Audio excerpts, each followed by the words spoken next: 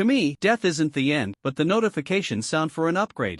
Ding! You have revived. A new ability has been acquired. This was already the third time I'd heard this voice. In my first life, I was a walking bomb, perishing with my enemies in a blaze of glory.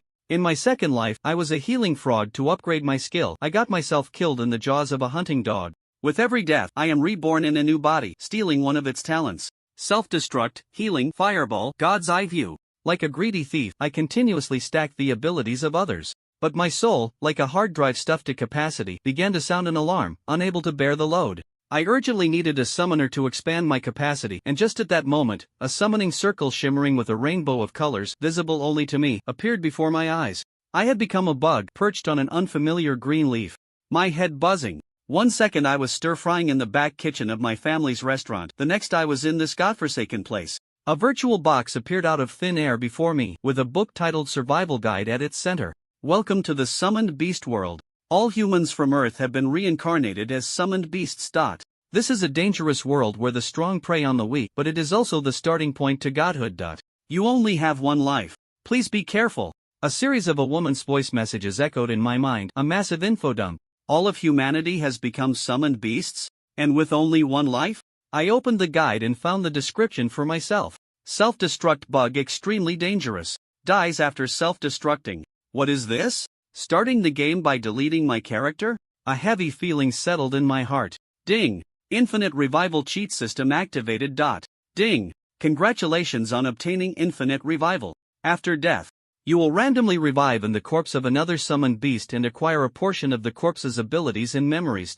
Ding! Each revival consumes a very small amount of soul power, which can be automatically recovered. The mechanical voice saved my fraying nerves. Infinite revival, and I can steal abilities? I suppressed my elation and began to assess the situation. First, survive. Then, figure out how to raise my so-called soul level.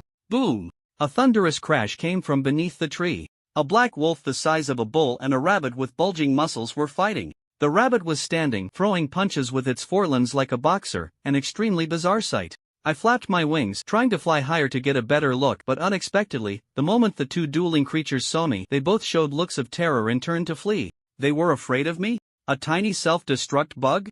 I didn't dwell on it and flew high into the sky. The full vista of this world unfolded before me. Islands floated in the sky, giant trees stood like skyscrapers, crystal mountains towered majestically, and all sorts of creatures expertly used superpowers like breathing fire and ice. It was beautiful and dangerous. I landed back on the tree and opened the regional chat channel. Messages were scrolling rapidly. I've become a muscle rabbit. Where is this? I'm a swift-wind mouse, I can use wind blades. A dragon just flew by and froze a lake with one breath of cold air. It was terrifying. It seemed everyone was in a similar situation. Just as I was feeling grateful for my infinite revivals, a primal fear gripped me, a natural predator. I flew for my life, diving into a tree hole and burrowing as deep as I could. Swoosh! A sound of something cutting through the air came, and a large bird wreathed in flames appeared out of nowhere. Its long beak precisely pecked into the tree hole and plucked me out. You want to eat me? Let's die together. Explode. Boom. Intense pain, then darkness. Ding. Infinite revival activated, randomly reviving. Light returned and the sound of birdsong filled my ears. I was really alive. That female voice said we only had one life, but for me, death was just a refresh button. I eagerly opened my data panel to see my gains. Ding. Name Li Chen. Species healing frog, common summoned beast. Soul human. Abilities self-destruct, healing spell. I had indeed become a new summoned beast and gained a healing spell. If I died again, would I get another ability? I wasn't in a hurry to try. First, I'd check the chat. Help! I'm being chased by a firefox. Someone named Wailing Duck was calling for help. A few minutes later, the online player count in the bottom left of the regional chat channel changed from 100 to 99. Someone had already died. Everyone, take note: hunting summoned beasts of the same attribute and absorbing their beast cores can increase your magic power. Signing a contract with a summoner will provide feedback and strengthen your soul. You can evolve after your magic and soul power meet the requirements, with a chance to awaken a second ability, a guy named Swiftwind Mouse posted. He seemed like an experienced player. Summoned beasts are divided into common, black iron, bronze, silver, etc. Each advancement offers a chance to awaken a new ability. Big bro Swiftwind Mouse, I'm a power tiger, I'll follow you from now on. Soon, people in the channel followed suit, changing their names to their summoned beast designations. Flame Dog, Skeleton Warrior, Violet Rabbit, a whole menagerie. I thought for a moment. Since I could change infinitely, I'd call myself Transformation Beast. Just after changing my name, I saw Violet Rabbit speaking. There's a dangerous self-destruct bug in our area. We're preparing to migrate. Swiftwind Mouse asks, is the self-destruct bug that strong? Super strong. You must avoid it if you see it. I shook my head speechlessly. That self-destruct bug was me, and the rabbit I scared off was likely the predecessor Violet Rabbit was talking about. Unfortunately, that bug had already been one-shotted by a red bird. What was that bird? It wasn't even afraid of my self-destruction. I filed that grudge away.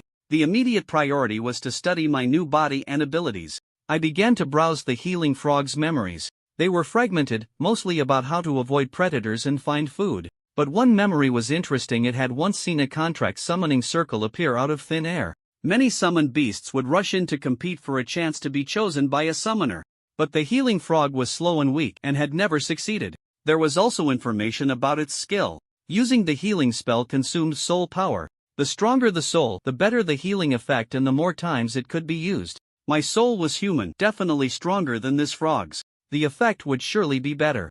It could only use the healing spell 3 times a day, and it could only heal minor injuries. I wonder what it'll be like when I use it. According to the frog's memory, in the turtle area east of the nearby river, there was a lotus flower that could enhance the healing spell. The lotus seeds it produced were treasures. But this lotus was guarded by 2 turtles the size of wash basins. The healing frog's mate had been killed by them.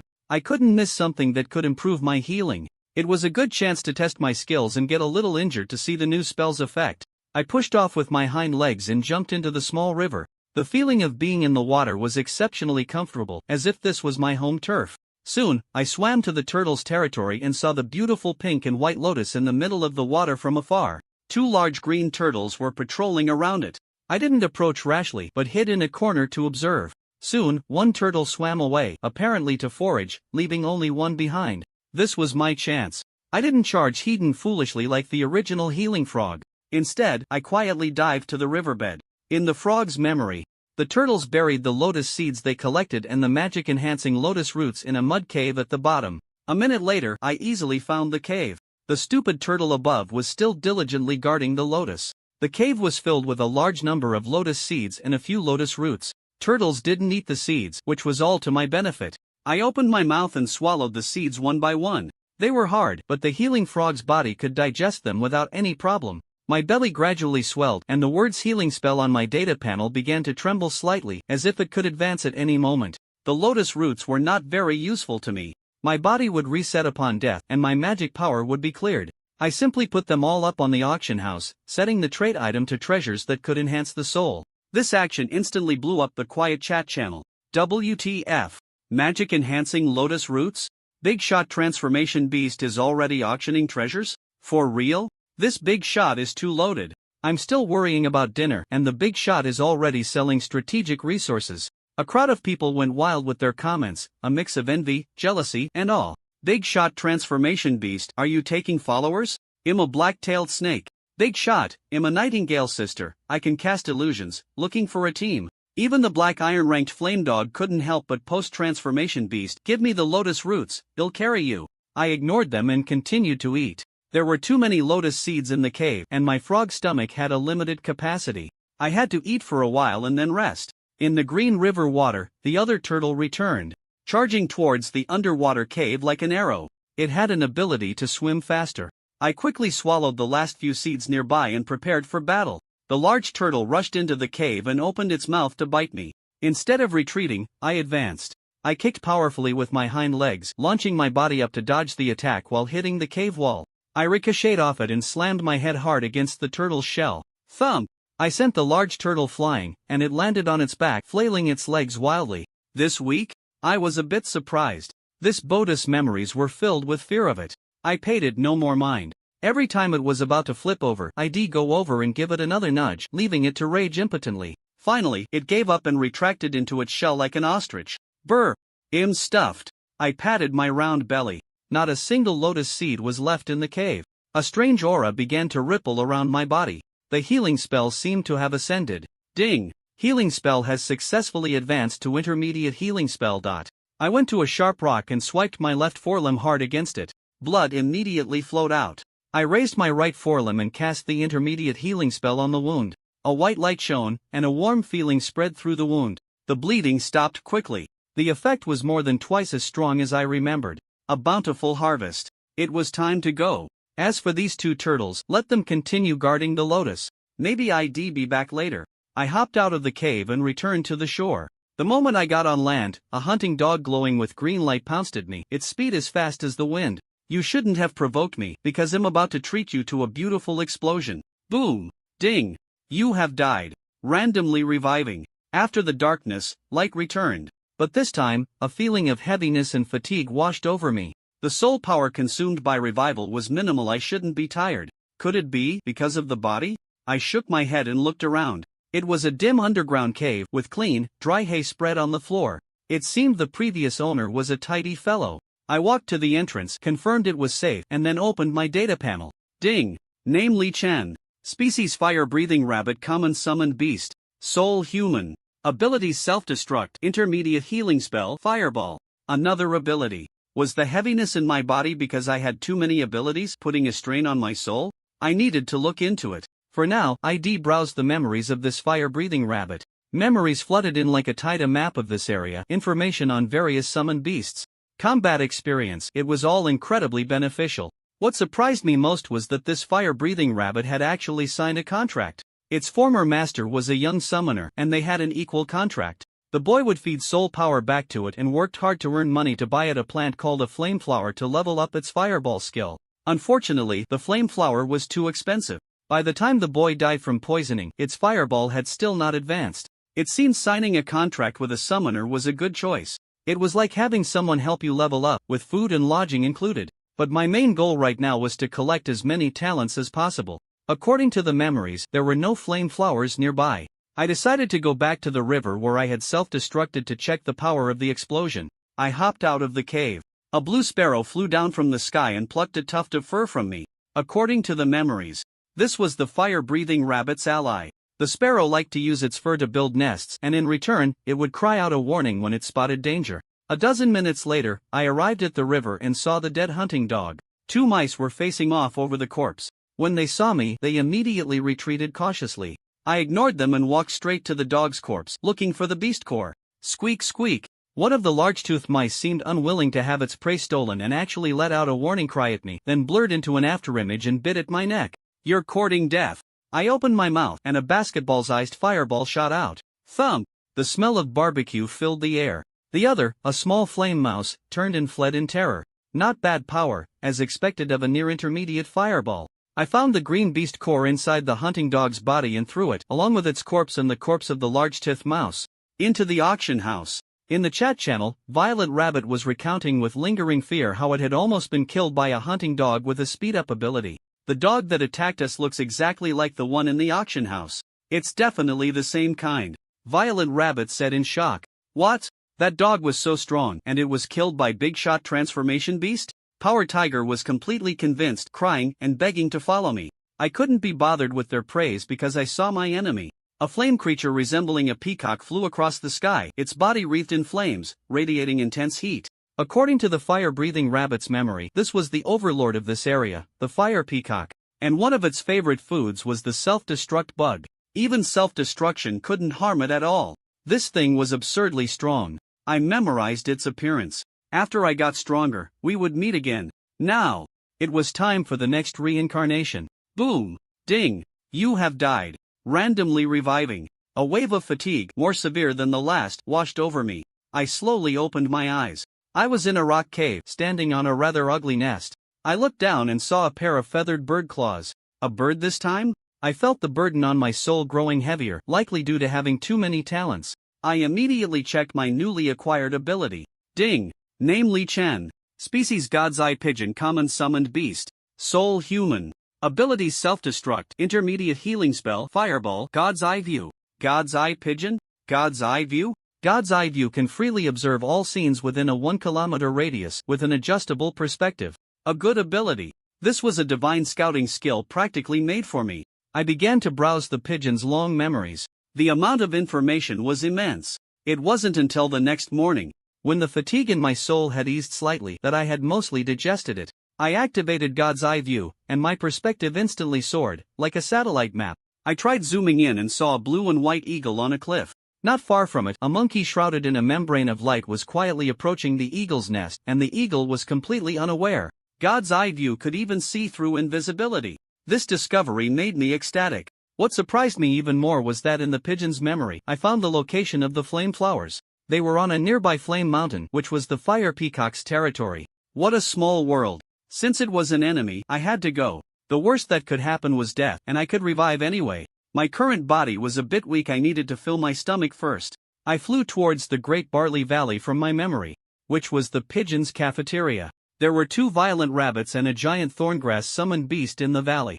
I ignored them and started pecking at the barley. Rustle, rustle. The 2 violent rabbits whispered to each other, their eyes filled with greed as they looked at me. Just as they were about to make a move, the thorngrass beast acted first. Several sharp branches whipped towards me, leaving after images. The 2 rabbits showed looks of regret, as if lamenting the pigeon meat that had just flown out of their grasp. But in the next second, they were stunned. I calmly turned my head, opened my beak, and a fireball condensed with rich flame shot out. Boom! The flames instantly consumed the thorngrass, burning it to ashes. I flew over, picked up a crystalline beast core from the ashes, glanced at the 2 dumbfounded violent rabbits, and flapped my wings to leave. In the chat channel, Violet Rabbit spoke again. My God.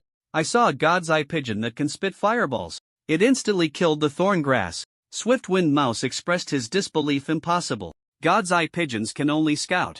At the same time, a guy named Blackford Dog was showing off that he had signed a contract with a prince, receiving all sorts of resources and rapidly increasing his strength, which drew a wave of envy. I had no time for this. After eating my fill, I flew straight towards the flame mountain. The pigeon's body was too weak.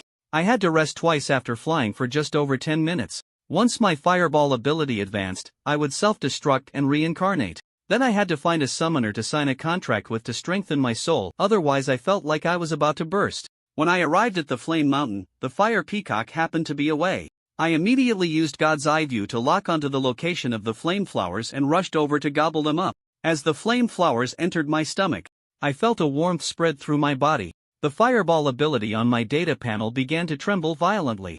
The higher I went up the mountain, the hotter it got. My body gradually started to fail, but seeing that I was about to advance, I could only grit my teeth and persevere. Just as the fireball was about to ascend, the fire peacock returned. Seeing me, the little thief, it was furious. With a flap of its wings, a rain of flames fell from the sky. The fire covered a vast area, leaving no place to hide. A bizarre scene unfolded. I stood in the flames, my feathers singed, my skin steaming, still stubbornly pecking at the last flame flower. The fire peacock seemed to be angered by my persistence. Another, more violent wave of flames swept over. Ding! Your fireball ability has successfully advanced to intermediate fireball. Finally upgraded. Fire peacock, well meet again. Enduring the intense pain, I looked up at the sky, faced the falling flames, and self-destructed with a boom. Ding! You have died. Randomly reviving. I woke up in a dark cave. An unprecedented feeling of fullness came from my soul, like I had overeaten. It seemed I really had too many abilities, and the burden on my soul was too heavy. I had to contract a summoner as soon as possible to raise my soul level. I looked down and saw a pair of fluffy little paws. A cat this time? The fatigue of my body and the fullness of my soul made me fall asleep again. I don't know how long passed before I was awakened by hunger. I activated God's eye view, hoping to find something to eat, but unexpectedly saw dozens of white contract summoning circles light up simultaneously under a giant rock to the southeast. Many summoned beasts were scrambling to get inside.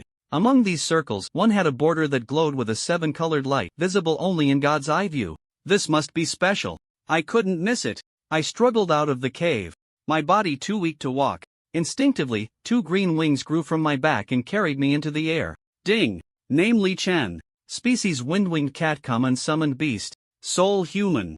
Abilities Self-Destruct, Intermediate Healing Spell, Intermediate Fireball, God's Eye View, Wings of Wind.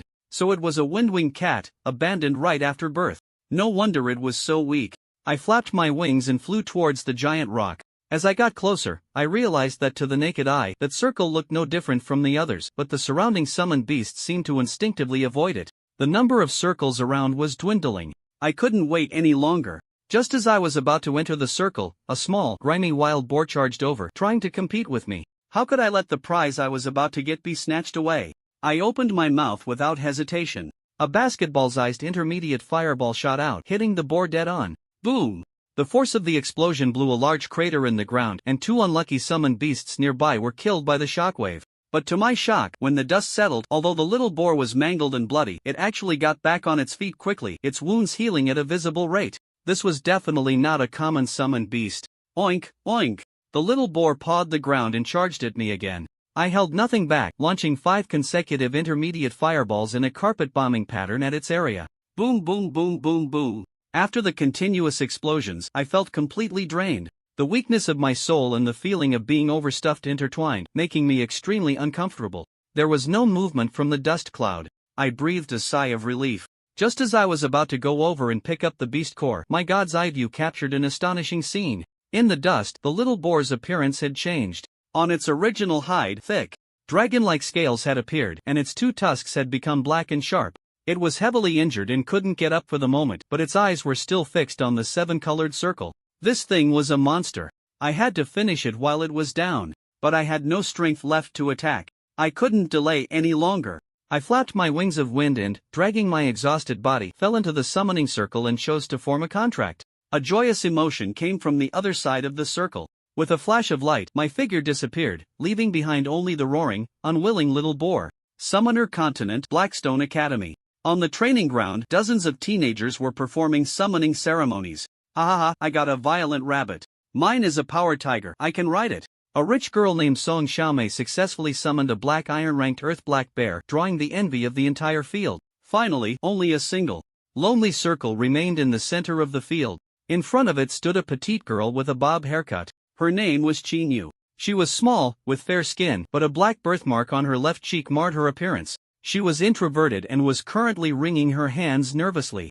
Qin Yu, you can do it. Her best friend, Song Xiaomei, came over to cheer her on. The circle flared with a brilliant light, and a small, curled-up kitten appeared in the center. I, Li Chen, had arrived in this world in the form of a wind-winged cat. It's a wind-winged cat? And a newborn kitten at that? Qin Yu's luck is terrible.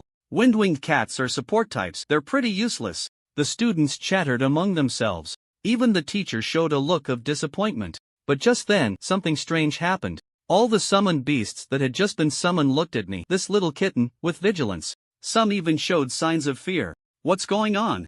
Why is my dividing mouse scared? A female teacher came forward and, after examining me carefully several times, shook her head. It's just an ordinary wind-winged cat. It probably has the scent of some powerful summoned beast on it, that's why it scared them. She sniffed a faint smell of pig on me and concluded that the beasts were afraid of the little wild boar that had competed with me for the circle. Everyone had a moment of realization and accepted this explanation. The summoning ceremony ended. Qin Yu carefully picked me up and held me in her arms, whispering, "Kitty, they'll take care of you from now on." I was simply too tired. My eyelids kept drooping. Song Xiaomei pulled Qin Yu along, saying she would take me to get something to eat. They went to a luxurious restaurant, and Song Xiaomei ordered a huge table of food. A bowl of special flour rice porridge for infant summoned beasts was placed in front of me. The aroma of the food revived my spirits. I immediately buried my head and started eating. After half a bowl, my body finally regained some strength. I began to observe this world. The architecture, clothing, and language were very similar to Earth's, like a parallel world. After the meal, the two of them took me to the Bounty Hunter Guild to register. As we passed a street selling pet materials, I, who had been lying in Qin Yu's arms, suddenly stood up, my cat eyes fixed on a stall nearby. Meow. I let out a soft cry, raised my little paw, and pointed at a plant on the stall, my eyes full of pleasant surprise. "Hey, do you want this?" Although Qin Yu was a bit slow, she still guessed Li Chen's intention. Meow. Li Chen nodded, slowly releasing his curled-up little paw to reveal 2 beast cores, placing them in Qin Yu's small palm. The meaning was already very clear. He wanted to use these 2 beast cores to buy that plant. Is this a beast core? Cat, how do you have beast cores? Qin Yu was stunned, completely not expecting that the little cat had beast cores hidden in its paws. The key was that these 2 beast cores were of decent quality and could fetch a good price. They were probably worth around 5,000 yuan. This situation made Qin Yu a bit unsettled, her little head feeling a bit dazed. "Qin Yu, this beast core has bloodstains on it, indicating it was recently hunted. Could it be that this is what the cat brought back from the summoning beast world?" Song Xiaomei also leaned over, looking seriously at the little kitten, feeling that it was not simple. It had previously scared those summoning beasts, and now it was showing off bloodstained beast cores, along with the intelligence the little kitten had just displayed, which completely exceeded the capabilities of a wind-winged cat. One must know that even her black Iron-level summoning beasts did not possess such high intelligence, yet the little kitten did, which was truly astonishing. She knew, your little kitten is not as simple as it seems. It might be a special type of summoning beast, Song Xiaomei reminded her. Is that so? She knew. Was a bit dazed, her big eyes blinking as she looked at Li Chen. She was so silly that she only thought the little kitten was very cute. And as for whether it was simple or not, she really hadn't thought much about it. Miao Li Chen raised his paw again, pointing at that plant, urging Qin Yu to hurry and buy it. Because this was a white light flower, Li Chen had seen it in the memories of the god pigeon. It could enhance the level of the god perspective. One must know that the god perspective had already reached the limit of evolution, and if it consumed this white light flower, the god perspective could very likely evolve to an intermediate level. Thinking of the intermediate god perspective, Li Chen was eager to upgrade and wanted to obtain this plant as soon as possible. I'll buy it right away. Qin Yu nodded her little head, taking out a deflated cartoon wallet from her pocket, pulling out a pile of change, and then walking up to the stall. Boss, how much is this plant? Qin Yu pointed at the white light flower. This? It's cheap, I'll give it to you for 100 yuan, since there's only one, the boss, a middle-aged man, said in a deep voice. Then I'll buy it, here's the money. Qin Yu handed the money to the boss, took the white light flower with her small hand, and quickly handed it to Li Chen. By the way, little girl, I also saw some even prettier flowers while gathering herbs. Those flowers were surrounded by white light, like glowing clusters growing on green plants. Very magical. Do you want those kinds of flowers? The middle-aged boss casually asked. Glowing clusters? Qin Yu heard this and looked down at the little kitten, her beautiful eyes filled with inquiry. Meow Meow. Li Chen originally wanted to eat the white light flower, but upon hearing the middle-aged boss's words, he immediately perked up and called out without hesitation, indicating he wanted those flowers. Because the flowers with glowing clusters were likely the light cluster flowers, which were important materials for upgrading the intermediate god perspective to advanced. Such good things, one should get as many as possible, they absolutely could not be missed, so Li Chen quickly raised his little paw to signal. Oh, what a smart cat, is this your summoning beast? It's so clever, the middle-aged boss looked at the little kitten in surprise, feeling that its intelligence was quite high. Boss, how much for the kind of flowers you mentioned? Qin Yu asked. Well, the price won't be too cheap. That area has many mutated beasts, and the location is quite bad. To gather these flowers, our herb gathering team would need to clear the area first, which would consume a lot of manpower and resources, the middle-aged boss explained the general situation, but he did not mention where those flowers were located. How much approximately? Qin Yu asked. Again, for one flower, about 1,000 yuan. There should be around 50 flowers in total, so that's about 50,000 yuan, the middle-aged boss estimated a price. 50,000? That's so expensive. Qin Yu was taken aback by the price and hesitated about whether to buy it. Boss, you're just raising the price arbitrarily. 1,000 per plant? That's highway robbery. Song Xiaomei frowned, glaring at the middle-aged boss. You two young ladies are misunderstanding me. That place is full of mutated beasts, and hiring people will cost a lot of money. If it weren't for the extra income from killing mutated beasts and gathering other materials, I would be losing money even at 60,000. The middle-aged boss explained sincerely. Well, Song Xiaomei felt that he wasn't lying and could only turn to Qin Yu for her opinion. Naturally, Qin Yu looked at Li Chen. Her gentle nature made it rare for her to be willing to listen to the summoned beast's advice. Meow. After a moment of thought, Li Chen nodded. The light cluster flower was an important condition for upgrading the god's perspective, and 50 of them would be enough for the upgrade, so it couldn't be missed. As for money, they could earn as much as they wanted later. Compared to money, strength was fundamental, so they had to get these flowers. Seeing Li Chen nod, Qin Yu quickly said, "All right, we are willing to buy. When can we pick them up?" About 3 days, but you need to pay a deposit first and then sign a temporary contract in the market department to prove that you will purchase them. If you suddenly decide not to take them after picking them, I would suffer a huge loss. The middle-aged boss said cautiously. Okay, we can sign a temporary contract. Qin Yu nodded. In the following time, Qin Yu signed the contract with the middle-aged boss and paid a deposit of 5,000, agreeing to come back in 3 days to collect the light cluster flowers. Once everything was settled, Qin Yu, holding the little kitten, teamed up with Song Xiaomei and went to the bounty guild to register and become bounty hunters. The two little girls smiled at the many tasks and rewards in the guild. This time, buying the flowers would cost 50,000, which was a significant pressure for Qin Yu. She had saved for several years and only had 20,000. Although Song Xiaomei offered to lend her money, Qin Yu still felt a lot of pressure. Mainly, she didn't want to owe too much to others. Now that she had a way to make money, she finally breathed a sigh of relief. Kitty, we need to work hard to complete tasks and earn a lot of money, Qin Yu said gently, stroking the little kitten's head. Meow. In a good mood, Li Chen raised his little paw, indicating it was no problem. Just now, he had consumed that white light flower, successfully upgrading his god's perspective to intermediate. The Observation range of the intermediate god's perspective increased from a radius of 1 kilometer to 3 kilometers, a significant enhancement. If he could obtain the remaining light cluster flowers in 3 days, the god's perspective would continue to advance, which made Li Chen very happy. Additionally, since signing the contract with Qinyu, Li Chen's soul had been strengthening. The fatigue that had once surged was now completely gone. He even felt that the soul power feedback from Qinyu was unimaginably abundant, almost a bit abnormal. This reminded Li Chen of the colorful light during the summoning array, and now, after activating the perspective, he could also see the colorful light emanating from Qinyu. It was clear that Qinyu was extraordinary. She definitely harbored a great secret, but what it was, even Qinyu herself might not know. Never mind, enhancing the soul is the priority. Li Chen shook his head, no longer thinking too much, but instead continued to absorb the ever-strengthening soul, feeling that if it kept improving, he might level up. At that time, he could continue to self-destruct and resurrect to gain more talents. Qinyu, look at this hunting task. Should we take it? Song. Xiaomei's voice rang out, attracting the attention of Qinyu and Li Chen, who immediately turned to look at the task interface in the guild. Go to the Black Forest, hunt wolfhounds, and obtain wolfhound teeth? Qinyu whispered as she looked at the task interface. Yes. Many people can take on this task. As long as you accept the task, you can go to the city gate tomorrow to meet the issuer. Look, there are already more than 20 people who have accepted the task. With so many people, it must be very safe, Song Xiaomei analyzed. It really is very safe. Why don't we accept this task? Alright, it's settled then. Song Xiaomei quickly submitted the bounty hunter badges for both of them and accepted the task of hunting wolfhounds. How lucky we are to have taken on such a good task. This is great,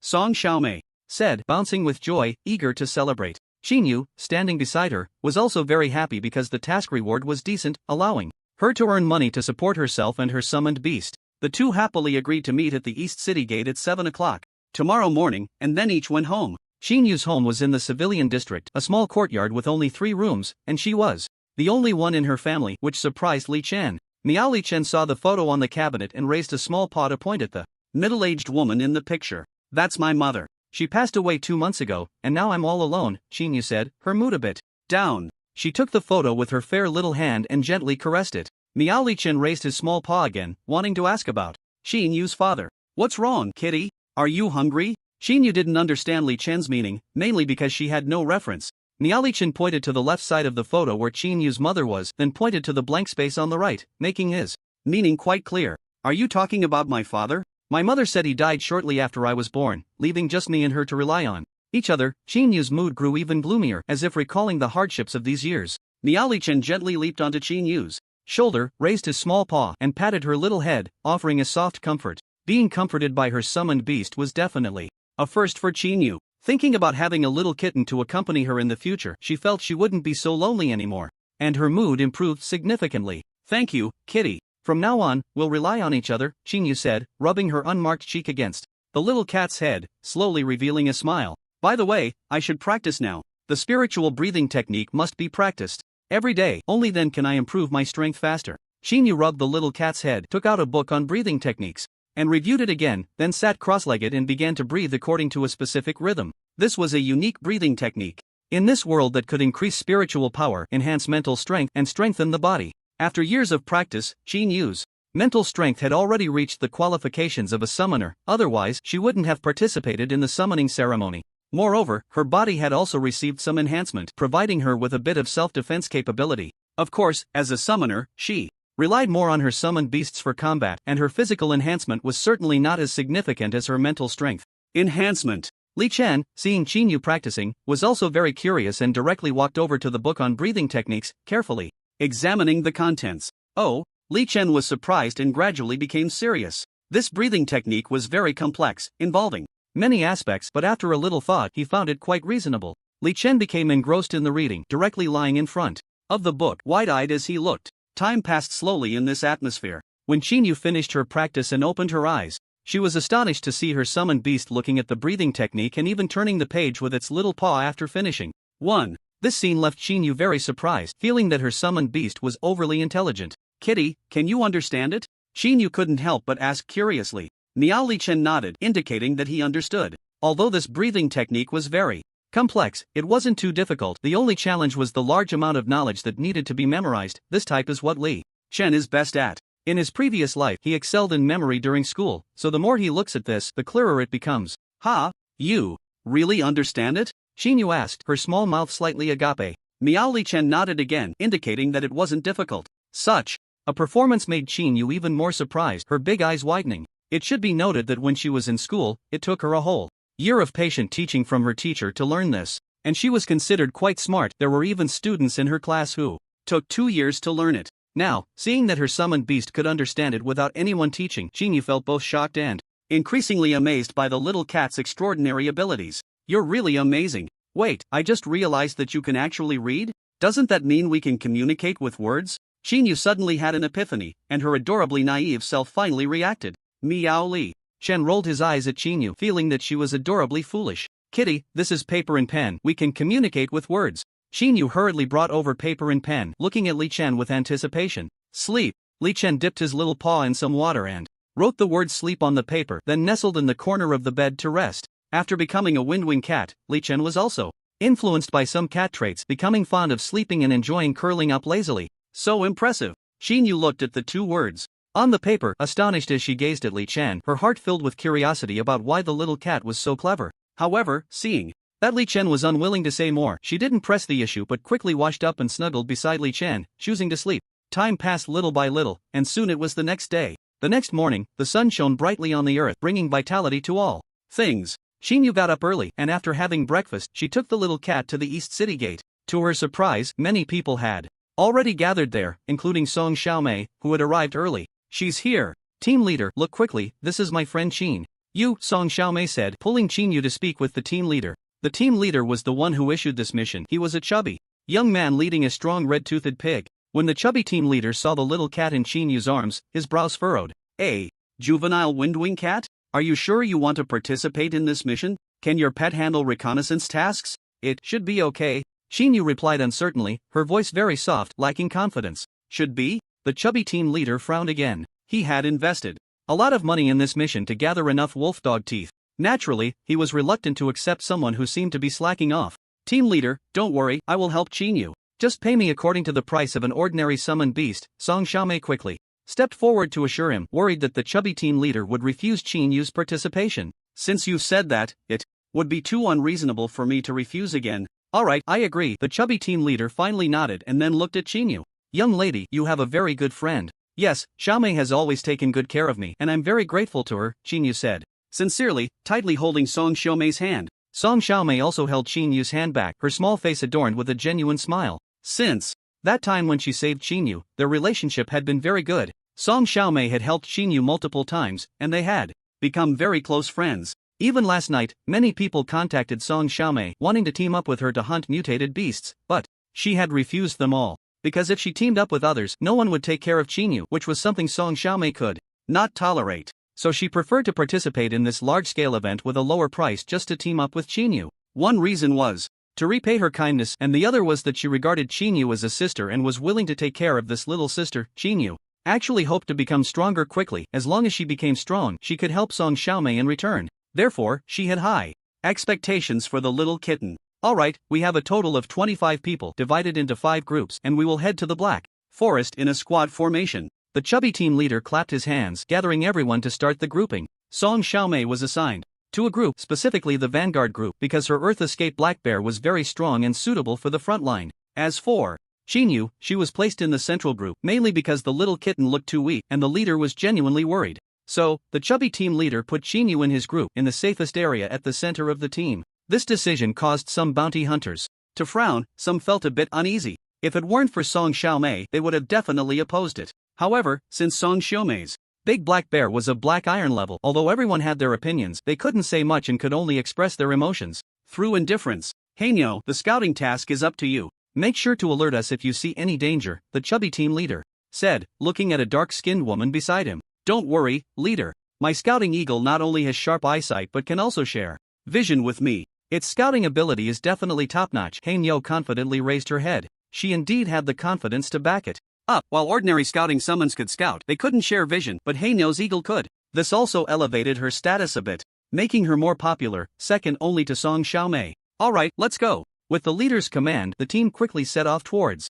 the Black Forest. Along the way, Song Xiaomei and Xinyu opened their eyes to the desolate scenes outside the city. Tender green grass was Everywhere, with a variety of trees, various dead branches and leaves, and small mutated creatures. In short, this mission was a rare experience for Song Xiaomei and Qin Yu, and both became somewhat nervous. Seemingly noticing Qin Yu's anxiety, the chubby team leader smiled. Everyone, don't be nervous. The Black Forest is a low-level mutated beast area. Most mutated beasts can't even defeat ordinary people. The strongest is the wolf dog, which is a mutated version of a wolf dog, and its combat power is just a bit stronger than that of a wolf dog, so there's no need to worry too much. Just a bit stronger than a wolf dog? Upon hearing the leader's words, Qin Yu let out a slight sigh of relief. As a newcomer leaving the city for the first time, she was still quite anxious. For this reason, she had even worn protective gear under her clothes and carried a sharp short knife at her waist, fully prepared for battle. Now, with the leader's reassurance, Qin Yu finally relaxed a bit, and even the atmosphere of the entire team became much lighter.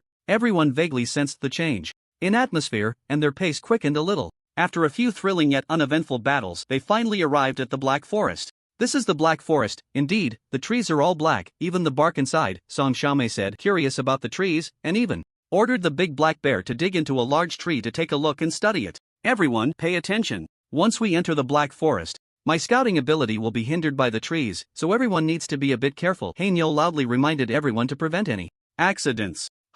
Is that a wolf dog? It looks like a muscular wolf dog. Someone suddenly pointed to the southeast corner of the Black Forest. Everyone turned to look and indeed saw a canine creature that resembled a wolf dog. This wolf dog was very robust, with bulging muscles, looking quite formidable. Two-headed snake, go take care of it, someone in the team shouted, and instantly a two-headed snake slithered out, charging towards the wolf dog. Woof! With a dog bark, the two-headed snake and the wolf dog began to battle, both sides advancing and retreating, quickly engaging in a fierce fight. The surrounding summoners also began to issue orders, starting to search for wolf dogs and engage in battle within the Black Forest. Among them, Song Xiaomei's big black bear stood out the most, as its powerful physique easily defeated 5 wolf dogs. With paws as large as fans, it could crush a wolf dog with a single swipe, showcasing its formidable combat strength. So impressive, meow meow. I hope you can be as strong as the big black bear one day, Qin Yu said enviously. After Qin Yu finished speaking, she suddenly noticed that the little kitten was staring seriously in the southeast direction. What's wrong, meow meow?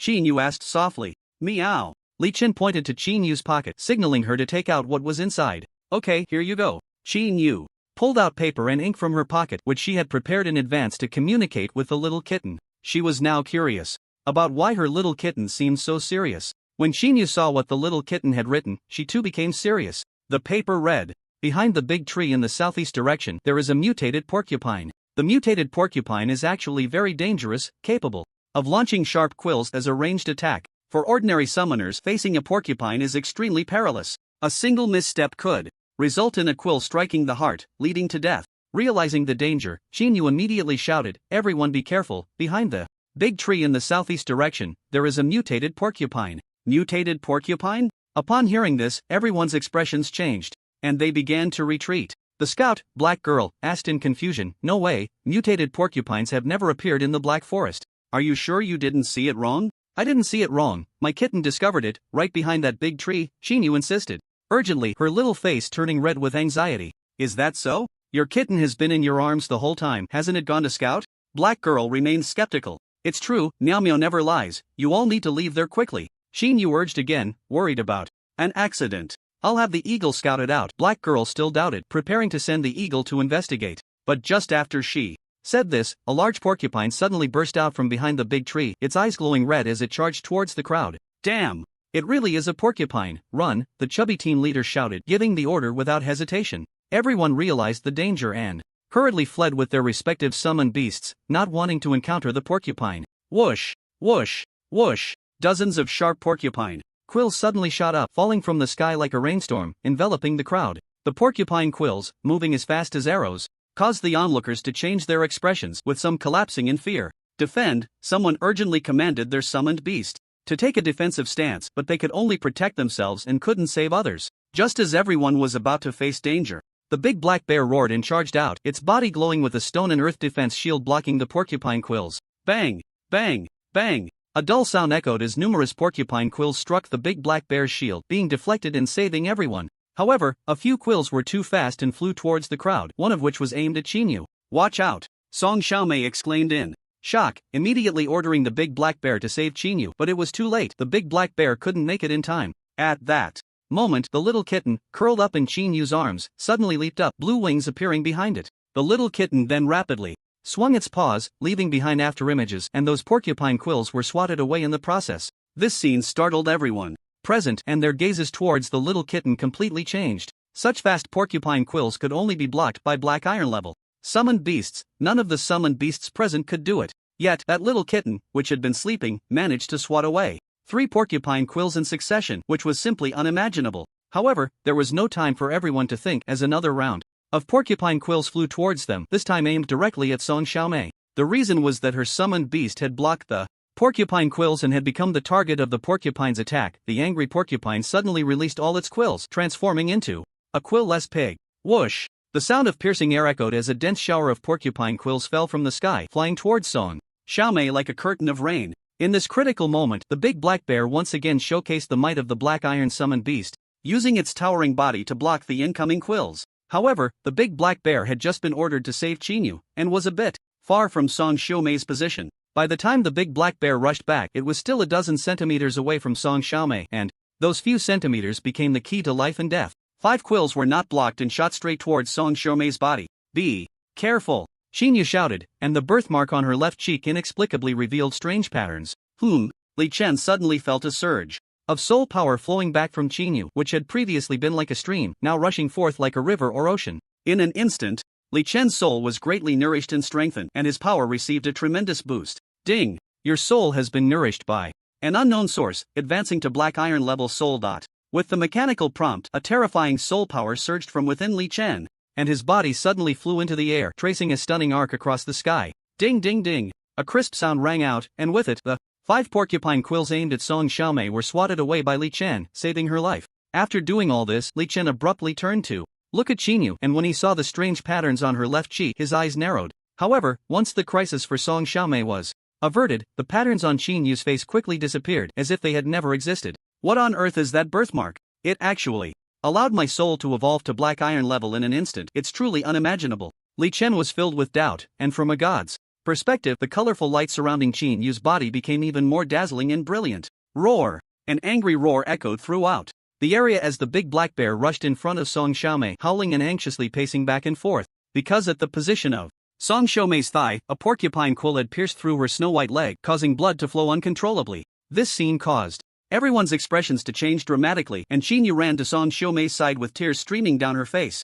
Xiaomei, are you okay? Don't scare me. Looking at the wound from which blood flowed endlessly, Qin Shui anxiously pressed her small hand against the injury, but it still couldn't be stopped. The porcupine quill was hollow, and blood flowed directly from it, making it impossible to staunch the bleeding. We're doomed. We don't have any healing summoners. We can't treat her at all. We can only rush her to the city and pray she doesn't bleed to death, the chubby teen leader said anxiously. He had thought about finding a healing summoner earlier, but unfortunately, they were quite rare, and he couldn't find one. Now, faced with this dangerous situation, he could only hope to return to the city quickly. My mammoth can carry people steadily. Let Song Xiaomei stay on my mammoth, a summoner quickly suggested. The mammoth is too slow. By the time we get to the city, Song Xiaomei will definitely be done for. We need to bandage her up first. I have bandages and hemostatic medicine, but we must remove the porcupine quill first to bandage it. If the quill has hit an artery, the hemostatic medicine won't work, Hanyo said, taking out the bandages and hemostatic medicine, but she hesitated to act because she felt the quill had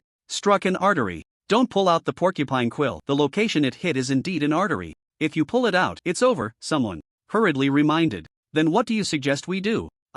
Everyone looked at each other, falling into silence. Faced with this dilemma, they were all at a loss. Seeing everyone helpless, Qinyu's tears flowed even faster, falling like raindrops, making her look heart-wrenching. Miao Lichen approached Song Xiaomei, looking at the porcupine quill, then raised his small paw. What are you doing? Black girl originally wanted to bind the sides of the wound to slow the bleeding, but when she saw the little kitten moving the porcupine quills, she immediately gasped. Kitty, what's wrong? Xinyu knew her summoned beast was clever and felt that the little kitten wouldn't be doing something pointless. Whoosh! The kitten's claws flashed, and the porcupine quills were instantly pulled out, blood gushing out and dying. The snow-white thigh red. There was no doubt that the wound was on an artery, and the hemostatic medicine was useless. Everyone saw the scene of blood spraying and inwardly cursed, all casting angry glances at the little kitten, with some unable to hold back their fury. Control your cat. Do you want to kill her? Black girl was furious and directly scolded Qinyu loudly. However, as soon as she finished Speaking, a warm sensation rippled through the air, with flickering lights constantly flashing. Black Girl looked down, her eyes widening in shock as she stared at the little kitten's paws. There, on the fluffy little paws, a white light was glowing, and the aura of healing began to ripple and spread outward. This scene, this image, left Black Girl completely stunned, standing there like a fool. The surrounding summoners were also dumbfounded, looking at the little kitten in disbelief.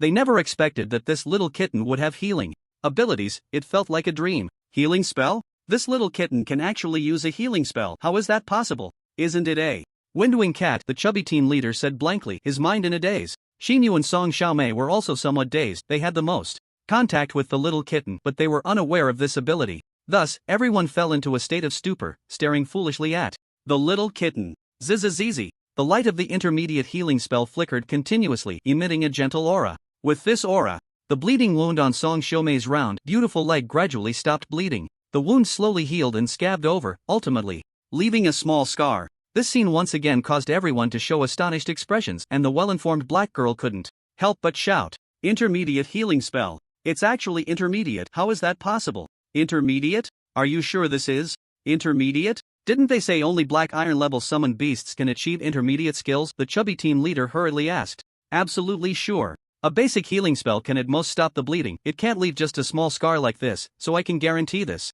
is definitely an intermediate healing spell, no doubt about it," Black Girl assured seriously, her eyes filled with astonishment. This is too powerful. This cat is definitely a special summoned beast, absolutely not a Windwing Cat, the chubby team leader said. Seriously? Yes, Windwing Cats can't use healing spells, and they definitely aren't this smart. Today has truly opened my eyes. Finally, I have something to brag about. I've seen a special summoned beast bounty hunter. Everyone was discussing excitedly, all marveling at the little kitten's extraordinary abilities. Even Song Xiaomei, who was pale and had lost too much blood, sat up and reached out to touch the little kitten's head. Whoosh! Li Chen lightly jumped, dodging Song Xiaomei's delicate hand, and instead leaped onto Qin Yu's left shoulder, lying there and secretly observing the left side of Qin Yu's face. Just now, Qin Yu's transformation had greatly benefited Li Chen, enhancing his strength, and naturally, this birthmark caught his attention. The most important thing was that the birthmark had lightened. Li Chen clearly saw that the originally dark birthmark on Qin Yu's left face had faded a little, and even its size had slightly reduced. The people around might not notice, but as a Windwing Cat, Li Chen could see even the slightest change. The key was that when that strange pattern appeared earlier, a strong desire surged within Li Chen, as if that birthmark held great significance for him. Clearly, this birthmark was not an ordinary one but something containing mysterious power. What exactly is this? Li Chen thought to himself carefully. Observing, trying to figure out what was going on while he was studying, Song Xiaomei helplessly stood up, mainly because she hadn't touched the little kitten, which made her a bit gloomy. "Cat, thank you for saving me. Even though you won't let me touch you, I still want to." Song Xiaomei leaned in front of the little kitten and gently rubbed its head with her snow-white hands, revealing a happy smile. "Xiaomei, how do you feel? Does your leg still hurt?" Qin Yu asked with concern. "It doesn't hurt anymore, it's all better. The cat is really amazing. If it weren't for it, I might have died." Song Xiaomei looked at the little kitten with grateful eyes, feeling that the little kitten was her lucky star. The cat is indeed impressive. It just knocked away a lot of porcupine quills and saved me. Qin Yu held the little kitten in her arms and gently rubbed Li Chen's head with her left cheek. At that moment, the little kitten suddenly froze, completely still. Ding! Affected by unknown forces, your contract with Qin Yu has been strengthened, never occupying a contract slot, and always receiving nourishment from Qin Yu's soul. Ding! Name, Li Chen. Type, Windwing Cat. Common Summoned Beast. Soul, Black Iron Level Master. Qin Yu abilities, Self-Destruct, Intermediate Healing, Intermediate Fireball, Intermediate God's Perspective, Wings of Wind. Not occupying a contract slot? Does that mean I can contract another summoner? Li Chen felt a surge of excitement. If he could contract two masters at the same time, he would receive nourishment from two souls, and the enhancement of his soul would be exponential. Thinking of this, Li Chen was eager to try and wanted to return to the summoner world to test if it was feasible. However, they were still in the wild and needed to wait for the light cluster flower to enhance the god's perspective, so Li Chen had to wait a bit longer. Roar! A thunderous roar suddenly erupted, causing everyone's ears to ache. They turned to see the big black bear angrily pinning down the porcupine. At this moment, the porcupine had lost its quills and was struggling like a meatball, but it was of no use. The big black bear's strength was too terrifying, and it couldn't break free. Roar! The big black bear roared again, turning to look at Song Xiaomei, as if asking if it could kill the porcupine. "Go ahead and kill it. The porcupine is too dangerous for newcomers and must not be left alive," Song Xiaomei ordered seriously, directly sentencing the porcupine to death. Put! Blood sprayed as the big black bear's paw filled with terrifying power smashed the porcupine to death, leaving behind a corpse. Ha! Black Nyo seemed to have discovered something and quickly ran over to examine the porcupine's corpse closely, then shook her head. What's wrong? Song Xiaomei asked. Maybe I was mistaken, but this porcupine feels a bit strange. By the way, can I buy this porcupine corpse? I want to send it to the lab for dissection to see if there are any issues, Black Nyo suggested, wanting to purchase the porcupine's body. This, Song Xiaomei looked at Qinyu, and seeing her nod, she agreed. This time, being able to kill the porcupine was thanks to both of them, so the decision naturally lies with them. Other bounty hunters could only envy but couldn't say anything. Then thank you, here's 3,000 yuan. It's more of an apology to Qinyu and the little kitten. Black Nyo glanced apologetically at Qinyu and the little kitten, apologizing for her earlier reprimand. It's okay, you were just worried about Xiaomei's safety. Qinyu smiled slightly, her smile clearly happier. Qinyu, you are really kind, but you need to be more cautious when you're out. You can't be this kind. Sometimes people are scarier than mutated beasts. Black Nyo walked up to Qinyu, ruffled her hair gently, and spoke softly, like an older sister giving her advice. I will be careful. Qinyu nodded her little head, her face tense as she replied. Not having truly recognized the darkness, she couldn't yet understand the terror Black Nyo spoke of. When she truly realizes this, it will prove that she has grown up. Getting sidetracked, back to the main point. After everyone dealt with the porcupine, they continued hunting the wolf dogs, relying on their large numbers and powerful summoned beasts. They easily completed the task and hunted enough wolf dogs. By dusk, a group of dirty people returned to Blackstone City with their spoils. When they received their task rewards, Qinyu looked at the 4,000 yuan in her hand, pleasantly surprised. Are you really giving me 4,000 yuan? Everyone else only got 3,000. Qinyu said nervously. Of course it's true. Your pet is skilled in healing, which is always in demand, so the price will naturally be higher, the chubby team leader said with a smile, no longer showing the dissatisfaction from the morning, instead appearing a bit flattering. Really? Qinyu asked, somewhat apprehensive. Of course, if you don't believe me, ask everyone, they all think it's reasonable, the chubby team leader continued. The surrounding bounty hunters nodded in agreement, which made Qinyu hesitate. Alright, Qinyu, just take it. Once your information is approved tomorrow, you'll see how popular healing summoners are, Song Xiaomei said with a smile. She also received 4,000 yuan, naturally because of her black iron summoned beast, and the chubby team leader's words from the morning no longer counted. How could a healing summoner who couldn't even be flattered possibly offend anyone?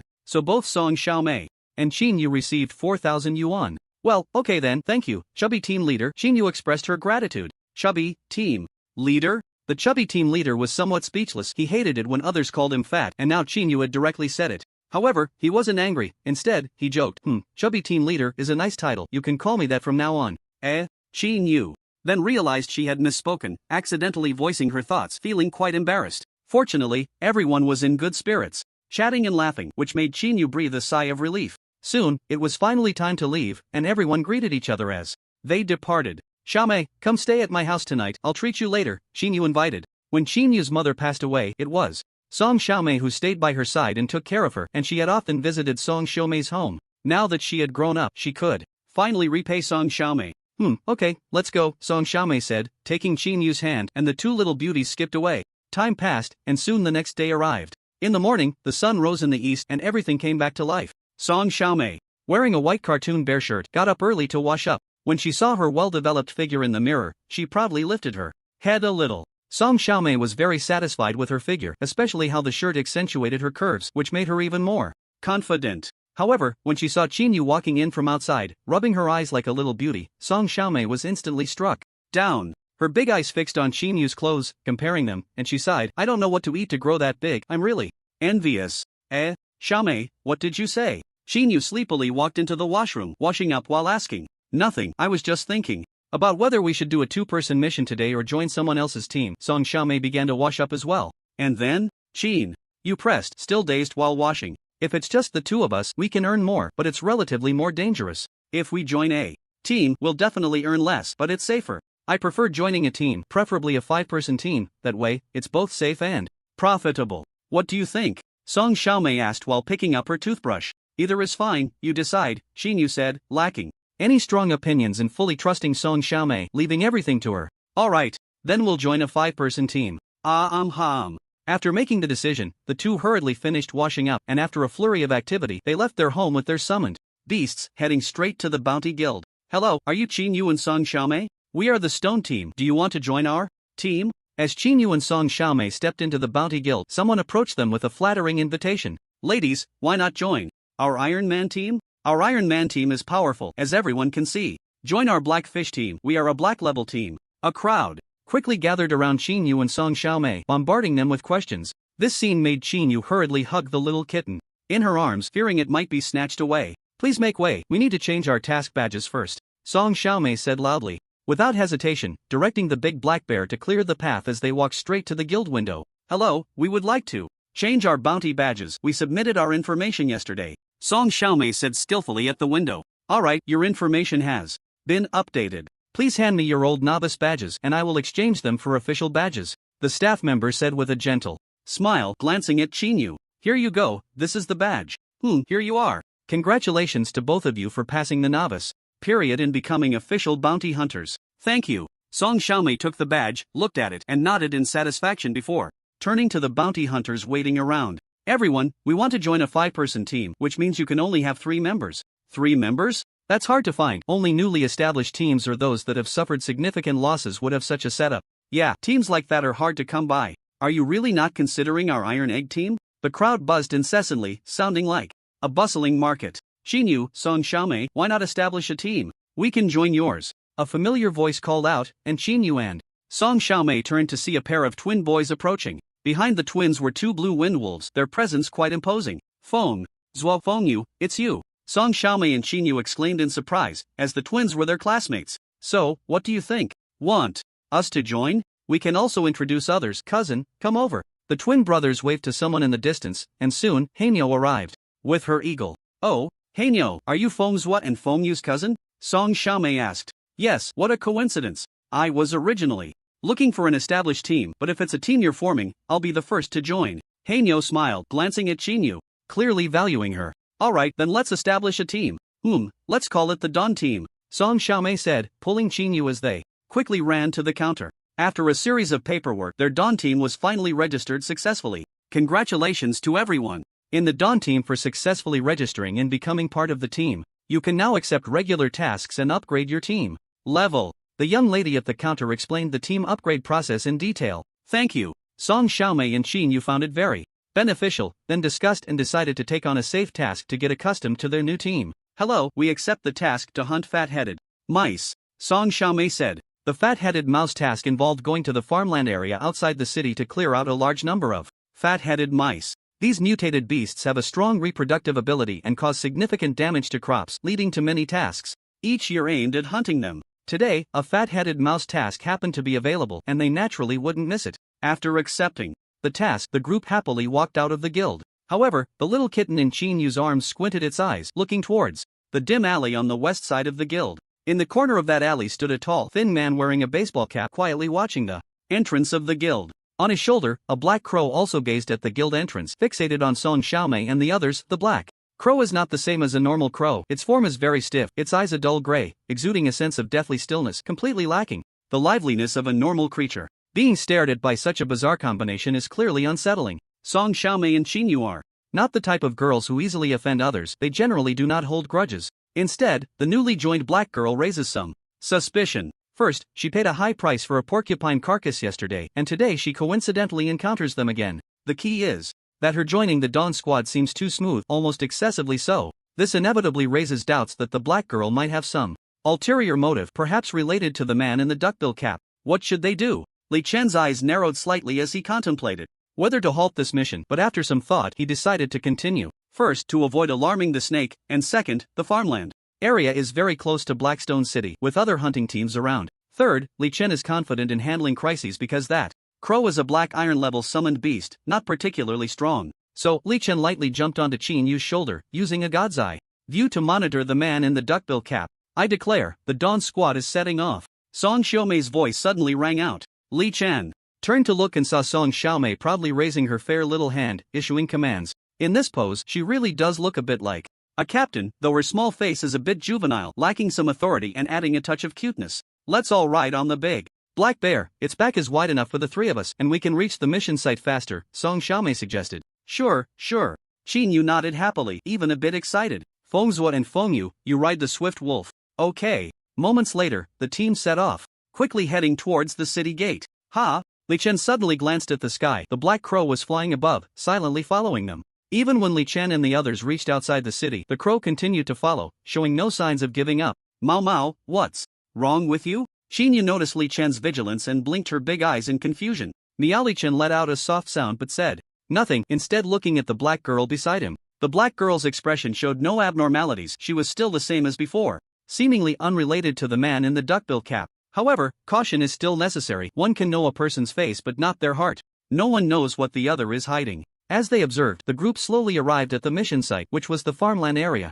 So many people. Are these all hunting fat-headed mice? Xin Yu stood by the edge of the farmland, watching a group of boys and girls, shouting as they chased after plump, chubby mice, asking in surprise. Yes, fat-headed mice are the best prey for newcomers. Whenever a mission appears, it attracts many people. You're quite lucky, this mission didn't exist yesterday, but it showed up today, the black girl explained with a smile, as if she had done many fat-headed mouse hunting missions. Fat-headed mice are quite cute. They look a bit like groundhogs, Song Xiaomei said curiously. Right, they are mutated groundhogs, and they cause significant harm. They love to dig holes in farmland to steal food and reproduce very quickly, which is extremely annoying. This farmland is one of the 4 major farmlands of Blackstone City and is an important food source for the city. There must be no mistakes. The black girl continued to educate them, sharing a lot of information about the dangers of fat-headed mice. I see, it looks like we need to clean up these fat-headed mice well. They are too annoying, Song Xiaomei said eagerly, drawing her short knife from her waist. Xin Yu beside her also drew her short knife, skillfully twirling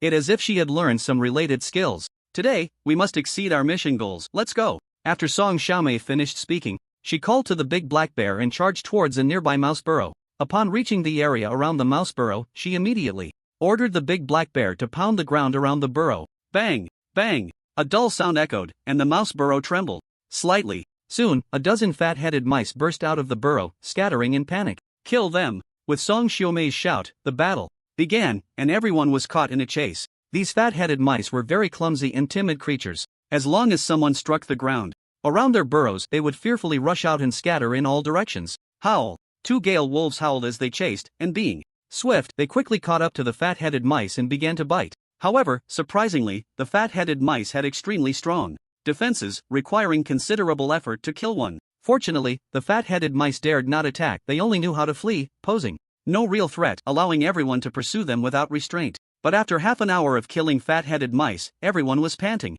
with exhaustion, and Song Xiaomei was slumped on the ground, completely worn out. These fat-headed mice are too tough to beat, even after 7 or 8 strikes. They're still fine, and they run around chaotically. It's so infuriating, Song Xiaomei said angrily. It is indeed frustrating. After chasing for so long, we've only killed 9. Xin Yu gritted her teeth, her small face dirty, clearly feeling defeated. Everyone, don't be discouraged. Our speed in killing fat-headed mice is already quite fast. Look at them, those people can't even reach half of what we've done. Hein Yo smiled, covering her mouth, and pointed to the young boys and girls in the distance. It's true. Song Xiaomei's eyes lit up at the sight, instantly re-energized. We have Black Iron Summon Beasts, 2 extremely fast gale wolves, and my eagle, all experts at killing fat-headed mice, so our hunting speed is the fastest. As long as we keep it up, we will definitely kill the most fat-headed mice, Hein Yo continued to encourage. That's indeed the case, Song Xiaomei nodded, feeling it was true. Captain, why isn't the Windwing cat making a move? Its speed is fast, and it's a natural enemy of mice. If it joins in, our hunting speed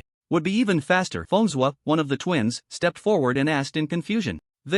Song Xiaomei was taken aback by this question and quickly replied, the Windwing cat is still in its juvenile stage. Its body is relatively weak and needs to conserve enough strength to heal, so it can't fight. I see, then that's fine. Fengzhua didn't say anything more, just glanced at the Windwing cat, standing quietly. Alright, let's continue. Hein Yo noticed the atmosphere was a bit stiff and immediately suggested continuing the hunt for fat-headed mice.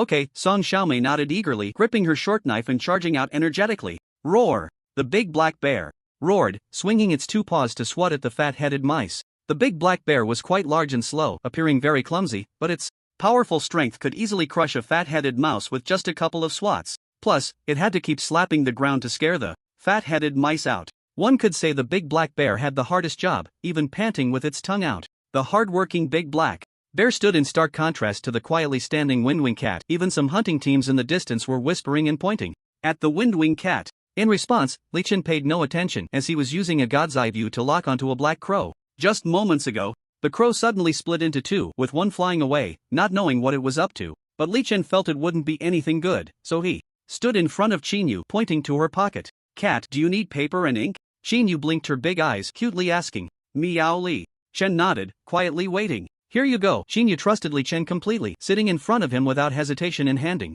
over the paper and ink. Soon, she saw the little kitten dip its tiny claw in the ink and start writing quickly, a line of text slowly appearing before her eyes. Everyone rest? Hunt fat-headed mice again in an hour? After reading the text, Chinyu looked at Li Chen in confusion, not understanding what it meant. Miao Li Chen nodded again, humanely waving its little paw as if urging her. Okay, I understand now. Chinyu nodded obediently and quickly ran to Song Xiaomei to tell her about the situation. Song Xiaomei had also witnessed the extraordinary nature of the little kitten, and now that it was asking everyone to rest for an hour, it surely had a deeper meaning. So, Song Xiaomei said loudly, everyone, take a break for an hour. We will hunt the fat-headed mice again after that. What? Rest for an hour? Didn't we just take a break? Why do we need to rest again? Our hunting task is not easy. The older twin brother spoke up, frowning, as he looked at Song Xiaomei, unsure of her intentions. Let's rest first. Only after resting can we hunt the fat-headed mice more efficiently. Song Xiaomei did not explain further but directly commanded everyone to rest as the team leader.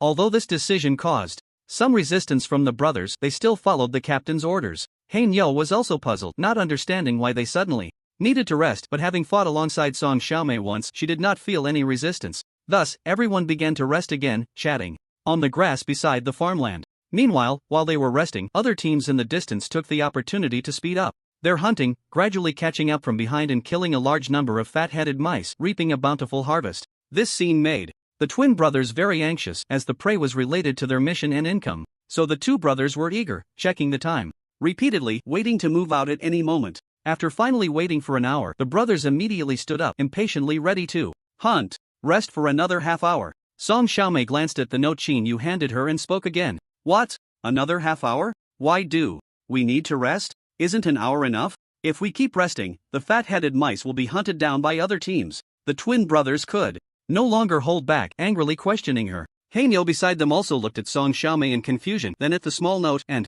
finally at the ink on the little kitten's paw. I am the captain, and everything will be done as I say. Otherwise, leave my team. Song Xiaomei announced loudly. Although her voice was youthful, it carried an undeniable authority. This was the first time she had shown such a demeanor in front of everyone, surprising them all. Even Chinyu looked at Song Xiaomei a few more times. Fine, if you say to rest, then we will rest. You are the captain, and you are right. The twin brothers were somewhat annoyed, but due to Song Xiaomei's presence, they sat back down, choosing to wait. During this waiting period, the twin brothers watched as other teams killed more and more, making the fat-headed mice increasingly difficult to find. The twins grew more anxious, worried that the fat-headed mice would be hunted to extinction by other teams. Finally, half an hour passed and the twin brothers could no longer sit still. They stood up with a whoosh. However, as soon as they stood, they looked at Song Xiaomei, eager to see if she would say anything again. To their surprise, Song Xiaomei, Chinyu, and even Han Yo were all looking at the little kitten, as if waiting for something. Whoosh! The little kitten suddenly leaped up, standing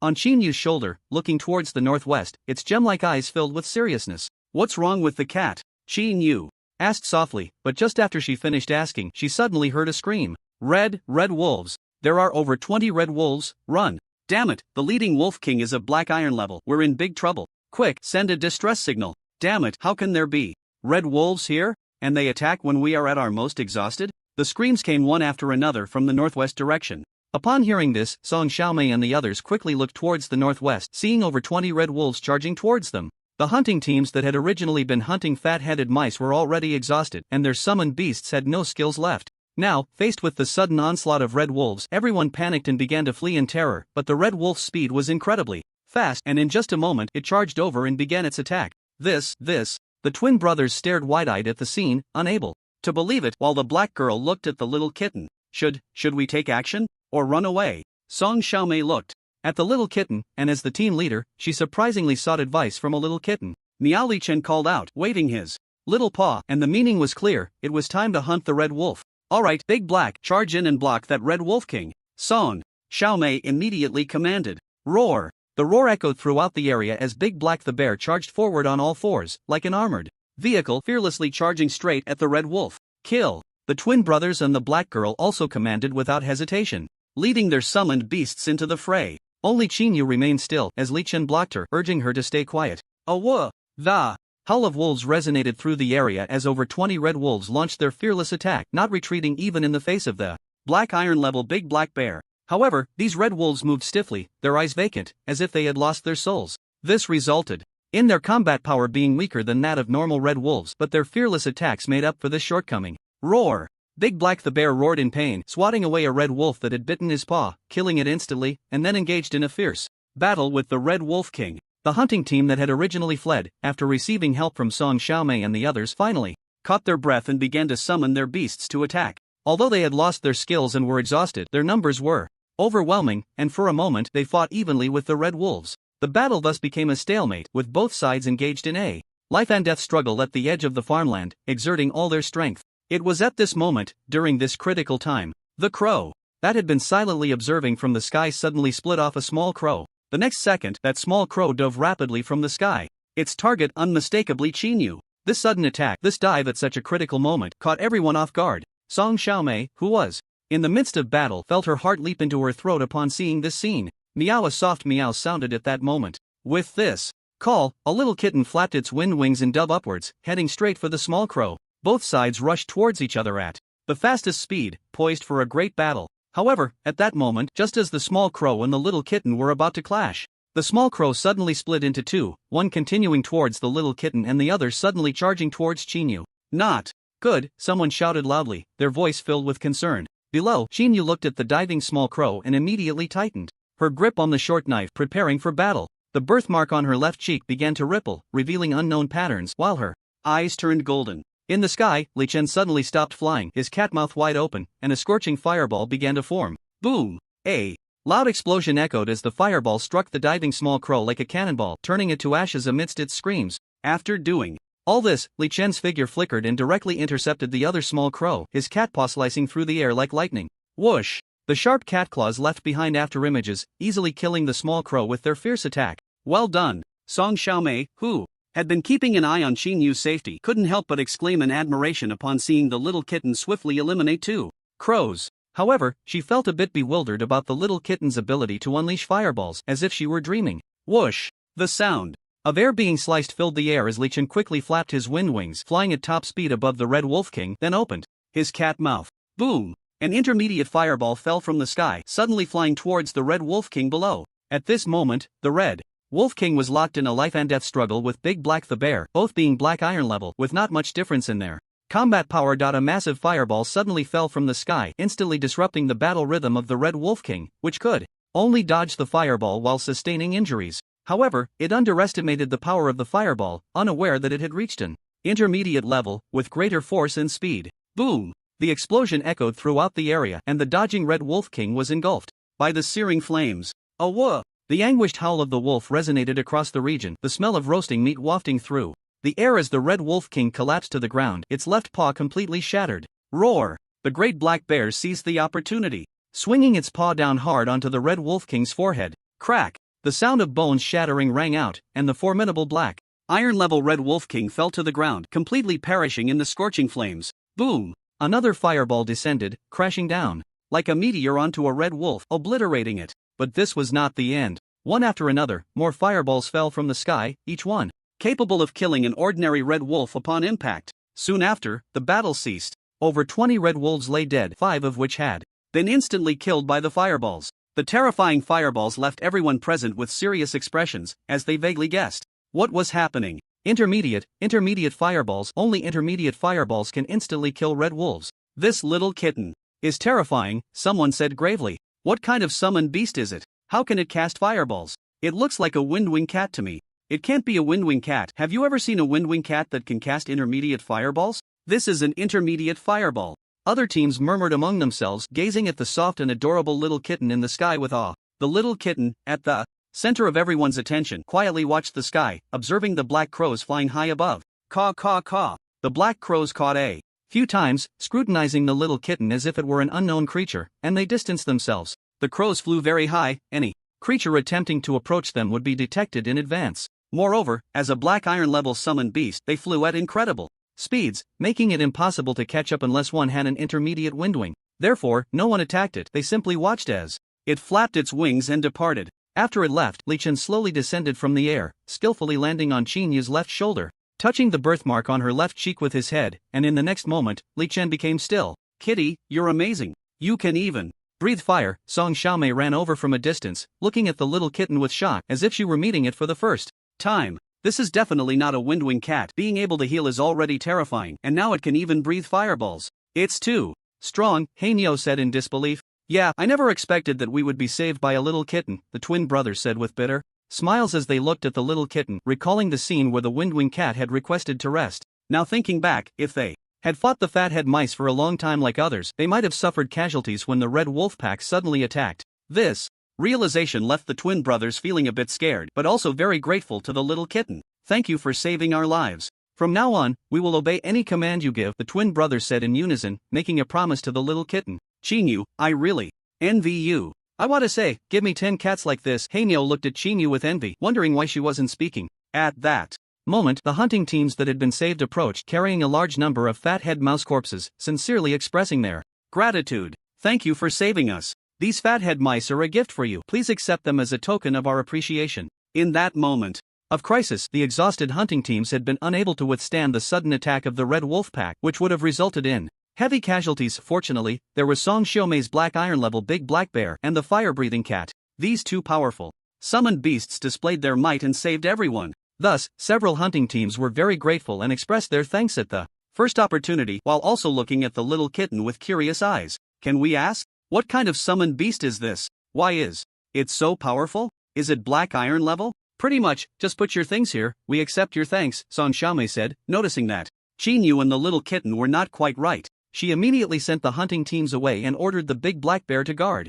Qingyu sighed. What's wrong with her? After sending the hunting teams away, Hanyo couldn't help but ask. I don't know, Song Xiaomei shook her head, indicating she was unsure, her small hand tightly gripping a short knife as she stood guard around Qingyu, forbidding anyone from approaching. Hanyo and the twin brothers naturally knew what to do, staying discreetly on the periphery. Even though they were filled with questions, they could only bury them in their hearts. Time passed slowly, and soon half an hour had gone by. Qingyu, standing quietly, slowly blinked her eyes twice, the golden color in her eyes fading and returning to normal. Once she recovered, Qingyu immediately looked at the little kitten on her shoulder, then reached out her small hand and quickly hugged the little kitten to her chest. Thank you, kitty, you saved me once again, Qingyu said gratefully, her beautiful big eyes gazing at the kitten in her arms, holding it tightly as if afraid it would be taken away. Miao Lichen blinked his cat eyes, feeling a dull pressure in his head, drowsiness sweeping over his nerves. Gradually, Li Chen closed his eyes and fell into sleep. What's wrong with the kitty? Seeing this scene, Song Xiaomei asked worriedly, fearing something was wrong with the little kitten.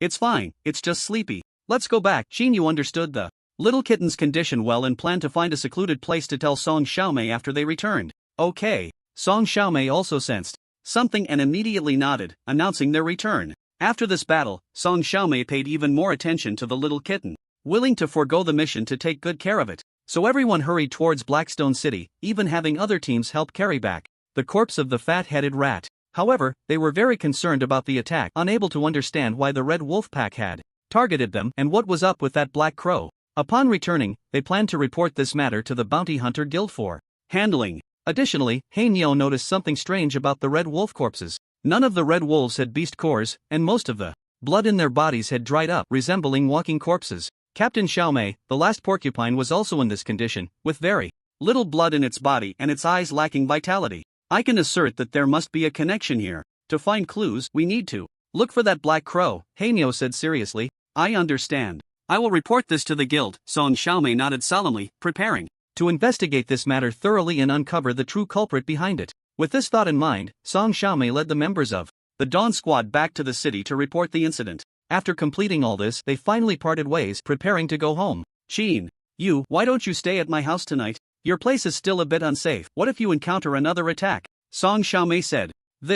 Qinyu initially wanted to refuse, but looking at the little kitten sleeping in her arms, she felt very worried, so she nodded her little head. Okay, thank you. No need to be polite. Come on, let's go home, Song Xiaomei said, taking Qinyu's small hand and heading straight to the wealthy district, quickly arriving at the entrance of a luxurious villa. After a series of security checks, they successfully returned home. In Song Xiaomei's bedroom, the two beautiful girls sat by the bed, quietly observing the little kitten, softly speaking to each other. Are you saying you obtained an unknown inheritance? Now you have mastered dozens of combat techniques with various weapons, and you have a wealth of combat experience? Song Xiaomei exclaimed, her small mouth agape, her big, round eyes filled with disbelief. Yes, indeed. And that's not all. At that time, while the inheritance was still active, I immediately copied my gains and shared them with Cat, so he received the same benefits. Additionally, Cat and I gained a new ability, which is very practical. Qin Yu spoke softly, her voice sweet and endearing. I can't believe it. I'm so envious of you. This is dozens of combat techniques that's so powerful.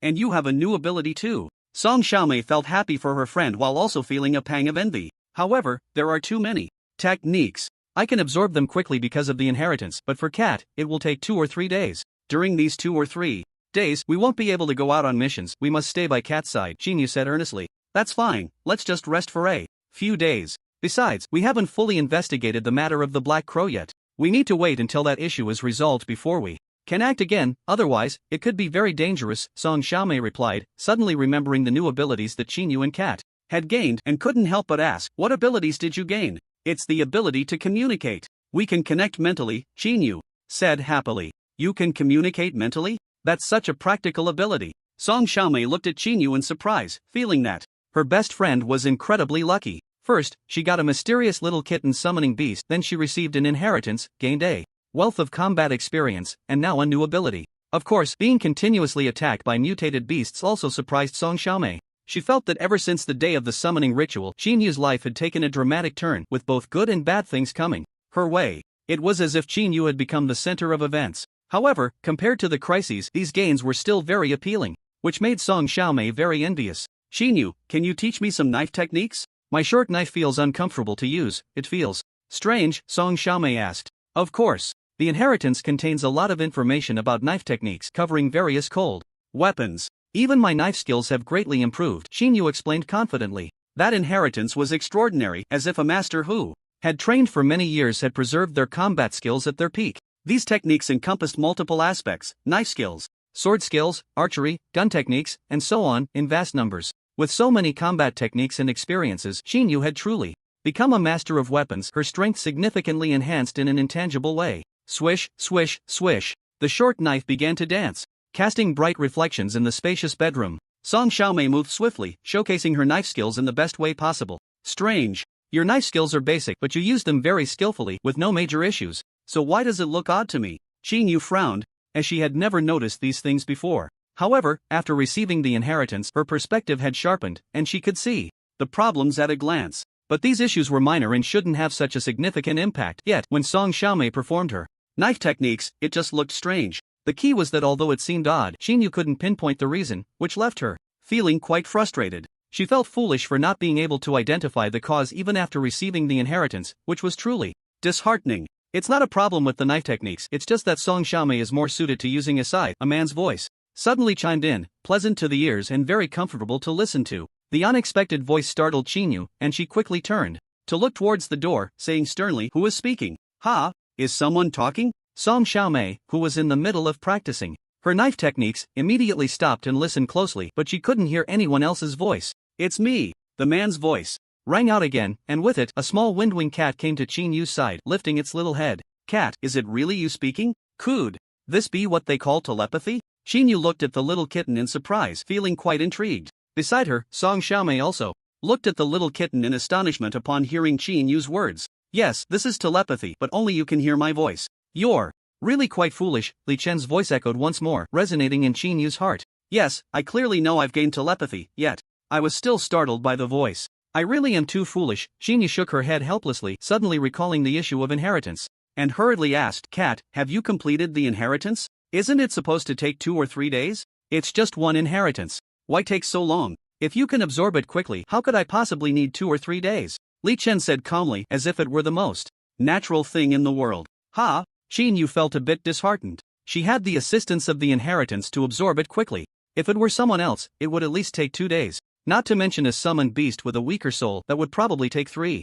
days or even longer. But unexpectedly, she had just finished absorbing it not long ago, and the little kitten had also completed it. Such speed was truly a blow to Qin Yu, especially hearing the little kitten's words, which made her feel a bit down. However, she didn't dwell on it and instead inquired about what had just happened. Cat, why do you say Xiaomei is suited to use a scythe? From analyzing her physique, arms, legs, and personality, one can roughly tell what weapon she is suited for. This knowledge is all in the inheritance. You No, you have to think more. Being a bookworm and being able to apply knowledge flexibly are two different things, Li Chen continued.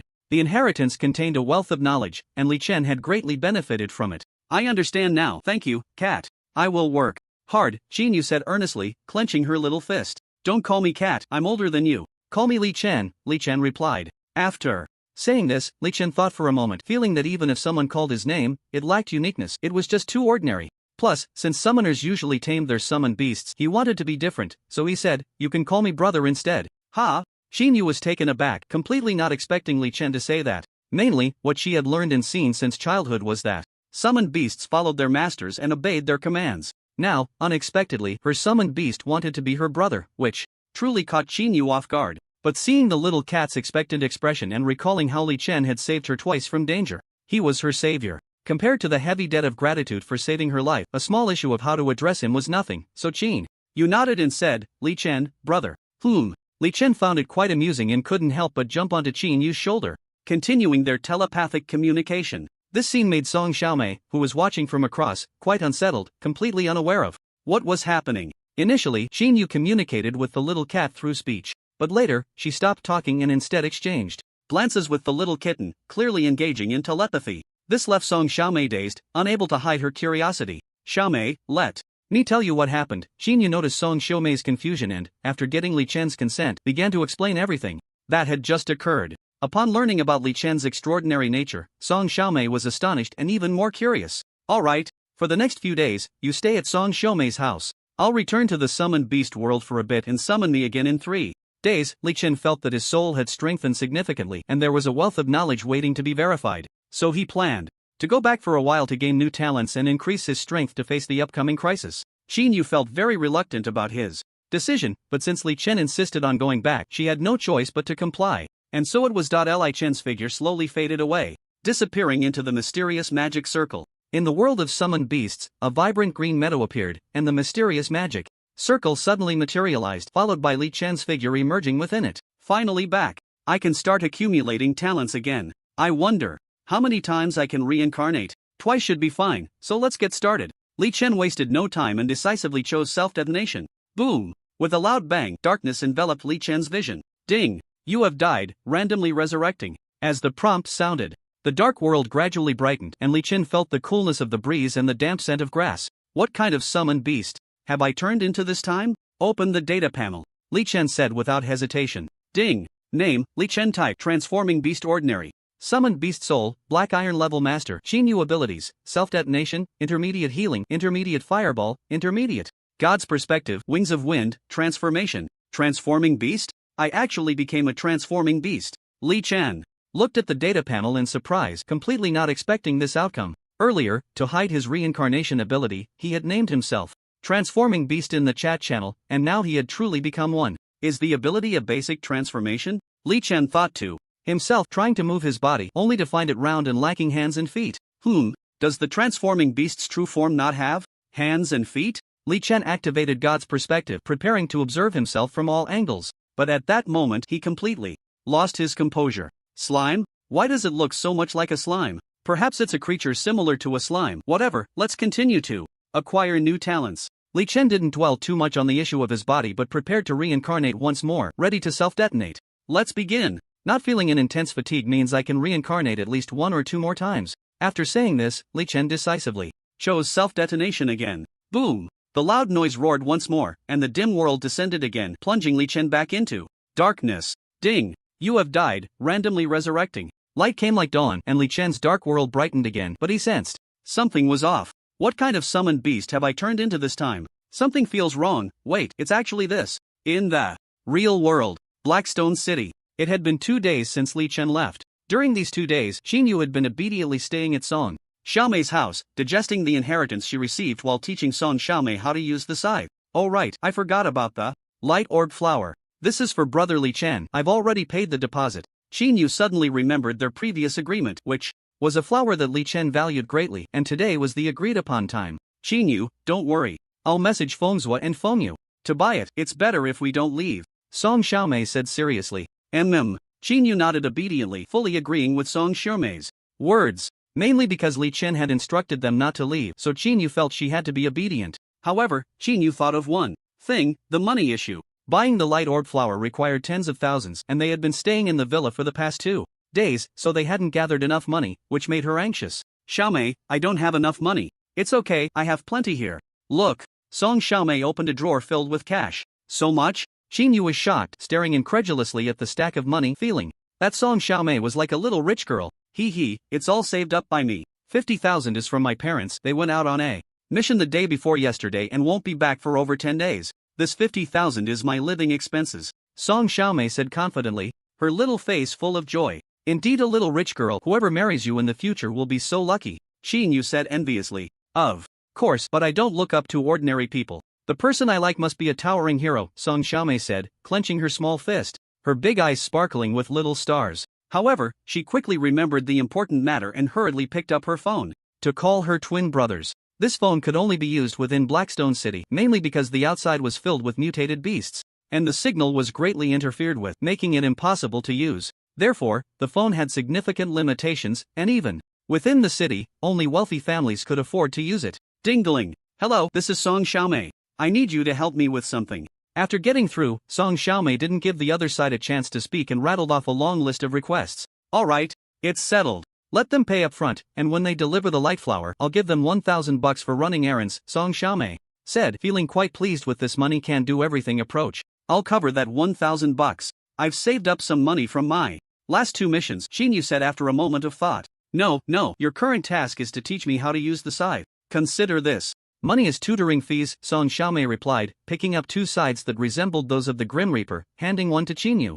Alright, let's go practice in the small courtyard, Qin Yu said earnestly. I couldn't ask for more, Song Xiaomei said, her fair little hand gripping the long scythe as she quickly made her way to the courtyard to practice. The Grim Reaper's scythe was a weapon collected by her father, and it was just right to use it this time. It felt great. Song Xiaomei loved using such a scythe, feeling it was much more effective than a short knife. With the crazy practice over the past few days, her combat skills had skyrocketed and she felt increasingly adept. Time passed slowly as she practiced, and soon it was dusk. Qin Yu glanced at the sky, feeling a bit worried, wondering why the light flower hadn't arrived yet. Ding dong, ding dong. The doorbell rang, instantly catching the attention of Song Xiaomei and Qin Yu in the courtyard. Who is it? Song Xiaomei called out loudly. It's us, came a familiar voice from outside the courtyard, the voices of Feng Zhua and Feng Yu, the twin brothers. Coming, Song Xiaomei and Qin Yu quickly made their way to the door. They didn't open it immediately but first looked through the peephole. It's them, and their summoned beasts, so many light flowers, they're beautiful, Song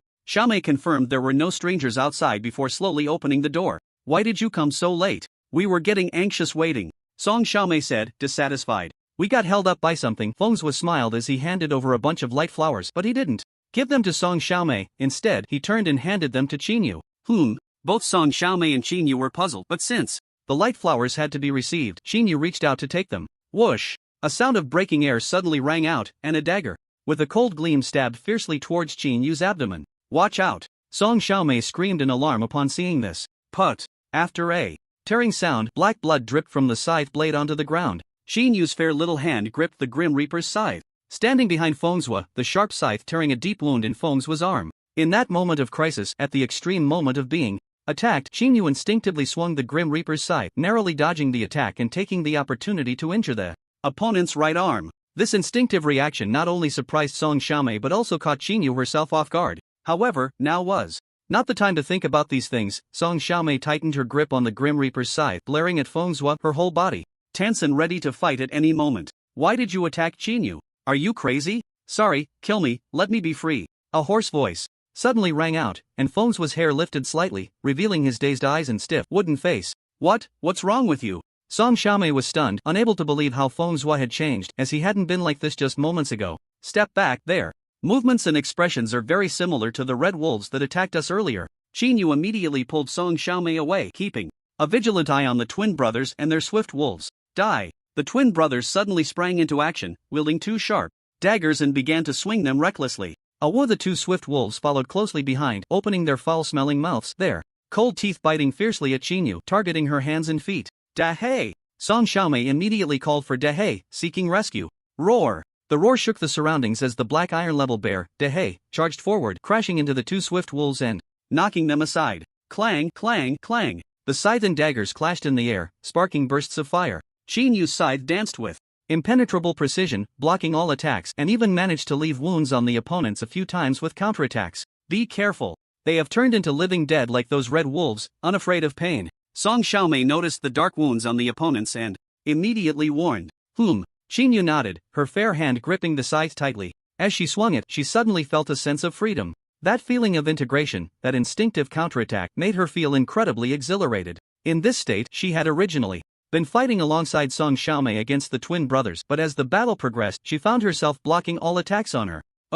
Eventually, she single-handedly forced the twin brothers to retreat, leaving them battered and bruised. So strong, Song Xiaomei was moved. As a truly outstanding student, she had always been first in her class and was recognized as a genius, especially under her parents' guidance. Her close combat skills were exceptional, making many envious. But now, watching Qin Yu wield the scythe with such grace, Song Xiaomei felt a tremendous gap between them. The current Qin Yu could be described as flowing like water, extremely cool. Is this what inheritance is? If only I could also gain an inheritance. Song Xiaomei showed a look of envy. Caw, caw, caw. The cawing of crows echoed. And with that sound, a black crow appeared in the sky. In the next second, the black crow split into dozens, diving down like a rain of swords. Not good. This sudden change startled Qin Yu and Song Xiaomei, their expressions turning grave. Now, the black bear was battling the two swift wolves, while Qin Yu faced the twin brothers, leaving Song Xiaomei free. But if she had to confront the crows, it would be a death sentence, as the crows were black iron-level summoned beasts with immense power.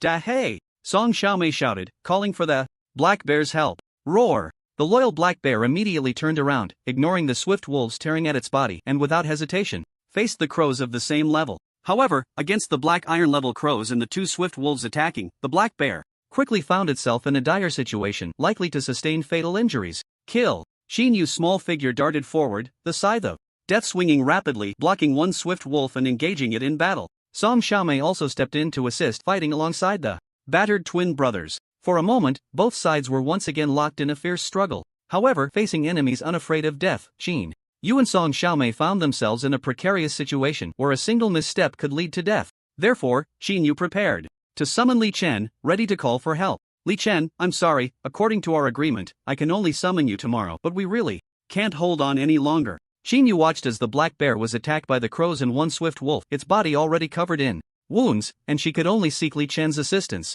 Buzz! The hexagram formation suddenly flickered, appearing on the ground. With the formation, an unknown intense aura suddenly emanated from the array, sweeping across the entire courtyard. The two Gale wolves immediately sensed this aura and unexpectedly retreated, trembling all over. The crow fared a little better, but it still quickly flew into the air, reassembling into a black crow. Caw, caw, caw. The crow squawked loudly, warily watching the hexagram formation, its body flying higher and higher, seemingly afraid of something. How dare you attack the citizens in Blackstone City? Law enforcement team, capture them. A deep voice rang out from outside the courtyard. With this voice, two black iron-level flying beasts rapidly ascended, heading straight for the crow. At the same time, members of the law enforcement team, dressed in uniform, rushed into the courtyard, instantly surrounding the twin brothers and easily capturing them. The summoned beasts of the law enforcement team acted swiftly, controlling the two Gale wolves in the shortest time possible. This sudden change also interrupted Qin Yu's actions, and her summoning stopped. Phew, I almost disturbed brother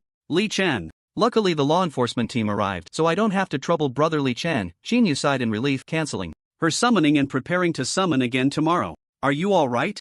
Outside the courtyard, Hanyo hurried in, asking with concern. Sister Hanyo, what brings you here? Song Xiaomei asked in confusion. It's like this, Feng Zhua and Feng Yu went missing yesterday, and I've been looking for them. Later, I discovered something terrible. I accidentally saw Feng Zhua, Feng Yu, and that crow heading towards your villa, so I contacted the law enforcement team right away. Thankfully, I made it in time, Hanyo explained quickly, her face filled with fear. Thank you. What did you find out? What happened to Feng Zhua and Feng Yu? Song Xiaomei asked again. They have been turned into puppets, Hanyo said with a pained expression. Puppets? Turned into puppets? Song Xiaomei and Qin Yu were shocked, looking at Hanyo in disbelief. Yes, not just them, the previous porcupine and the red wolf pack were also puppet beasts, turned into monsters. Through evil methods, Hanyo sighed, her face filled with hatred. Turned into monsters? How despicable. Who did this? This is too hateful. Qin Yu clenched her small fists and said angrily. The current clues point to the alchemist Wang Hao. His summoned beast is a black iron-level crow, and the law enforcement team has already gone to capture him. Hanyo explained the situation, also indicating that,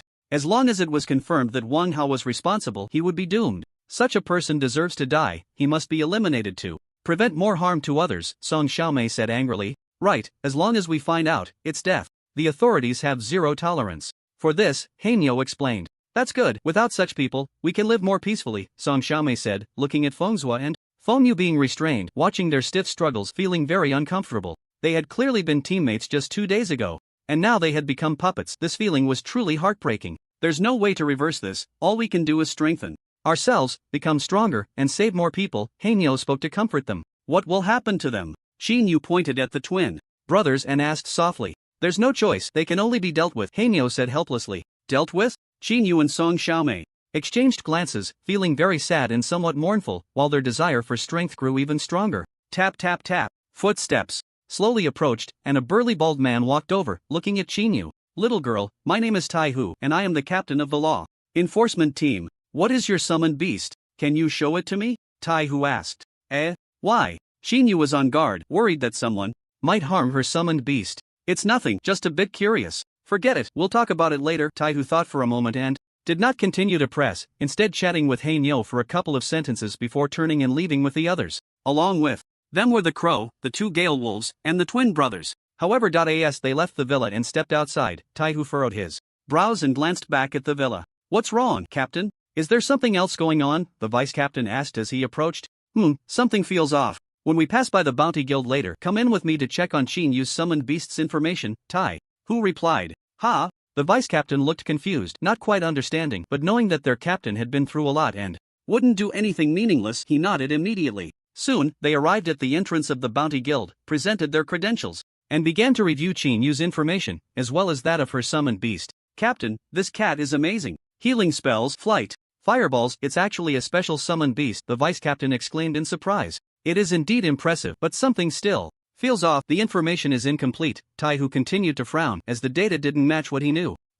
Incomplete? Does that mean this summoned beast has other abilities? That can't be possible, it already has enough skills. The vice captain shook his head. Having a few skills as a special summoned beast was already quite powerful. If it had more, that would be terrifying. Do you know? Just as we entered the villa, my lightning snake sensed a mysterious aura. That aura made my lightning snake feel like it wanted to lie down.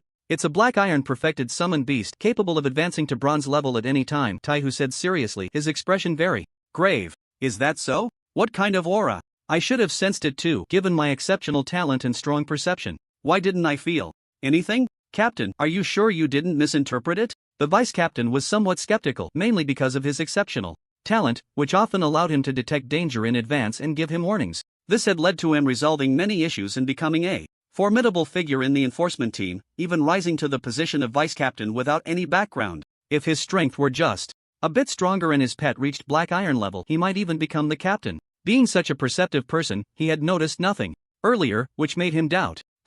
Are you sure you didn't sense anything? Did your summoned beast not sense anything either? The captain asked sternly. No, I didn't notice anything at all, the vice captain replied earnestly. Strange, it shouldn't be like this. Could it be that my lightning snake sensed incorrectly? The captain also began to feel uncertain, suspecting that his pet might have misinterpreted the situation. However, he quickly thought of a solution: to ask the colleagues who had come along, since everyone had entered the villa courtyard and perhaps others had noticed something. With this thought, the captain hurried back to the unit and immediately inquired about everyone's situation. The information he received was the same as the vice captain's. No one had noticed anything, and their pets had not sensed anything either. This left the captain feeling paranoid and plunged into self-doubt. Perhaps my pet sensed incorrectly, the captain muttered to himself, ultimately deciding to treat the matter as a misunderstanding for now and to investigate further when he had time. Meanwhile, in Song Xiaomei's villa, 3 girls sat in the living room discussing what had just happened, focusing on the alchemist Wang Hao and the puppets. They caught that alchemist so quickly. The enforcement team's speed is really impressive, Qin Yu exclaimed. Actually, the enforcement team had already suspected him for a long time. Similar incidents had occurred before, where talented students were attacked and disappeared. Those talented students are highly valued, and the enforcement team has been investigating in secret. Hanyo explained, sharing what she knew. Talented students? Are you saying that those who were attacked were all talented students? Song Xiaomei quickly asked, seizing the point. Yes, most of them were talented, like you and Qinyu, as well as Fengzhou and Fengyu. All top students from major universities, Hanyo replied honestly. Why target the talented? Is it jealousy? Or is this person a spy from another country trying to undermine the talented? Song Xiaomei pressed further. The black girl suddenly hesitated, unsure.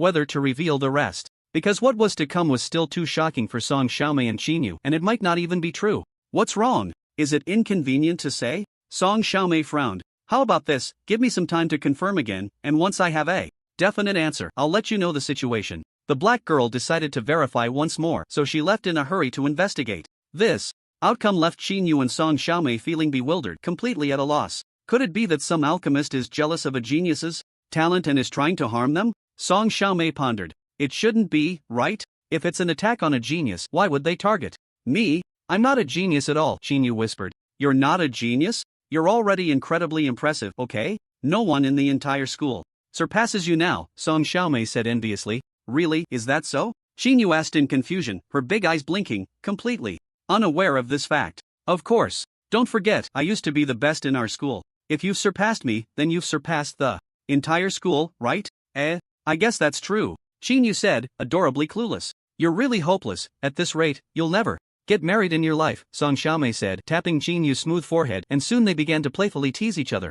In the corner, the big black bear, wrapped in bandages, lay licking the roasted chicken in its bowl, grinning foolishly. It had been injured before, with dozens of wounds on its body, causing it pain. But now, with the roasted chicken, it felt that the whole world was beautiful, and was very happy. Time passed slowly in this atmosphere, and soon it was the next day. In the morning, the sun was bright, and the birds were singing among the flowers. Qinyu woke up from Song Xiaomei's embrace, looking at the messy-haired Song Xiaomei. She shook her head and got up to wash up. She mainly wanted to summon her familiar. They had agreed to summon it 3 days later, and now it was exactly 3 days, so she could summon it. Therefore, she got up early, quickly washed up, and sat in the living room. Now, let's start the summoning, Qinyu said, and her spiritual energy began to ripple. Her fair little hand glowed, then suddenly slapped down onto the floor. Whoosh! A white six-pointed magic circle surged, instantly forming in the entire living room, much larger than before. With the appearance of this magic circle, a sense of distortion surged from it. Bang! A dull sound suddenly erupted, like a muffled thunder, echoing throughout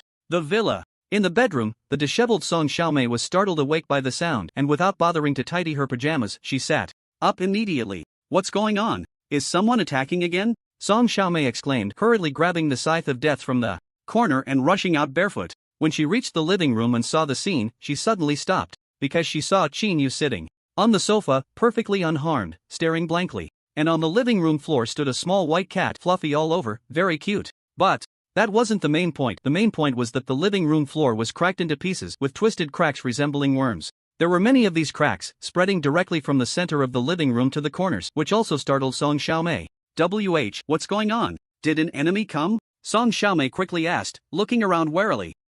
No, it was Brother Li Chen who accidentally broke it. I'm sorry, Xiaomei, Qinyu quickly apologized. Brother Li Chen accidentally broke it? Song Xiaomei was puzzled, as the shattered floor clearly looked like it had been caused by a heavy blow. But how could such a small cat cause this kind of scene? That was strange. How did the cat do that? It's so small. Could it be that the little cat used some unknown ability? Song Xiaomei thought of the destructive power when the fireball exploded. No, how should I put it? Qinyu tilted her little head, ready to explain, but suddenly she looked at the kitten and fell silent. The two of them, one person and one cat, gazed at each other, as if communicating through their eyes. Are you two communicating telepathically? Song Xiaomei thought of their abilities and couldn't help but ask, her curiosity piqued about what had just happened. After a moment, Qinyu and Li Chen finished their mental exchange. With a smile, Qinyu turned her little head to look at Song Xiaomei. Xiaomei, I won't tell you for now. You'll find out when we hunt the mutated beasts next time. Alright, since you're keeping secrets from me, just wait until I tickle you, Song Xiaomei said as she quickly ran over, her little hands starting to tickle Qinyu, who hurriedly dodged and begged for mercy. Not long after, Qinyu sat on the sofa with a flushed face feeding the kitten with the light flower while curiously asking, Kitty, why has your appearance changed so much? You look a bit like an ice snow cat now. Miao Li Chen meowed in response. He couldn't exactly say he had reincarnated 4 times. After all, that meant 4 skills, the basic transformation of a beast, the ice freezing of the ice cat, and 2 intermediate skills. The intermediate skills were the first he had obtained. Previously, he had only had basic skills. The reason he gained intermediate skills this time was that the 2 summoned beasts he reincarnated into had intermediate skills. However, those 2 summoned beasts were also ordinary summoned beasts, and their skills were enhanced through years of effort and a bit of luck. Li Chen noticed a pattern. The creatures he reincarnated into were all ordinary summoned beasts, while his soul was actually at the black iron level. He felt that when his soul reached the bronze level, he might be able to reincarnate as a Black Iron summoned beast, at which point he would have intermediate skills. After all, most Black Iron summoned beasts had intermediate skills with a few exceptions. For example, Song Xiaomei's Big Black Bear, which, although Black Iron level, lacked intermediate skills, was quite embarrassing for a summoned beast. Thinking about the power of intermediate skills, Li Chen couldn't wait to quickly elevate his soul. However, the way to enhance his soul relied on the feedback from the summoner, which was a long-term process. That would take a considerable amount of time. So being anxious was useless. Encouraging Qinyu to strengthen her abilities was the priority. With that in mind, Li Chen once again communicated telepathically with Qinyu, continuously encouraging her to become stronger. Kitty, why don't you eat something? Are you hungry? Song Xiaomei brought over a large plate of roasted meat, grilled fish, and fruits, eagerly. Moving closer to Li Chen, her little hand raised as if she wanted to pet him. Meow, sniffing the delicious roasted meat, grilled fish, and the oranges he loved in his past life, Li Chen couldn't help but feel tempted. Having spent 3 days in the summoned beast world, he had been busy with reincarnation, testing combat power, and absorbing numerous battle memories from Qinyu. This had made him quite busy over the past 3 days, and he hadn't really eaten well. Now, with the food in front of him, Li Chen naturally wouldn't resist and began to eat without hesitation, also grabbing an orange for Song Xiaomei to peel. Hey, does Kitty like oranges? Song Xiaomei's eyes lit up at this scene, and she immediately picked up an orange to start peeling it for Li Chen. Once it was peeled, she broke off a segment and handed it to him. Smack! Li Chen didn't hesitate and swallowed the orange in one bite. The familiar taste made him nostalgic and wanting more, so he raised his little paw, signaling for more. Here you go. Song Xiaomei quickly broke off another segment of the orange and handed it over, also petting the little cat's head. To her surprise, the little cat, which had previously resisted her touch, actually ignored her petting, which delighted Song Xiaomei. Overjoyed, she quickly broke another orange segment to feed the little cat, while also cutting the grilled fish into small pieces to feed it bit by bit. Of course, she didn't stop petting the little cat's head, and her mood grew even better. Meanwhile, Qinyu was also busy, handing over the light flowers one by one to feed the little cat. Li Chen naturally would not refuse the light group flowers that enhance his strength, and he swallowed them all. The frenzied consumption of the light group flowers made him feel warm all over, and the skill on his data panel, the God's Perspective, was constantly fluctuating. With this fluctuation, the words Intermediate God's Perspective finally changed, disappearing with a bang, and a new line of text appeared. Advanced God's Perspective. Advanced God's Perspective, observe a 5-kilometer radius from a godly stance, adjustable perspective, see-through illusions. I finally leveled up. Li Chen was overjoyed, his first advanced skill had finally been achieved, and the effect was unexpectedly good. A 5-kilometer radius was definitely a life-saving skill. Any enemy within 5 kilometers could be easily detected. Most importantly, seeing through illusions. Illusions are elusive, absurd, nonsensical, and void-like. Seeing through illusions clearly meant seeing through the void, seeing through some hidden and false existence. Such an ability was simply divine. In a good mood, Li Chen enjoyed being fed by the 2 cute girls while looking at the remaining light group flowers preparing to sell them. Mainly, Qinyu and Song Xiaomei looked down on them, and the people in this world also did not value them. Putting them in the survival auction house might exchange them for treasures that enhance the soul. So, Li Chen opened the auction house and also opened the survival chat channel. Hey, everyone, do you have any food? I'm so hungry, I haven't caught any prey all day. Someone called Big Claw Beast said in the chat channel. If you contract a summoner, you'll have food, and you can also get the summoner's training. It feels great, just like me right now, I can't tell you how happy I am, the black-haired dog said proudly. Contracting isn't that easy, I've been looking for a long time and can't find a summoning array, and I almost died instead, Big Claw Beast said gloomily. I haven't found one either. Why is it so hard to contract a master? Violet Rabbit also spoke up, clearly feeling very frustrated. This also depends on luck. If your luck is bad, you definitely won't be able to contract, but I'm lucky, I contracted a prince. Not only does he give me delicious food, but he also trains me with resources.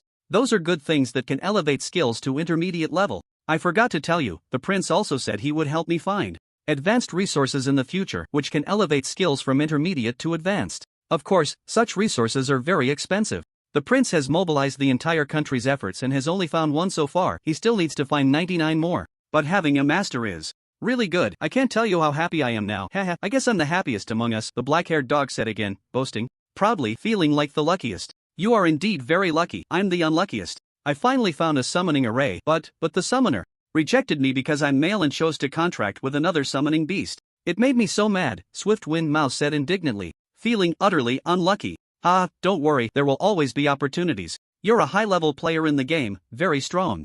Maybe in a few years, you'll be able to contract one. The black-haired dog laughed heartily and continued. I wonder if the flame dog and the transformation beast have contracted a master? Probably not, right? If they had, they would have definitely said something.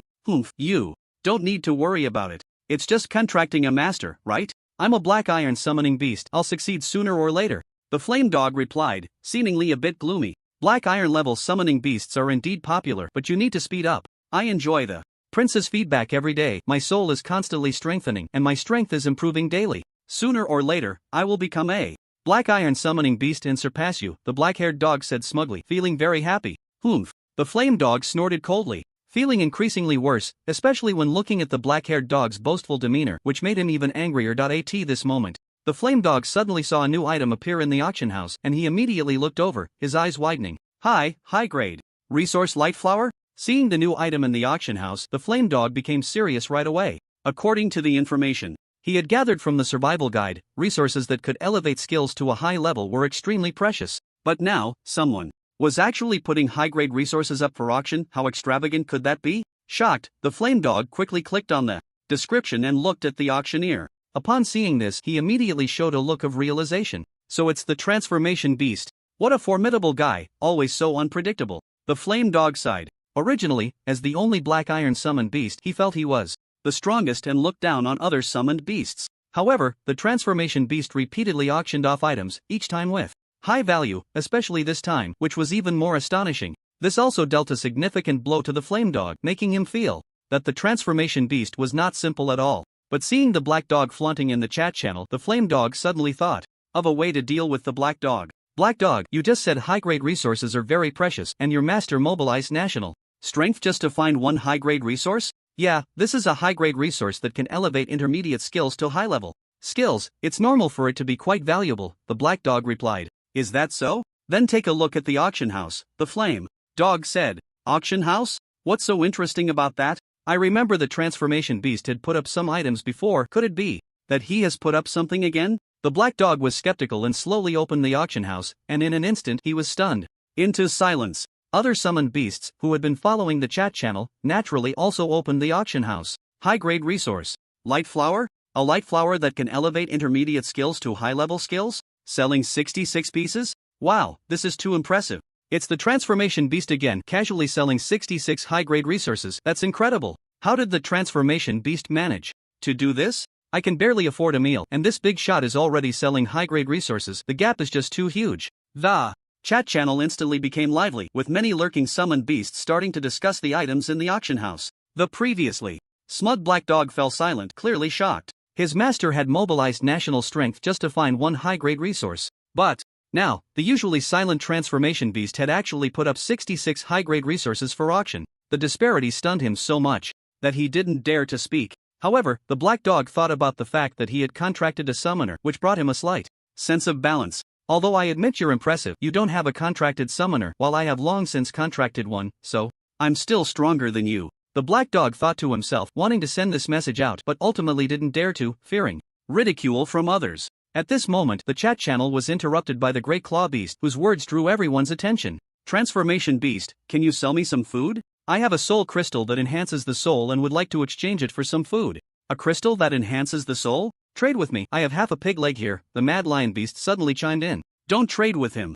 Trade with me. I have bread, milk, and goat milk, all provided by the prince, the black dog hurriedly said. Seeing these two summoned beasts trying to cut in, many people fell into waiting mode, eager to see if the usually silent transformation beast would make an appearance. After all, the transformation beast needed items that enhanced the soul, and the items being auctioned were also for exchanging soul-enhancing items. In this anticipation, the long-awaited transformation beast finally appeared and spoke in the chat channel. What food do you want? Roasted meat, fruits, steamed buns, rice, magic crystals, or custom-made armor and weapons? Li Chen calmly inquired, but he was actually very interested in that crystal that enhanced the soul. His words instantly silenced the chat channel, and soon a large group of people began to discuss. The transformation beast boss has finally appeared. Nice to meet you, boss, the violent rabbit flattered. Has the boss contracted with the summoner? The things provided make me feel a bit scary. I've been eating grass these past few days. The stepped sheep couldn't help but say. It must be a contract. They can even forge armor and weapons, which clearly indicates a contract with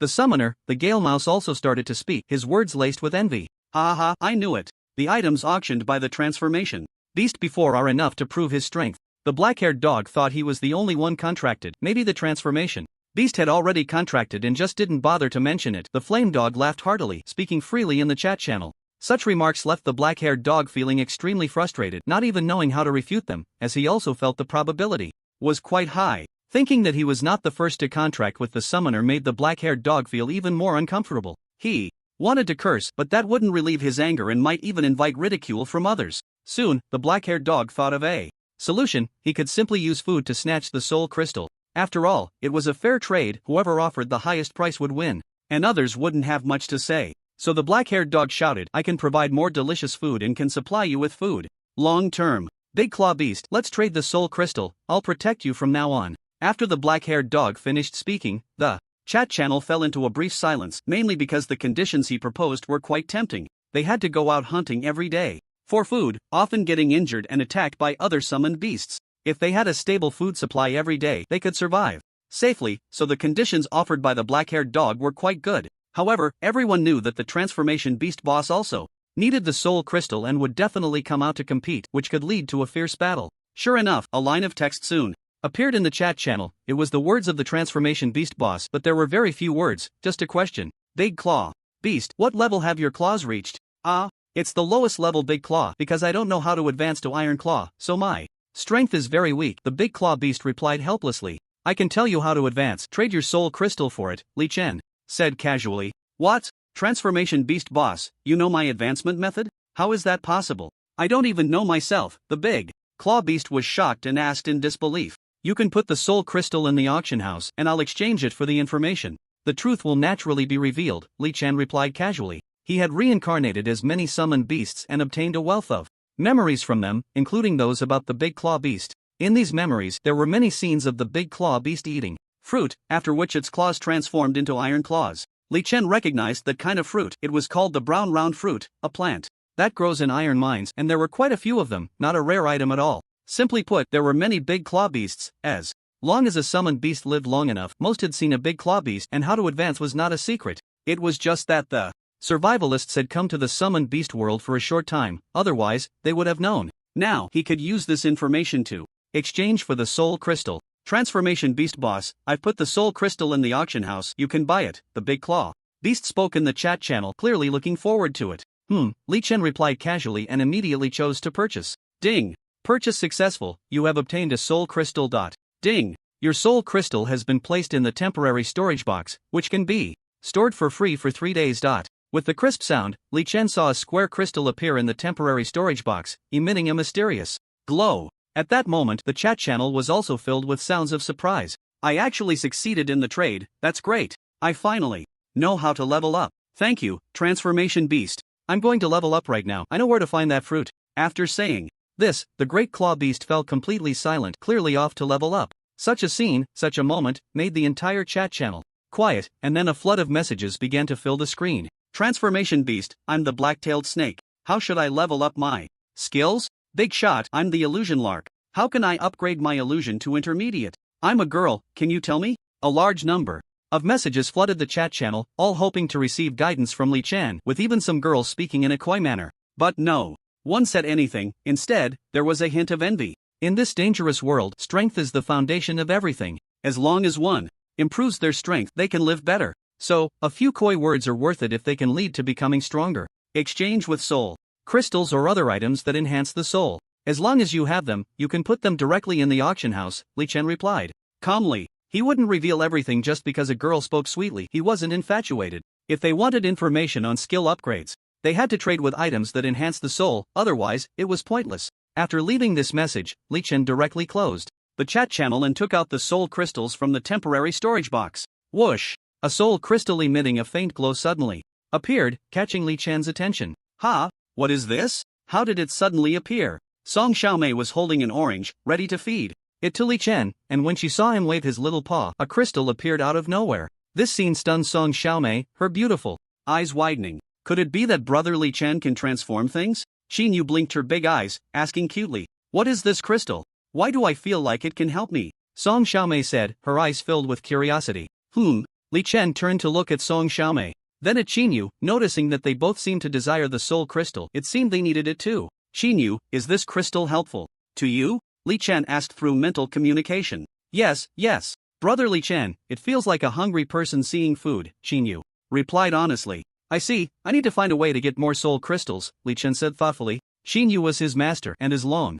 As she leveled up, he would receive more feedback. Therefore, enhancing Xin Yu's strength was also very important. Unfortunately, soul crystals were too rare. He had to use them for himself first to ensure his own strength. So he didn't hesitate and directly placed the soul crystal in his mouth. The next second, the crystal melted like water and was absorbed by him. Buzz! A feeling like soaking in a hot spring enveloped his entire body, and Li Chen felt warm and comfortable all over. The fatigue from being reincarnated 4 times was completely swept away, vanishing without a trace. This result made Li Chen's eyes shine with excitement, increasing his desire for soul crystals. What a great thing! I feel that if I consume a few more soul crystals, my soul level will rise to bronze level. Li Chen was very eager and wanted to reach bronze level as soon as possible, then he could try to reincarnate again, perhaps gaining intermediate skills. No rush. Take it slow. Being anxious won't help. Li Chen shook his head and began to communicate with Xin Yu mentally to understand the current situation. Soon, Li Chen learned all the information, including details about the alchemist and puppets, which made his brow furrow.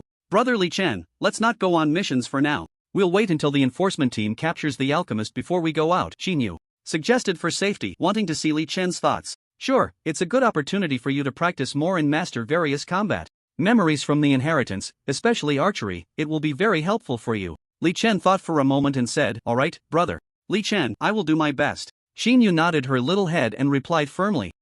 Also find some books on herbal plants for me. They might be useful. That's it, I'm going to sleep now. Li Chen hadn't rested much these past few days, and now that he had some free time, it was just right for him to recuperate, so he found a comfortable spot and fell into a deep sleep. Xin Yu didn't want to disturb Li Chen's rest. She pulled Song Xiaomei to the small courtyard and began practicing archery and sword techniques there. Of course, they didn't forget about finding the herbal books. They directly called Hania for help. Time passed, and in the blink of an eye, half a month had gone by. In the morning, the sun was bright and the air was filled with the sounds of birds and the fragrance of flowers. Xin Yu held the longbow, with arrows on her back, continuously shooting as arrows glowing with white light shot out one by one, easily hitting the target's center. Impressive, with spiritual power attached. Xin Yu, has your spiritual power level reached Black Iron? Song Xiaomei asked in surprise. Just a couple of days ago, her own spiritual power had just reached Black Iron, and now Xin Yu had also achieved it, which was truly astonishing. I was just lucky. If it weren't for Brother Li Chen's guidance, I wouldn't have reached Black Iron so quickly,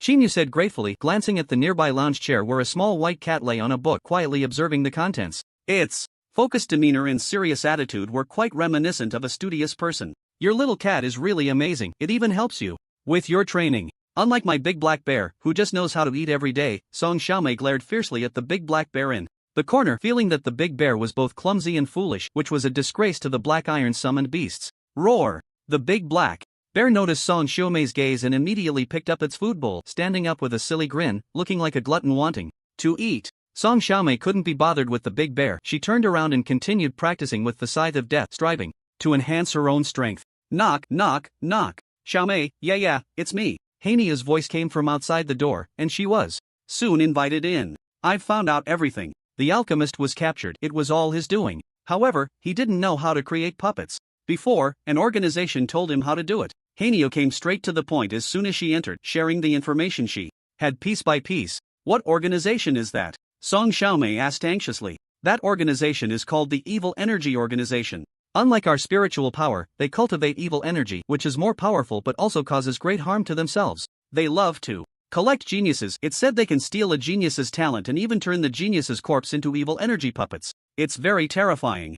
Hania continued, her expression somewhat serious. Song Xiaomei and Xin Yu both changed their expressions slightly upon hearing this. Li Chen, who had been reading on the lounge chair, also stood up, squinting to listen. The idea of stealing talent was a bit frightening, and somewhat similar to Li Chen's reincarnation. Xiaomei, yeah, don't worry. The country is making every effort to crack down on the Evil Energy Organization, and this organization has rarely shown its face lately. Moreover, the Evil Energy Organization has a notable characteristic: they are fat. The stronger they are, the fatter they become, supposedly due to stealing talent, which leads to their bloated bodies. Hania continued to explain, providing very useful intelligence. Song Xiaomei and Xin Yu nodded repeatedly, taking note of everything. After finishing this matter, Hania spoke again. What do you plan to do next? Are you going to continue with the tasks? No, we don't plan to continue with the tasks. The cat has arranged new work for us and we're preparing to go today, Song Xiaomei said. New work?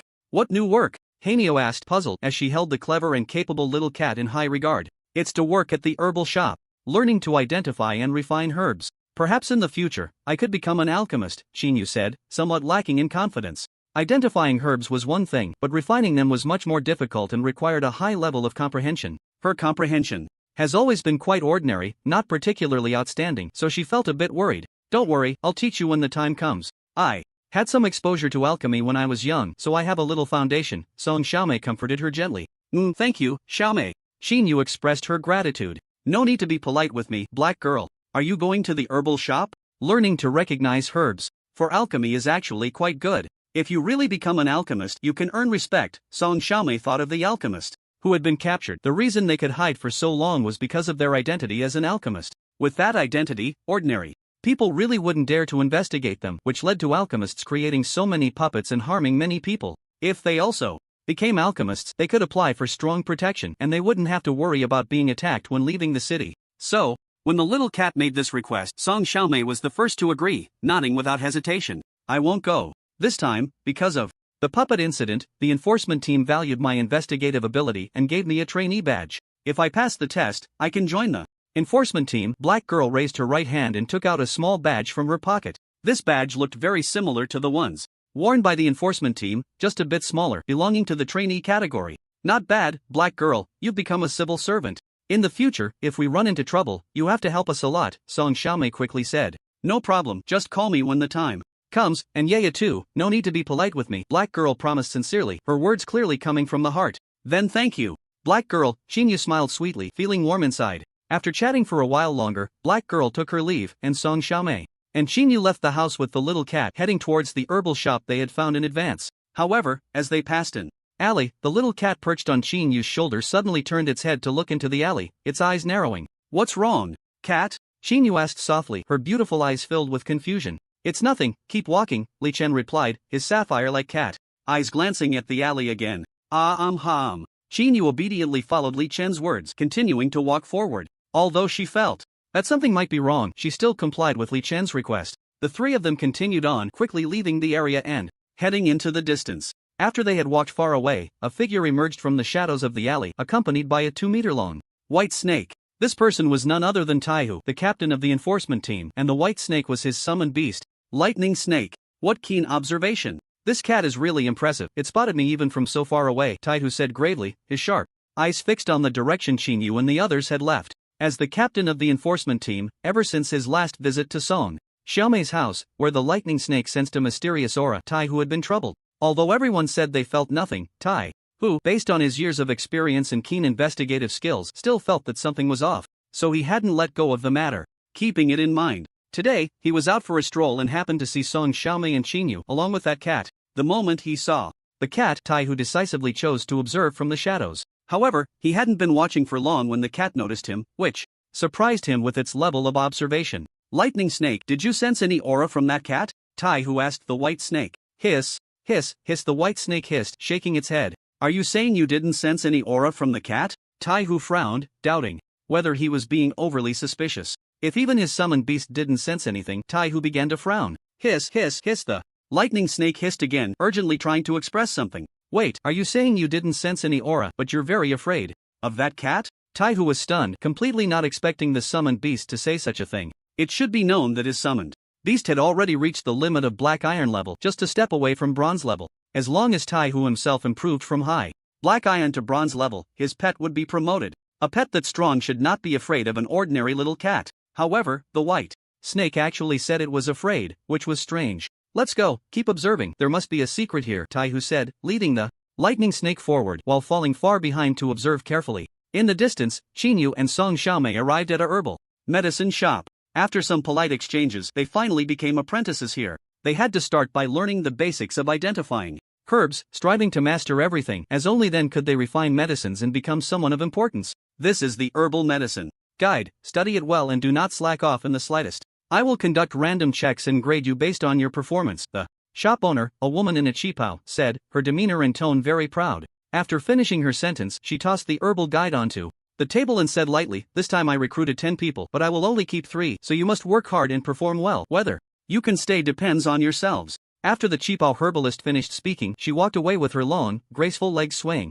As she passed by Qinyu, the Qipao herbalist lifted her delicate, snow-white hand and gently patted the little cat's head, cheerfully, saying, "The little cat is very cute, plus 1 point. Ha!" Qinyu was taken aback, completely not expecting this to add points, and immediately exclaimed in delight, "Thank you, mm." After the Qipao herbalist finished speaking, she went straight back to the alchemy room and began her busy work. Left behind were a group of people, enviously looking at Qinyu and the little cat. What's so great about it?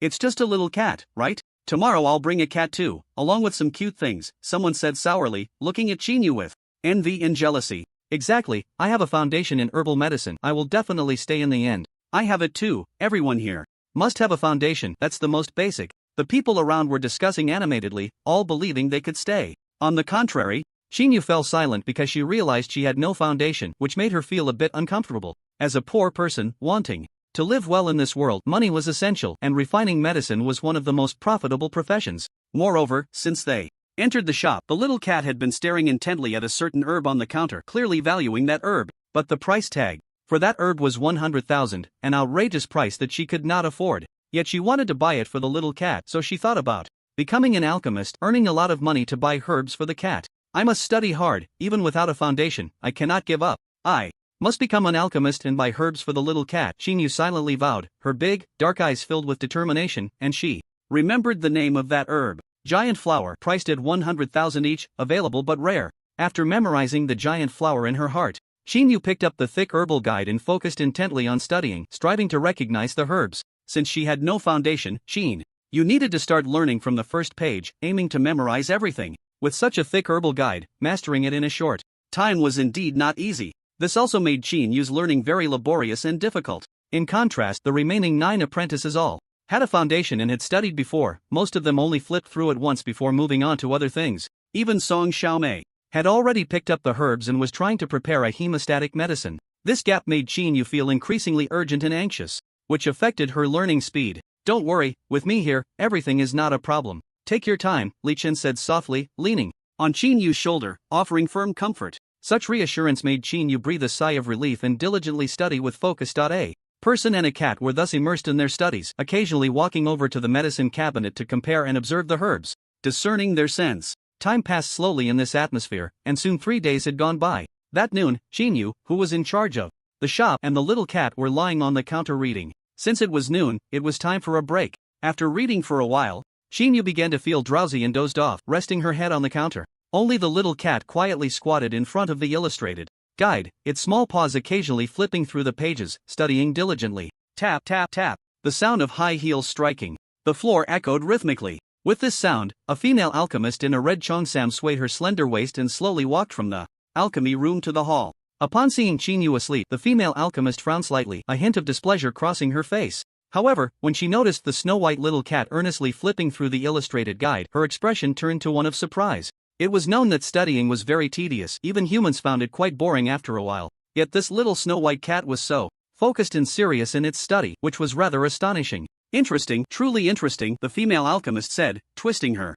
curvaceous body as she stood beside the little cat, silently observing. She watched for over 10 minutes, during which the little cat remained engrossed in its reading, focused and dedicated. This remarkable display piqued the female alchemist's curiosity, making her feel that this little cat was quite extraordinary. Yawn. The sound of yawning broke the silence, and soon the other apprentices emerged from the break room. Upon seeing the female alchemist, they quickly stood up straight and respectfully greeted her. "Hello, Sister Qi." With so many voices calling out together, and with Song Xiaomei deliberately shouting loudly, Qinyu, who had been asleep, woke up in a hurry. Sister Qi, hello. Go wash your face. We will have the first round of tests soon. Anyone scoring below 6 can leave," the female alchemist said with some displeasure. At 26 years old, she disliked being called boss or master, she preferred to be addressed as sister. Therefore, everyone in the shop called her that. But after a failed alchemy attempt today and seeing Qinyu sleeping, she was quite unhappy, her brows furrowed. Everyone naturally noticed this and, seeing her frown, they all became cautious, worried about being dismissed. 5 minutes later, the group, freshly washed, stood in the hall, quietly waiting for Sister Qi to present the questions. The total score is 10. You earn 1 point for each correct answer. I will ask 10 questions, and you need to write down their medicinal properties, growth environments, and contraindicated herbs, Sister Qi said, taking out a small blackboard and quickly writing down the 10 questions before walking around the group, inspecting them. The sound of writing began to fill the air as everyone bowed their heads, working hard to answer the questions, but this time the questions were too difficult, many not found in the herbal guide. This made everyone tense, feeling that things were going awry. Among them, Chinyu was the most worried as she realized she only recognized one herb and was unfamiliar with the others. Thinking about the possibility of leaving if she scored below 6, Chinyu panicked, especially with sister. She's standing nearby, making her palms sweat. Don't worry, just write as I say, Li Chen said, initiating a mental exchange with Qin. You. Okay, thank you, Brother Li Chen, Chinyu replied, feeling reassured by his words, as if she had found her anchor, and began to answer the questions seriously according to his guidance. Sister Qi, who had initially seen Chinyu in a state of panic, was surprised when Chinyu suddenly regained her composure and began to solve the difficult questions one by one. It was known that these questions were very challenging. She had intentionally set them to drive away a few apprentices due to her bad mood. Originally, she had wanted to dismiss Chinyu as well, but the little cat was too adorable, making her reluctant to do so, and she slowly changed her mind. As for how well Chinyu performed, it was still up to Sister Qi's discretion. However, it was surprising that Chinyu answered the exam questions so quickly, catching Sister Qi off guard. Could it be that I misjudged her? This girl is quite impressive? No, she doesn't seem like someone with such cunning. Could it be related to this cat? Sister Qi was puzzled, feeling that it had something to do with the cat. Amidst this confusion, the time finally came to stop the exam, and Sister Qi took the papers to begin grading. Sure enough, very few people managed to answer the questions correctly. Only 7 passed, and aside from Chinyu, the highest score among the others was just 8 points. Only Chinyu scored 9 points, a result that was truly astonishing. Across the room, the apprentices stood nervously watching Sister Qi grade the papers, each one feeling anxious. The main issue was that the questions were too difficult and they were all worried. Brother Li Chen, why didn't you answer the last question? Was it too hard? Chinyu asked in her heart. No, it was a very simple question. I've seen the herbs in these questions in the summoner's world. It's super easy. The reason I didn't answer is to hide my skills, not wanting to stand out too much and provoke jealousy. There's a saying, a tree that stands out in the forest will be blown down by the wind. If we score 9 points, it won't seem so exceptional, Li Chen advised. So that's how it is. I understand now, thank you, Brother Li Chen. Chinyu nodded, dimly realizing something. Alright, now I will announce the scores. Sister Qi stood up, scanning the room before her gaze landed on Chinyu. Zhao Mengmeng 8 points, Song Xiaomei 7 points, Yifan 6 points, Niu Yanin 6 points. Finally, the highest score is Chinyu with 9 points. What? 9 points? She actually got 9 points? How is that possible? The questions were so difficult, someone exclaimed in surprise.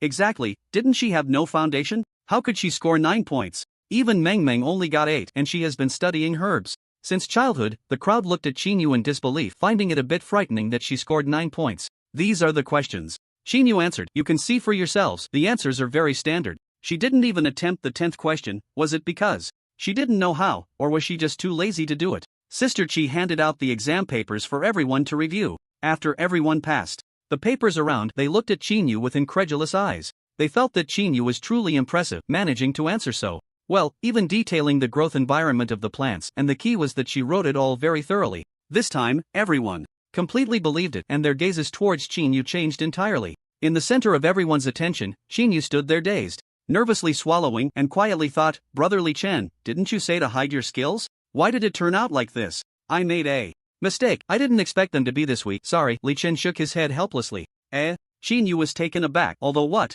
Brother Li Chen said was true. Why did it feel so irritating? If Song Xiaomei heard this, she would probably pull on the cat's ears. Stung by Li Chen's words, Chinyu fell silent, blinking her big eyes at everyone, watching their expressions of disbelief. Even Song Xiaomei looked at Chinyu in surprise, the shock in her eyes impossible to conceal. Alright, those who scored below 6 points please leave. I don't want to say it a second time, Sister Qi said flatly, issuing an eviction order. Thank you for your time. I'm sorry. The 3 students who did not pass slightly bowed and turned to leave, leaving only 7 apprentices standing nervously, as 3 were ultimately eliminated, and 4 would be cut. Now, let's move on to teaching you how to prepare hemostatic medicine and refine blood coagulation pills. These are all basics. I hope to see your refining results in a month. Sister Qi swayed her slender waist, gracefully walking to Chinyu's side, raising her hand to pet the little cat again, and began explaining how to prepare the hemostatic medicine. These were the most basic pills, and even the preparation of hemostatic and blood replenishing medicine was simply about mixing the herbs together. They just needs to be refined a bit, but it's not difficult. Once you master the timing and conditions, you can successfully refine it. So, Sister Qi explained all this and even took everyone to the alchemy room for a demonstration. For From now on, you can use the alchemy rooms number 2 and no. 3 for free, but you'll have to cover the cost of the materials yourself. Additionally, the shop will take 10% of the sales profit from the finished elixirs. Is that okay? Sister Chi raised an eyebrow. No problem. Everyone nodded eagerly. They couldn't ask for a better deal than free access to the alchemy rooms, which would be very expensive to rent outside. Sister Chi's offer of a 10% sales profit was already quite generous, so everyone quickly agreed. Now, you can start refining. Remember to take turns watching the shop and don't fall asleep, Sister Chi said, turning to Chinyu. She initially wanted to scold her a bit, but the little white cat was just too adorable, and she was immediately drawn to it, giving it a few rubs. I know, Chinyu nodded quickly, feeling a bit relieved that this matter was finally settled. Yeah, let's go refine some elixirs, Song Xiaomei said, coming over to Chinyu and pulling her towards the next alchemy room to try their hand at refining medicine while also asking about Chinyu's exam. Inside the alchemy room, after Song Xiaomei closed the door, she looked at Chinyu in surprise and whispered, Yeah, how did you score 9 points? That's an incredibly high score. Actually, it wasn't me, it was Brother Li Chen who taught me. He has seen these herbs in the summoned beast world and knows their properties. Recently, while reading, we were verifying each other's knowledge and I memorized everything, Chinyu replied honestly. So it was the cat that did it. That's amazing. I never expected we would lose to a cat, Song Xiaomei said, looking at the little white cat with increasing envy for Chinyu's summoned beast. Let's refine some elixirs. I want to make money to buy things for Brother Li Chen, Chinyu suggested. Okay, then let's get to it. The two began busily trying to refine elixirs. However, while refining elixirs was simple for Sister Chi, it was still quite challenging for these apprentices. The hemostatic medicine was manageable, but the was more difficult. The control of timing and conditions had to be very precise, otherwise, it was easy to make mistakes. This was also the reason Sister Chi gave everyone a month to allow them to practice diligently. Therefore, in the following month, the apprentices worked hard to learn and refine elixirs, hoping to eventually stay. Sister Chi let them be, hardly paying attention to the apprentices while she spent her days in the alchemy room. Occasionally, the little white cat would come in to watch, and she didn't mind continuing her own work. Before long, a month had passed, and it was finally time for the assessment. That morning, Sister Chi was slowly walking on her way to the shop when she encountered a plump figure coming towards her. Upon seeing her, Sister Chi recognized it as a regular customer who often bought elixirs from the shop. Sister Zhang Feng. Sister Zhang Feng, what a coincidence to run into you here, Sister Chi smiled. I was specifically waiting for you. Do you have any black iron grade left in your shop? Can you sell me 2 more? Sister Zhang Feng asked with a smile. That elixir is difficult to refine. I remember we sold out 5 days ago. Sister Chi thought for a moment before answering. 5 days ago? That can't be right. I just bought 2 yesterday. I took one, and the effect was amazing, even better than the ones you sold me before. I came this time to buy 10 more of that effective elixir. Ha, you bought it just yesterday? Are you sure? Sister Chi was taken aback. She remembered that all these she refined had been sold out, so there shouldn't be any left. Of course I'm sure. It was sold to me by one of your apprentices. By the way, she had a little white cat on her shoulder. So cute, Sister Zhang Feng said.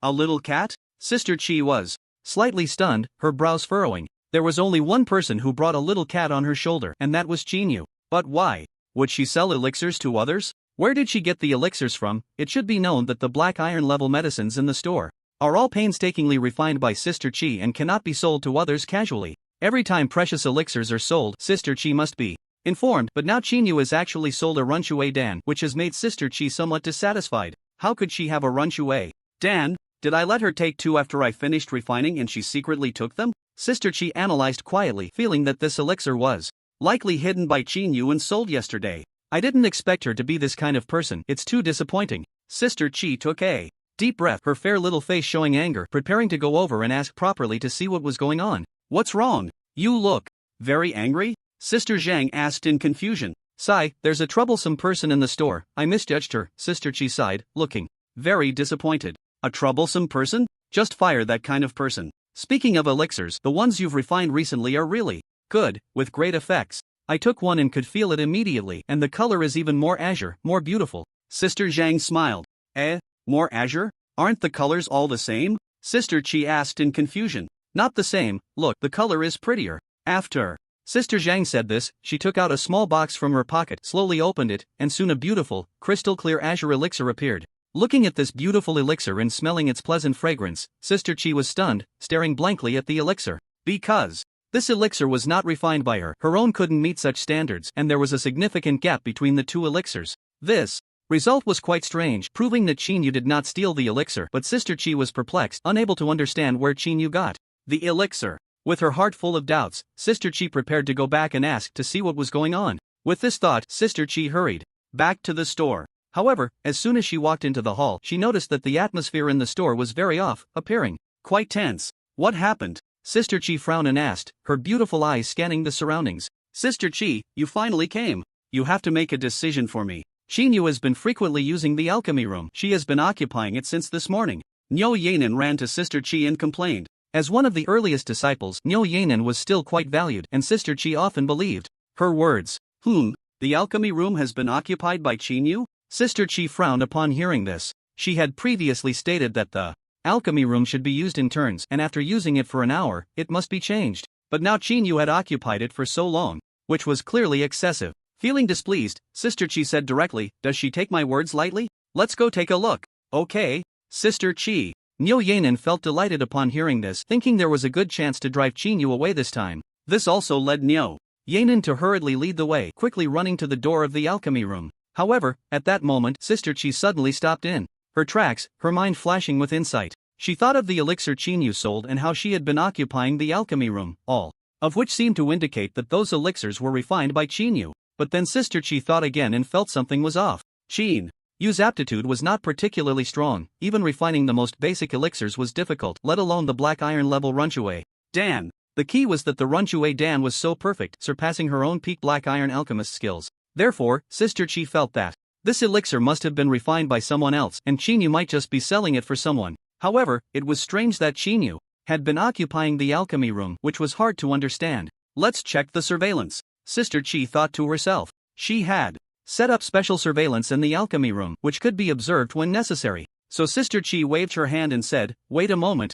I'll be right back. After saying this, Sister Qi hurriedly ran off to her store's secret basement. When she arrived here, she quickly opened the surveillance monitor and looked into the number 3 alchemy room. Upon seeing it, her pupils suddenly constricted. How is this possible? How can this be? Sister Qi exclaimed in shock, staring incredulously at the monitor. In the footage, Qinyu was carefully placing various prepared herbs next to the alchemy furnace, arranging them neatly. At the same time, she was cautiously controlling the heat, working diligently. But that wasn't the main point. The main point was the little white cat standing beside the alchemy furnace, performing alchemy. Yes, alchemy, a cat was doing alchemy. The monitor showed the cat occasionally adding some materials into the furnace. Its sapphire-like eyes filled with seriousness. The key materials and the steps for alchemy were all for the Runshui pill, which was a bit frightening. Incredible, truly incredible. It perfectly controlled the timing and order of placing the herbs. This cat is simply defying the heavens, Sister Qi said in astonishment, her excitement palpable.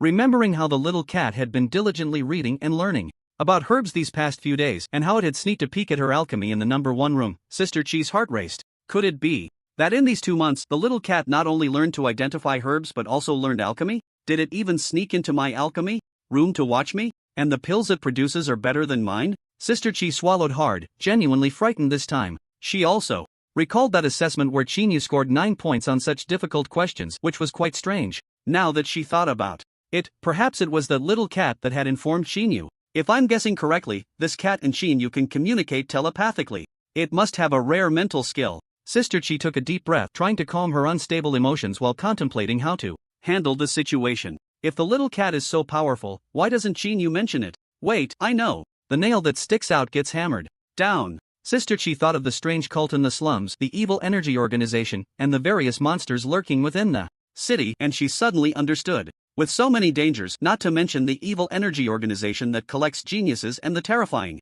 strange cult, even the monsters in the city were extremely dangerous. So, it was a wise choice for the little cat to hide everything about itself. Since the little cat wants to stay hidden, I'll help in secret. Having such a powerful little cat in my shop is a rare encounter for me, and I must protect it well. Sister Qi nodded, preparing to safeguard the little cat. With that thought, she stood up and headed towards the number 3 alchemy room. At the entrance of the number 3 alchemy room, the atmosphere was tense, like a drawn bowstring. Niu Yanan, emboldened by Sister Qi's earlier words, became very arrogant. Upon seeing Qinyu come out of the alchemy room, she immediately began to accuse her. Sorry, I didn't mean to occupy the alchemy room for so long. Qinyu apologized nervously. The reason she had occupied the room for so long was due to Li Chen's request. She obeyed him completely, listening to everything he said. Now being accused, Qin You felt that she had indeed inconvenienced others and hurriedly apologized. Do you think an apology will make it go away? Let me tell you. No way. Sister Chi said that the alchemy room should be used in turns, but you treated it like a passing breeze. Just wait, when Sister Chi comes, she will definitely expel you and drive you away, Niu Yanin said arrogantly. Upon hearing that she was going to be expelled, Xin Yu became even more flustered, completely at a loss for what to do. Don't worry, I've got this, Li Chen comforted her calmly. With his current abilities, he could go anywhere, so he remained composed. Yeah, I'm with you. If you get expelled, I'll leave with you. Song Xiaomei ran to Qin Yu's side, taking her hand resolutely to face the situation together, although she was also puzzled about why Qin Yu frequently used the alchemy room. As a good friend, Song Xiaomei chose to support Qin Yu without hesitation. Thank you, Xiaomei. Thank you, Cat. Qin Yu spoke gratefully, feeling quite moved. Xiaomei, who do you think you are? Just because you have some alchemy talent, you think you're amazing? Let me tell you, everyone here has decent qualifications. Even if your talent were doubled, it wouldn't protect Qin Yu. In the end, you all will be expelled together. Niu Yanin spoke arrogantly again. At that moment, the sound of high heels began to echo, the rhythmic tap-tap instantly capturing everyone's attention. Soon, Sister Chi, dressed in a qipao and wearing red high heels, swayed her slender waist and gracefully walked over, bringing with her a waft of fragrance. Sister Chi, you finally arrived. Look, Qin Yu just came out of the alchemy room. She's been in there all morning. I suggest expelling Qin Yu, Niu Yanin hurriedly said, looking expectantly at Sister Chi. Expel her? Sister Chi frowned upon hearing this. She had just been thinking about protecting the little cat, keeping her in the shop, as she might be able to concoct even more powerful pills. Even if it was just the moistening water pill. As the owner, she could still gain a lot of benefits and share in the profits. But now, this apprentice named Niu Yanin actually suggested expelling Qin Yu, which would prevent her from earning commissions. This was simply absurd. It should be known that Niu Yanin's qualifications were very poor, and she would never reach the alchemy level of the little cat. If it weren't for Niu Yanin's knack for flattering and ingratiating herself, Sister Chi wouldn't have kept her at all. But now, Niu Yanin was shouting to expel Qin Yu, driving away an alchemist. This was practically asking for trouble, so Sister Chi's frown deepened, clearly displeased. Sister Chi, I suggest expelling Qin Yu. An apprentice who doesn't listen to your orders must be expelled, otherwise she will become more and more arrogant. Someone like her doesn't understand the importance of respecting teachers and the way of learning, and her qualifications are poor, making her completely unsuitable to be an alchemist. Even if she answered the questions correctly before, it could have been cheating. Seeing Sister Chi frown, Niu Yanin immediately babbled on, listing all of Qin Yu's faults and insisting that she must be expelled. Such words only made Sister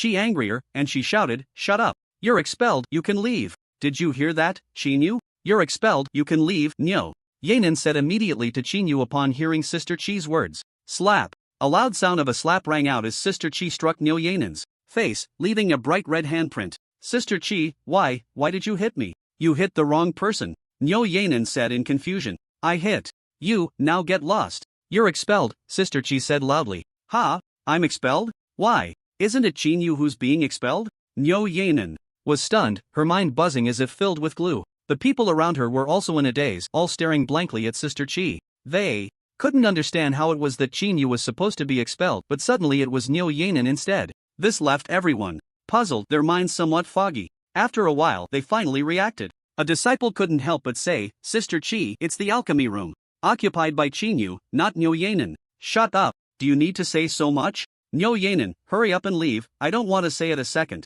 time. Sister Chi scolded angrily. She could recruit as many ordinary apprentices as she wanted, but the little cat was one of a kind. If she could drive away Niu Yanin and win the little cat's favor, Sister Chi would be willing to expel 10,000 apprentices. Therefore, her expression was very cold, staring intently at Niu Yanin. I understand. I'll leave right away, Niu Yanin said, thinking of Sister Chi's backing, quickly apologizing, but her mind was still buzzing, unable to comprehend what was happening. The people around her were also dazed. Even Qin Yu and Song Xiaomei looked bewildered, as if they were dreaming. Only the little cat lay on Qin Yu's shoulder, lazily yawning, appearing completely unconcerned. Alright, from now on, Qin Yu can freely use the alchemy room. Additionally, Qin Yu officially becomes my disciple. Oh, and there's also Xiaomei. Sister Chi announced without hesitation, taking both Qin Yu and Song Xiaomei as her disciples. This result left Qin Yu and Song Xiaomei in a daze, their little heads even more confused. As for the remaining apprentices, they frowned, carefully recalling what had just happened, trying to understand the situation. But no matter how hard they thought, they couldn't figure it out, always feeling that the way things unfolded today was a bit off. Alright, everyone, go back to your tasks. Qin Yu, you can watch me refine pills anytime in the future. This book is a gift for you, study it well. Once you've made pills, just give them to me and I'll help you sell them for a higher price. Sister Chi smiled brightly at Chinyu, slowly taking out a book on alchemy and placing it in Chinyu's small hands, her attitude incredibly kind. Thank you, Sister Chi. Chinyu thanked her foolishly.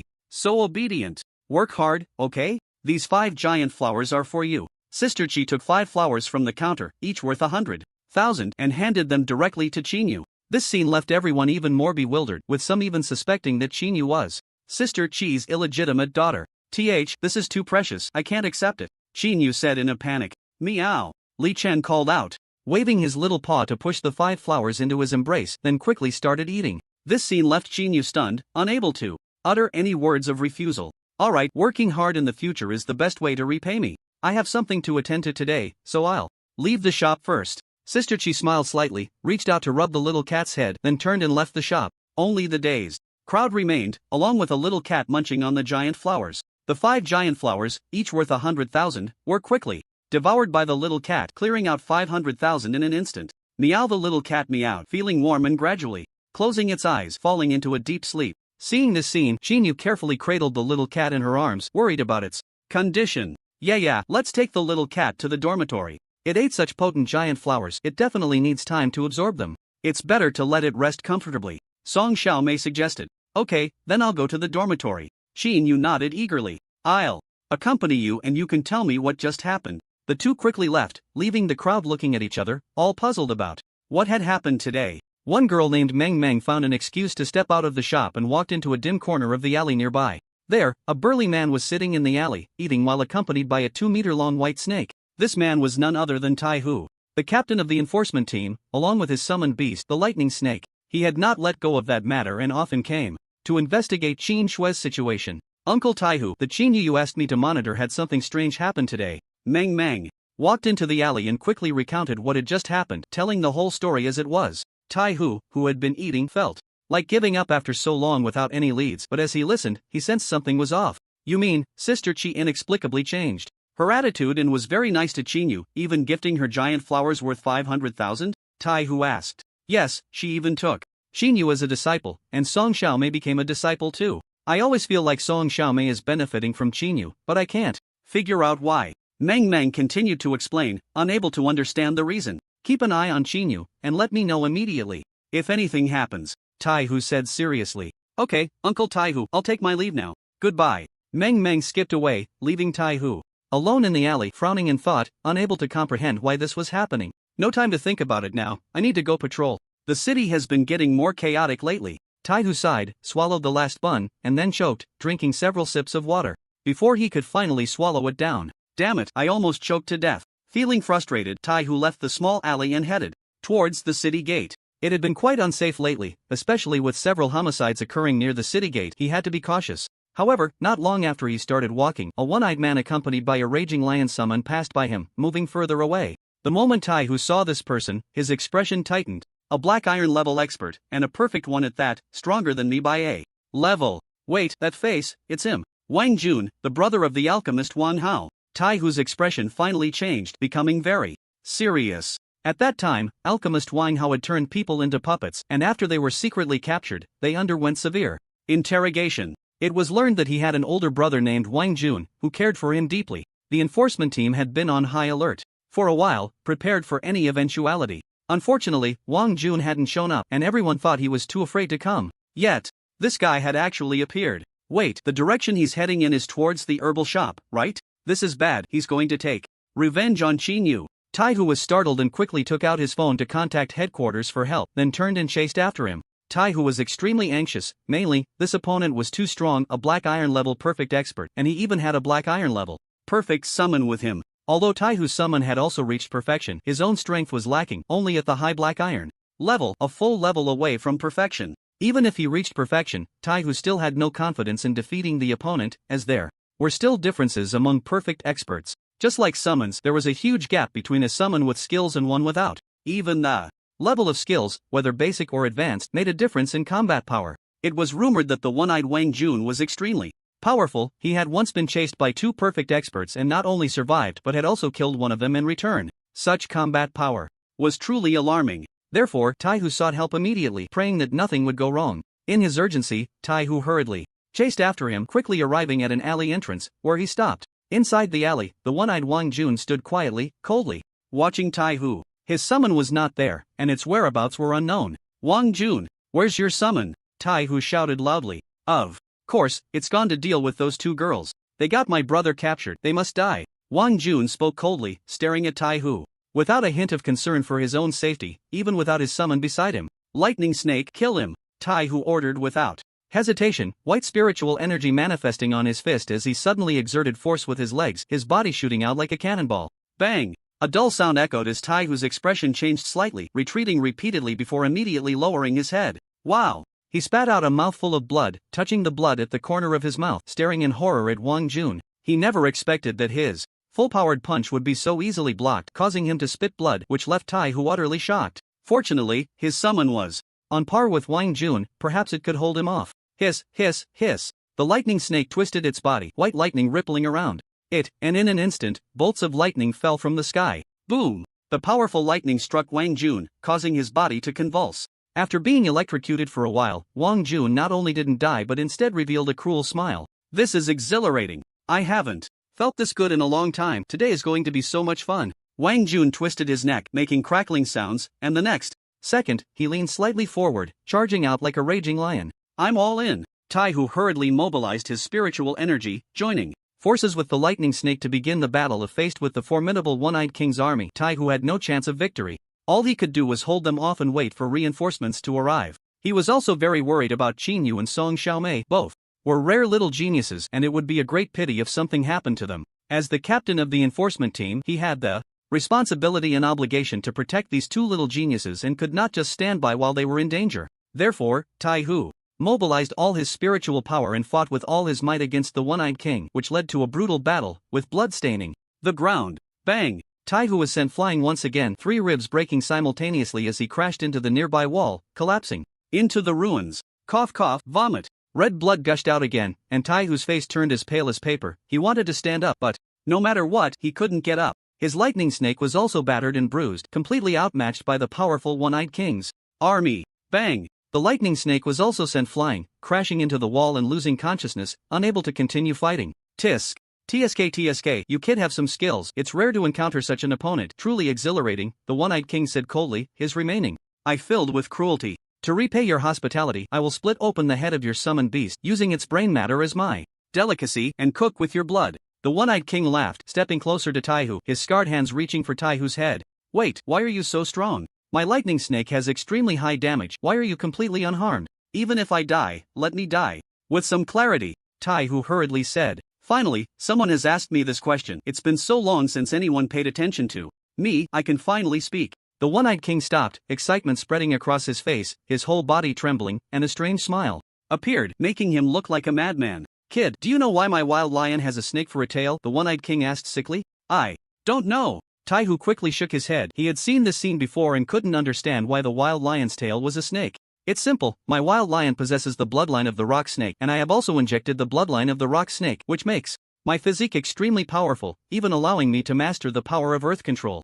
The one-eyed king opened his right hand, and a basketball-sized ball of earth appeared in his palm, growing larger and larger. This scene shocked Taihu. He never expected that the one-eyed king he was fighting against was hiding such strength, which was truly alarming. Why tell me this? Aren't you afraid of stronger bounty hunters coming after you? Taihu couldn't understand. Because the feeling of being hunted is exhilarating. The one-eyed king revealed a sickly smile, like a madman. Madman, you are definitely a madman. Taihu looked at the one-eyed king and realized that the other party was not a normal person at all, but a lunatic. Madman? I like that title, haha. Not only am I a madman, but my wild lion is too. It will slowly torture and kill those two girls. The one-eyed king laughed wildly, speaking recklessly, his face filled with sickly madness. Aren't you afraid of bronze-level experts appearing? Blackstone City has quite a few powerful figures, Taihu said seriously. Afraid, but they won't care about a small fish like me. The cult of the mysterious god, the evil energy organization, rebels, infiltrators, each one is a big trouble. With so many enemies to deal with, how could they spare a thought for me? Besides, if they want to kill me, they need to think twice. My wild lion is not simple, haha. The one-eyed king continued to laugh wildly, recklessly spreading his arms wide as if to embrace the world. Soon, very soon, the wild lion will appear, bringing the heads of Qin Yu and Song Xiaomei. As for their bodies, they will surely become the wild lion's food. The one-eyed king continued, his face filled with a sickly smile, exuding extreme arrogance. Boom! A loud bang echoed, the ground shook, and a strange aura spread in all directions. The moment that breath appeared, the one-eyed king's army instinctively wanted to kneel, as if a lower lifeform sensed a higher lifeform, overwhelmed by a strong feeling of submission, which made Wang Jun's eyes widen. What's going on? Why do I feel this way? Has a master appeared? The expression on the one-eyed king's face changed slightly. He had calculated that the master was too preoccupied to care about a small fry like him, which was why he acted so recklessly. But what was this strange aura? Where did this feeling of submission come from? He had never felt anything like it before. This made Wang Jun very uneasy, sensing that a truly terrifying master might have appeared. Thinking of this, Wang Jun immediately retracted his previous arrogance and cautiously looked towards the southeast, the direction the lion had left. Soon, he saw his summoned beast, the lion, rushing back. Blood was dripping from the lion's mouth, clearly injured. The key was that on the lion's tail, the usually cruel and unyielding rock snake was actually curling up in fear, not daring to move at all. This scene startled Wang Jun again, making him feel even more that a master had appeared. The rock snake was inherently cruel and unafraid of strong opponents, even when facing a master. At the peak of bronze, it wouldn't be scared like this. But now, seeing the rock snake's terrified appearance and its trembling body, Wang Jun finally realized that a super strong opponent had likely shown up. Let's go! We must leave here quickly, or it will be trouble. Wang Jun was a very decisive person. After analyzing the situation, he immediately turned around and left without hesitation. He fled towards the city gate like a rabbit, taking his lion with him, escaping through the city gate in the shortest time possible.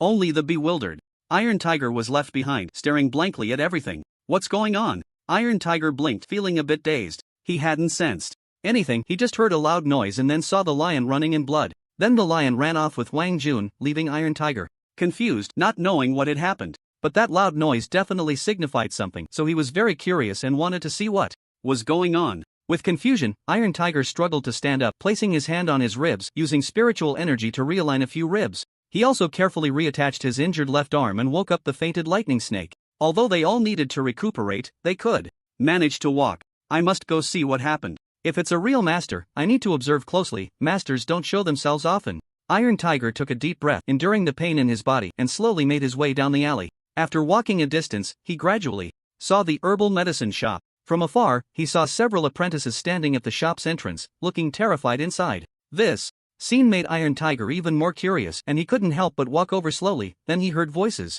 I was scared to death. That was truly terrifying. Yeah, I never expected it to be like this. It's really hard to believe. We've been with Qinyu for so long and didn't notice this. We're really stupid. The apprentices were discussing among themselves, gazing in awe at the shop's interior. Their expressions turning very reverent. What's going on? Iron Tiger looked at this scene in confusion, as their discussion seemed to relate to Qinyu, but something felt off. After all, the lion was at the peak of black iron strength, which was incredibly formidable. Ordinary people were no match for it. Let alone one Qinyu, even 10 Qinyus wouldn't stand a chance, which left Iron Tiger puzzled. Just then, Iron Tiger spotted his informant, Meng Meng, and couldn't help but wave at her. Soon, Iron Tiger walked to the nearby alley and waited for Meng Meng to come over. Meng Meng, what just happened? Tell me quickly, Iron Tiger urged.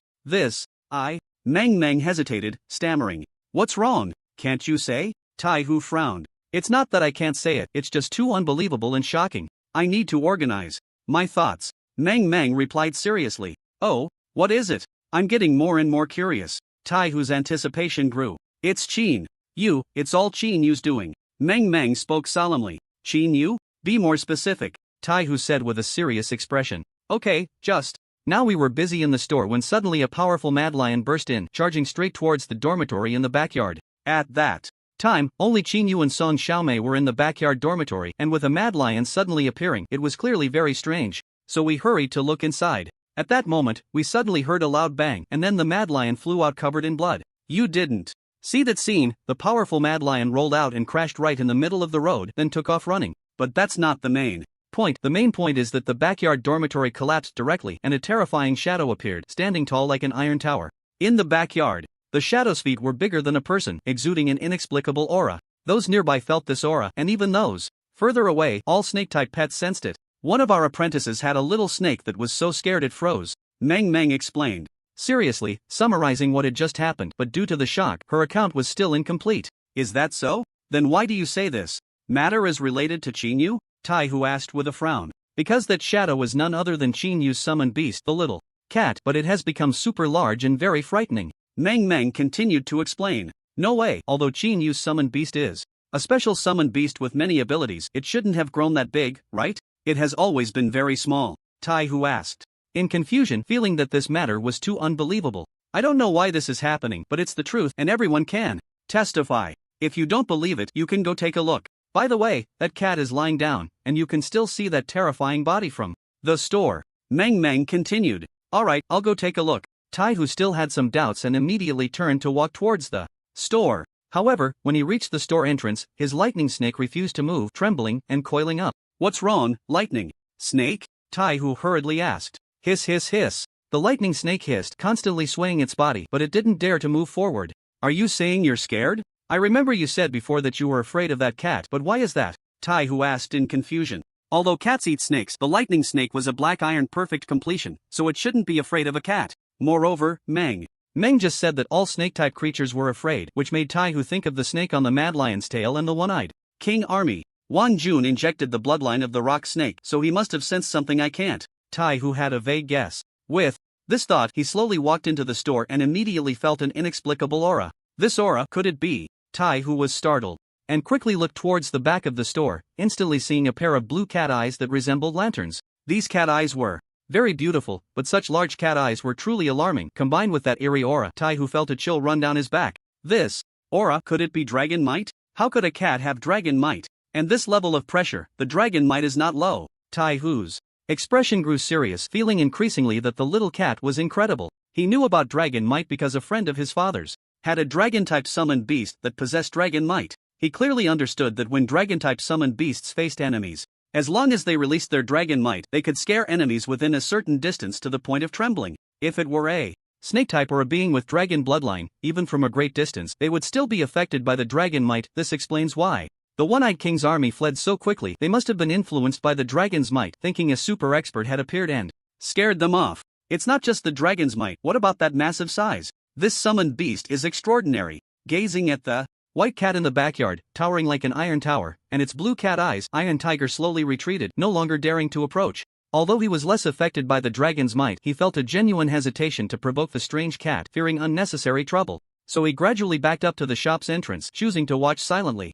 At that moment, the enormous cat in the backyard suddenly shrank down, transforming into a small white cat. This white cat was only slightly larger than a kitten, looking quite adorable and endearing. If it weren't for the terrifying scene just moments ago, no one would connect the white cat with the colossal creature, yet that was the truth. Whoosh! The white cat's figure flickered and instantly appeared before Iron Tiger, fluttering its wind wings in the air, staring at him without moving. This sight frightened Iron Tiger, leaving him too scared to move, his heart racing. Buzz! A white light flickered on the little cat's paws, radiating a warm aura. Then this light fell upon Iron Tiger and the lightning snake, healing their injuries. This made Iron Tiger pause in surprise, and he immediately expressed his gratitude, saying, "Thank you." However, the cat ignored him and flew back to the backyard, curling up on Qin Yu's shoulder with its eyes closed. Although Iron Tiger was overlooked, he bore no resentment. Instead, he felt grateful to the cat for healing his wounds. Good deeds indeed bring good rewards. I just tried hard to intercept the One-Eyed King's army, helping Qin Yu and this cat. Who would have thought I would receive the cat's healing so soon?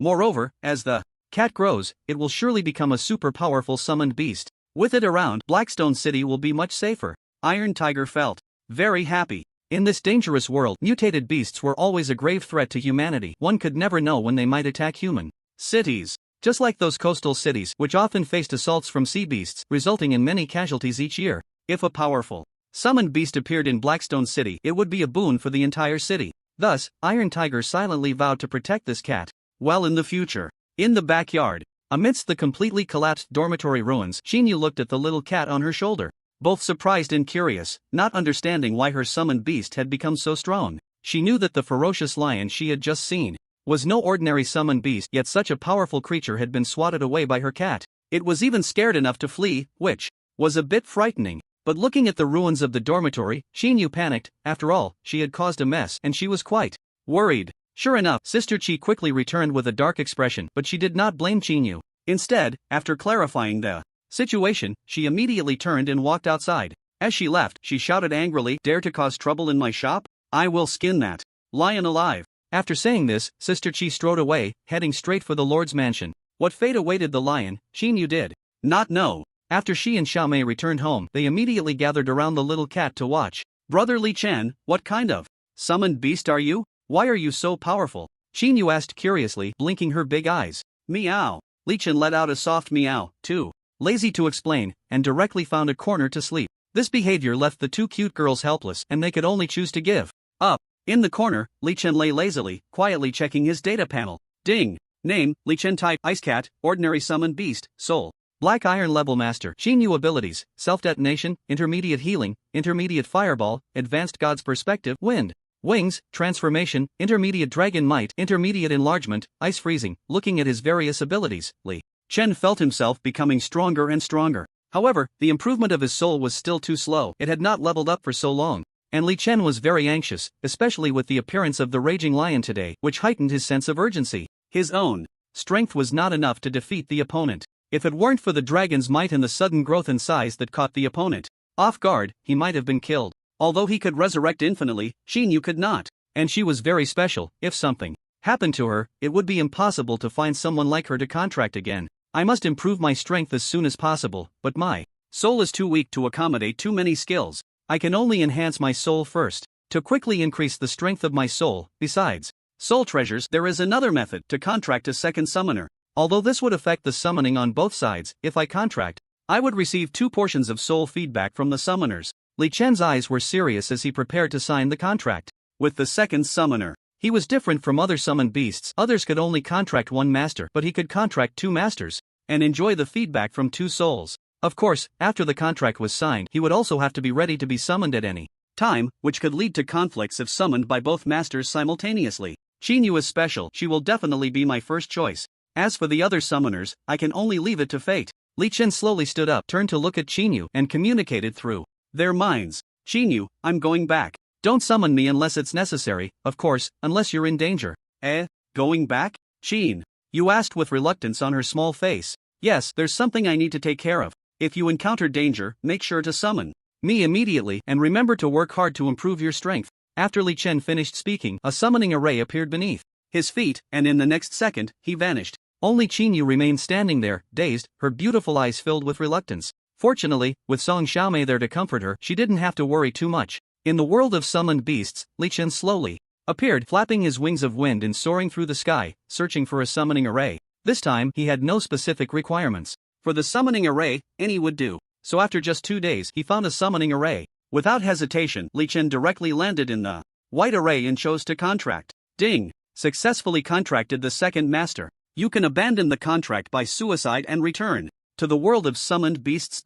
With the mechanical voice, Li Chen disappeared into the array. In an unknown world, in Willow Tree Village. At the central square, several young children anxiously stood in the center of the field, desperately performing the summoning ritual. They were all very young, and forcing a summoning would only harm them. But they could not care less, as thousands of black wolves surrounded Willow Tree Village, launching a frenzied attack. Their parents and families were fighting desperately against the black wolves, and one could occasionally hear the screams of humans. Each scream was heartbreaking, each one painful. Upon hearing familiar voices, the children's faces turned pale, and they silently shed tears. Children, keep it up. You must succeed in the contract. As long as you have a summoned beast, the village has a chance to survive, and your families can live. Keep going. In the center of the field, the elderly village chief leaned on his wooden cane, speaking anxiously, his eyes frequently glancing towards the village gate. There, a strong smell of blood was wafting in, and the sounds of shouting and killing were deafening. Bang! A dull sound echoed, and with it, the village gate suddenly shattered. The old village chief's pupils contracted at the sight, and he despaired. It's over, everything is over. The children who were performing the summoning also saw this scene, their faces turning pale, because their parents were fighting against the pack of black wolves right in front. If the gate was no longer there to block them, it would lead to even greater losses. But the children had no choice but to grit their teeth and try their best to summon, hoping to succeed in the contract as soon as possible. Howl! The sound of wolves echoed throughout the area, and with that howl, the black wolves surged into Willow Tree Village like a tide, beginning their wanton slaughter. Block them! The adults, who were desperately defending from all directions of the village, hurriedly regrouped to support each other, starting to fend off these black wolves. However, faced with thousands of black wolves, led by the ferocious bronze level Black Wolf King, the village's protective forces were simply unable to hold them back. Ah! The screams echoed amidst the wolf howls, as people were occasionally bitten by the black wolves and dragged into the pack. The summoned beasts of the adults fought hard, but Unfortunately, this village was too weak. The strongest among them was merely a black iron summoned beast. Against the overwhelming horde of black wolves, they could not hold them back at all. The shadow of death loomed over the entire village, as one adult after another fell into pools of blood and died. In the center of the area, the children all showed expressions of despair, painfully summoning and struggling. In their final efforts, Buzz, the white formation suddenly shone brightly, and a gray bull appeared in the summoning array, exuding a violent aura. It's a gray-horned bull, very suitable for charging. Hurry and support them, the old village chief shouted anxiously. It was now a critical moment. All the villagers had gathered in the square, fighting desperately against the black wolves to buy time. Although only an ordinary gray-horned bull had appeared, it was still a glimmer of hope for the village, so the old village chief hurriedly urged, "Gray-horned bull, follow me." A chubby little boy shouted loudly, gripping a short knife as he rushed out, battling the black wolves in fear. Buzz buzz buzz. 3 more formations lit up, and 3 ordinary summoned beasts emerged from the formations, led by the children, to provide support. Soon, the formations lit up one after another, and in the center of the square, only one resolute-looking little boy remained, a dark-skinned lad with thick eyebrows and big eyes. Lu Tian, keep it up. Your talent is the highest. You must summon a black iron summoned beast to buy us time.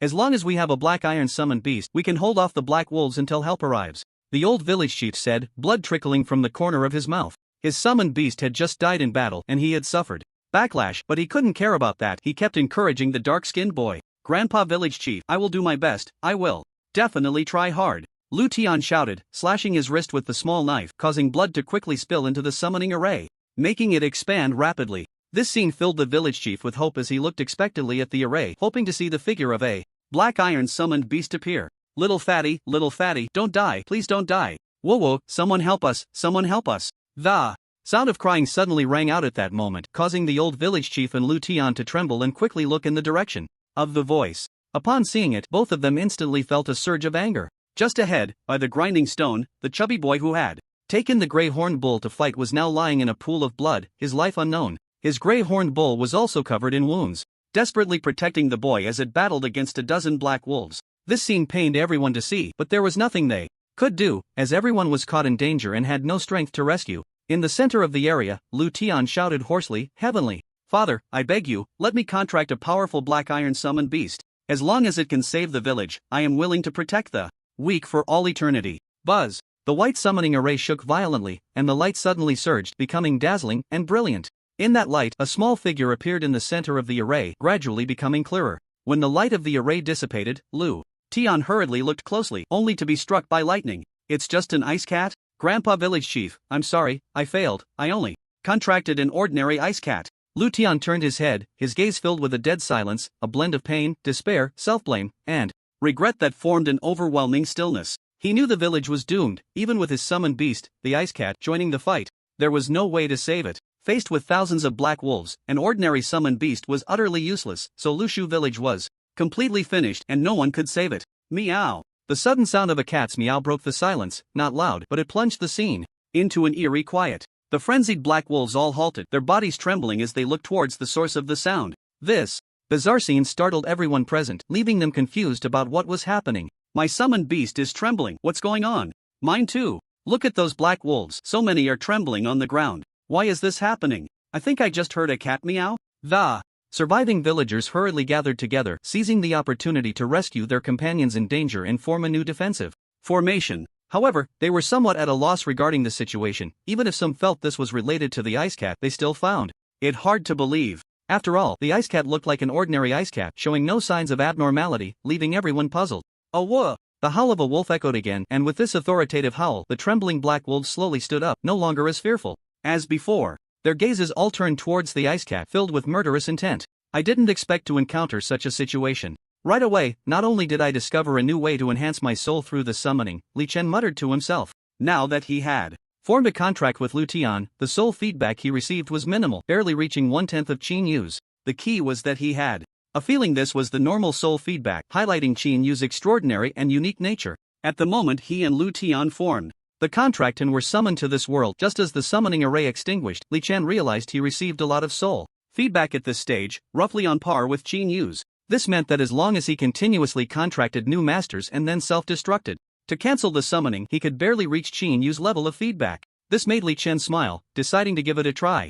It's just right to self-destruct. I might as well fight a bit, test my abilities, and see if I can take on the bronze-level Black Wolf King. Li Chen was eager to try. Without hesitation, he flapped his wings of wind and soared into the air, quickly charging towards the pack of black wolves. Danger, don't go over there! Lu Tian shouted urgently upon seeing this scene. He had also witnessed the earlier situation, and vaguely felt that his summoned beast was not ordinary. But facing thousands of black wolves and the bronze-level Wolf King, even if his summoned beast was special, it was impossible to defeat the Wolf King. The safest method was to gather with his companions, work hard to block the black wolves' attacks, buy time, and wait for rescue. But now the little cat had flown out and charged towards the pack of black wolves, which was no different from seeking death, so Lu Tian shouted anxiously. Just at that moment, after Lu Tian finished shouting, a change occurred. The ice cat, flying above the pack of black wolves, suddenly opened its mouth and conjured a large fireball. Once the fireball was successfully formed, it plummeted from the sky, crashing into the pack of black wolves. Boom! Boom! Boom! One after another, fireballs fell from the sky, all exploding among the black wolves, each time sending several flying. This fireball attack immediately caused chaos in the ranks of the black wolves, with some even starting to retreat. Boom! Boom! Boom! More fireballs were conjured and hurled into the pack, killing several black wolves. This intensified the black wolves' desire to flee, and some had already begun to turn and run away. Awooh! The authoritative howl of the wolf echoed once more, resonating throughout the area. With the howl of the wolf, the chaotic pack of black wolves regained order, and those preparing to flee rejoined the ranks, their blood-red eyes fixed on the sky. Whoosh! Blades of wind shot up from the pack as 10 black iron-level wolves hidden among them began to unleash wind blade attacks. Such rapid assaults were the hardest to evade, and ordinary summoned beasts could easily perish. However, to everyone's astonishment, the cat in the sky effortlessly dodged these wind blades using its wings of wind, even countering with a few fireballs. This put the black wolves at a disadvantage, leaving them unsure of how to deal with the icy cat. Yet, the Wolf King was very clever and unhesitatingly ordered the continued assault on the village, aiming to hunt down the villagers. Prepare for battle, the old village chief shouted urgently. The series of scenes that had just unfolded left everyone in shock, but it also bought them some time. Although they still faced a terrifying number of black wolves and could still be killed, the villagers knew that after reorganizing their formation, their chances of survival had increased. However, just as hope began to rise among them, the Wolf King stepped out from the pack, flanked by 10 black iron-level wolves, taking an attacking stance. It's over. The Wolf King is going to take action himself. This is the end. The old village chief's eyes filled with despair as he slumped to the ground, staring lifelessly at the impending scene of hopelessness. The surrounding villagers also looked on. In despair, they had already suffered heavy casualties against the ordinary black wolves, and if the Wolf King personally intervened, the village would be annihilated in an instant. This outcome filled everyone with despair. Even the resilient Lu Tian chose to give up. But just at that moment, as the villagers awaited their slaughter at the hands of the Wolf King, another twist occurred. Meow! A thunderous sound echoed in all directions, and with that sound, a white cat, towering like an iron tower, descended from the sky, crashing into the pack of black wolves with a resounding thud. This terrifying shadow landed, instantly crushing a large number of black wolves, throwing the entire pack into disarray. Seizing the opportunity, the tower-like white cat swung its claws fiercely, launching a frenzied attack, with chilling ice manifesting beneath its feet, freezing everything around it. Bang! Bang! Bang! The dull sounds rang out frequently, as one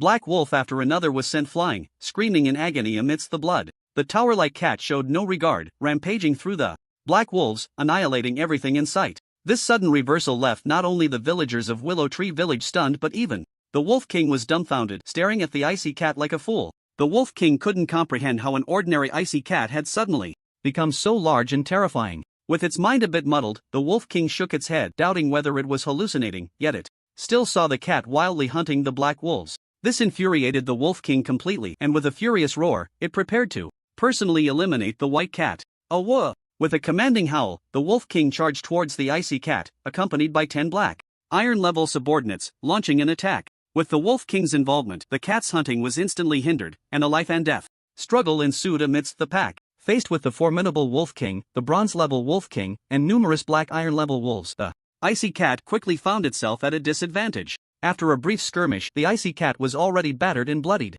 This scene caused great concern among the villagers of Willow Tree Village, while the Wolf King displayed a gloating expression. But just then, a strange sight appeared. Surrounding the battered white cat, a white light began to emanate, and with this light, the cat's injuries began to heal. This scene left the Wolf King utterly dumbfounded, staring blankly at the lively icy cat. Meow! Li Chen called out, and a dragon's might enveloped a large area around him, intimidating the surrounding black wolves, while he fought fiercely with incredible speed and terrifying size. This was his first time unleashing his power freely using his talents. In such a battle, with the help of numerous abilities, he, who was merely an ordinary summoned beast, was able to slaughter through the pack of black wolves with ease. This level of strength gave Li Chen a rough assessment of his own capabilities and made him increasingly eager for the future when he could acquire more talents and enhance his combat power. Keep killing, let's make it a bloody day, turn the world upside down, and then let you taste the art of explosion. Li Chen smiled, his claws flashing quickly as he charged through, swatting away several black wolves, rampaging through the pack like a war god. 3 kilometers away from Willow Village, in a lush forest, 5 armored figures were sprinting rapidly, each accompanied by their summoned beasts, racing towards Willow Village. These individuals exuded a strong aura, seemingly having experienced numerous battles. The leading armored woman had already reached the upper tier of Black Iron level, just a hair's breadth away from achieving the pinnacle of Black Iron level. Captain, we can't go any further. I admit you are strong, but with just the 5 of us, we can't possibly defeat the Black Wolf King. It's at the bronze level. The vice captain, running beside the armored woman, earnestly tried to persuade her. Worry etched on his face. I am the guard officer of the town, and the village under my jurisdiction is under attack. How can I stand by and do nothing? I must go save them today. The armored woman's expression was resolute as she wielded her spear, darting swiftly through the forest. But there are only 4 of us at Black Iron level, and Xiaoru isn't even at Black Iron level. What do we have to fight, the Black Wolf King? That Black Wolf King has at least 10 Black Iron level subordinates, along with thousands of ordinary Black Wolves, and the strongest Black Wolf King. With such strength, we would be walking to our deaths. The vice captain exclaimed loudly, continuing to plead. But I am the guard officer, I have the responsibility and obligation to protect them. Are you asking me to watch Willow Village be destroyed? The armored woman questioned, her eyes slightly red, her pace unyielding. Reinforcements from the city are on their way, they will definitely arrive within half an hour. Captain, your talent is extraordinary and your future potential is limitless, you cannot throw it away here. The vice captain spoke seriously, continuing to persuade the armored woman. Half an hour? That's enough time for the Black Wolf King to destroy Willow Village twice. By the time reinforcements arrive, what will be the point? The armored woman shouted, her eyes reddening. No, it will be meaningful. I have a way to buy time. The vice captain suddenly said. You have a way? What way? The armored woman was taken aback and quickly asked. It's simple, the 3 of us will go to block the wolf pack and you and Xiaoru stay behind. Leave the fighting to us men. The vice captain grinned, his weathered face somehow looking a bit handsome in the sunlight. Is that your plan? You 3 going to die? Leaving me and Xiaoru to live with guilt for the rest of our lives? Do you think I would agree? Do you think Xiaoru would agree? The armored woman smiled, tightening her grip on the spear, her pace quickening. Vice captain, you underestimate me. After all, I come from the Yang family, and the sons of the Yang family never fear death. Xiaoru, who was running at the back, pushed herself to speed up. Though she was panting heavily, her steps were exceptionally firm. Hearing this, the vice captain looked at the expressions of the armored woman and Xiaoru. He wanted to say something but didn't know how to start. In the end, he could only sigh, gripping his battle knife tightly as he quickened his pace, preparing to lead the charge, even if it meant dying first. In the oppressive atmosphere, the group quickly reached the edge of the forest and caught a whiff of the strong smell of blood. Once we're out of the forest, we'll be at Willow Village. Everyone, be careful! The armored woman shouted, her body suddenly accelerating as she burst out of the forest, looking towards Willow Village. At first glance, it seemed inconsequential, but her eyes suddenly widened. What is that? What's wrong, Captain? The vice captain asked in confusion, quickly following her out of the woods and looking towards Willow Tree Village. He too was stunned, staring in disbelief at the distance. Not far away, a figure resembling an iron tower was rampaging through the pack of black wolves, fiercely battling the Wolf King. Its massive size and reckless demeanor made it shine like a god of war.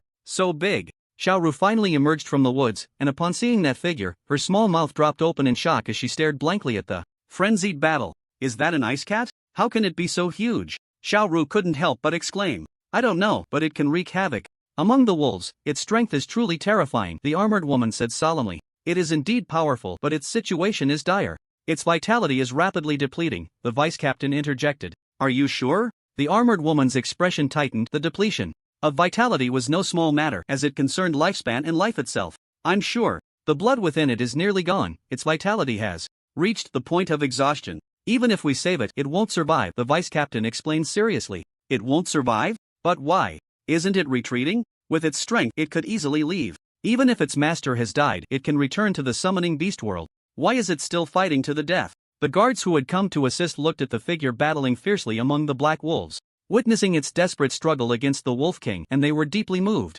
That figure was clearly battered and bruised, covered in wounds, and despite the white healing light flickering around it, it remained powerless to turn the tide. After all, there were too many black wolves densely packed, making it a terrifying sight. The iron tower-like cat showed no signs of defense, recklessly hunting and charging through, which resulted in heavy casualties among the black wolves. Of course, the cat was also covered in wounds, even having lost one eye, yet it still did not retreat, still fighting to the death. Such a brutal scene, such an unbelievable image, shook the hearts of the armored woman and her companions. Although most summoning beasts are very loyal, the stronger and smarter they are, the less loyal they tend to be. But now, this cat that heals its own wounds is clearly very intelligent and powerful, yet it fights so fearlessly for humanity, buying time. Such a summoning beast truly deserves to be called loyal and righteous. I, Yang Xiaoru, admire it from the bottom of my heart, Xiaoru said with admiration. Let's go. If even a summoning beast can be so loyal and righteous, we as humans should embody this virtue even more and not let it feel disheartened, the armored woman said, gripping her spear and running swiftly towards the pack of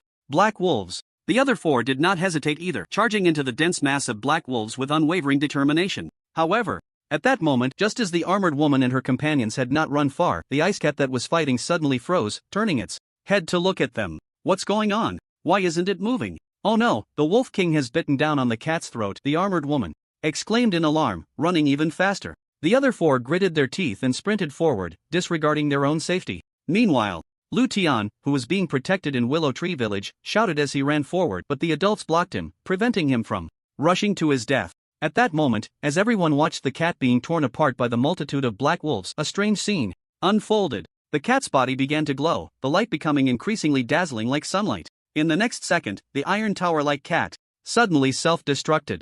Boom! A thunderous explosion echoed through the sky, and with that sound, a terrifying shockwave swept in all directions, sweeping across the entire pack of black wolves. The intense shockwave even reached Willow Tree Village, sending many people flying. The armored woman and her companions, who were running, were also blown back by the fierce wind, struggling to maintain their footing and not be pushed back. After the terrifying shockwave weakened and the explosion's light faded, everyone hurriedly looked towards the explosion site. The moment they did, their eyes widened in shock. The area where the cat had been was now a large crater, with scattered flames still burning around it. Numerous black wolf corpses lay around the crater, making it impossible to count how many had died. Among these bodies were even a few black iron-level black wolves, and the bronze-level Wolf King had been blasted several dozen meters away, covered in wounds. The scene left everyone frozen in shock, as if turned to stone. Howl! The majestic howl of the wolf echoed once more as the battered black Wolf King slowly stood up, its head bald, clearly singed by the explosion's intense heat. It glanced angrily at the crater, then gathered its remaining subordinates and fled, not daring to stay any longer. They were primarily frightened, terrified by that ordinary ice cat. Despite being just an ordinary summoned beast, it possessed such terrifying combat power that it was truly chilling. If another summoned beast like that appeared, it would be a nightmare. Thus, the Black Wolf King conceded defeat, fleeing into the distance, with its remaining subordinates, vowing never to return. After the Black Wolf King left, Lu Tian from Willow Tree Village hurriedly ran out, kneeling dazedly in front of the crater, staring at the empty pit. Thank you for saving me, for saving Willow Tree Village. I, Lu Tian, swear to protect the weak for all eternity, never to give up. Lu Tian pointed to the sky, his resolute face filled with solemnity and sincerity. As he spoke, a rainbow-colored light descended from the sky, enveloping his body. This light was invisible to others, but if Li Chen were here to activate his divine perspective, he would see that this light was identical to that surrounding Qinyu. The only difference was that the light around Qinyu was vibrant, while this person's light was faint, a significant disparity. In the world of summoned beasts, Li Chen's soul returned, plunging into darkness. At that moment, a mechanical voice echoed. Ding! You have died, randomly. Resurrecting. Ding! Due to unknown influences, you will receive a small amount of soul feedback from Lu Tian daily. You can re-establish a contract with him or choose not to. As the mechanical voice sounded, the darkness before Li Chen gradually brightened. It smells so good. Is that the scent of flowers? It's really pleasant. Before Li Chen fully opened his eyes, he caught a whiff of a rich floral fragrance. That was incredibly soothing. Curiously, he slowly opened his eyes, revealing damp soil and numerous plant roots. Am I in a cave beneath some plants? Li Chen looked up and found it was a small cave, quite compact, no larger than a basketball. The cave's exit was even smaller, possibly only the size of a mouse, and there were many obstructions placed at the exit, seemingly to conceal it. I wonder what kind of creature I have become this time and what abilities I have gained. I'm so excited, Li Chen said as he opened his data panel. Ding! Name, Li Chen. Type, self-healing lizard, ordinary summoned beast, soul, black iron level master. Qinyu abilities, self-detonation, Intermediate healing, intermediate fireball, advanced divine perspective, wind wings, transformation, intermediate dragon might, intermediate enlargement, ice freeze, self-healing. Self-healing lizard? I actually gained a passive ability, not bad at all. Li Chen felt a surge of joy. Mainly, passive abilities do not require control or activation, they automatically take effect as long as there is soul power. Now with self-healing ability, he could gradually recover from injuries in the future. Although it consumes soul power, Li Chen's soul power was quite strong. This made Li Chen beam with joy, planning to return and continue battling the Black Wolf King. If I had self-healing abilities earlier, my combat power would definitely increase again. I wouldn't need to be distracted to cast healing spells. Even if I did cast healing spells, it would be two abilities used simultaneously, quickly healing injuries. What a great passive ability, Li Chen muttered to himself, feeling that the self-healing ability was quite impressive. He even thought that upgrading it to intermediate level would be even more extraordinary. Let me check the memories of this body first and see what materials are needed to enhance the self-healing technique. Li Chen began to explore the memories, as if watching an animated series, observing the memories of this body. The memories were abundant and rich, belonging to a summoner beast that had lived for many years. What a strange environment. This is definitely not the area I used to live in. Through the memories, Li Chen discovered that the surrounding environment had completely changed. The familiar areas were gone, replaced by a very unfamiliar landscape. The previous area was similar to a plain, with occasional small valleys, but now it was vastly different. The current area belonged to a mountainous region, with the vast majority being hilly terrain, and the vegetation was very lush. Perhaps somewhere, a summoner beast was hidden. The plant that enhances self-healing is called natural flower? I feel like I've heard of it or seen it somewhere. Li Chen fell into thought, having a slight impression of the natural flower, but unfortunately he couldn't recall much at the moment. Wait, I remember. In the regional chat channel, that illusionist Lark who claimed to be a girl asked if this flower was valuable. At that time, no one knew what it was useful for, so everyone replied that it was useless. Now it seems that things in the summoner beast world might actually be quite useful. Li Chen recalled the information about the natural flower and even thought of the blue needle flower that enhanced the wind wings. He had learned about the blue needle flower from books before, but hadn't had the chance to look for it. Now was a good time to ask in the chat channel to see if anyone had seen it, so he opened the local chat channel, preparing to speak. However, he quickly noticed that the number of people in the chat channel had decreased again. It was now down to 90, meaning that someone had died recently. Moreover, people in the chat channel were discussing these matters, talking about the survivors. Everyone, the number of survivors is getting fewer and fewer. If you have any experience, please share it with us. After all, we are all reincarnated humans. It's okay to help each other out occasionally, said the Great Monkey. Yeah, I haven't contracted a summoner for so long, I just can't find one. It's too difficult, sighed the Violent Rabbit. Isn't that right? Based on my guess, there are only a few people contracting summoners now, like the black-haired dog, the flame dog, the transformation beast boss, and the swift mouse. I don't know about anyone else. The crowd continued to express their anxiety about not being able to contract a summoner. I can tell you, as long as you all listen to me, just flatter me a bit when I say something, the black-haired dog spoke up, starting to show off in the chat channel, feeling increasingly arrogant as if he had contracted a prince. What can you help them with? What use are you besides boasting? The swift mouse scoffed. What do you mean I'm useless? At the very least, I'm stronger than you, and I'm even catching up to the flame dog and the transformation beast, the black-haired dog retorted. That's just luck for you, but how can you help them with that? Can you educate me like the transformation beast boss? The strong tiger couldn't help but chime in. Exactly. When I gave the dragon gallbladder to the transformation beast boss, he told me information about skill enhancement, and that's how I got everything I have now. And you, can you provide that kind of information? The swift mouse said disdainfully, clearly looking down on the black-haired dog. So what? That was just a coincidence that the transformation beast knew a bit of information and told you. Why didn't he educate others? The black-haired dog retorted angrily. That's because others didn't provide treasures. If someone provided a soul crystal, the transformation beast boss would definitely share knowledge. The swift mouse continued to counter. You?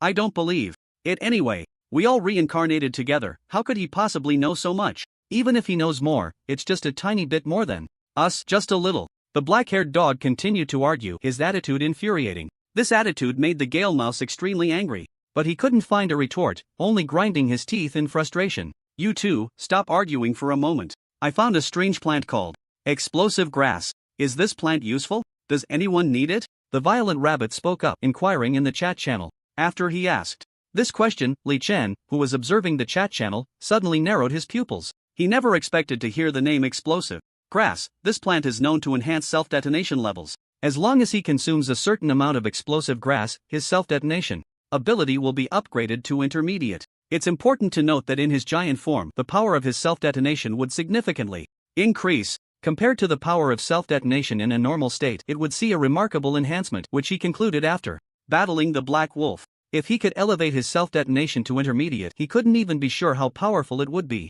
So, he began to speak in the chat channel. At that moment, the chat channel had fallen into silence. When the violent rabbit inquired about explosive grass, everyone else was quiet, lost in thought. Mainly, everyone was unfamiliar with these things. After all, they were all outsiders who had reincarnated. How could they know so much? But just then, when the violent rabbit was not getting any answers, a message appeared in the chat channel. Violent rabbit, how much explosive grass do you have? If you have enough, I can tell you how to upgrade your skill to intermediate, and I can even tell you which area has enough contract arrays. Li Chen said calmly. Really? The violent rabbit, seeing that the beast master was speaking, hurriedly asked in excitement. Of course, but only if you have enough explosive grass. If you only have 1 or 2, then forget it. Li Chen replied again. A lot. I have 30 pieces, boss. Do you think that's enough? The violent rabbit nervously stated the quantity. That's enough. Put it in the auction house and choose to exchange it for information. Li Chen replied and quickly opened the auction house. To be honest, Li Chen was quite happy at this moment, mainly because with these 30 pieces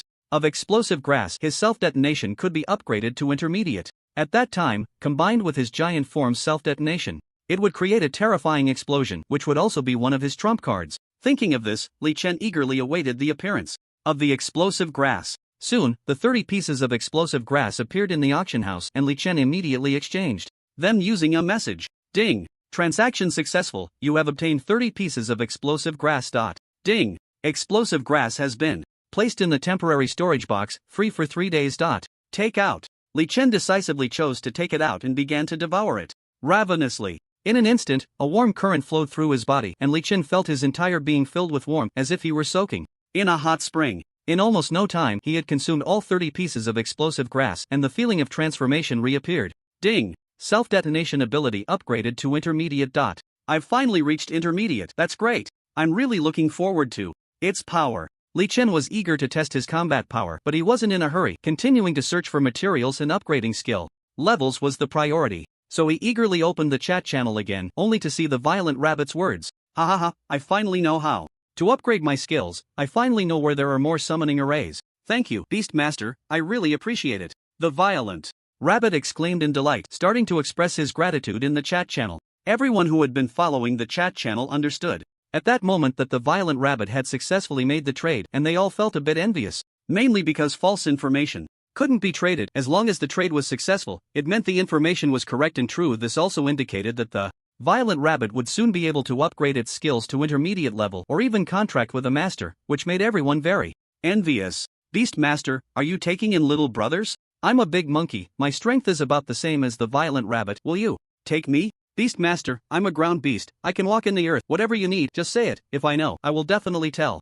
you. I hope you can exchange information with me. Beast Master, I'm an illusionary lark. I'm a girl, can you take me along? I beg you. I'll do anything you want. The illusionary lark spoke up, pleading in the chat channel. Oh, are you sure? Rarely, the Beast Master actually replied. It should be noted that in the past, when others spoke, the Beast Master would ignore everyone. Now, this sudden change left everyone a bit confused, and the illusionary lark was even more stunned. Sorry, I was just joking. Although I have become a summoned beast, I still don't want to sell my body. The illusionary lark shook her head, letting out a disappointed sigh. She felt she had misjudged the Beastmaster. She used to think he was quite nice, but now he seemed like a pervert. So, the illusionary lark stopped talking and fell silent. Sell your body? What are you thinking? I just want to exchange for your natural flowers, Li Chen said, speechless. Ah, natural flowers? The illusionary lark was taken aback by this, realizing she had misunderstood, and immediately felt embarrassed. I'm sorry, Beastmaster, I misunderstood you. It's fine. How many natural flowers do you have now? Do you have 50? Li Chen asked expectantly. The materials needed for skills and skill upgrades are different, and the quantity consumed during upgrades also varies, so Li Chen hoped for more natural flowers. Yes, I have over 100, I'll give them all to you. The illusionary lark hurriedly said. No need for that many, just give me 60, that's enough. Li Chen estimated the quantity and said directly. Okay, Beastmaster. Wait a moment, I'll put them in the auction house right now. The illusionary lark eagerly placed 60 natural flowers in the auction house, anxiously waiting. Soon, a message came from the auction house. Ding! Your transaction was successful, you have received the skill upgrade notification. Ding! The plant required for your illusion upgrade is the phantom grass. Here is the image of the phantom grass.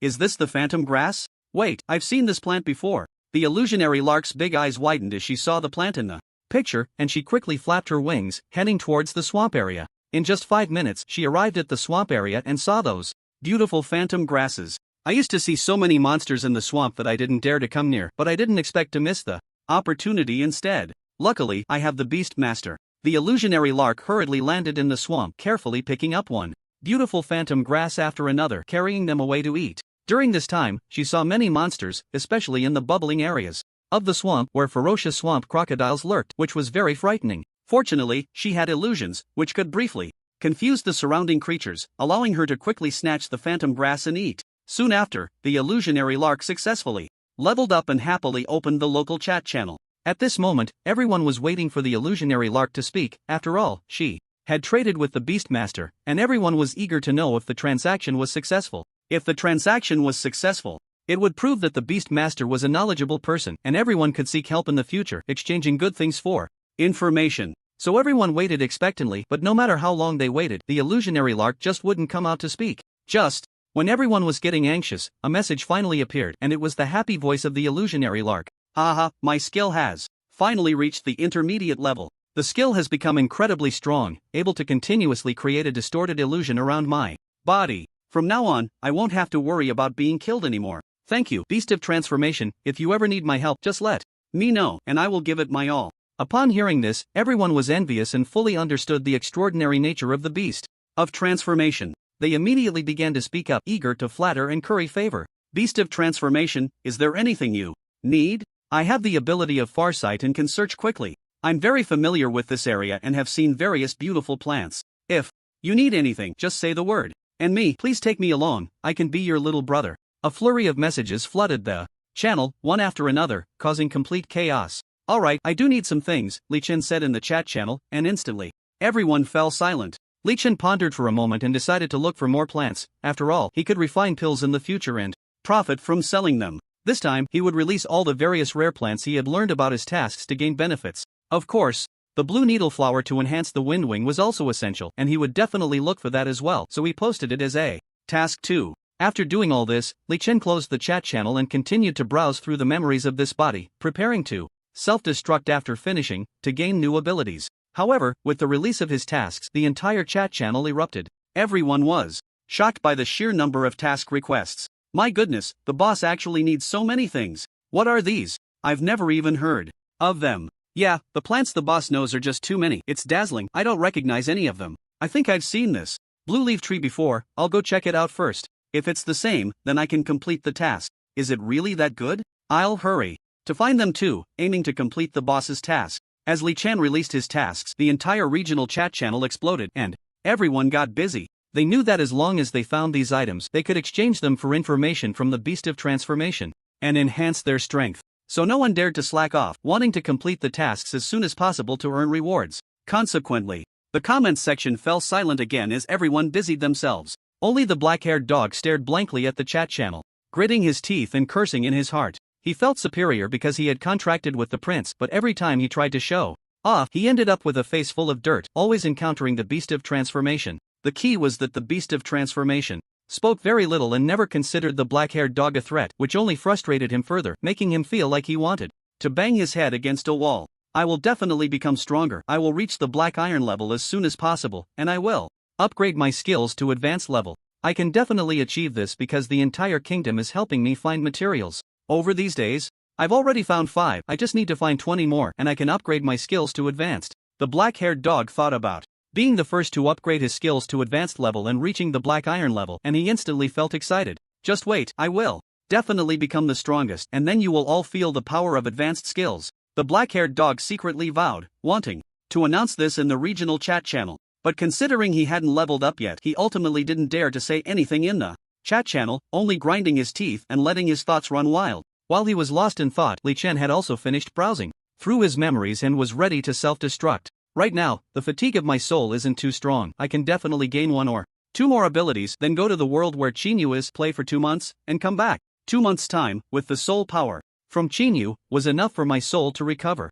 Let's do it this way, let's start. Boom! A loud roar echoed, the earth trembled, and a terrifying explosion swept across the land. Large swaths of vegetation were blown away in the intense firelight. Such a terrifying explosion, accompanied by a rolling red fireball, instantly frightened the creatures in the vicinity, causing them to flee in panic, their eyes wide with terror as they looked at the explosion area. Oh my god, that scared me to death. I was just up in a tree eating fruit when suddenly there was a huge explosion. The scale was too terrifying. In the regional chat channel, someone named Fruitbird spoke up clearly. Shaken. Huge explosion? What huge explosion? How could there be a huge explosion here? Violet Rabbit asked in confusion. I don't know why, but it was really scary. That big fireball felt like even a black iron summoned beast couldn't withstand it. It was too frightening.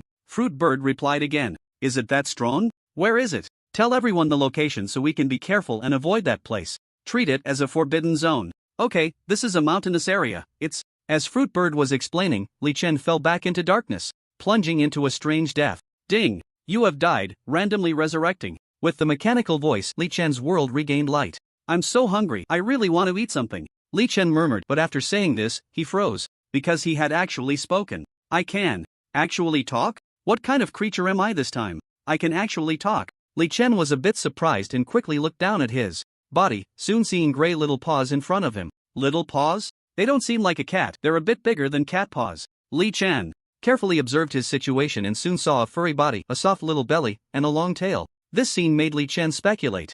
Unable to help but say, it seems a bit like a little panda? After saying this, Li Chen immediately opened the data panel to check his status. Ding! Name, Li Chen species, Little Panda Ordinary Summoned Beast Soul, Black Iron Level Master, Chinyu abilities, Intermediate. Self-detonation, Intermediate healing, Intermediate fireball, Advanced God's perspective, Wings of wind, Transformation, Intermediate dragon. Might, Intermediate enlargement, Ice freezing, Intermediate self-healing, Simulated communication. It really is a little panda. And the innate ability is simulated communication? No wonder I can talk, it turns out I can simulate communication. Li Chen spoke clearly, hearing his own voice. Since becoming a summoned beast, although he could make animal sounds, speaking had been a luxury for him. But who would have thought that there would be a day of unexpected brightness and he could speak again? I still prefer my old voice. Li Chen simulated his previous voice. That slightly magnetic horse tone made him feel very comfortable. In his past life he was most proud of his voice, often receiving compliments from others when he made phone calls, saying his voice was pleasant. Now being able to hear that voice again made him feel a bit nostalgic. I won't think too much about it, let's first explore the memories of the little panda. Each of these summoned beast memories is very precious, broadening my horizons. Li Chen said eagerly, quickly flipping through the little pandas. Memories. His current wealth of knowledge was inseparable from these memories. It was precisely because he had browsed through numerous memories that he knew so much. Moreover, this included various combat techniques, survival skills, wilderness survival skills, and so on. With these enhancements, he became increasingly suited for battle and survival. Wait, I see valuable memories again, haha, it's actually memories that enhance the enlargement ability. Li Chen stood up in surprise. Although his stomach was growling with hunger, he was very happy. The ability to enlarge was something he had obtained from a giant deer before. When this deer encounters danger, it immediately unleashes its ability to grow in size, gaining a terrifying boost in combat power that scares off its enemies. Even if the enemies refuse to leave, the giant deer can escape using its formidable size, or even counterattack, making it quite a remarkable ability. The reason the red panda has related memories is that it was good friends with a giant deer, which had always taken care of it, allowing it to live for so long. The key is that the giant deer's skills had already reached an advanced level, and its transformed body was enormous, with exceptionally terrifying combat power. The giant deer's skills were gradually enhanced, and the red panda witnessed this process of improvement, understanding everything clearly. However, that giant deer died 10 days ago, and the red panda was so heartbroken that it chose to starve itself to death in a cave, which could be seen as a way to fulfill Li Chen's wishes. The plant needed for the giant deer to advance from intermediate to advanced is called the little mountain flower. The flowers resemble small mountains and are easy to find, located not far away. You can find them by crossing 2 mountains. Li Chen was very happy. As long as he could find the little mountain flower, he could elevate the ability to grow in size to an advanced level. At that time, when he used the skill, his body would be as large as a small mountain. Such a size would be enough to scare off the vast majority of creatures. Even the most ferocious ones would be frightened. First, let's find something to eat to replenish our strength, and then set off immediately to look for the little mountain flower.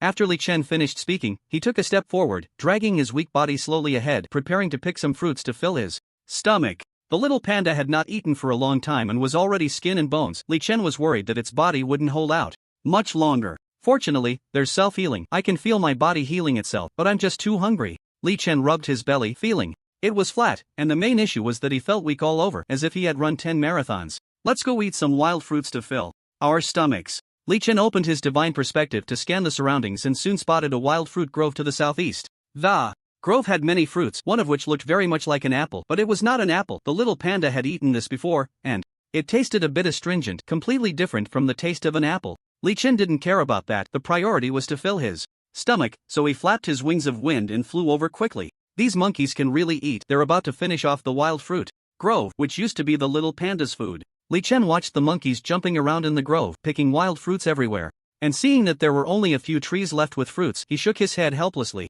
Fortunately, there was a lush wild fruit tree, densely covered with wild fruits, just right for him to have a hearty meal. However, there was a monkey sitting quietly on top, looking down at everything like a king. This monkey was very robust, twice the size of other monkeys, tall and imposing, seemingly the leader of the monkeys. But Li Chen just took a casual glance and flew directly over. Squeak! A strange monkey call suddenly rang out from the surrounding trees. The monkeys that had been playing and laughing immediately focused their attention, watching with a look of anticipation. At that moment, the monkey leader on the wild fruit tree also stood up. It twisted its head a couple of times, making a dull cracking sound, and then clenched its fists, its whole body tense, ready to spring into action. Roar! The monkeys in the distance saw this scene and immediately became lively, raising their hands above their heads and clapping, seemingly in admiration. Just at that moment, a terrifying dragon's might suddenly appeared, sweeping through the area with lightning speed. Bang! The monkey leader on the wild fruit tree fell directly from the tree, looking at Li Chen in terror, trembling and retreating continuously. The surrounding monkeys, who had been watching the show, also panicked, scrambling to a farther tree, watching Li Chen warily, clearly frightened by the dragon's might. Li Chen ignored them and flew up to a tree, picking the fruit from it and starting to eat. Crunch, crunch! The crisp sound echoed as Li Chen bit into the sour yet sweet wild fruit, slowly chewing and savoring its flavor. This fruit wasn't as delicious as an apple, but for Li Chen at this moment, it was a rare treat. After all, his body was too weak, and being able to eat fruit was a good thing for him. Crunch! Crunch! The rapid eating began, and Li Chen transformed into a glutton, devouring the wild fruits from the tree, consuming more than half of the large wild fruit tree. In the distance, the monkey leader watched this scene, anxiously scratching its ears and cheeks, wanting to come over and drive Li Chen away. But the dragon's might was too terrifying. The monkey leader mustered up the courage several times but didn't dare to approach, only able to curl up in a corner and watch, silently shedding tears. After more than 10 minutes, gulp! Li Chen, having eaten his fill, glanced at the monkey leader, too lazy to pay attention to this useless creature, and directly flapped his wind wings to fly away. He was going to search for the little mountain flower to enhance his strength. However, just as he flew into the air, a vulture swooped down from the sky, flying towards him, looking for death. Li Chen opened his mouth, and a mid-level fireball suddenly condensed and released with a bang. Boom! Flames engulfed the entire vulture's body, burning it to death in terror and despair. Below, the monkey leader, initially unwilling to accept Li Chen's departure, thought of finding an opportunity to ambush him later. But upon seeing the vulture that was instantly killed, the monkey leader was stunned, its expression becoming very serious. The massive vulture's strength was formidable.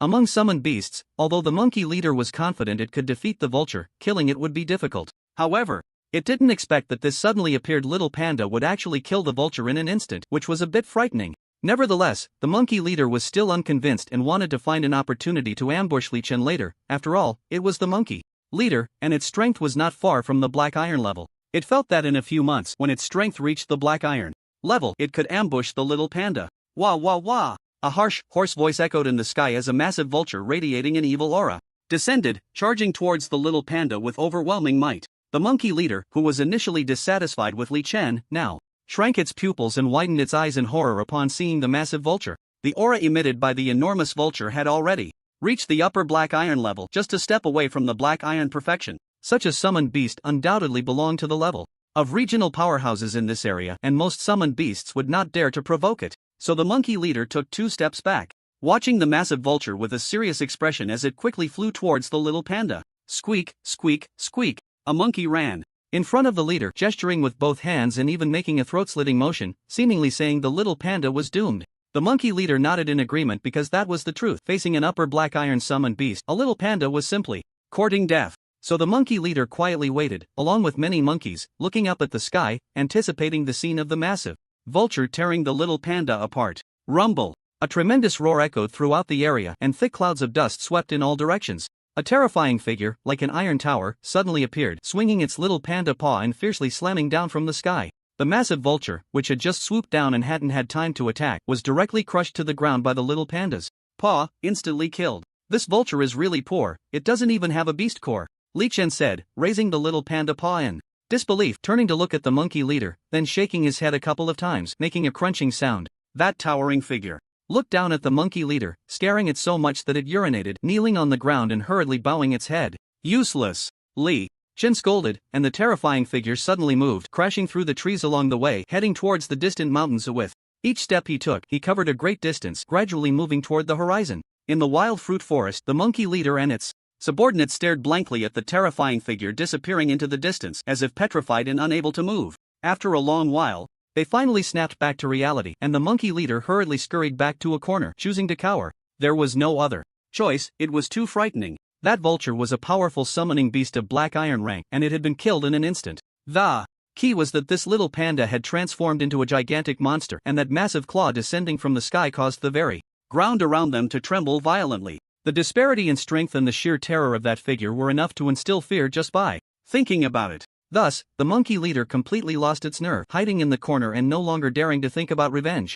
On the other side, the reincarnated summoning beasts were busily running around, searching for the items needed for the tasks issued by Li Chen. Among them was a summoning beast called the steppe sheep, which wandered back and forth in the woods, carefully observing the leaves on the trees. It seemed that it had seen blue leaves in this area before and speculated that these blue leaves might be what the transformation beasts needed. So it searched diligently while relying on its keen ears to listen carefully to its surroundings, wary of ambushes. Found it! The steppe sheep quickly ran to a large tree, looking up at the blue leaves and hurriedly comparing them with the items required for the task. Exactly the same, ha ha ha, I finally found it. I can upgrade my skills now, I can finally become stronger, ha ha ha. The steppe sheep was overjoyed, quickly leaping through the tree branches to reach the top of the tree, plucking the blue leaves and then placing them in the auction house. Since it was the only one to find the blue leaves and had many, it deliberately claimed to have only a few, greedily using this method to exchange for more information. 10 minutes later, after 3 transactions with the transformation beast Big Shot, the steppe sheep nodded in satisfaction, feeling that it had struck gold.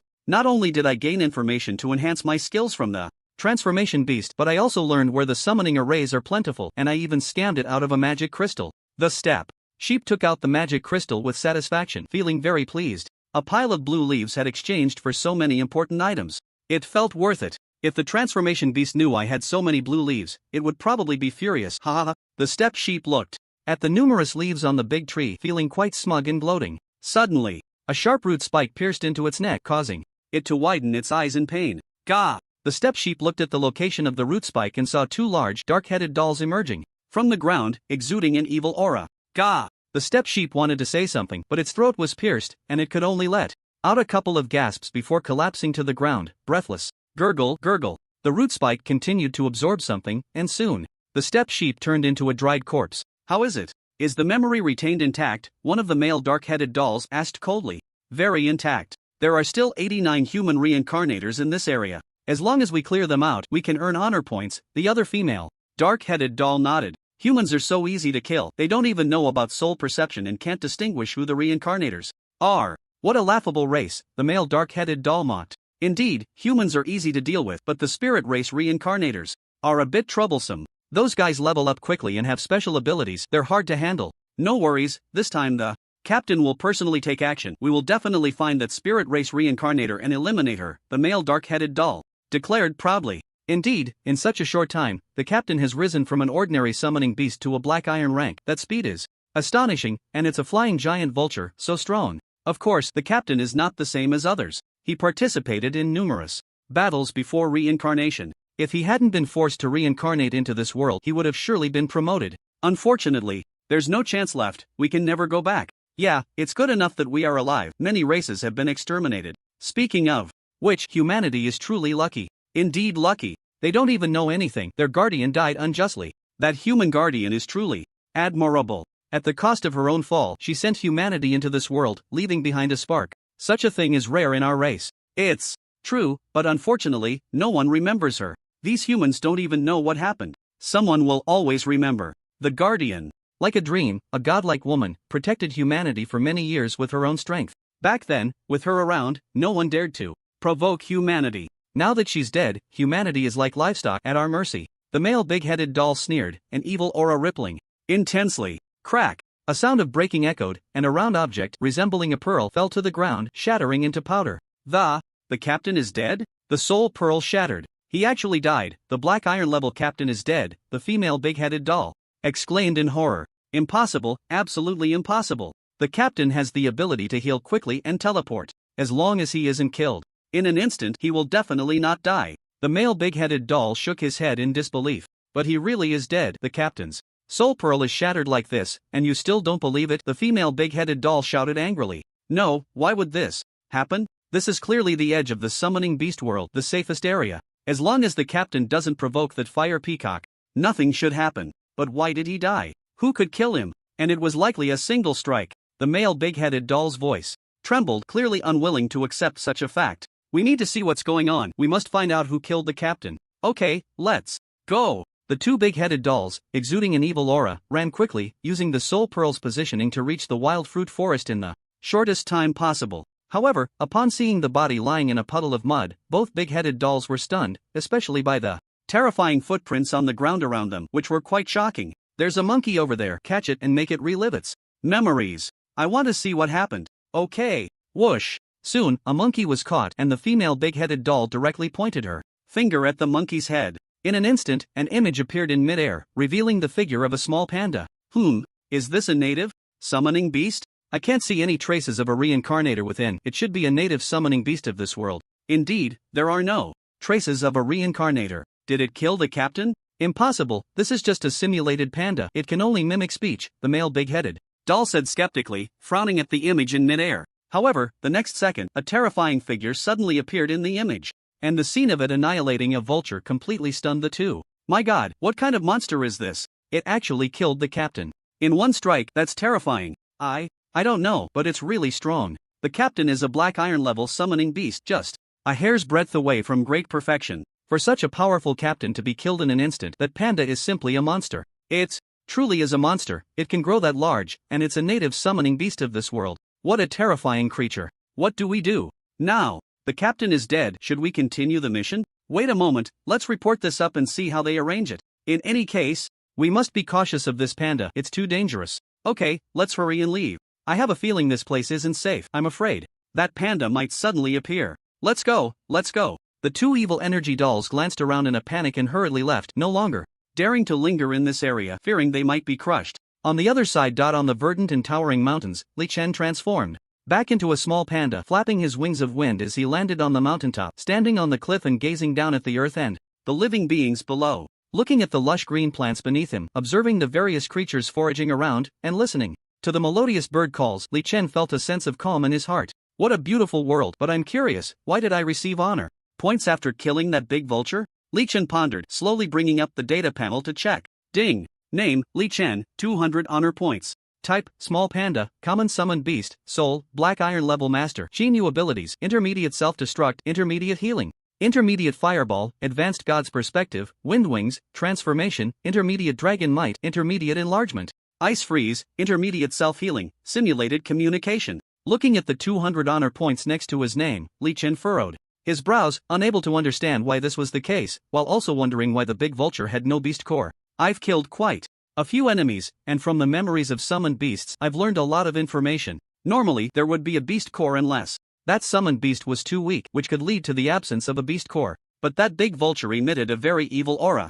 It shouldn't be that weak, right? Could it be that the big vulture looks impressive but is useless? Li Chen thought for a moment and felt that this was indeed the case. A summoned beast that could be killed with a single slap probably wouldn't be very powerful. So, Li Chen stopped thinking about the big vulture and instead contemplated the situation regarding the honor points. What are honor points for? I didn't see anything about them in the survival guide. How strange. Li Chen curiously opened the survival guide and flipped through it for a long time, even reaching the last page, but found no relevant information.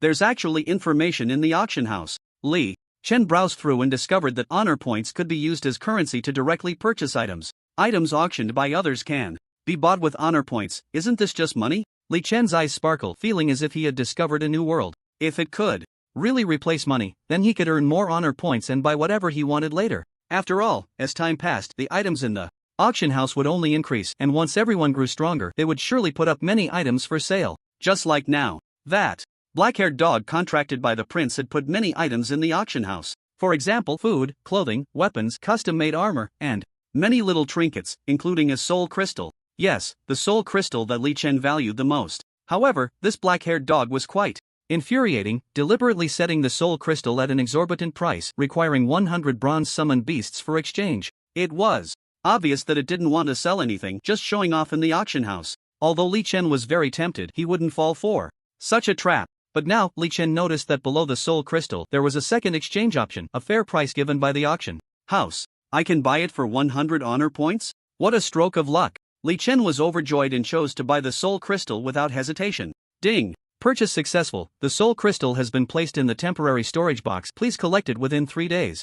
A mechanical voice echoed, and soon a soul crystal appeared in the temporary storage box, radiating a mysterious glow. Ha! Wasn't it supposed to cost 100 honor points? Why did it only consume one? Li Chen was puzzled, not understanding why it only consumed one, and his brows furrowed. At that moment, the mechanical prompt sounded again, resonating throughout the human race. In an unknown island world, on a small island, the crown prince wearily returned to his room, lying on the bed and looking at the summoned beast, the black-haired dog, beside him. Black-haired dog, have you absorbed that soul crystal? We need to level up quickly. The Bull Nation is becoming increasingly arrogant, and war is not far off. You must reach the black iron level as soon as possible, or I won't be able to protect you. On the battlefield, swords and blades have no eyes, and we could very well die. The prince said wearily, his face pale, but he was still quite satisfied with the clever black-haired dog. To this end, he mobilized his subordinates and after a long search finally obtained a soul crystal, intending to help the black-haired dog advance. Woof woof!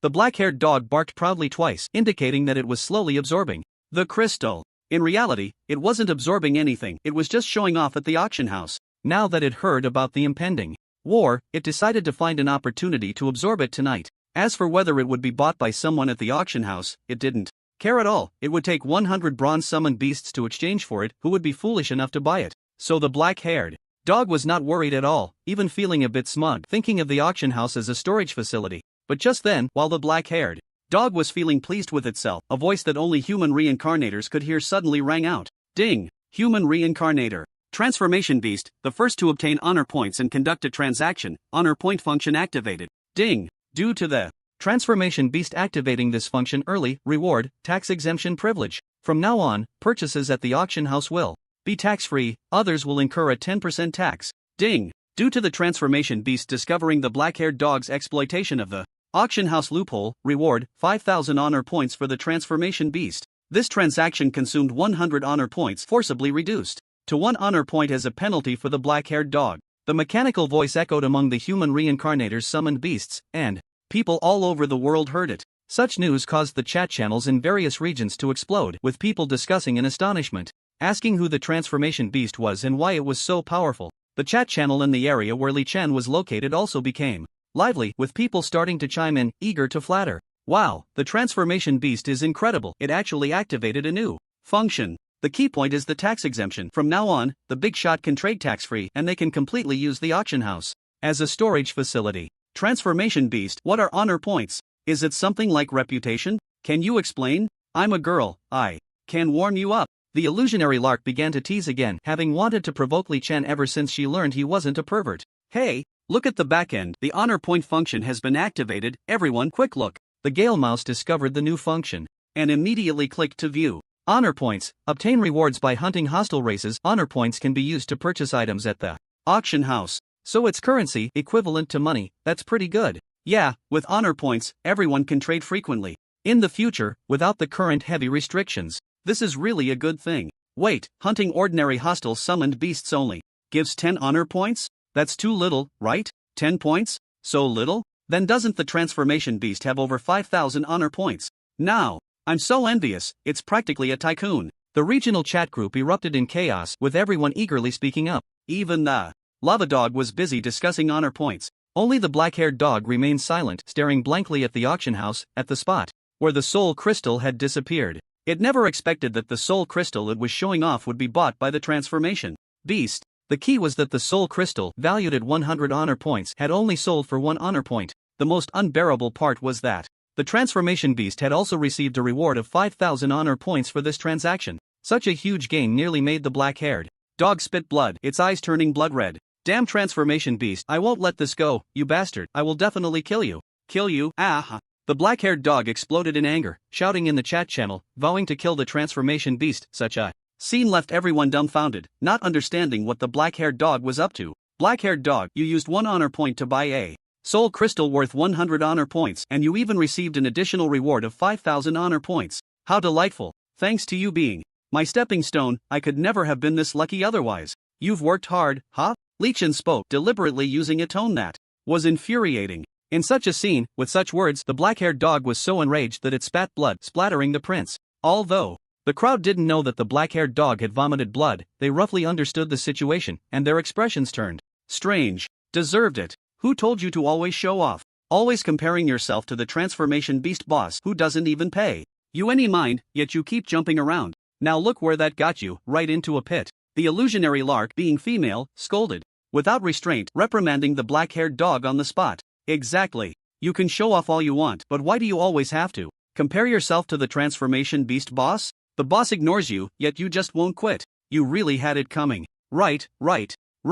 I've been annoyed by this black-haired dog for a long time. It shows off over the tiniest things, and that soul crystal, hanging in the auction house just to show off. You deserve to be taken advantage of. The members of the chat group began to mock the black-haired dog, cursing him unanimously, infuriating him. With so many provoking words, combined with the loss of the soul crystal, the black-haired dog became thoroughly miserable, growing angrier and more frustrated the more he thought about it. Eventually, he could no longer bear the humiliation and fainted from spitting blood. Black-haired dog, what's wrong? Black-haired dog. In the world of summoned beasts, Li Chen stirred the wings of wind to continue flying towards the distant mountains. Now he could say he was reaping rewards, having gained a large number of honor points, able to buy whatever he wanted in the future. Of course, he would only buy what he needed. He had no interest in trash. We're almost there. Just over this mountain is the destination. I hope to advance, Li Chen said expectantly, swallowing the soul crystal. Buzz. A warm current swept over him like soaking in a hot spring, and Li Chen felt a sense of comfort throughout his body. The soul fatigue caused by resurrection quickly vanished, and he felt invigorated. What a great thing. Originally, I could only be reborn once more and would need to rest for a while. Now with the soul crystal, I can at least be resurrected 2 more times. Joy filled Li Chen's eyes, and he even did a somersault in midair to express his happiness. However, at that moment, he noticed a little girl standing on a big tree not far away, watching him. The little girl wore a white dress, her small face exquisitely carved, very cute, with lively eyes. It was clearly unusual for such a little girl to be standing on a mountain, especially in the world of summoned beasts. Li Chen frowned as he looked at her, sensing the aura she emitted, which was that of a black iron mid-level summoned beast, a strong level for this area. A humanoid summoned beast? Li Chen noticed that the little girl's ears were different from those of humans and secretly speculated he wanted to go down and take a look, but advancing his strength was the priority. After all, he had already delayed quite a bit of time, so he decided to approach her later. The little girl, with her exquisitely carved features, tilted her head to look at the sky, watching Li Chen do somersaults, a hint of confusion flashing in her beautiful eyes. Strange, isn't the panda supposed to communicate verbally? Why is it flying? And it just did such a joyful somersault, how odd. The little girl blinked her big, adorable eyes, gazing at the sky from afar, unable to understand why this was happening. There are no traces of a reincarnator. If it's not a reincarnator from the major worlds, then it's a summoned beast from the local world. But why can it fly? The little girl pouted, her little head filled with questions, unable to comprehend why the panda could fly. Ha! What's that smell? The smell of blood, containing the stench of evil energy. The little girl's expression changed dramatically as she hurriedly hid behind a large tree, cautiously watching the sky. Horror! Eyes glimmered with a white light, greatly enhancing her vision, and then she saw bloodstains on the panda's paws. Bloodstains? Contaminated bloodstains? Only the evil energy clan possesses the aura of evil energy. Why would this ordinary panda be stained with such blood? Could it have encountered the evil energy clan? Was there a battle? No, that's absolutely impossible. The little girl shook her head, immediately feeling that this was a ridiculous thought. The evil energy clan is extremely powerful, led by a captain, and even as a spirit clan member, she had to be careful to avoid them. Such a formidable enemy would be far too much for an ordinary summoned beast to handle.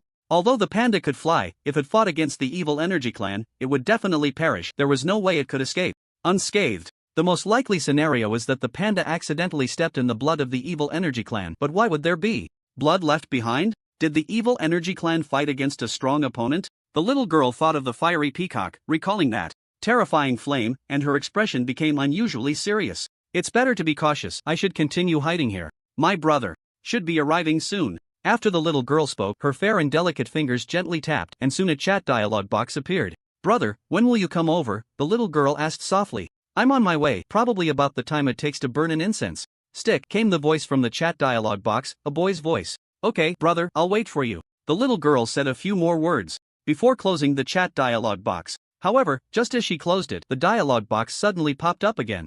Yenyu, hurry and find a place to hide, quick, quick. An anxious boy's voice rang in the little girl's ears. Brother, what's wrong? Did the evil energy clan discover me? The little girl looked around warily, feeling anxious. No, the evil energy clan has retreated from there. They shouldn't appear again. In the next few days, the boy's voice replied again. Ah, the evil energy clan has retreated? Why? If they've retreated, why do I need to hide? The little girl asked in confusion.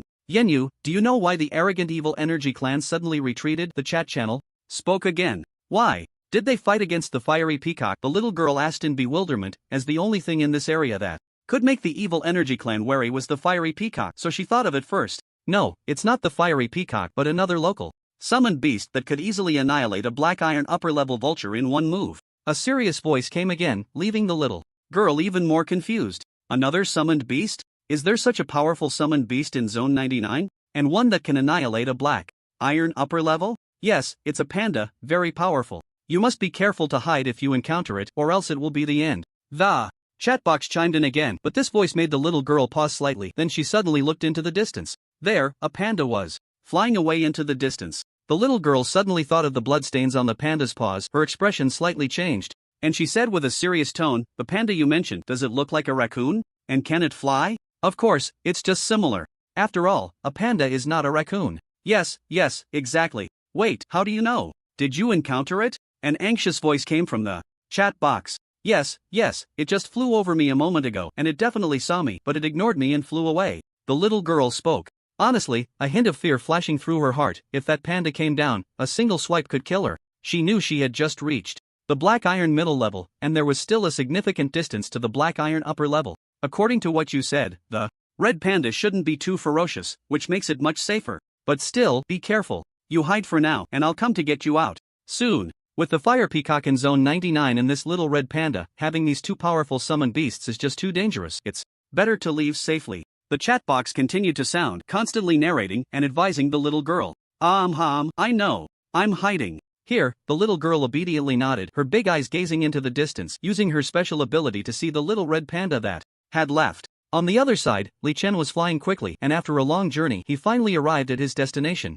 Looking at the vibrant little mountain flowers before him, he thought about how these flowers could enhance his ability to grow larger, and Li Chen was filled with excitement. Great! I can finally enhance my skills. Li Chen exclaimed joyfully, and without hesitation, he began to devour the little mountain flowers, consuming them like a beast, eating rapidly as if a storm was sweeping through. In his frenzied eating, the ability to grow larger on the data panel began to stir, becoming blurred and illusory. Seeing this scene, Li Chen ate even faster, like a little foodie, devouring all the little mountain flowers in sight. Feeling the warm current rolling continuously within him, Li Chen watched the ability to grow larger on the data panel wildly stirring, slowly falling into a state of waiting. Time passed little by little. The warm current had already swept through Li Chen's limbs and bones, and the words "grow larger" suddenly shattered. In the next second, a mechanical prompt sounded. Ding! Your intermediate growth has been upgraded to advanced growth. Ding! Name, Li Chen, 5199 honor points. Type, Red Panda Common Summoned Beast Soul, Black Iron Level Master. Genu abilities, Intermediate Self-Detonation, Intermediate Healing. Intermediate Fireball, Advanced God's Perspective, Wings of Wind, Transformation, Intermediate Dragon Might, Advanced Growth, Ice Freeze. Intermediate Self-Healing, Simulated Communication. Finally upgraded to Advanced Growth. I wonder how powerful it is. So looking forward to it. Li Chen prepared to test the growth ability, and after the experiment he would self-detonate to gain new abilities, then go find Xinyu. By then, absorbing the soul power for a while would allow him to return to the summoned beast world and continue to gain new abilities. Thinking of this, Li Chen smiled slightly, preparing for self-detonation. But at that moment, Li Chen's God's Perspective detected a contract summoning array in the southeast, which made his eyes light up. Why not make a contract? The moment the contract is established, it can generate a large amount of soul power. I can harvest a wave first, then self-detonate, which would yield even more. After saying this, Li Chen rushed off without hesitation, quickly heading towards the contract summoning array. From a distance, Li Chen saw many summoned beasts running towards the summoning array, clearly wanting to enter and sign a contract. Dragon Might. Buzz. The terrifying Dragon Might swept over, carrying a powerful aura that enveloped the summoned beasts around the contract array. This terrifying aura instantly frightened those summoned beasts into a frantic escape, no longer daring to approach the contract. Dragon Might is really useful. I hope to upgrade it to advanced level. I should pay more attention to this aspect later, Li Chen muttered as he retracted the Dragon Might, landing triumphantly in the array, choosing to contract and gradually disappearing from sight. Time rewound a few minutes earlier. In the world of the Defense Clan, this was a small world ruled by the Defense Clan over ordinary people, with a sparse population and only one country. The Defense Clan in this world was born with immense strength, possessing terrifying defensive capabilities from birth, making them nearly impervious to blades and swords. This also led to ordinary people in this world being unable to fight against the Defense Clan, forced to survive under their brutal rule. The Defense Clan even established a powerful empire, using their overwhelming strength to dominate ordinary people, wantonly humiliating and hunting them. It was common to see ordinary people being captured, experimented on until death, and then discarded in mass graves, while their families could only despairingly search for their loved ones among the corpses. It can be said that ordinary people in this world deeply hate the Defense Clan, yet they are powerless to resist, merely surviving in a state of despair. The reason the Defense Clan is so strong is that their ancestors obtained a defensive talent from summoned beasts. Although this talent was acquired by chance and they can no longer gain new talents, which has also led to their low fertility, the Defense Clan still possesses formidable strength.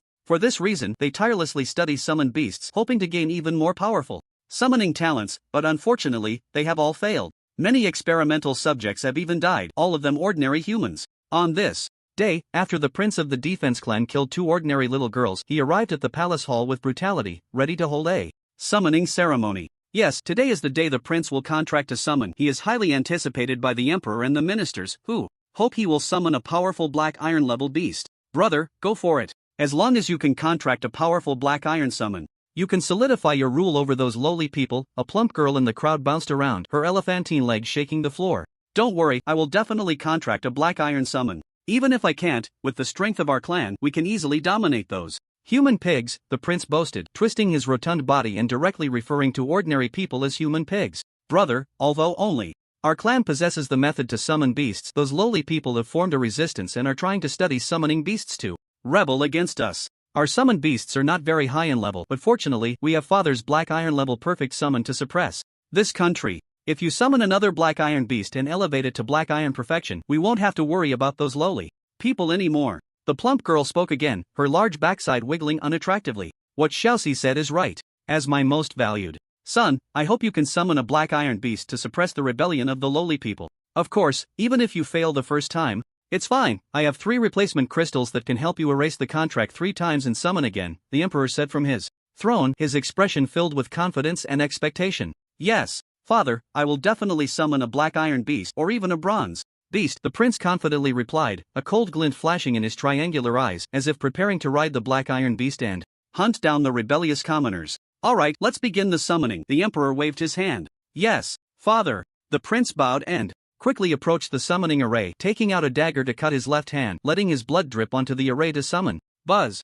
The white starry array lit up, bursting forth with colorful brilliance, appearing dazzling and magnificent. Watching such a radiant summoning array, everyone revealed expressions of anticipation. Because this array was so bright, it was completely different from their previous arrays, clearly more resplendent. This result made everyone hurriedly focus on the summoning array, eagerly awaiting the appearance of a powerful summoned beast. A bronze summon must come out. I am the prince, it must be a bronze level, the plump prince silently shouted, his eyes shining as he gazed at the summoning array, waiting for his summoned beast to appear. It's too bright, it feels like a powerful summoned beast is about to appear. Someone couldn't help but speak, looking at the prince with envious eyes. Such gazes made the prince even happier, more eagerly watching the summoning array. Buzz. The white light suddenly brightened for a moment, then slowly faded, completely disappearing. A fluffy little panda appeared before everyone, looking around in a dazed and cute manner, its innocent little eyes appearing very adorable. However, not a single person present found the little panda cute. Instead, they looked at it with disgust, and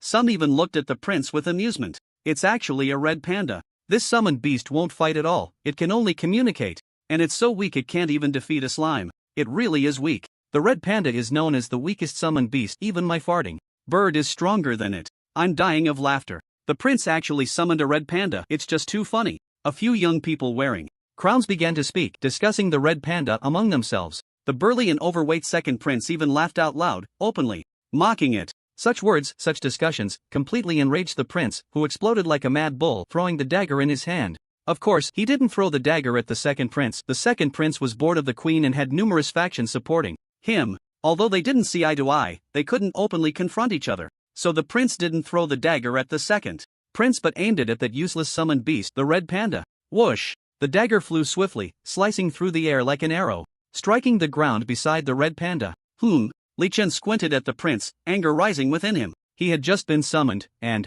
this fat guy was attacking him with a dagger, looking furious. It seemed he was treating him as a punching bag, which made Li Chen very unhappy, his eyes narrowing. Damn red panda, you dare to dodge? What qualifications does a trash summoned beast have to be my summoned beast? Just watch me kick you to death. The overweight prince took a couple of steps forward, his elephant-like thick legs kicking fiercely at the red panda, showing no mercy. Whoosh! The red panda dodged like lightning and then looked around, scanning everything. Damn it! You dare to dodge? I now command you in the name of the summoner to stand still. Contract activate. Buzz! With the fat prince's words, the power of the contract began to take effect, binding the red panda to the ground. Ha ha, you can't move now, you useless summoned beast. Today, I'll kick you to death and then contract a new summoned beast. The fat prince laughed heartily and kicked again with his elephant legs. You're asking for death, don't blame me for being ruthless. Li Chen's eyes were icy, his godlike perspective scanning the surroundings, seeing many fat people bullying and beating civilians. Those fat people, like this prince, emitted a special aura, as if they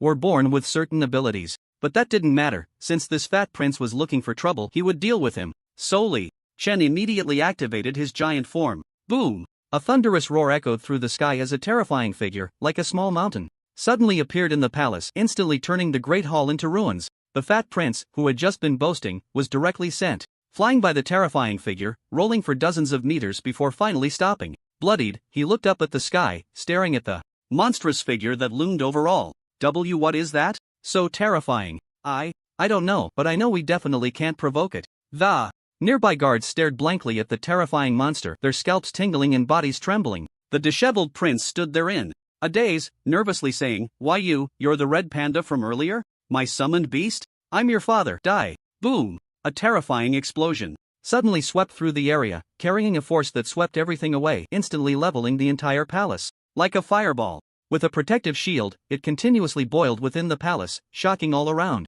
Those from the defensive clan in the royal family were all killed in this terrifying explosion. Even the black iron perfected summoned beasts were reduced to dust. It can be said that in this important awakening ceremony, not a single member of the defensive clan survived. They were all wiped out. The entire defensive clan lost the vast majority of its elites due to this explosion, leaving only a few small fry who could no longer stir up any waves. Because the oppressed civilians had completely erupted in rebellion, led by the resistance, they wiped out all members of the defensive clan. From then on, people no longer had to suffer under the oppression of the defense clan and finally live stable lives. However, regarding the terrifying giant beast that had appeared in the palace back then, and the horrific explosion that followed, many in this world held it in awe, referring to it as a divine beast. Because this giant beast had saved the world and all living beings, everyone was very grateful to it. As for all this, Li Chen was unaware. At this moment he had been reincarnated and had become a new summoned beast. Bang! A fist, resembling that of a gorilla, struck out fiercely, crashing into the hard rock, which shattered under the overwhelming force.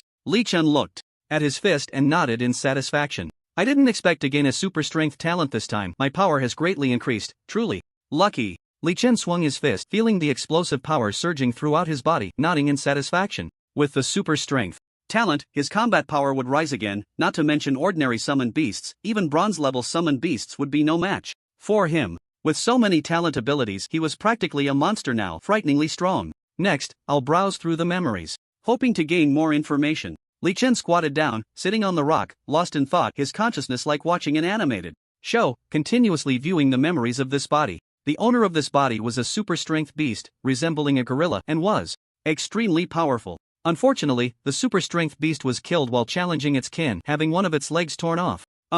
Ordinary summoned beast actually dared to challenge a mid-tier black iron. It must have a screw loose. Li Chen shook his head in disbelief. This body was heavily injured, and even though Li Chen was using self-healing to continuously treat it, he still felt it was difficult to save.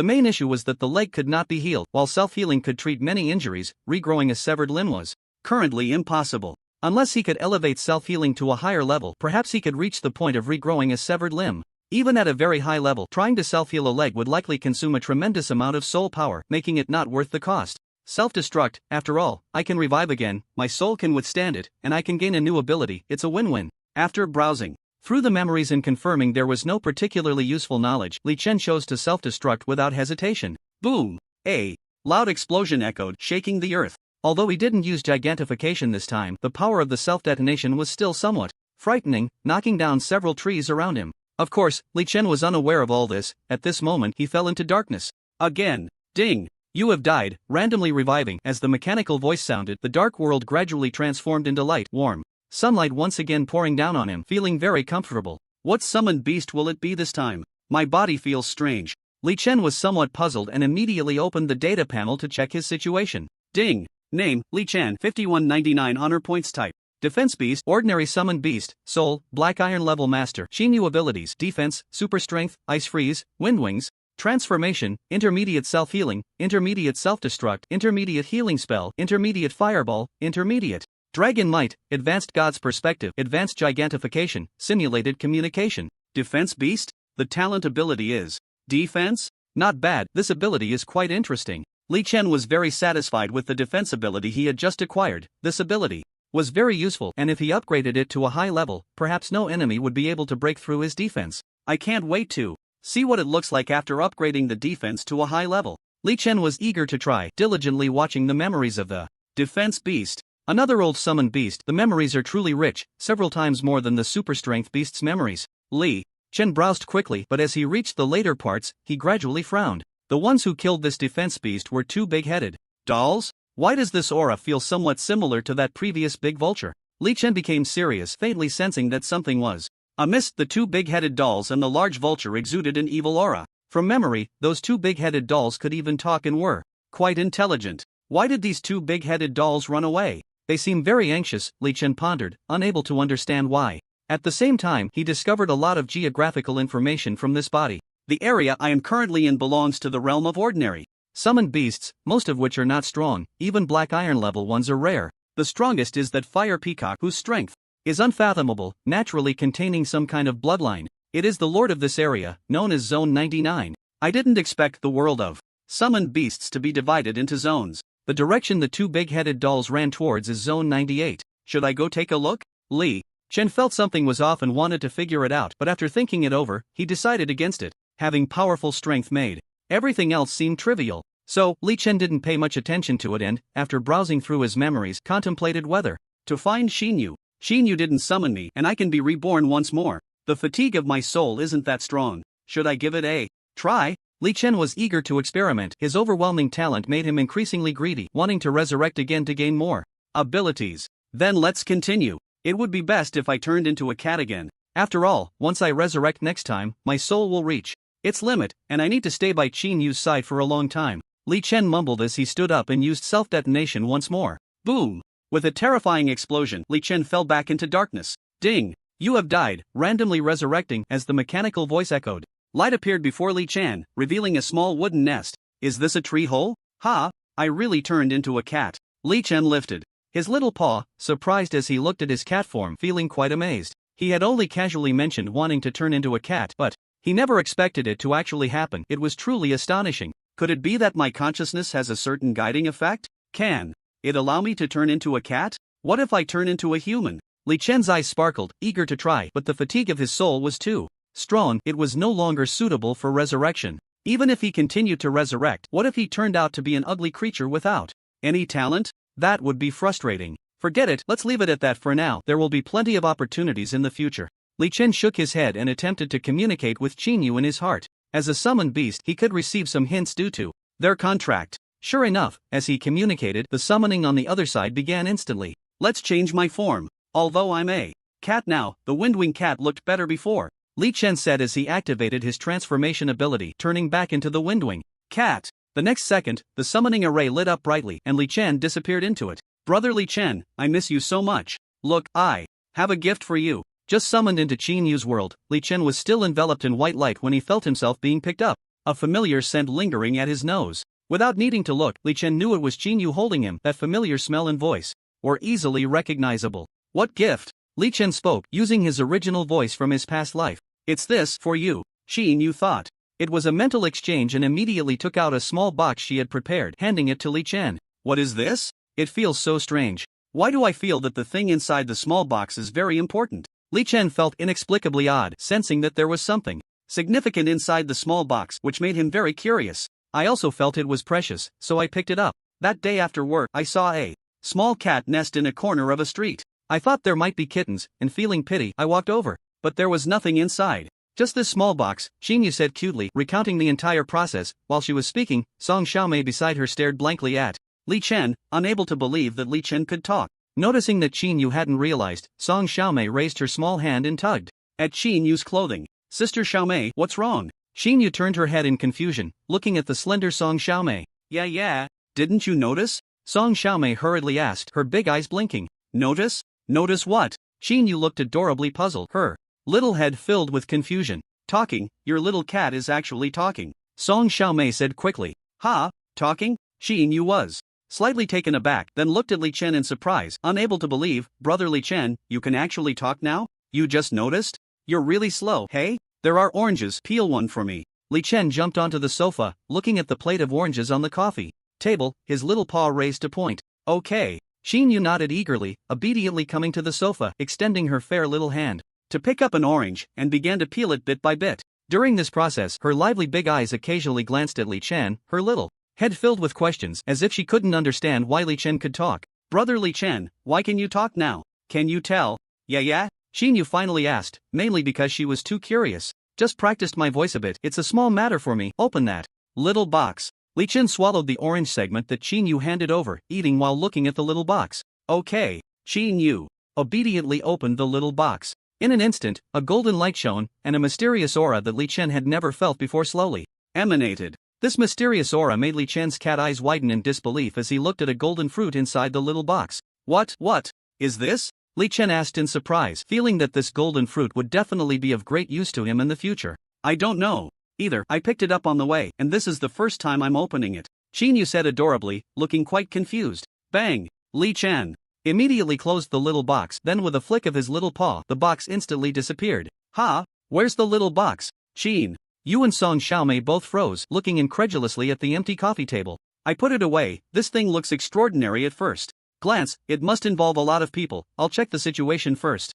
Li Chen solemnly activated his God perspective, quickly scanning Blackstone City. Soon, under the God perspective, he saw a cold-faced man chasing after a familiar figure. This familiar figure was none other than Yi Fan, the apprentice who had worked at the pill shop. In Yi Fan's hand, he also held a similar little box, which made Li Chen pause slightly, then reveal a greedy expression. The things in this little box are very extraordinary. They will definitely be a great help to my future. If I can get my hands on it, that would be great. But that cold-faced man seems off. His eyes are vacant, just like those puppets I've seen before. Li Chen recalled the alchemist from back then, the one who turned people and mutated beasts into puppets, and thought of the Evil Energy Organization. At that time, Black Girl had shared intelligence about the Evil Energy Organization, which could turn people into puppets and seize the talents of geniuses to merge into themselves. Such an evil organization, how could Li Chen possibly forget? Now, the demeanor and actions of the cold-faced man were very much like a puppet, living and yet completely like a puppet, indicating that the shadow of the Evil Energy Organization had appeared again in Blackstone City. Moreover, this cold-faced man was quite powerful. Li Chen estimated that he was at least of black iron rank. If he was just a puppet, then the one who made him was likely of bronze rank. In the absence of top experts, bronze rank in this city was already a force to be reckoned with, so caution was necessary. Yi Fan is really not simple. His own strength isn't even at the black iron level, yet he can always narrowly escape attacks by merging with his summoned beast and using various items. Li Chen analyzed quietly. The ability to merge with a summoned beast is typically reserved for high-level summoners, significantly enhancing their strength. It's truly astonishing that Yi Fan, with such weak abilities, managed to learn this technique early on, but the key is that even after merging, he is only at the intermediate black iron level. Under the pursuit of a high-level black iron, Yi Fan should undoubtedly be doomed, yet he always manages to escape at the last moment, which is quite surprising. However, Yi Fan has reached his limit. The merging time is also restricted. Without special means, he is bound to die. Li Chen saw that Yi Fan had run out of items, and with his injuries, the merging time was almost up. He probably wouldn't be able to escape this time. Ha! Li Chen was taken aback and his expression immediately changed. Yi Fan had actually thrown that small box out, directly into a large courtyard filled with tattooed men who looked like a gang. As he tossed the small box, the cold-faced man chasing Yi Fan stopped, pursuing and rushed into the courtyard without hesitation, clashing with the gang members. Could it be that the small box in his hand is fake? The real one is the one Qin Yu picked up? Li Chen was astonished and continued to monitor Yi Fan. Sure enough, after this guy took the opportunity to escape, he twisted and turned, running through several streets, confirming multiple times that no one was following him. Cautiously, he arrived at a corner of a street and began rummaging through a small cat nest. But after searching for quite a while, he found nothing, and in a fit of rage, he kicked the cat nest apart and roared in anger. This scene left Li Chen speechless, feeling that Qin Yu's luck was extraordinarily good. Qin Yu, you must not tell anyone about picking up the small box, only the three of us know. Understand? Li Chen said seriously.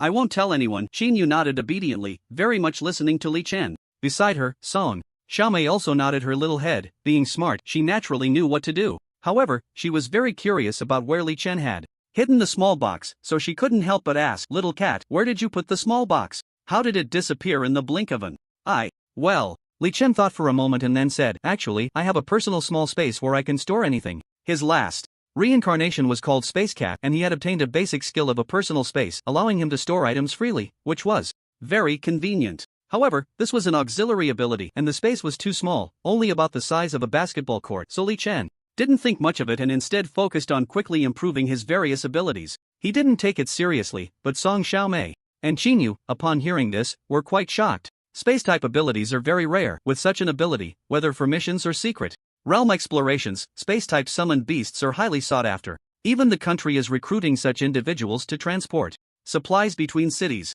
Normally, when two cities are far apart, transporting supplies requires constant vigilance against attacks from mutated beasts in the wilderness. If large quantities of supplies are needed, it would consume a lot of manpower and resources, and due to the large number of people, they are easily targeted by mutated beasts, resulting in many casualties during each transport. Since the emergence of space-type summoned beasts, only a small number of people need to be dispatched to protect the space-type summoned beast, making it less likely to attract the attention of mutated beasts. It can be said that space-type summoned beasts are very popular, but unfortunately, their numbers are too few, and many places are offering high prices for them, yet they are hard to find. Now that Li Chen possesses such an ability, it truly astonished Song Xiaomei and Qin Yu. Brother Li Chen, space-type abilities are extremely rare. If others find out you have this ability, you'll become a hot commodity. Qin Yu said cutely, "Silly yeah, this matter must not be known to others. Otherwise many people will come looking for you and Brother Li Chen, and you won't be able to live a peaceful life anymore." Song Xiaomei, seeing further ahead, couldn't help but raise her fair little hand and tap Qin Yu's forehead.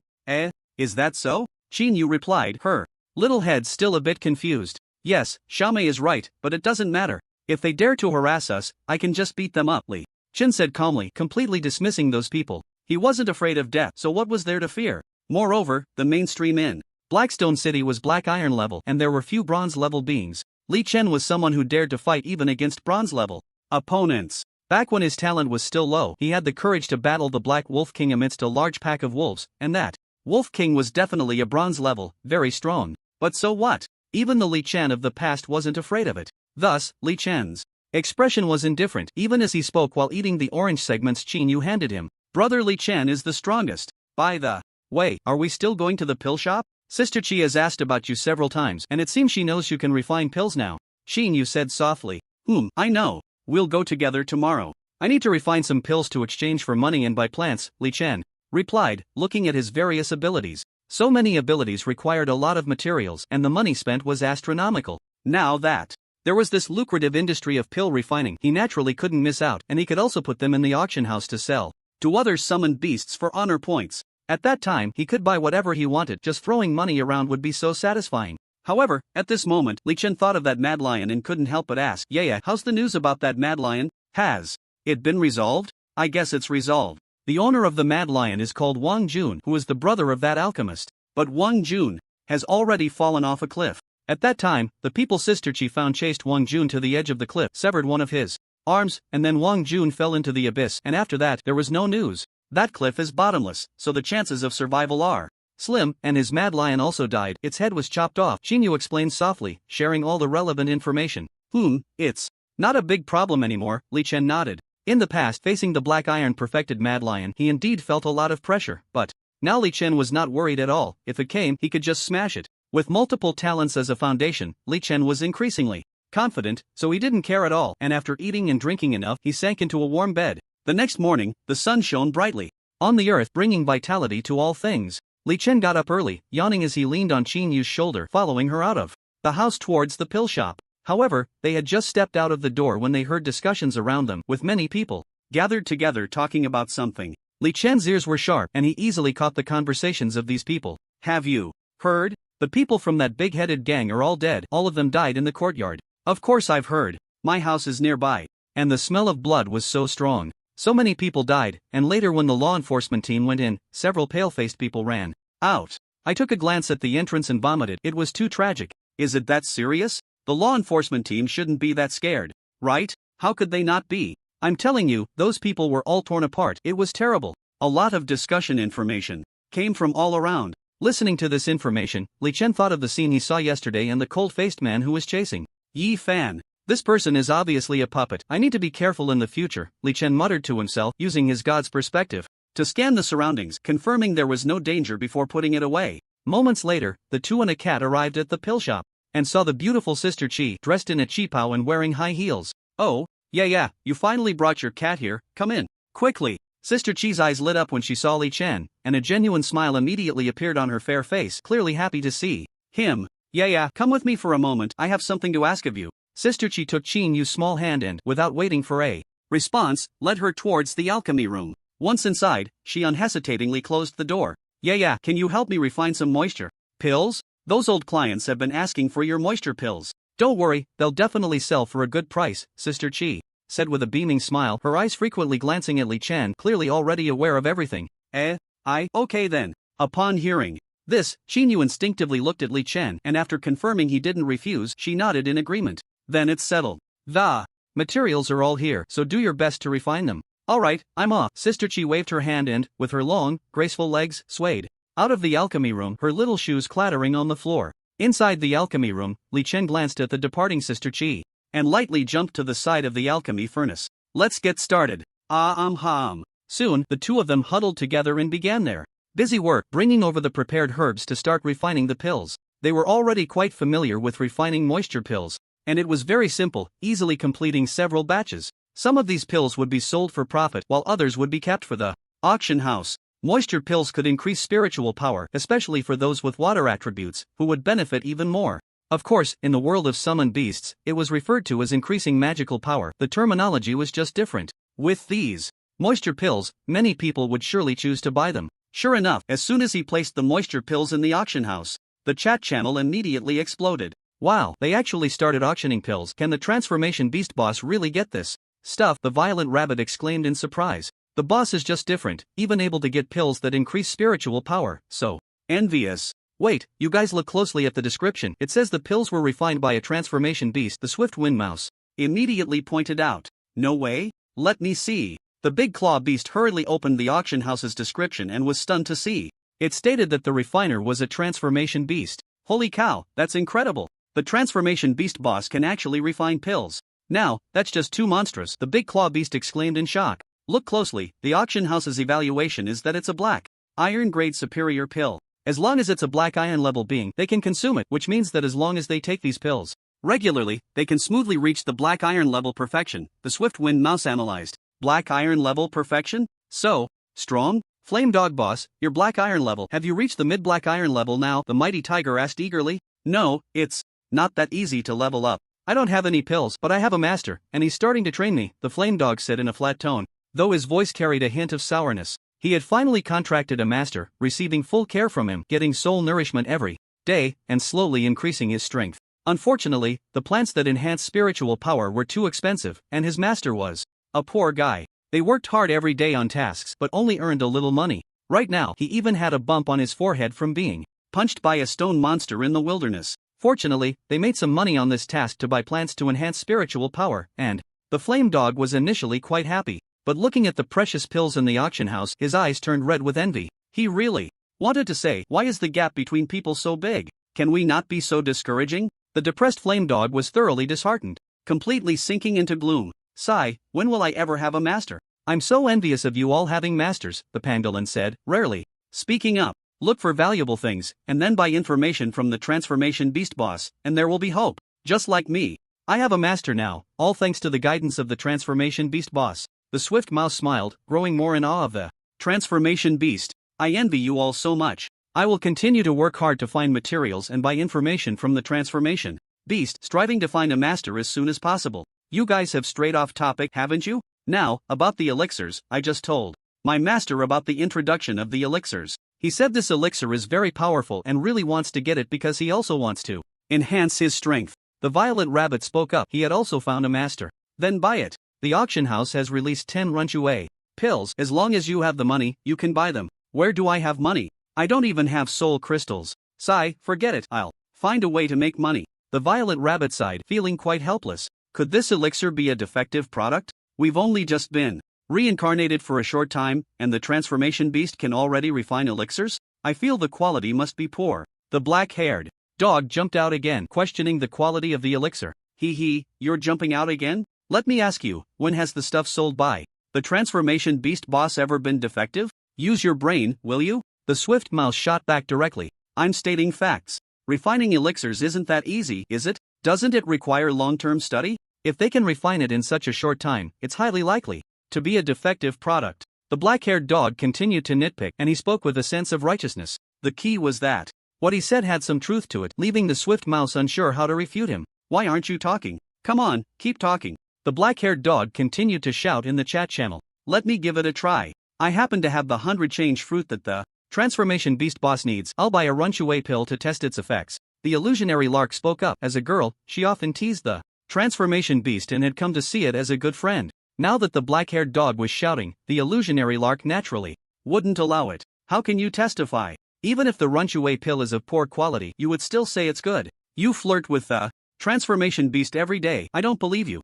The black-haired dog continued, completely in an invulnerable position. Such remarks nearly made the illusionary lark curse, but then she thought of something and sneered. Watch closely, I will now authenticate my level, and after consuming it, I will authenticate again to show you the effects. After saying this, the illusionary lark directly applied for level authentication. Ding! Authentication successful. Your level is mid-tier ordinary summon beast, only a thin line away from breaking through.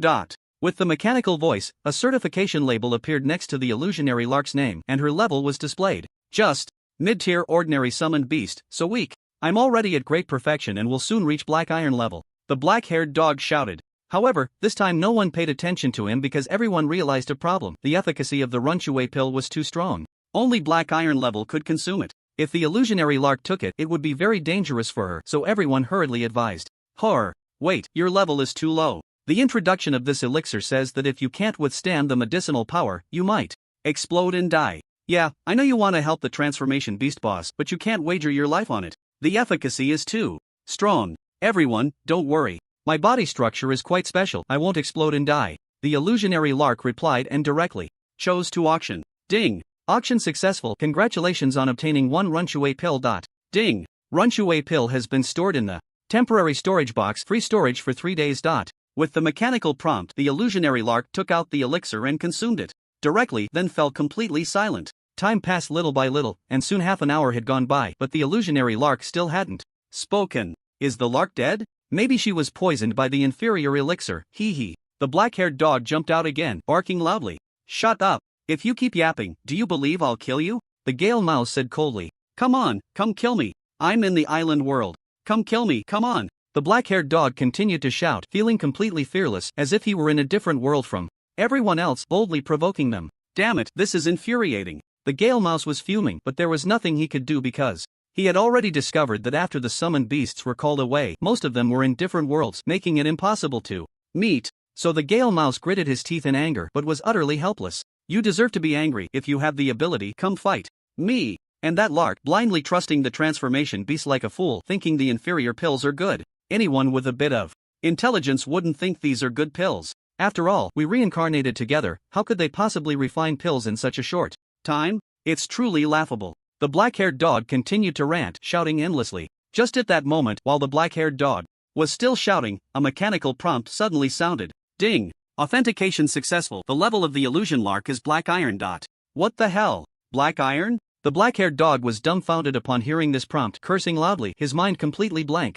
Earlier, the Lark had been authenticated as an ordinary mid-level summoned beast, so how did it suddenly become Black Iron? This was simply suffocating. What's going on? Lark, how did you become Black Iron? The mighty tiger hurriedly asked. Ha ha ha, I actually reached Black Iron. This pill is too powerful. I thought it would only be at the great perfection level. Who would have thought I became Black Iron? This is amazing. I'm the third Black Iron among us. The illusion Lark said quickly, bouncing around happily, clearly overjoyed. It really is Black Iron. Look at the authentication mark. The Gale Mouse loved to verify things and immediately checked the authentication mark. Sure enough, the previous ordinary mid-level summoned beast had directly transformed into a Black Iron summoned beast. This leap in level made the Gale Mouse envious. It really is Black Iron. I'm so envious. I want to level up too. I want to become Black Iron. The transformation beast boss is reliable. Whatever they do is trustworthy, unlike the black-haired dog who just knows how to bark. Exactly. This black-haired dog is such a fool. He probably was a useless person in his past life, and now that he has a bit of success, he's strutting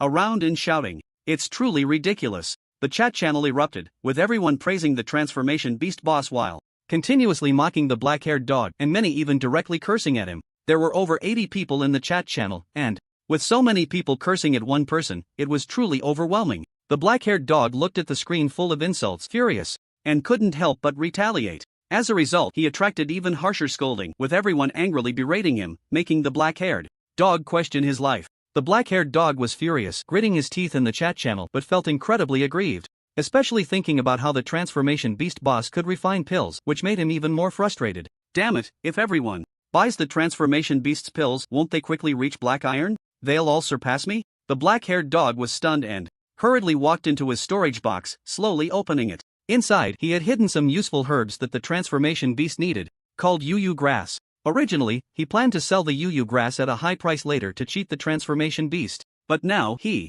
quickly switched to the moistening water pill. If someone else bought it and surpassed him in strength, that would be troublesome, so he immediately started the auction. Ding! Prompt: Yuyu grass does not meet the purchase standards. Ha? Doesn't meet the standards? Didn't the transformation beast just release a demand task? The black-haired dog curiously clicked on those demand tasks and found that the task for Yuyu grass had actually been completed just 3 seconds ago. Someone had submitted a large quantity of Yuyu grass. So this task is no longer needed. It has been completely finished. In such a scene, the black-haired dog was stunned, his mind blank. He had spent a lot of money for these leisurely herbs bought at a high price by the prince. Now, it turned out they were useless, which made the black-haired dog extremely angry. Damn it, who completed this task? It's driving me crazy. Wait, why are there only 8 pills left? Who bought another one? Not good. Now there are only 7 left. The black-haired dog looked at the dwindling pills, completely dumbfounded, realizing that these guys were hiding good stuff and didn't bring it out until the critical moment. Damn, now there are only 5 pills left. I must grab them quickly. Oh no, the price has gone up? Why did the price of the pills increase? The black-haired dog saw the price of the pills suddenly rise by 10%, and he panicked even more, feeling as anxious as an ant on a hot pan, completely at a loss. Right, the soul crystal. The shapeshifter needs the soul crystal the most. As long as I can get this, I can buy the pills. The black-haired dog immediately went to find the prince, anxiously urging him to look for the soul crystal. While the black-haired dog was in a panic, the others in the chat channel were also getting anxious. Someone couldn't help but say, "Shapeshifter boss, my strength is too weak. I dare not take the moistening water pill. Is there a lower level pill available? I also dare not take it, but this pill is too powerful. I must store one in advance. Yeah, I'll go find a way to gather resources right now." The summoned beasts watched the pills continuously decrease, and they also fell into a state of urgency, all trying to find ways to make money, worried that the pills would be bought by someone else. Amid all this, Li Chen didn't pay much attention, mainly because he was too lazy to care. However, after trading 5 times, he had obtained quite a few good items. Among them were a healing flower that enhanced self-healing, an explosive apple that increased self-detonation ability, and a shape-shifting fruit totaling 5 items. These items were all very useful. For example, the shape-shifting fruit could enhance transformation abilities, making changes more realistic and varied. Normally, transformation abilities could only change into targets of similar size or creatures with small size differences, unable to transform a rabbit into something as large as an elephant. If the transformation level was enhanced, such limitations would be greatly reduced, allowing for larger, more special transformations that were even more lifelike, with identical auras. So Li Chen swallowed all 5 materials at once, and after finishing, he heard frequent notification sounds. Ding! Consumption complete. Your transformation ability has upgraded to intermediate transformation. Ding! Consumption complete. Your intermediate self-healing has upgraded to advanced self-healing. Ding! Consumption complete. Your defense ability has upgraded to intermediate defense. Looking at his significantly enhanced abilities, Li Chen was overjoyed, feeling that his strength had greatly increased. Especially after his brute strength reached the intermediate level, Li Chen felt a surge of power throughout his body, full of energy and motivation. Intermediate brute strength is really strong, my power has increased so much. Li Chen clenched his little paws, feeling explosive strength coursing through him, even confident that he could punch the alchemy furnace away. Defense has also reached intermediate level. Wow, I'm getting stronger and stronger. Li Chen was now filled with confidence, feeling more and more assured. Alchemy is truly a great path. Next, I'll work hard to learn how to refine various pills, then sell them everywhere to exchange for a lot of resources. Yes, that's the plan. After deciding, Li Chen jumped onto Qin Yu's shoulder and whispered beside her fair little ear, yeah, later you should ask Sister Qi for more knowledge about pills, especially black iron level pills. The more formulas, the better. Okay, yeah, understands. Qin Yu nodded obediently, very much listening to Li Chen's words. You can also take these pills. First, quickly enhance your strength, understand? Li Chen instructed. Understood. Qin Yu nodded her little head, responding in a silly and cute manner. In front of Li Chen, she always seemed so indecisive, even though she had accepted the inheritance and her strength had improved significantly. Even Song Xiaomei couldn't last a breath in Qin Yu's hands before being defeated. Such a strong Qin Yu, upon hearing Li Chen's words, obediently nodded like a little baby. After they made their agreement, they immersed themselves in their studies. The shop had a wealth of knowledge about pharmacology, which was a great help to Li Chen, so he approached the thick books and began to flip through them. Qin Yu was also busy. She was learning to prepare basic hemostatic powder. Although this wasn't considered a pill, it was essential knowledge to acquire. Only through such practical experience could one hope to refine pills. Time passed slowly as they studied, and soon 2 months had gone by. During these 2 months, Li Chen worked hard every day to increase his knowledge of herbal medicine, along with refining pills and occasionally tasting their effects. Unknowingly, he had already advanced to the black iron level of summoning beasts. With the soul power feedback from Qin Yu, Li Chen's soul steadily increased. Today, his soul's weakness finally recovered, and he could once again return to the world of summoning beasts. Ding! Your soul level has reached black iron intermediate. Ha! I actually leveled up. That's great. My soul has finally reached black iron intermediate, Li Chen exclaimed in delight. A month ago, Qin Yu's strength had increased again, which made Li Chen very envious. Half a month ago, even Song Xiaomei had leveled up, which left Li Chen quite emotional. 3 days ago, Song Xiaomei's big black bear also increased its strength, and Li Chen was completely unsettled, feeling sore all over. Especially when he saw the big black bear's improved strength strutting around proudly, it made Li Chen angry. So he took the big black bear out for a while and taught it how to behave, which finally calmed it down. But the big black bear had indeed reached black iron intermediate, which was an undeniable fact. Although its body had also reached the level of a black iron summoning beast, it had perished in a self-explosion, so he was quite concerned about that. Now it's good, I've finally leveled up. Among the many reincarnators, I should be the first to reach black iron intermediate, right? Li Chen muttered to himself while pulling up his data panel. Ding! Name, Li Chen, 5199 honor points. Type, Space Cat. Black Iron Intermediate Summoning Beast Soul, Black Iron Intermediate Master, Qin Yu.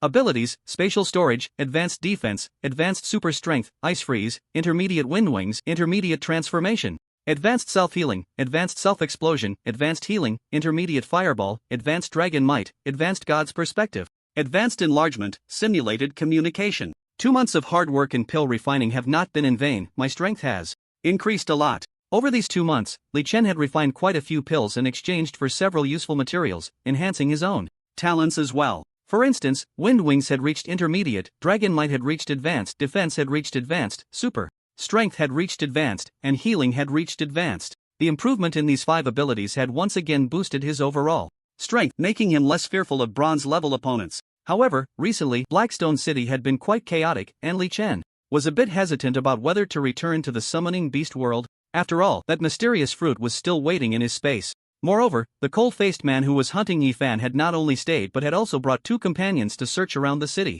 Yi Fan had been hunted for 2 months, and the weak him had actually broken through repeatedly during the chase, reaching black iron intermediate strength. Such a method of improvement was truly astonishing. Unfortunately, Yi Fan's vitality is severely depleted. Without special treasures to help him, he won't survive a year. Li Chen shook his head, using his god's perspective to watch Yi Fan desperately fleeing within the city, while 3 puppet-like figures rushed in from various directions to encircle him. This scene was reminiscent of an action movie, and it truly stirred a sense of excitement. Forget it, let's first send Qin Yu back home and let her stay there for a few days. That way, it will be safer.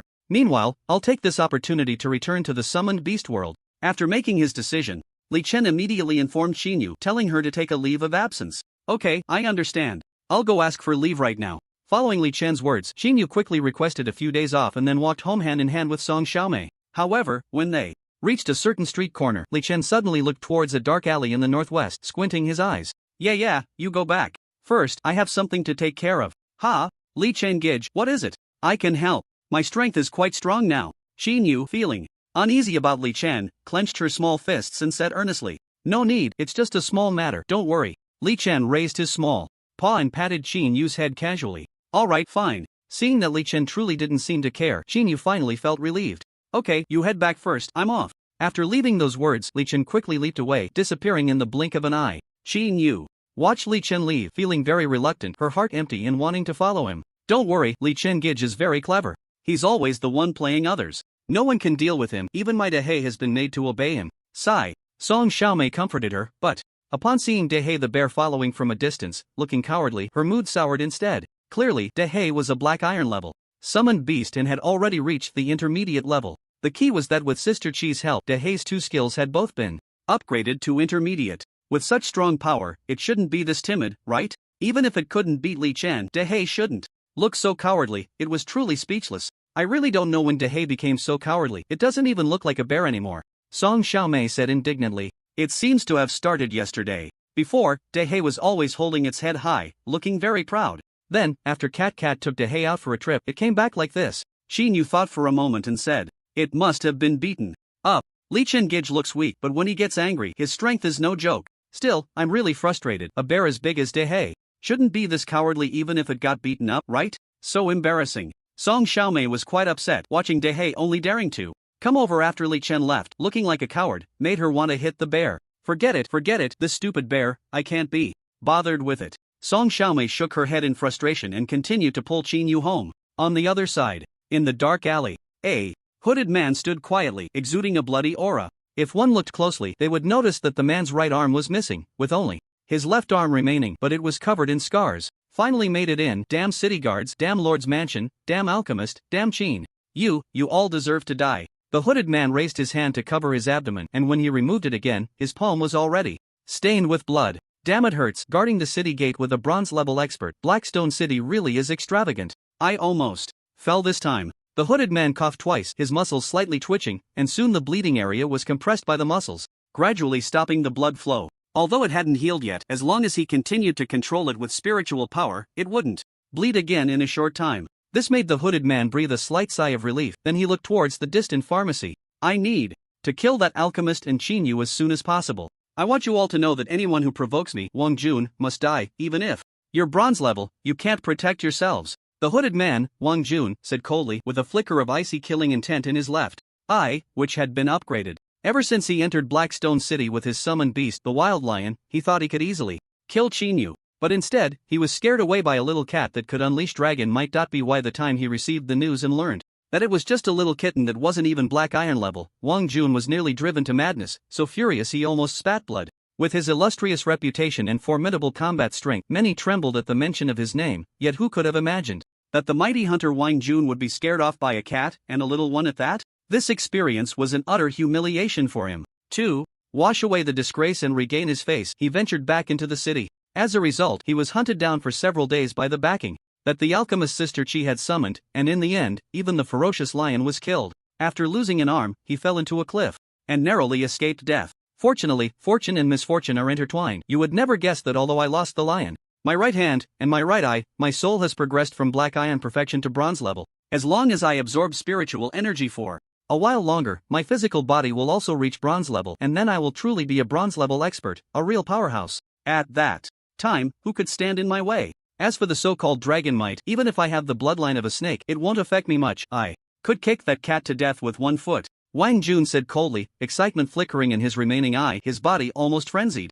But just then, at the height of Wang Jun's excitement, a clear, cold voice suddenly rang out. Oh, are you sure? Who? Wang Jun's expression changed slightly upon hearing the voice, and he hurriedly looked around but saw no enemies, so he could only shout provocatively. You coward hiding in the shadows, come out, or I'll smash you with 1 punch. Smash me with 1 punch? Then give it a try. The cold voice echoed again, and with it, a massive cat paw suddenly appeared, roaring down from the sky with a sound of breaking air, crashing down.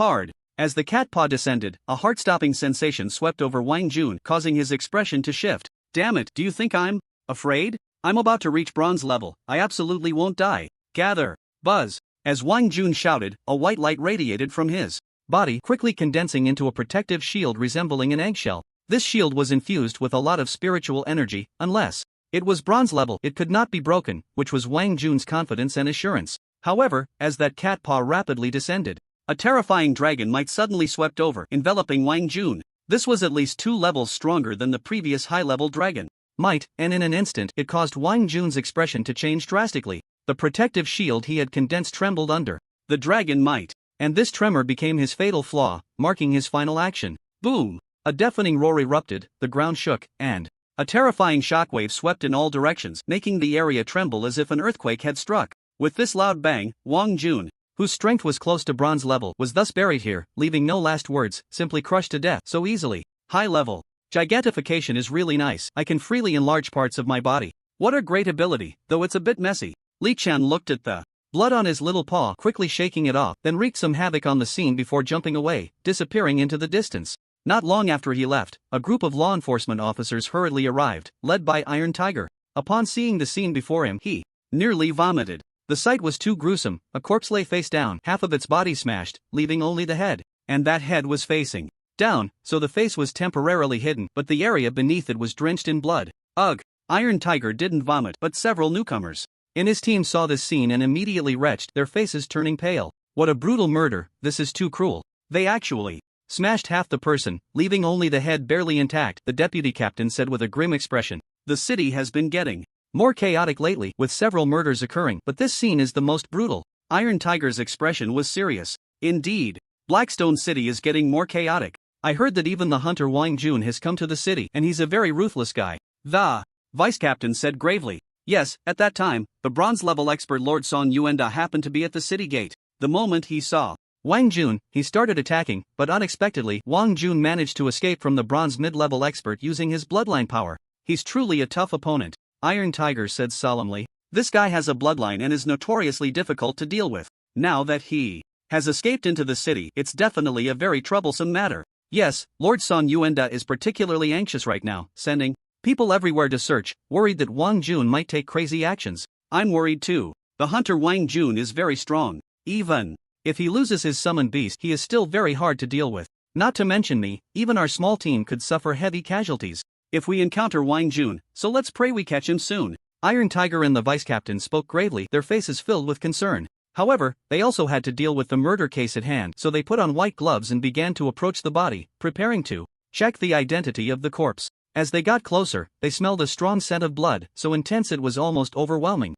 The smell of blood is quite strong. I sense a fluctuation of spiritual power. Could the victim be a practitioner or a summoner? The vice captain was very perceptive and immediately furrowed his brow. It should be. I also sensed a strong fluctuation of spiritual power. This blood has been spiritualized and the level of spiritualization is quite high. Iron Tiger's expression grew serious as he realized something was off. The level of spiritualization in this blood was even higher than his, which indicated that the deceased might be stronger than him, and that was a bit frightening. He knew he was not far from reaching the peak of black iron, and now there was someone with such a high spiritual content in their blood, which was quite alarming. With a serious expression, Iron Tiger quickly took out a testing device to analyze the blood. As the device beeped, the test results appeared, and Iron Tiger hurriedly looked at it, discovering the words, "Peak of black iron" glaring back at him on the screen. Indeed, it is the peak of black iron. The level of spiritualization in this blood is so high. Someone actually killed a peak of black iron expert here.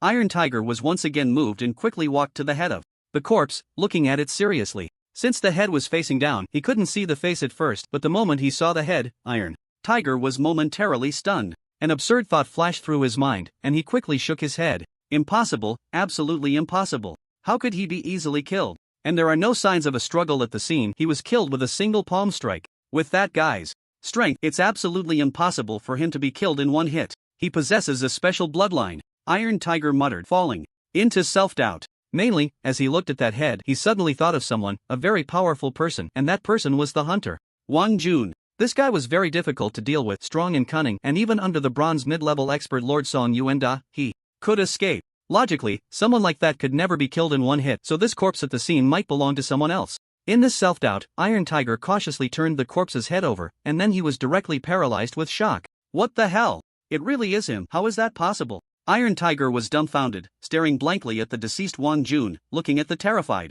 expression on his face, making Iron Tiger's scalp tingle. The surrounding law enforcement team also looked over, and upon seeing it was Wang Jun, everyone was stunned, staring blankly at Wang Jun without moving. How is this possible? Wang Jun is actually dead? The Hunter Wang Jun actually died in such a small alley? Am I hallucinating? He's really dead, it's true. His face is something I can never forget. Back then, we spent 3 whole years tracking him down, but all we got in return were my brothers being killed while Wang Jun remained at large. Every time I think about it, I feel a deep sorrow. But now, Wang Jun is finally dead. I'm grateful to the person who took him out. Thank you for stepping in. My brothers can finally rest in peace. A weathered old member of the enforcement team spoke with a heavy tone, his eyes gradually reddening. The surrounding team members fell silent upon hearing this, offering encouraging pats on the old member's shoulder. But wait, how could someone as strong as Wang Jun be killed? And with a single blow, look at the ground. It's even dented. This is clearly the result of overwhelming power, which means Wang Jun was struck down in one hit.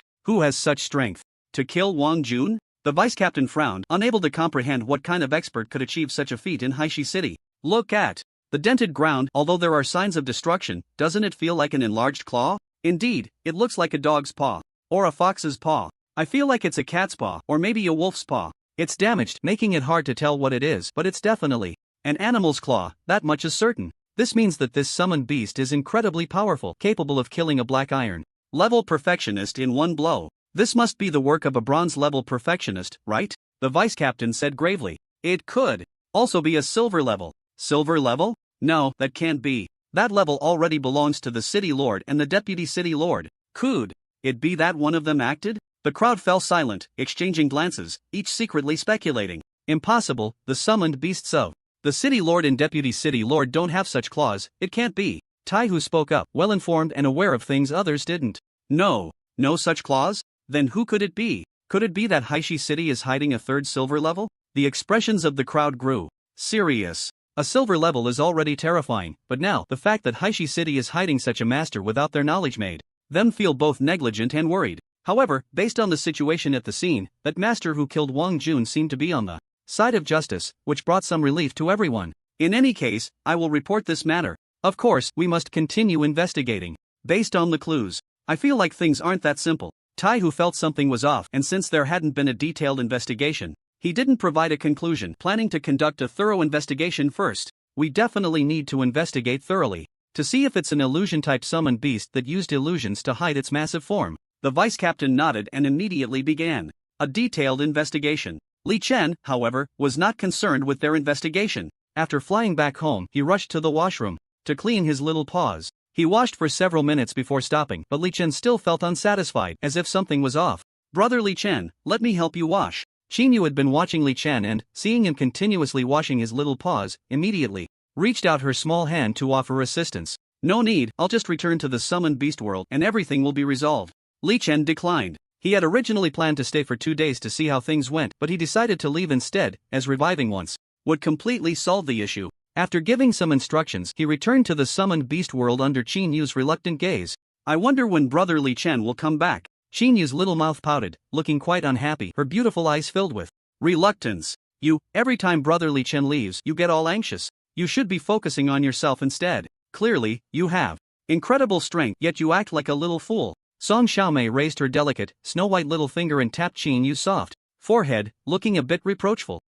I just can't bear it. Brother Li Chen is so good and so powerful. As long as he is by my side, I feel very secure and very happy.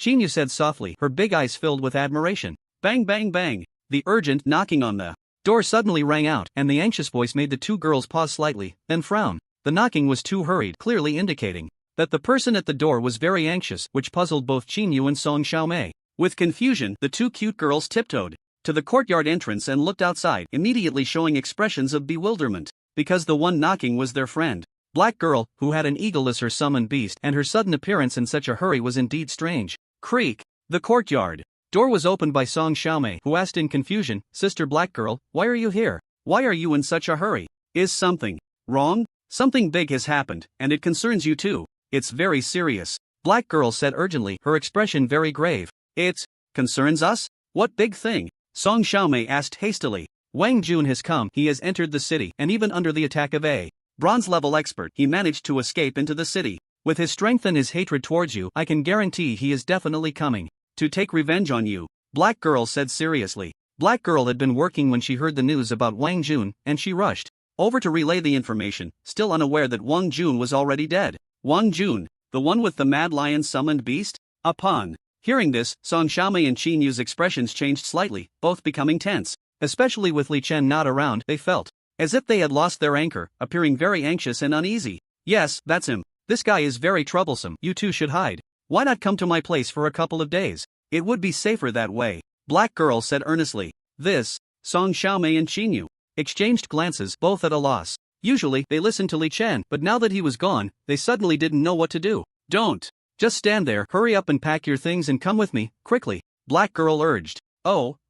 Qin Yu and Song Xiaomei hurriedly packed their things and soon left their home, arriving at Black girl's house, choosing to stay there temporarily. Black girl's home was not wealthy, just a small, secluded courtyard, but it was very hidden, making it suitable for hiding, so the two settled there. As for Black girl, after arranging for the two, she hurriedly left for work, planning to use her connections to search for information about Wang Jun. On the other side, Song Yuan, a bronze mid-level summoner, stood with a grim expression on the city wall, overlooking the entire city and watching the pedestrians coming and going on the streets. Ever since the hunter Wang Jun escaped from him into the city, Song Yuan had been wearing a long face, his expression always dark. As a bronze mid-level expert, not being able to kill a black iron perfect expert made him feel very embarrassed. So he mobilized his power to search thoroughly, but an hour had passed with no news at all. This made Song Yuan very displeased, his face remaining sullen. At that moment, his subordinates returned, each looking dejected, clearly having not found Wang Jun useless. All of you are useless. Can't even find one person. What good are you to me? Useless.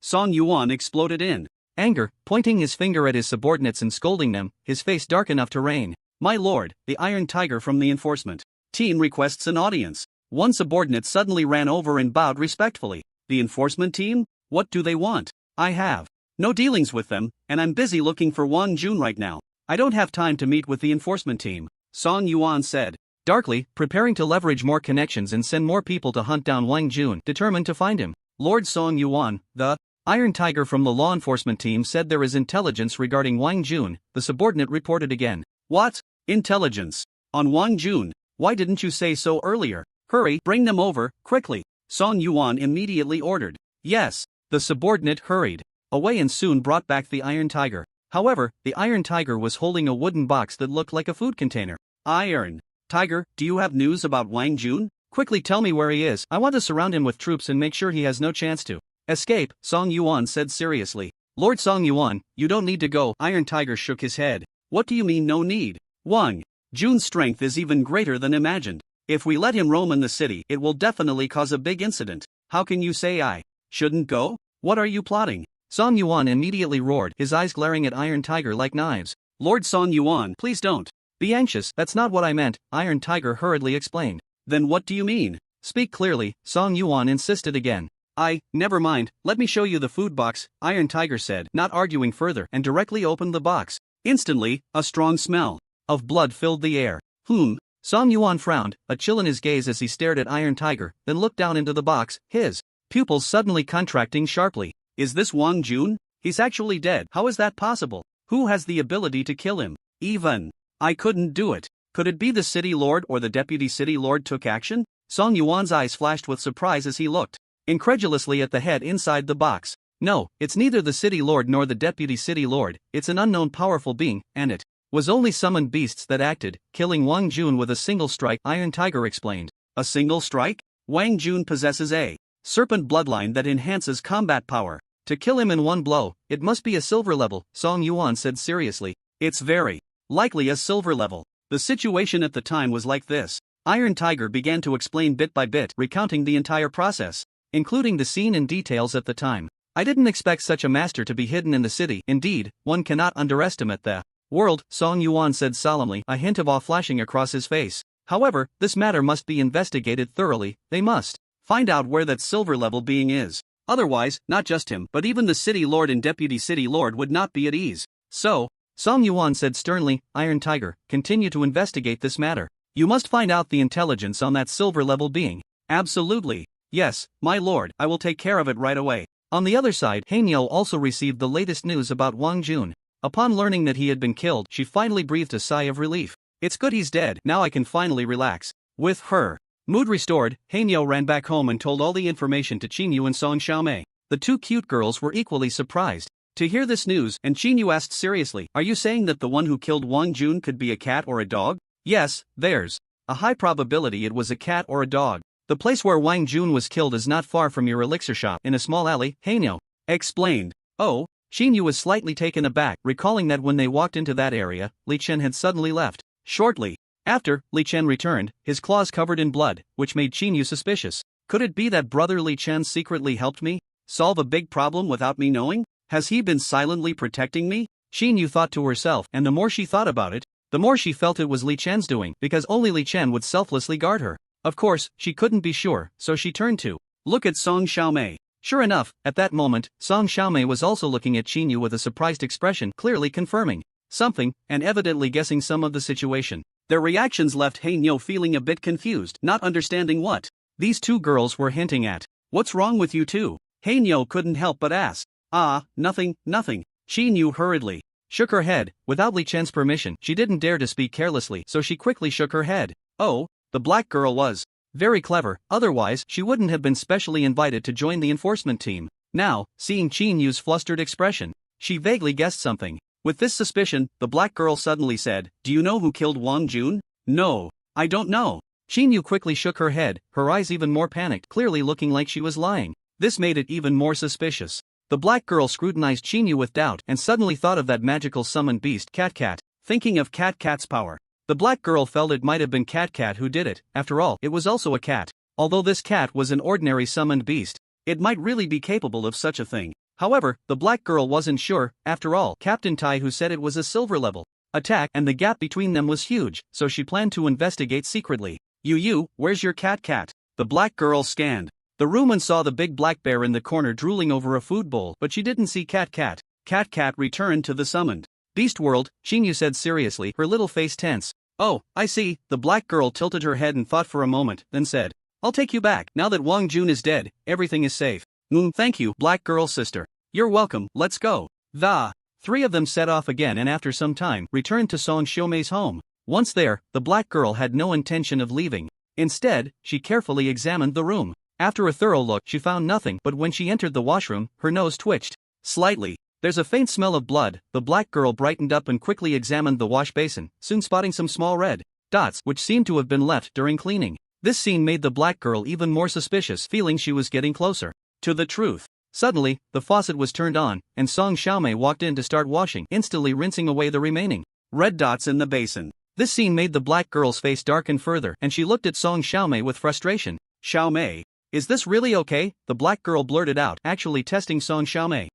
Washing my face like this is pretty nice. It's refreshing," Song Xiaomei replied, and being clever, she naturally responded easily. All right, the black girl shook her head helplessly, feeling she needed to communicate more with Qinyu to have a chance of getting more information. However, she still had matters to attend to. Their enforcement team was particularly busy, and with the recent chaos in the city, they had to hurry back. Of course, she hadn't given up on investigating this matter and planned to continue her inquiry when she had time, determined to find out what was really going on. So she took her leave and hurried off to her tasks. In the room, only Qinyu and Song Xiaomei were left. "Sister Xiaomei, did I seem very unnatural just now?" Qinyu asked anxiously. "Yes, I'm afraid black girl's sister has already guessed something, but don't worry, she's not an outsider. It doesn't matter if she knows. The key now is why brother Li Chen is so powerful, able to instantly kill a black iron level master. That's simply monstrous," Song Xiaomei said, her fair little face filled with admiration. "Brother Li Chen is already very powerful," Qinyu said, her beautiful eyes shining with admiration as well. The two little girls didn't need evidence, they instinctively believed that all of this was done by Li Chen, which was indeed a terrifying intuition. On the other side, in the summoned beast world, Li Chen was slowly walking, using a god's perspective to scan the surroundings, looking for some valuable materials. Unfortunately, after searching, he didn't find suitable materials and ultimately chose to give up. Fortunately, there's a mysterious fruit in the space. I feel it will be a great help to me in the future. Li Chen glanced at the fruit in the space, a sense of anticipation rising in his heart. Forget it, let's self-destruct and quickly gain new abilities to see what we can achieve. After Li Chen finished speaking, he detonated himself with a loud bang. Boom! The power of the self-detonation was further enhanced by the strength of the black iron mid-tier, affecting a large area and forming a bowl-shaped energy sphere that was inverted on the ground. Li Chen found himself engulfed in the lonely darkness within this energy sphere. Ding! You have died, random resurrection in progress. With the mechanical voice, Li Chen's world was once again filled with light and the damp smell of soil flooded his nostrils. Li Chen opened his eyes to see the moist earth before him, along with some plant roots, and a faint floral fragrance wafting in. Another underground cave. What kind of summoned beast will it be this time? Let's check the memories of this body first. It seems to have lived quite a while. Filled with curiosity, Li Chen began to explore the memories of this body, and soon his eyes widened in shock. A black iron level summoned beast? I actually reincarnated as a black iron level summoned beast? How is that possible? Li Chen was astonished and confirmed this fact several times. Could it be that once my soul reaches the black iron mid-tier, I can reincarnate as a black iron level summoned beast? If that's the case, then when my soul reaches the highest level, can I reincarnate as an even more powerful summoned beast? Li Chen's heart was filled with anticipation as he continued to delve into the memories, and the more he looked, the better he felt, realizing that this reincarnation was truly worthwhile. 2 mid-level skills. I actually got 2 mid-level skills. That's amazing. So exhilarating. Li Chen was overjoyed and immediately pulled up the data panel to check his abilities. Ding! Name, Li Chen, 5199 honor points. Type, Earth Spike Beast. Black Iron Summon Beast Soul. Black Iron Mid-Tier Master. Xinyu Ability 1, Mid-Level Earth Spike, Mid-Level Earth Wall, Portable Space, Simulated Communication. Ice Freeze, Mid-Level Wind Wings, Mid-Level Transformation, Mid-Level Fireball. Ability 2, High-Level Self-Healing, High-Level Defense, High-Level Super Strength, High-Level Self-Detonation, High-Level Healing, High-Level God's Perspective, High-Level Enlargement, High-Level Dragon Might. Earth Spike Beast. Abilities include Mid-Level Earth Spike, Mid-Level Earth Wall. Wow, this is just fantastic. Li Chen was overjoyed, feeling that this harvest was quite significant, and he also gleaned a lot of useful information from this body's memories. There was so much information, and it was very helpful. Knowledge that Li Chen had previously been unaware of was now at his fingertips. Great, great, great, now I finally know how to enhance the Ice Freeze ability. That's wonderful. Li Chen was very happy, and even after spending 3 days and nights browsing through this body's memories, he still felt quite good. That's enough, let's self-destruct again. After all, the fatigue of the soul isn't too noticeable yet.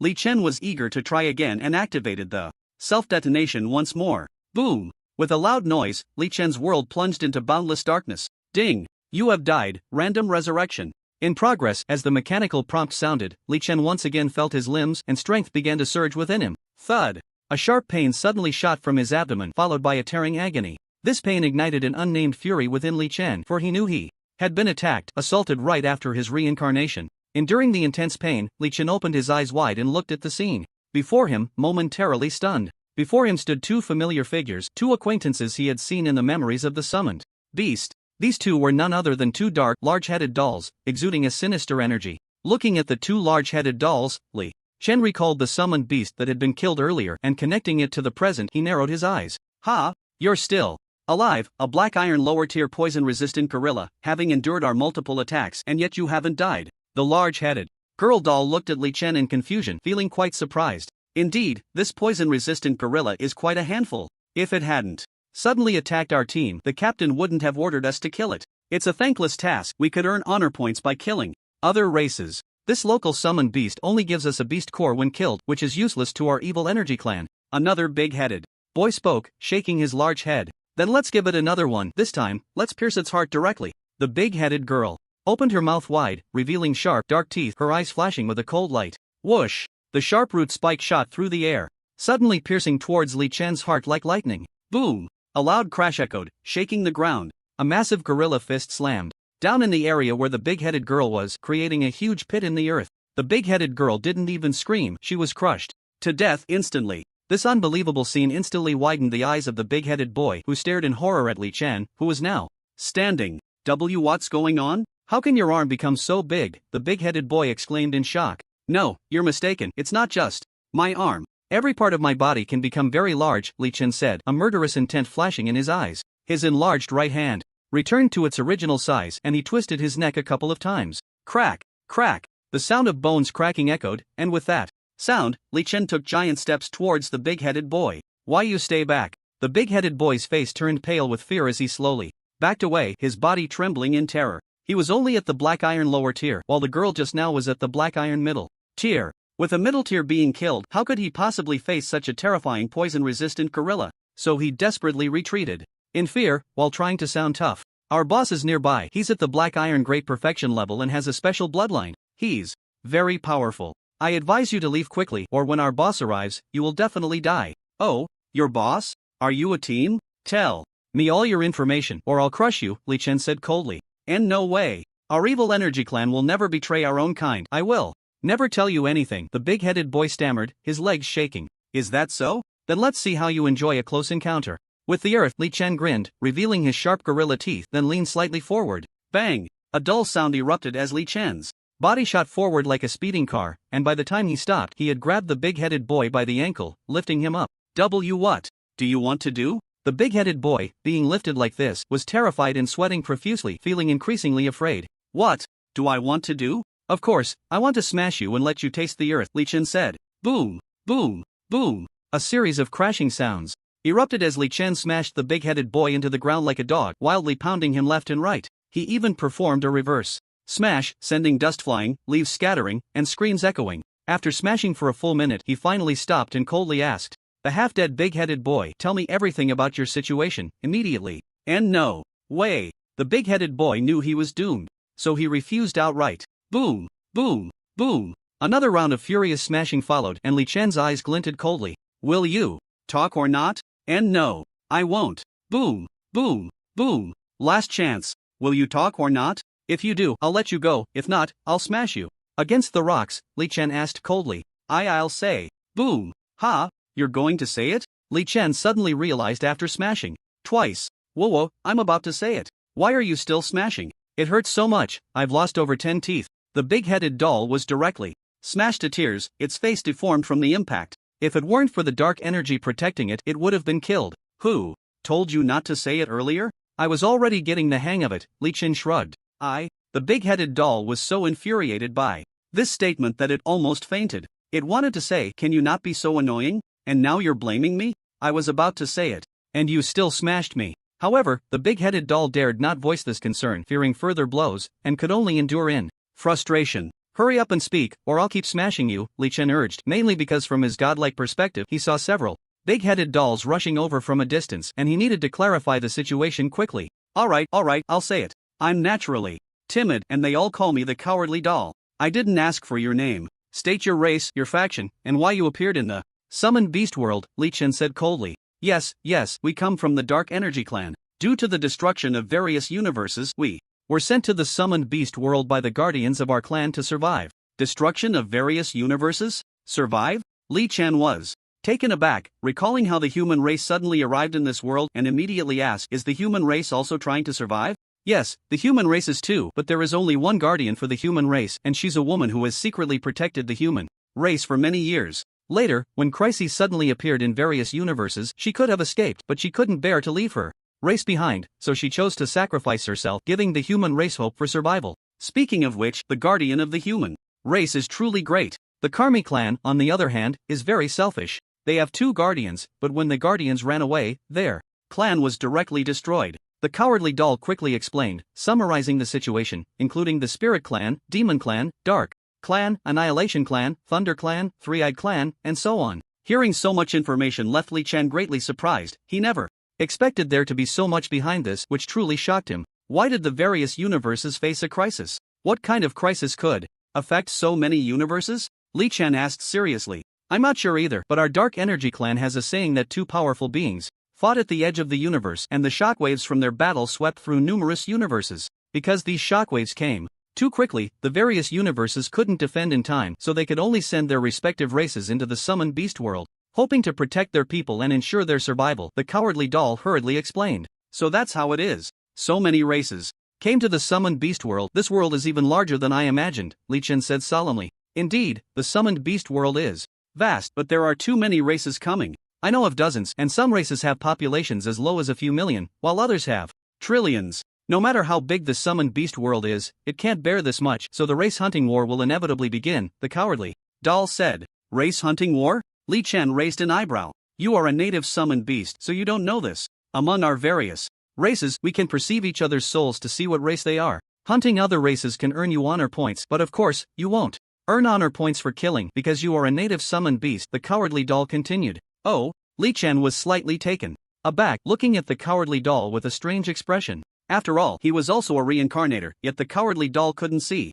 through him, which was quite interesting. Could it be because of the system? Li Chen thought to himself, feeling there was a high chance it was due to the system, as only the system could do this. However, the ability to perceive what race others are through soul perception made Li Chen very curious, so he furrowed his brows and asked, is the soul perception you mentioned a talent or does it require cultivation? If it can be cultivated, tell me how to cultivate it. Soul perception is our gift. I tell you, it's useless, but the spirit clan has secret methods to see the races of others. They rarely use the secret method because they also have their own gifts. The secret method is only for those in their clan who have not awakened. The cowardly doll continued speaking, not daring to hide anything, revealing everything. This kind of honesty made Li Chen hesitate, mainly because he could still capture her later to extract more information. Alright, seeing how honest you are, I'll help you out, Li Chen said, lifting the cowardly doll once again and smashing her down towards the ground. Boom, boom, boom. The relentless smashing began, continuing under the bewildered gaze of the cowardly doll. Time rewound to a moment earlier. In the nearby woods, several colorful big-headed dolls were sitting together talking. The leader of the big-headed dolls had a scar on his face, looking very fierce. The aura emitted by this big-headed doll was also quite different, clearly more powerful and oppressive. Even the position he sat in was like the moon surrounded by stars, encircled by everyone. Captain, can those two really kill the poison-resistant gorilla? The cowardly doll often drags us down. I'm worried something might go wrong. A chubby big-headed doll frowned. Don't worry, while the cowardly doll may not be capable, the fierce girl doll is of black iron intermediate level, one rank higher than the poison-resistant gorilla. With some effort, she can definitely take it down. The scar-faced captain spoke coldly, showing no concern for any mishaps. The fierce girl doll is indeed strong, but she's too arrogant. That could easily lead to trouble. The chubby big-headed doll expressed his worries. Rest assured, even if they can't win, we're close enough to provide timely rescue. With me here, what do you have to fear? The scar-faced captain declared proudly. Yes, the captain is a great perfection. With a special bloodline, his strength far exceeds that of an ordinary great perfection. With the captain around, there's nothing to worry about. The other big-headed dolls chimed in, all looking at the scar-faced captain with admiration. But the chubby doll still felt some concern, mainly due to an inexplicable sense of crisis that had saved him many times before. However, now this sense of crisis had resurfaced, even if it wasn't strong. He still felt uneasy. Boom! A loud bang suddenly roared from the area where the poison-resistant gorilla was located. This sound caused everyone present to change their expression slightly, and the chubby doll's eyes widened in shock as the sense of crisis intensified. Go! The scar-faced captain dashed towards the source of the roar, leading everyone to hurry over. They moved quickly, and in just a moment, they ran out of the woods and arrived at the battlefield. But upon seeing the scene, their pupils constricted sharply. The fierce girl doll had already disappeared, the ground was stained with blood, and the cowardly doll was being violently smashed by the poison-resistant gorilla, blood flowing profusely. This scene immediately darkened the scar-faced captain's expression. Just moments ago, he had said there was nothing to worry about with him around, and now trouble had arisen, making him feel embarrassed and instantly furious. He waved his hand and shouted, "Damn native summoned beast, I'm going to slay you, evil energy strike." Boom! A massive green fist materialized in midair, exuding an aura of evil energy, and then this green fist smashed down towards Li Chen, aiming directly for his forehead. Bang! A dull sound echoed. Li Chen raised his hands high to block the green fist, then glared fiercely at the approaching evil energy dolls, his killing intent palpable. Kill this gorilla. Everyone, attack. Die. 6 evil energy dolls struck simultaneously, conjuring various twisted thorns that viciously stabbed towards Li Chen. The stronger evil energy dolls even formed evil energy fists, unleashing terrifying power. Whoosh, whoosh, whoosh. With the sound of breaking air, a barrage of attacks surged towards Li Chen. However, Li Chen remained calm, instead grinning widely, revealing his sharp teeth. Are you trying to bully me with numbers? Then let you feel the taste of being ravaged. Boom! A terrifying figure suddenly appeared, accompanied by a howling wind, instantly stirring up a large amount of dust. Following that, a figure as large as a small mountain stood in this area, blocking out the sunlight from the sky. The gorilla, which was originally about 2 meters tall, now seemed mutated, transforming directly into a terrifying monster. This scene made the evil energy dolls feel their scalps tingle, and the chubby doll was so scared that he nearly wet himself. My god, what the hell is that? In the distance, the violet rabbit had just emerged from the summoning array. Having achieved merit, he received rewards from the summoner and consumed several magical treasures, boosting his strength a bit. He had originally been full of confidence, feeling that he was different from before, that he was better and stronger. But looking at the suddenly appearing terrifying figure at the colossal being blocking the sky, the violet rabbit was completely terrified, screaming in fright. Bang! The terrifying figure moved and a massive fist suddenly fell from the sky, smashing down hard towards the evil energy dolls below. Run! Shouted the farthest chubby doll. Unfortunately, it was too late. The terrifying gorilla's large hand came too quickly, crashing down from the sky with a thunderous boom. A deafening roar echoed, the ground trembled, and a strong gust of wind howled, shaking everything around and blowing away the cowardly dolls, creating a cloud of dust. When the dust settled, only 3 evil energy dolls remained alive: Scarface Captain, the chubby doll, and the cowardly doll who had been blown away. At that moment, they were in a terrible state. The chubby doll had lumps all over his forehead from being hit by flying stones. It hurt so much. What kind of monster is this? Such a powerful summoned beast. Why is it in such a weak area? Why not go to a place rich in spiritual energy? The chubby doll said in terror, covering his head, his eyes filled with fear. After saying this, he felt an even more terrifying sense of crisis, so intense that it made him wet himself. But he couldn't care about that. Instead, he grabbed the cowardly doll that had been blown over and began to flee like a rabbit, shouting, "Captain, run, run! There are no words for running in my world. Poison-resistant gorilla, do you think being big makes you impressive? Do you really think I would be afraid of you?" Scarface Captain maintained a grim expression, and even when he saw the mountain-like Li Chen, he did not retreat. Instead, he showed a determined look and took out a special crystal from his pocket. "Last time our evil energy clan lost a captain in this area. My strength is slightly stronger than his, but not by much, yet I was sent here. Do you know why I was sent? Because I have terrifying means, a gift of blood from the Lord Commander. Today, let you feel the foundation of my clan, feel the power of the Lord Commander." After Scarface Captain coldly finished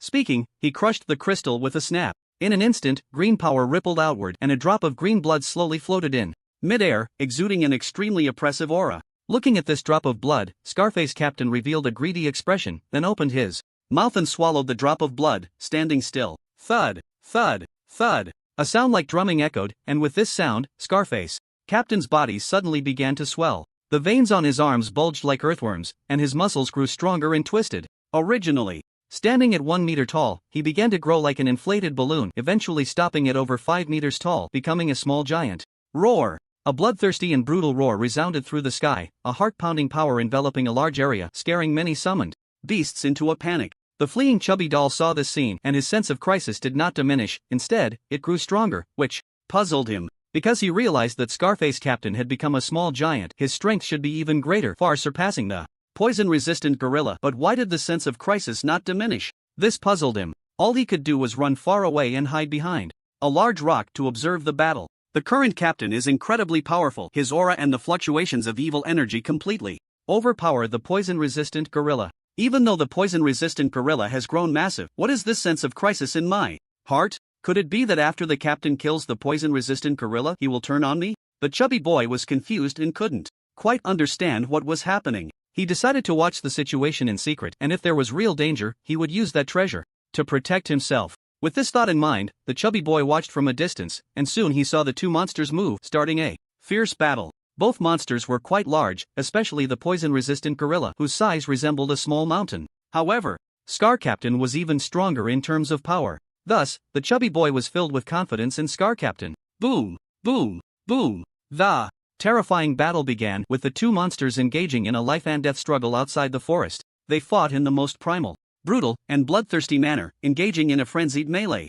As the battle raged on, this area was utterly devastated. Large swathes of land were destroyed, the green grass trampled, and the low shrubs torn apart. Even the rocks in their way were sent flying. Blood slowly stained the earth, and the dust kicked up by the battle took on a reddish hue. Just as the chubby boy had anticipated, their captain was completely in the upper hand, in a crushing phase. However, there was one thing that left the chubby boy feeling a bit frustrated. Although Scar Captain was dominating, his forehead was swollen from being hit. The main issue was the vast difference in size between the two. One was 5 meters tall, while the other was as imposing as a small mountain. This size disparity in battle meant that Scar Captain could only strike at the legs of the poison-resistant gorilla, while the gorilla could swing its massive fists to smash Captain's head. More than once, the captain found himself stomped into the mud by the gorilla's large foot, tasting the foul mud and smelling the stench of the gorilla's foot. Just like now, the captain was lying in the mud, being trampled by the poison-resistant gorilla, causing the ground to tremble. Roar! A roar erupted, and an evil aura burst forth from Scar Captain.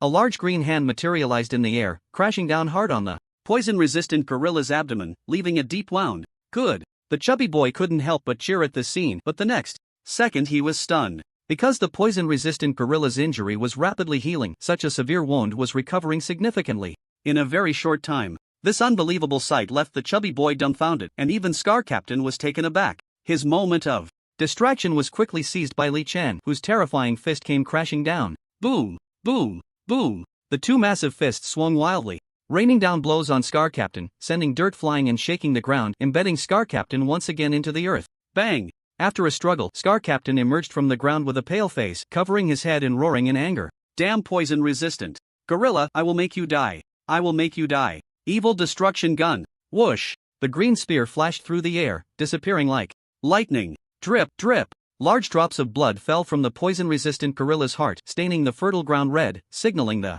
end of its life. Finally going to die, Scar Captain has finally won. It was so hard. The chubby boy sighed in relief at this scene, feeling that things were finally coming to an end, but the sense of crisis in his heart still lingered, causing him to furrow his brows, unable to understand why. See? No matter how massive you become, in front of our evil energy clan, you are nothing but trash. Killing a native like you is as easy as squashing an ant. Truly an overconfident native. The scarred captain spoke arrogantly, his voice like a muffled thunder, yet it carried a hint of breathlessness, clearly indicating that the recent battle had taken a toll on him. Oh, is that so? Li Chen replied calmly, his tone unperturbed by the fatal wound that had pierced his heart, instead revealing a strange smile. What?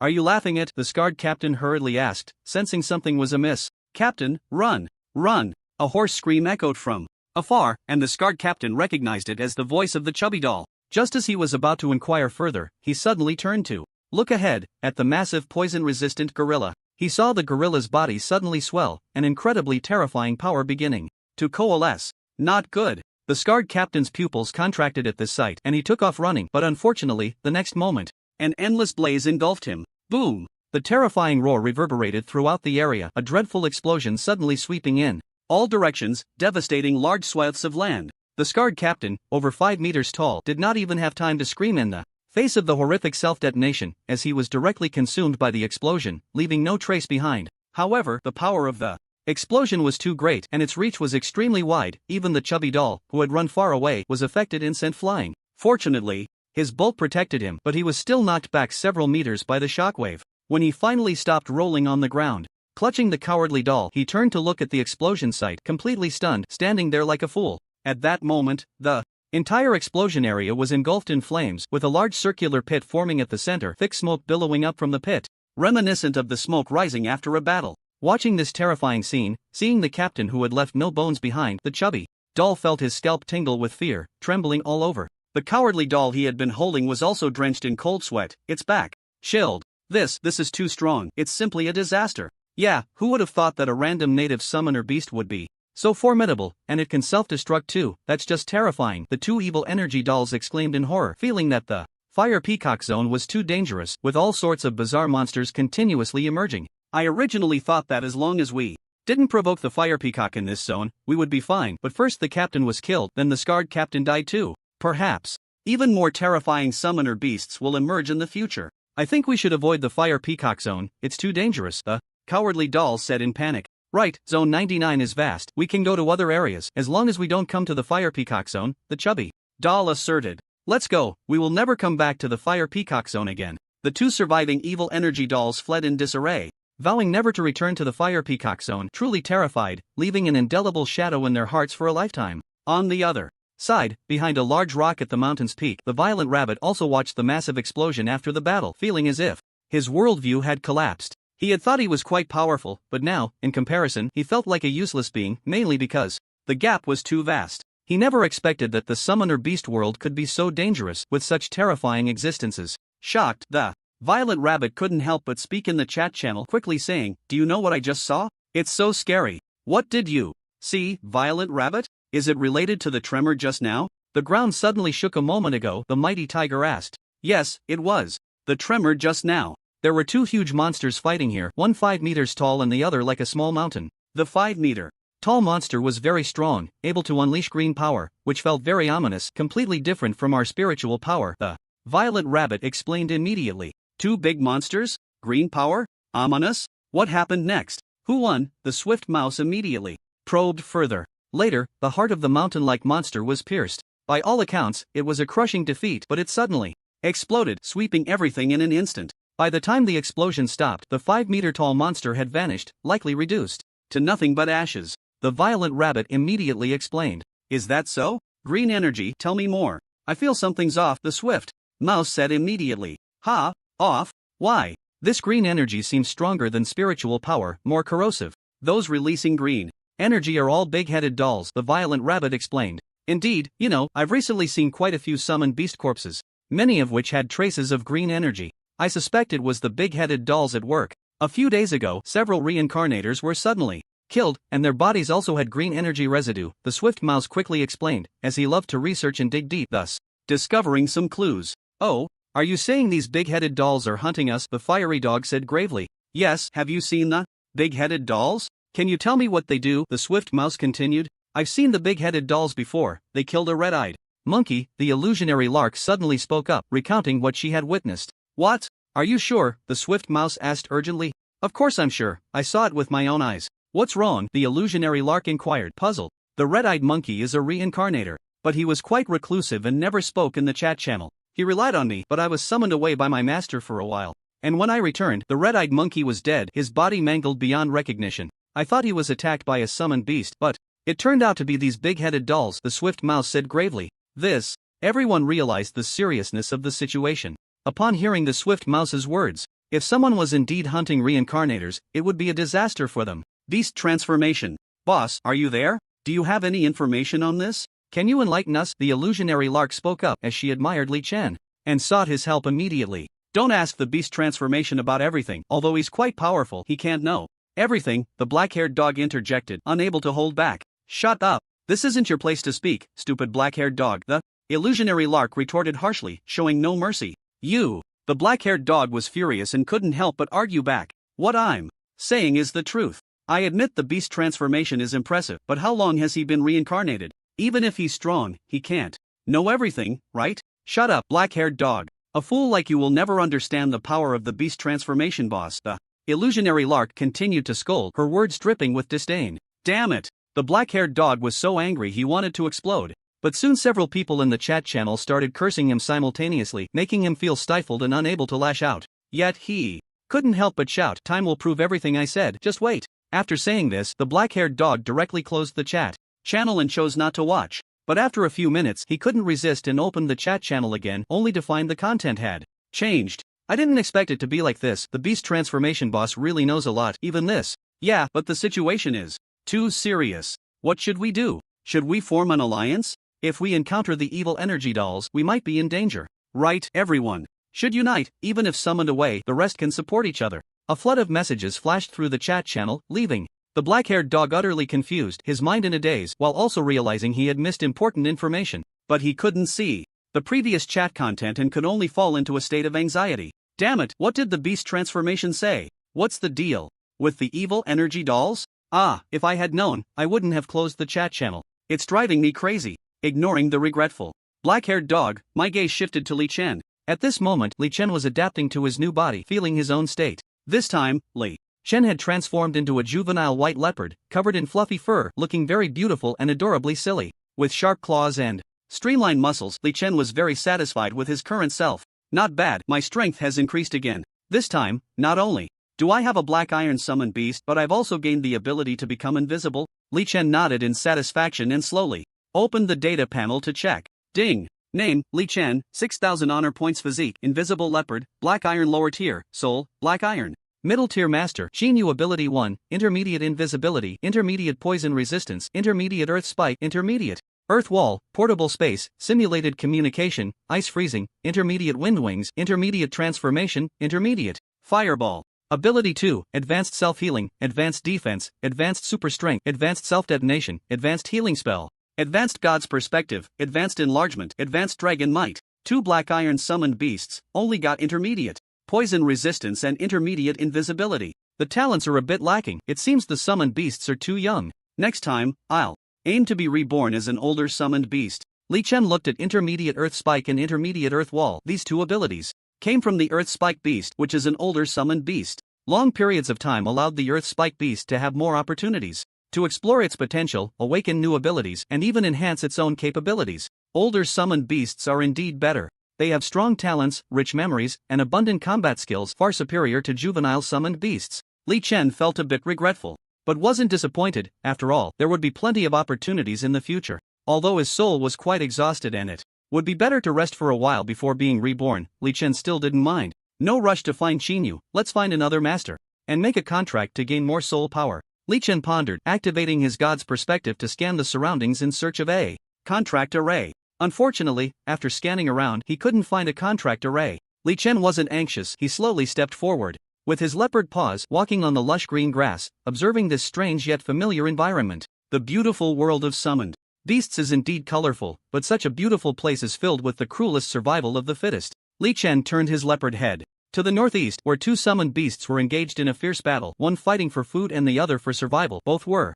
fighting for their lives. Li Chen didn't go over to stop them but continued to walk gracefully, enjoying the scenery of this world while searching for the contract array. Roar! A long howl echoed as a burly black tiger stomped on a water buffalo, opening its mouth wide to roar at the sky. That heart-stirring roar made the surrounding summoned beasts show fearful expressions, with some timid ones even wetting themselves. The black tiger disdainfully scanned the surroundings, its gaze looking down on everything, exuding an undeniable kingly aura. At that moment, a white contract array suddenly appeared, rippling around the black tiger, seemingly different from other contract arrays. Upon seeing the contract array, the black tiger excitedly howled at the sky, striding toward the contract array like a king. But just then, as the black tiger moved forward, a white leopard passed by, completely ignoring the black tiger's kingly presence, directly surpassing it in walking toward the contract array. This infuriated the black tiger, and in its anger, it strode powerfully to block the white leopard's path. Not far away, several summoned beasts witnessed this scene, all showing expressions of pity. Faced with the burly black tiger, the ultimate fate of the white leopard could only be death. Sure enough, with a deafening roar, the black tiger suddenly lunged forward, charging straight at the white leopard. It had no intention of killing the white leopard but needed to teach it a lesson, to let the white leopard know the power of the black tiger. Bang! With a dull thud, the black tiger was sent flying, crashing to the ground and rolling several times. Then, the black tiger lay dazed on the grass, staring blankly at the tiger tooth that had been knocked out. Ow oh! A few summoned beasts in the distance looked on in confusion, their minds completely bewildered. They had seen the black tiger pounce and thought the white leopard was done for, only to witness the white leopard swat the black tiger away with a single paw. It was a scene that felt like a dream. Thus, these summoned beasts were also stunned, watching the white leopard step into the contract array, disappearing into the graceful silhouette. In the purple spirit world, in the city of Bailing. This is an ancient small city, where most of the residents are of the purple race, robust and muscular, with simple minds. However, there are also outsiders who have settled in Bailing,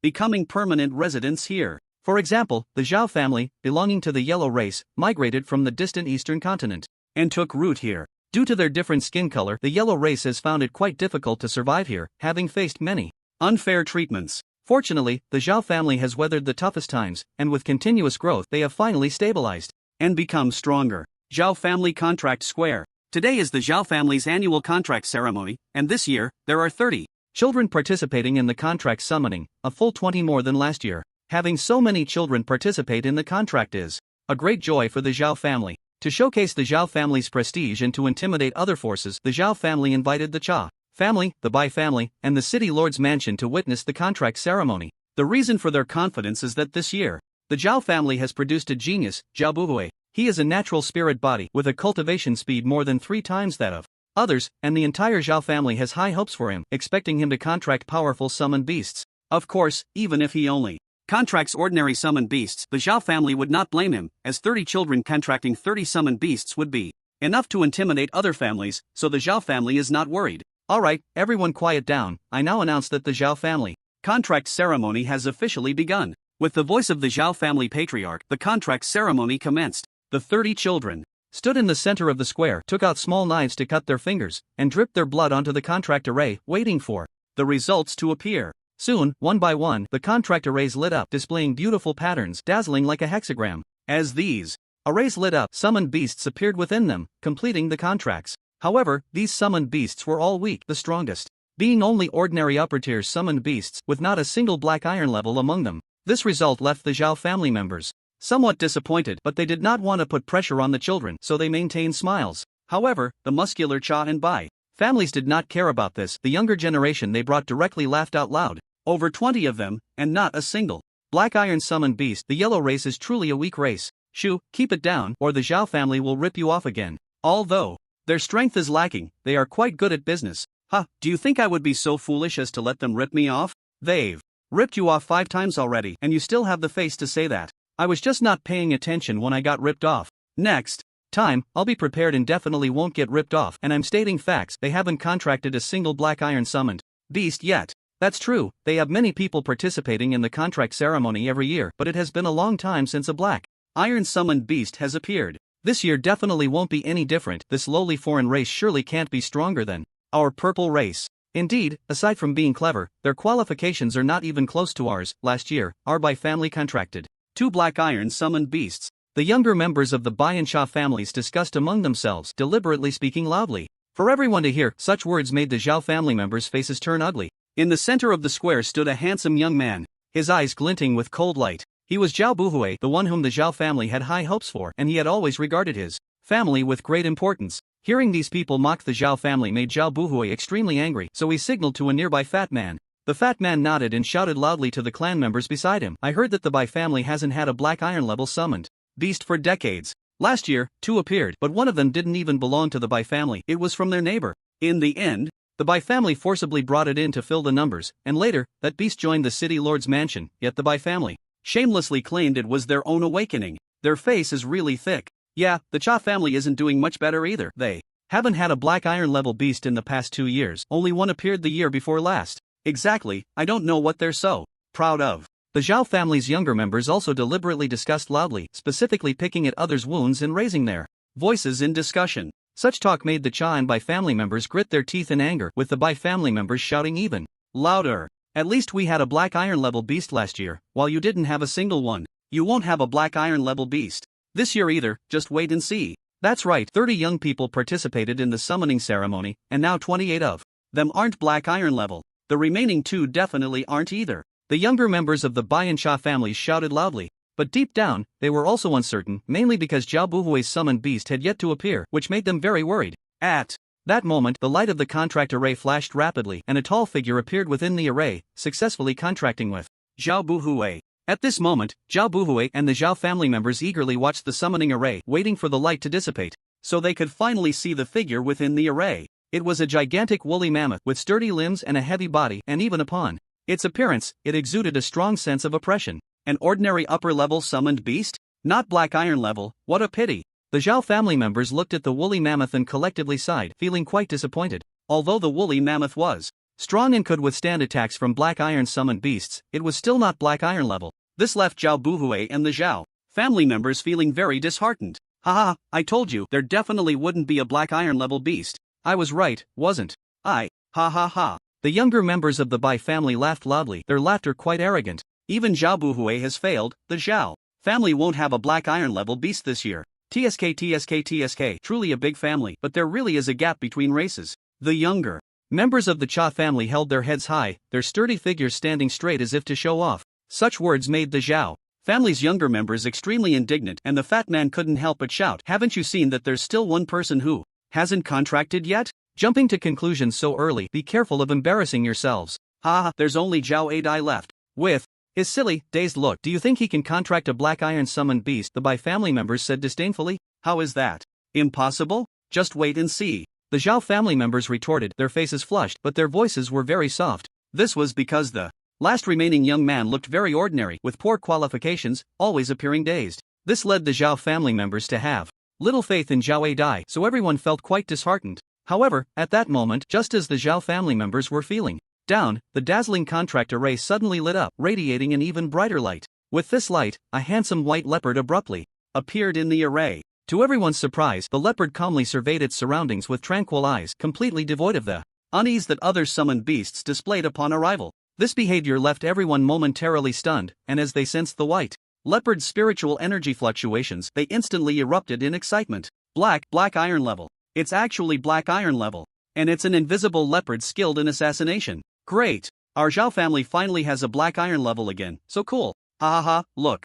At the white leopard, it's so calm. You can tell it's particularly skilled at assassination. Once it grows up, it will become the guardian deity of our Zhao family. The younger members of the Zhao family cheered with excitement, and even the elders showed joyful smiles, clearly in a different mood. In contrast to the Zhao family's jubilance, the Bai and Cha families looked grim, watching the white leopard with serious expressions. Facing a Black Iron level adept at assassination, even other Black Iron level summoners felt apprehensive. One wrong move could lead to an assassination. So, these two families were a bit restless, contemplating what to do. But at that moment, Bai Nua, the Black Iron level summoner who awakened last year from the Bai family, stepped out from the crowd with his Black Iron level summoned beast, the bloodthirsty gorilla, and stood in the center of the arena. Zhao A Dai, right? Do you dare to let your summoned beast fight? Mine, right here? Bai Nua said arrogantly. Zhao A Dai, true to his name, was still in a daze, staring blankly at his summoned beast, his mind still foggy. He originally thought it would be great to contract an ordinary low-level summoned beast, let alone a normal mid-level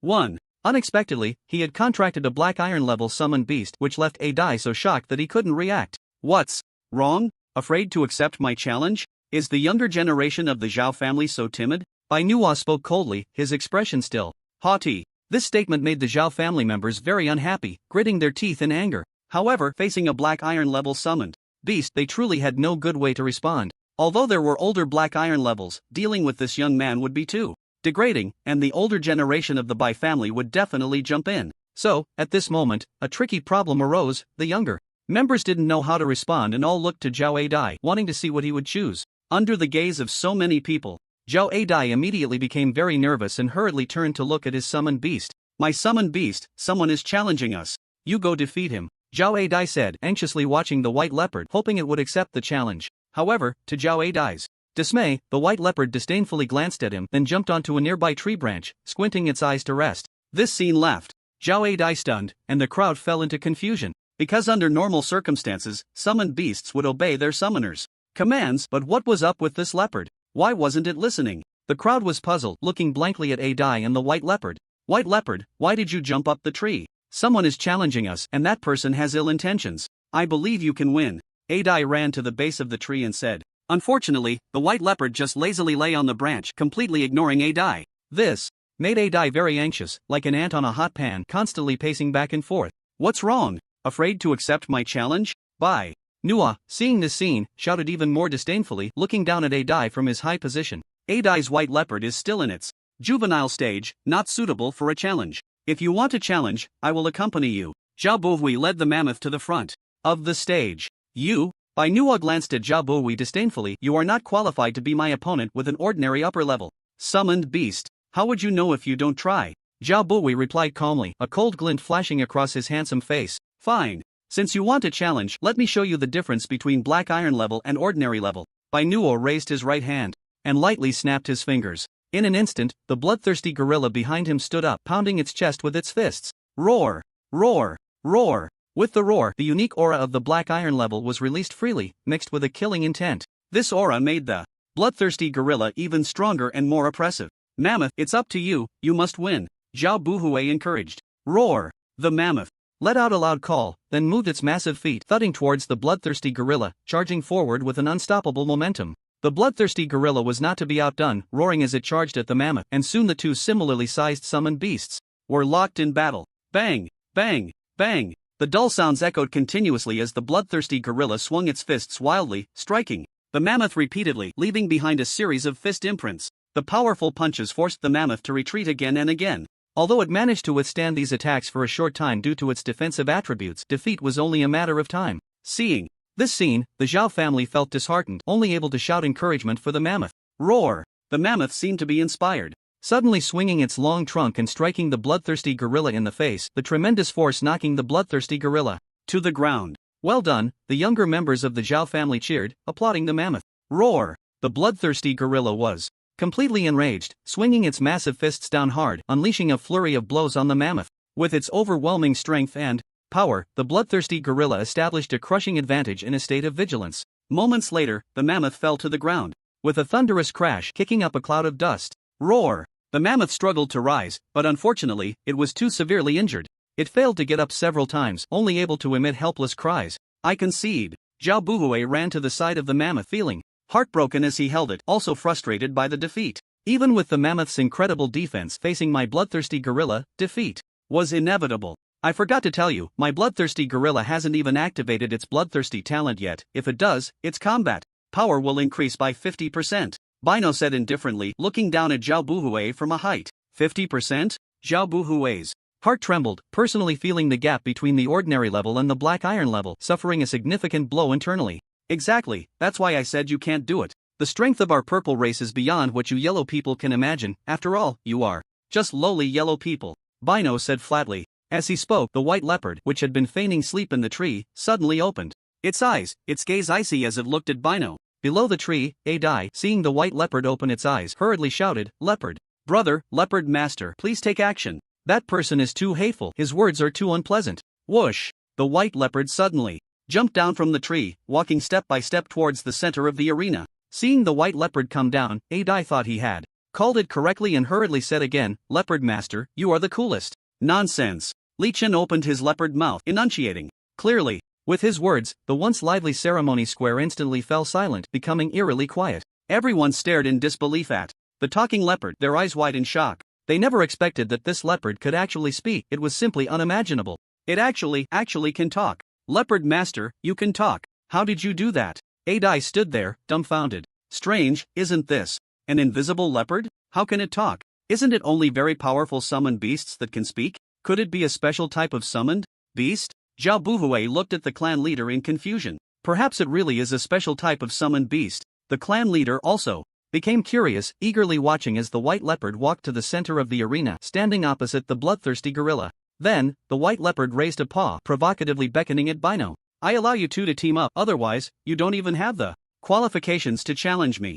A calm voice came from the leopard's mouth, filled with arrogance, far more so than the Bino family members. Such words, such provocation, made Bino's face flush with anger. "So what if it's a special summoned beast, challenging me together? You're just asking for death," Bino said furiously. With his cultivation of spiritual power, he had reached the black iron level, and, combined with the strong physique of the purple race, this enhanced his strength. With such power, along with the bloodthirsty gorilla, his combat ability even reached the mid-level of black iron, which was absolutely not to be underestimated. Now, with the white leopard provoking him like this, Bino was completely enraged and decided to teach the white leopard a lesson. "Since you want to get beaten, I'll oblige you." Bino stood coldly beside the bloodthirsty gorilla, leaning forward and taking a fighting stance. This posture made the Zhao family members worried, mainly because the combination of the two would be very strong, and the white leopard was still in its juvenile stage. The Zhao family was very concerned about the white leopard's safety. After all, it was the only black iron level beast in recent years, and everyone was still very concerned. "Leopard Lord, their strength is very strong. Let me fight them with you." Adai ran in front of the white leopard, worried. Yes, although Adai's strength is lacking, he can take a beating and help you share the firepower," the fat Zhao family member said from a distance. "That's right, let Adai help out. After all, real battles are fought by summoners with their summoned beasts." The Zhao family members hurriedly spoke up, realizing the white leopard's high intelligence and immediately trying to persuade it with words. "No need." Li Chen shook the leopard's head, rejecting Adai's participation, and directly walked gracefully towards the bloodthirsty gorilla and Bino. "You can make your move now," Li Chen said. "Kill!" Bino roared, his body slightly swelling, and his originally muscular physique expanded significantly. Then, Bino charged towards the white leopard with the bloodthirsty gorilla, roaring. However, at that moment, just as they charged forward, the white leopard lightly tapped its paw against the ground. Whoosh! Whoosh! Whoosh! Dozens of sharp earth spikes suddenly erupted from the ground, striking them like lightning in the terrified gazes of Bino and the bloodthirsty gorilla. "Ah!" The shrill screams echoed throughout the area. The onlookers heard the scream and looked at the terrifying scene before them, drenched in cold sweat and feeling chills down their spines. Some timid individuals, witnessing the horrific sight, instinctively covered their vital areas, looking at the white leopard with fearful eyes. Bino! The elders of the Bai family leaped out of the crowd with red eyes, landing swiftly in front of Bino, wanting to pull him out from the earth spikes. But at that moment, Bino spoke, covering his backside in terror. Don't move, whatever you do, quickly find a healing summoner, hurry." Bino, holding his backside in pain, said, cold sweat continuously flowing down. A sharp earth spike had pierced deeply into his backside, and the crimson blood dripped down the spike onto the fertile ground. But Bino dared not move an inch, even bleeding, he could only grit his teeth and endure. The Bai family patriarch looked at this scene, his eyes wide with rage, and shouted, "Zhao family, you must give me an explanation, you must." With the patriarch's furious roar, the onlookers gradually regained their composure. They looked at Bino, drenched in cold sweat and bloodied, and the bloodthirsty gorilla beside him, equally miserable and too scared to move while covering its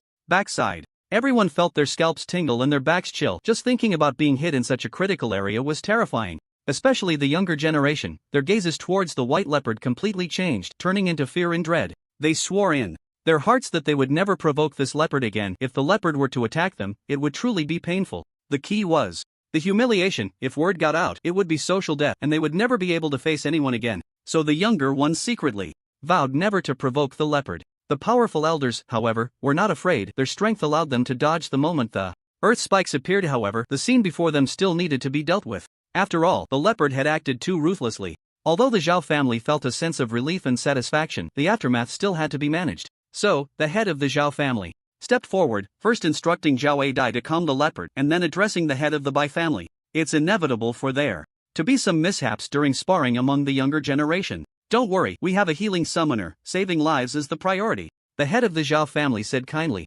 Behind him, 5 Zhao family members at the peak of the Black Iron Realm emerged, showcasing the family's strength. Though they were all middle-aged, their imposing presence was still formidable and impossible to ignore. Thus, the head of the Bai family's expression darkened, and he could only swallow his anger temporarily, saying, "Just save him. Old Zhao, save him." The head of the Zhao family smiled and waved his hand. With his words, a lecherous old man scurried out from a corner, bringing with him a chrysanthemum summoning beast, and approached Bai Nuo. "Oh dear, that looks like quite a serious injury. If we don't treat it promptly, it could lead to trouble later," the lecherous old man said with a smirk. "Ah, then hurry and treat it," Bai Nuo urged anxiously. "Treatment is possible, but first we need to get you out of the earth spikes. This process might hurt a bit," the lecherous old man continued. I'll get out myself. Please don't touch me. Don't touch me. Ouch. That hurts so much." Seeing his elders about to pull him out from the earth spikes, Bai Nuo was immediately frightened and broke out in a cold sweat, trying to stop them. He then gritted his teeth and struggled upward little by little, using a stool brought by his family members to inch his way up. The process was painful, but he could still endure it, so he felt a bit more relaxed. "Let me help you," a cold voice suddenly rang out. Upon hearing this voice, everyone turned to look at the leopard, which raised its paw once again. "No!" Bai Nuo screamed in terror at the sight, his eyes turning red with fear. However, his cries had no effect, as the next moment the earth spikes began to move, trembling back and forth, then suddenly retracted with a whoosh. "Ah!" As the earth spikes sank back into the ground, Bai Nuo's agonized screams echoed throughout the square, sending chills down everyone's spine. With that hoarse scream, Bai Nuo curled up on the ground, clutching his backside in pain and tears streaming down his face, feeling utterly defeated. The retraction of the earth spikes, swinging back and forth, caused even greater harm, pushing him to the brink of unbearable pain, shattering his mental state. Everyone looked at the miserable Bai Nuo and then at the elegant white leopard walking towards the big tree, feeling a wave of dread, vowing never to provoke the white leopard again. Damn leopard! The head of the Bai family was furious, his eyes flashing with cold light as a Black Iron Realm crocodile was summoned, lying on the ground. With a fierce gaze, "Head of the Bai family, the leopard is only acting in the best interest of your kin. It's better to have a short pain than a long one," the head of the Zhao family said with a smile, summoning a giant snake that exuded a powerful aura. This giant snake was also at the peak of the Black Iron Realm but possessed special blood, giving it greater combat power than the crocodile and more intimidation. Thus, the moment the giant snake appeared, the fierce crocodile immediately tensed up, clearly wary of the giant snake. The surrounding summoned beasts also looked at the giant snake with grave expressions, slowly retreating in fear. Only the white leopard elegantly leaped onto the big tree, lounging on the trunk and playfully swaying its paws, looking relaxed and carefree. This scene not only surprised everyone, but even the giant snake turned its head to look at the white leopard, staring at it without moving. This raised questions among the crowd, as no one understood why. However, the atmosphere remained tense, with the city lords people watching the drama unfold, prompting the head of the Cha family to step forward, laughing and trying to mediate, urging both families to remain calm.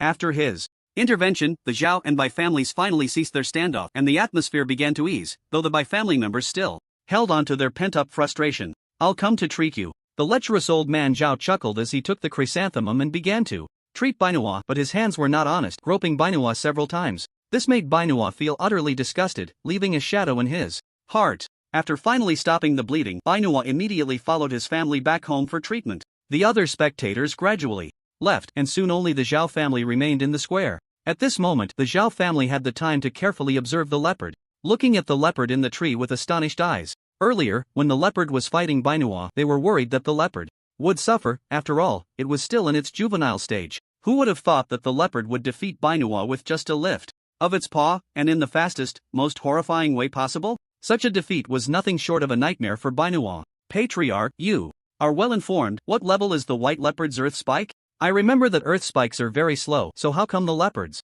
earth spike is so fast? Zhao Buhui asked in confusion. Because its earth spike level is high. If I'm not mistaken, the white leopard's earth spike should be intermediate, and it's close to advanced. If it eats some round soil fruits, it can definitely reach advanced and become even stronger. The Zhao family patriarch smiled as he took out a few fruits from his spatial ring. The leopard, which had been resting in the tree, suddenly opened its eyes and looked at the fruits. Do you want to eat? Answer me a few questions, and these round soil fruits are yours. The Zhao family patriarch smiled, enticing it. Sure, old man, go ahead and ask. Li Chen jumped down from the tree, walking as he spoke. Old man? The Zhao family patriarch was momentarily stunned, his mind not processing the words. The surrounding Zhao family members couldn't help but cover their mouths, looking at the patriarch with strange expressions. As the powerful patriarch of the Zhao family, his strength had reached the pinnacle of black iron, a level that was feared throughout the city. Such a powerful figure was naturally respected and admired, but also feared. Yet now, the white leopard not only showed no fear of the patriarch but directly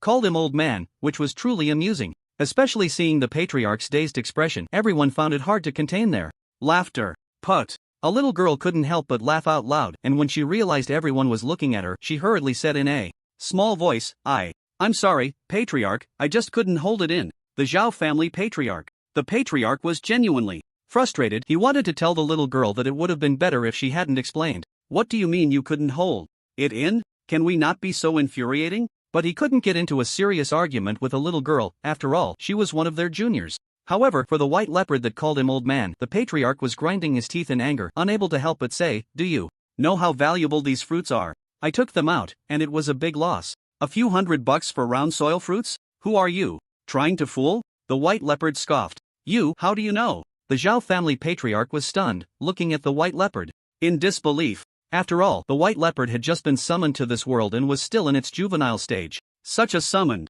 beast, theoretically, had not seen much of the world, yet the white leopard actually knew the price of round soil fruits, which was truly surprising. The surrounding Zhao family juniors were also very astonished, looking at the white leopard with curious eyes, but thinking of that terrifying earth spike made them feel afraid. Quickly ask whatever questions you have, don't waste time. Li Chen frowned, he wouldn't mention that he had seen these fruits being sold on the street through a god's perspective, and they were only a few $100. Alright, I'll ask.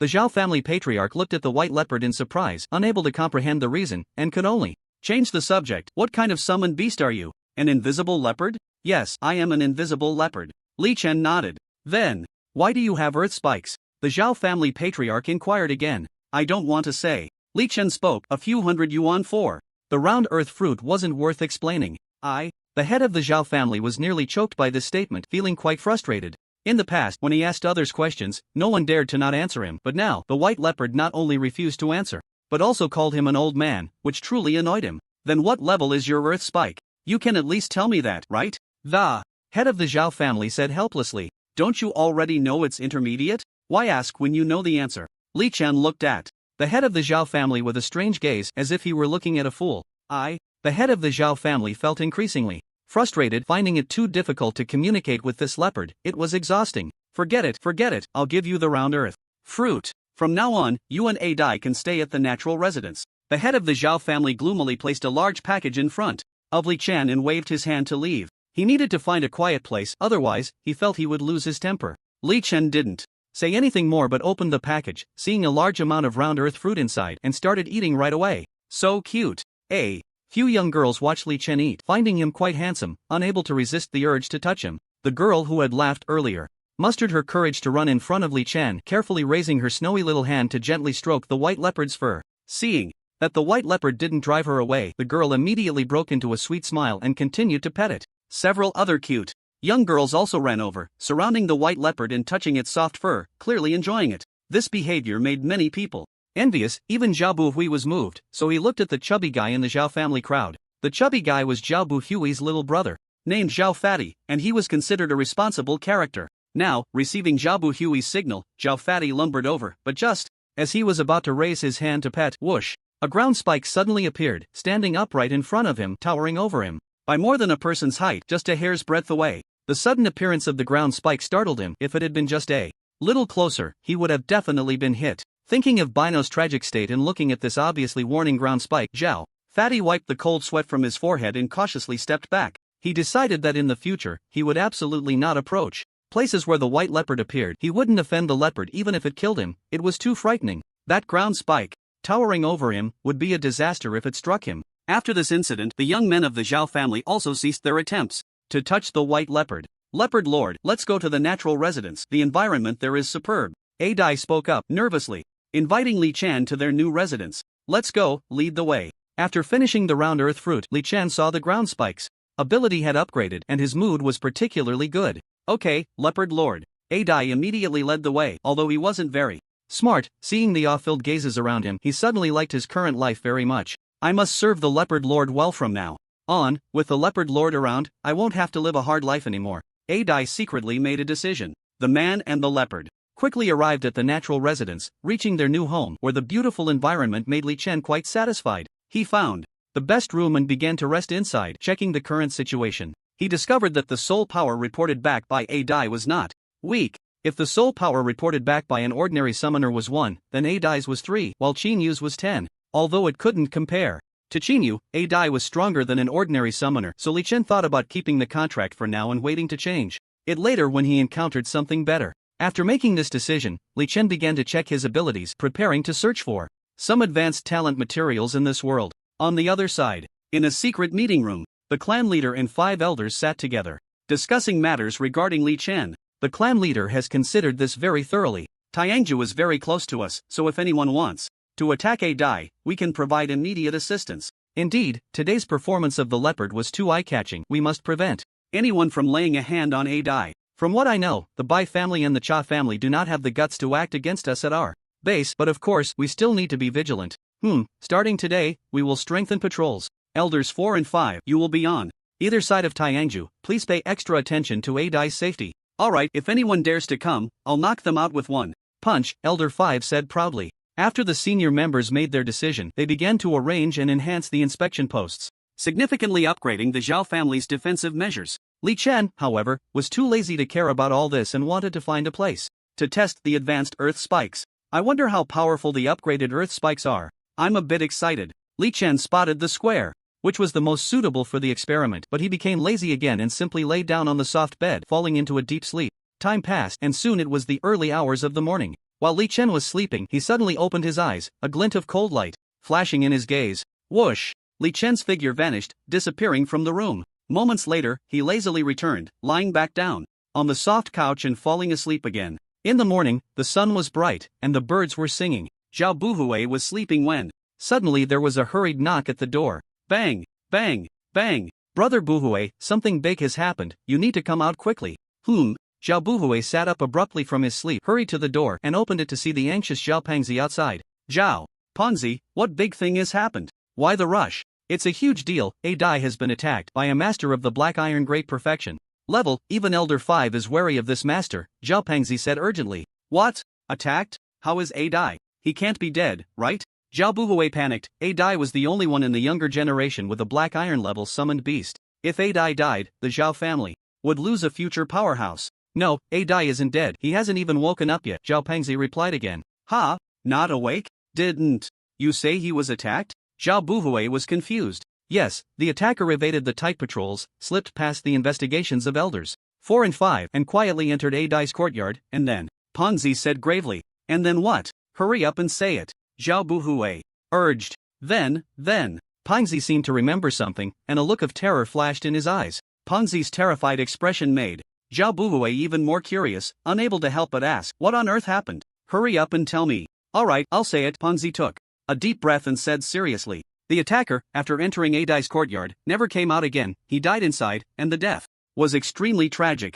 No one even knew he was dead until someone saw that thing this morning and realized something was wrong, rushing over to check. Ah, that thing? What thing? Zhao Buhui was puzzled, not understanding what Pangzi was talking about. It was a closed space, made of 4 earthen walls, very high, probably over 10 meters tall, with only one exit at the top, like a house without a roof, but closed on all sides, very narrow, Pangzi explained. I understand, but what does this have to do with the attacker? Zhao Buhui was confused. Because the attacker died inside. If you go take a look, you'll understand. It's very tragic. Alright, I'll go take a look.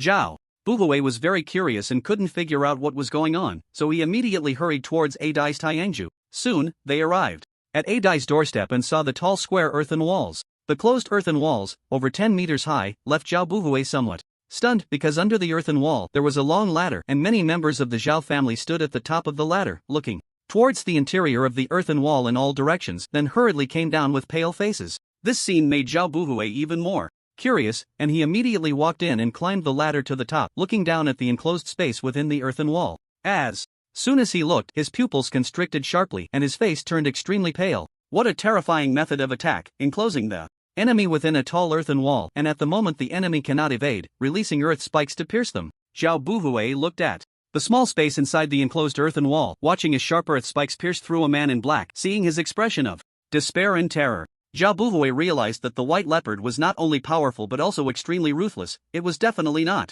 to be trifled with. Anyone who dared to provoke the white leopard would likely face a very tragic fate. Fatty, remember, no matter what happens in the future, keep your distance from the white leopard and never offend it. It's too dangerous, Zhao Buhui advised. Don't worry, big brother, I understand. Even if you give me 100 more guts, I wouldn't dare to provoke the white leopard. It's too terrifying, Fatty said, wiping his cold sweat. Alright, let's go down. The clan leader and the others are here, Zhao Buhui said as he and Fatty hurried down the ladder and began to chat with the clan leader. At this moment, the clan leader and the others were also very serious, carefully investigating the scene and contemplating the consequences of being trapped inside the earthen wall. Suddenly, they felt a chill down their spines because they thought that once they entered, there was a high probability of being seriously injured or even killed. So strong? What kind of summoned beast is this? As a black iron great perfection, I feel very dangerous, the third elder said gravely. Yes, I also feel it's dangerous. A Dai has truly summoned a terrifying existence this time, the second elder nodded seriously. Clan leader, what should we do? With such a strong white leopard, we don't even need protection. It's stronger than I am, so what do we need protection for? The fifth elder said gloomily. Last night he had been sleeping next door and hadn't heard a sound at all. Although he slept deeply, not hearing a single sound was a bit embarrassing. The fourth elder beside him also felt a bit awkward. He didn't sleep deeply, yet he hadn't heard anything either, which was somewhat frustrating. Mainly, the white leopard was too strong, not even giving the enemy time to scream before piercing them. Such strength was truly shocking. How about this? Let's fully cultivate the white leopard. I remember that in the Tianbao Hall, there are fertile earth fruits that can elevate the earthen wall to a higher level. Third, you go buy some, the clan leader said seriously. But clan leader, the fertile earth fruits are too expensive. If we buy them, our entire family will have to tighten our belts. The third elder hesitated. It doesn't matter, the power difference between advanced skills and intermediate skills is enormous. As long as the white leopard eats it, its strength will increase again. As long as it is here in the future, no one will dare to ambush our Zhao family, the clan leader said solemnly. Taking out so much money to buy fertile earth fruits made the clan leader feel a bit pained, but since the white leopard was A Dai's summoned beast, a member of their own, it naturally needed to be well taken care of and cultivated. Alright, I'll go buy it now, the third elder said, gritting his teeth in pain. Surprisingly, he agreed to the clan leader's proposal and turned to leave to buy the fertile earth fruits. Everyone was a bit surprised to see the third elder agree. The third elder was famously stingy. Every time a clan member came to use money, he would dig deep into the details, asking about the use of every single penny. This often left many people helpless, secretly saying that the third elder was stingy. But now, after just a few words from the clan leader, the third elder actually agreed. Although he had a reluctant and pained expression on his face, he still stepped forward, taking a few subordinates with him to Tianbao Hall. This made everyone sigh. Even the stingy third elder changed his attitude when it came to helping the family. Let's go, we need to tell Bai Bao the good news. Elder, this is up to you, make sure to investigate the identity of the attackers, the clan leader said. Alright. The group split into two, with the elder investigating the attackers' identities while the clan leader led the remaining elders toward the living room. As they entered the living room, everyone immediately spotted A Dai, who had just woken up and was still in a daze, as well as Bai Bao, who was casually eating an orange while lying on the carpet. The clan leader took the lead and shared the good news about the earth fruit, informing Bai Bao that he would soon be able to enhance his strength. Thanks.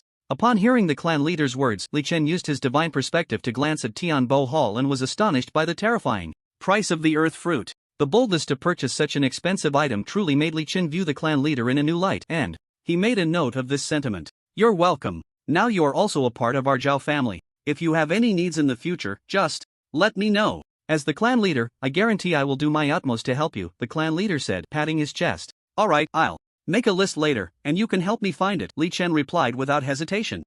Sure, no problem. The clan leader didn't expect Li Chen to be so straightforward, but since it was about enhancing strength, he didn't refuse and even genuinely intended to help Li Chen.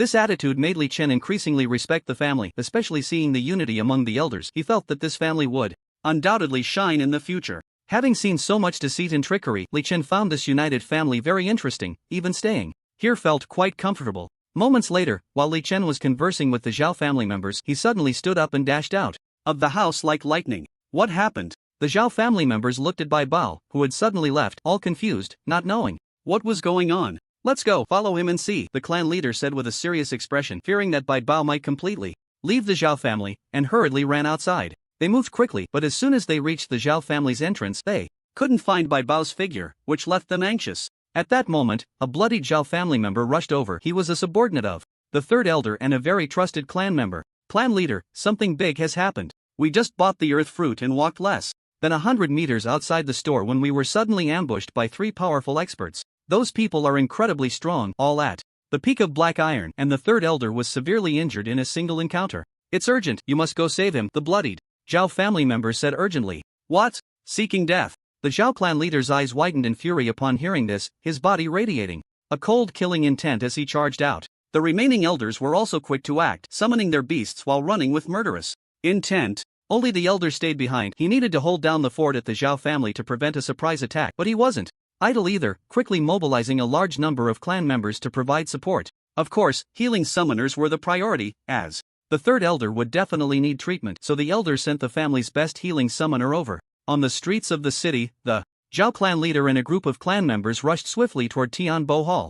During their run, the fifth elder suddenly thought of Bai Bao, who had left earlier, and couldn't help but say, clan leader, could it be that Bai Bao left suddenly to rescue the third elder? That's very possible. Bai Bao's behavior is quite mysterious. I feel he might really be going to save the third elder, the clan leader replied solemnly. I think so too. Earlier, Bai Bao even knew the price of the earth fruit, which is clearly unusual. I sense he has some kind of probing ability, the second elder chimed in. So, Bai Bao saw the third elder being attacked through his observation ability, and went to rescue him at the first opportunity? The fifth elder's face lit up with joy. Yes, there's a high probability that's the case. Both the clan leader and the second elder nodded in agreement, filled with confidence in Bai Bao. Their words made the other elders breathe a sigh of relief. If the mysterious white leopard really went to help, the chances of the third elder surviving were quite high. So, filled with this hope, they quickly ran towards the Tianbao Hall, reaching the vicinity in the shortest time possible, where they saw the third elder lying in a pool of blood from a distance. What made everyone's faces turn grim was that there was no white leopard around the third elder, only a few corpses and a Zhao family member with a broken leg. At that moment, this Zhao family member was desperately pressing on the third elder's abdomen, calling out anxiously. This scene darkened the Zhao family member's expression, filling their hearts with sorrow. They had exerted all their effort to assist the white leopard, yet the white leopard did not save the third elder, and it seemed to have vanished. Such a sight brought deep pain to the Zhao family, but they could not afford to feel distressed. They hurriedly rushed to the third elder's side. Old three, are you okay? Your abdomen, stop the bleeding. Once they reached the third elder, they saw him covered in blood, with a gaping wound in his abdomen that was continuously bleeding. Although the Zhao family member with the broken leg was doing their best to apply pressure, they could not stop the bleeding. At that moment, the third elder's face was extremely pale, and his breath was very weak. He could not hold on for long. This scene tugged at everyone's hearts, and the clan leader quickly used spiritual power to suppress the bleeding wound, then shouted loudly, when will the healing summoner arrive? Soon. I've already spoken to the great elder and asked him to summon the healing summoner, the fifth elder said seriously. The clan leader nodded, continuing to use spiritual power to suppress the bleeding wound, but his expression remained grim because the third elder was gravely injured. The clan leader was very worried that the healing summoner would not be able to treat him. After all, the clan's healing summoners were only at the beginner level. To heal the third elder's injuries, at the very least, advanced healing was needed. This harsh reality made the clan leader's eyes redden, but he felt powerless. The healing summoner is here, the healing summoner is here, someone shouted, and the clan leader turned to see that indeed, the 4 healing summoners from the clan had arrived and immediately began treating the third elder. At this point, the clan leader no longer needed to suppress the wound. He walked to the side with a serious expression and looked at the Zhao family member with the broken leg. Who attacked old 3? I want them to pay in blood, the clan leader said coldly. I'm not sure. There were 3 men in black, very powerful, all at the peak of black iron, and they attacked by surprise. The third elder was severely injured the moment he was ambushed. His abdomen was pierced, and he could only fight back against the 3 men in black with sheer will. But how could the heavily injured third elder withstand their attacks? He quickly began to cough up blood and eventually fell to the ground, on the verge of death, while the 3 men in black took this opportunity to prepare to kill the third elder. However, at that moment, something unexpected happened. A glimmer of excitement flashed in the broken-legged clan member's eyes. Unexpected? What kind of unexpected event? The Zhao clan leader and the other elders who had gathered quickly inquired, filled with confusion. The third elder was already on the brink of death. Under normal circumstances, he should have been killed, allowing the enemies to leave without worry. Yet, despite being gravely injured, the third elder had not died, which puzzled everyone and was something they could not comprehend. Now, hearing the clan members say this, it was clear that there was more to the story. Quickly, tell us what the unexpected event was, the fifth elder urged impatiently.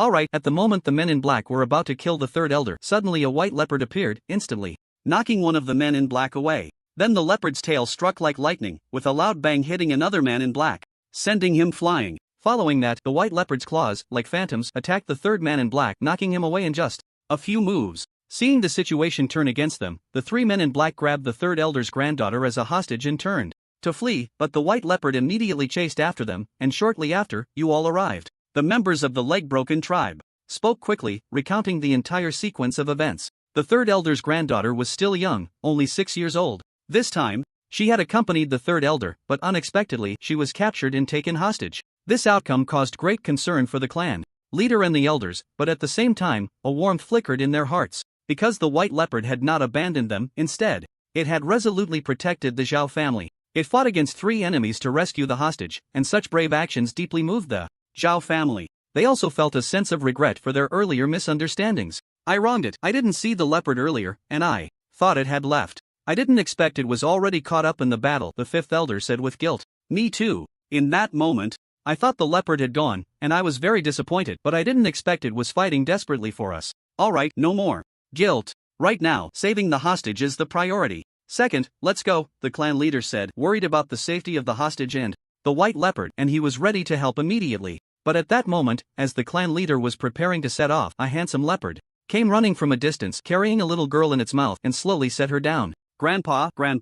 The little girl was unharmed but clearly frightened. After landing, she immediately ran towards the severely injured third elder but was stopped by everyone. The third elder was receiving treatment and could not be disturbed. In fact, his condition had deteriorated to the worst point. Not good. The third elder's breath is getting weaker. Damn it, my healing level is too low. Unless I have advanced healing abilities, the third elder might. Shut up. We will definitely save him. We can do it. The 4 healing summoners in the clan were completely panicked because the third elder was too severely injured. Even with all their efforts, they felt powerless. In the end, they looked at the clan leader, their voices choked with emotion. Clan leader, we're sorry, we tried our best, but the third elder's injuries are too severe. We. Upon hearing this, the clan leader and the elders' expressions turned extremely grim. The little girl, just rescued, burst into tears, looking pitifully at her grandfather on the ground, her face covered in tears. Continue the treatment, give it your all. Give it your all. The fifth elder shouted loudly, his black eyes gradually turning red, tears welling up as he clearly could not accept this outcome. The surrounding elders also had red eyes, recalling the past, remembering how the third elder had once fought bravely for the Zhao family, shedding blood in battles against the purple-skinned people. Back then, they were still young, and to establish themselves in this city, they had clashed with several families in town, engaging in numerous battles. With unity and the protection of the Zhao family, several elders, under the clan leader's leadership, fought their way through a bloody path, ultimately establishing themselves in this city. Now, the entire family was thriving, growing stronger, even becoming one of the 3 major families in the city, respected and not to be trifled with. Seeing the Zhao family grow stronger, the elders thought they were getting old and could finally enjoy some peace. But who would have thought that the third elder would encounter such a calamity, blood spilling on the long street, which caused everyone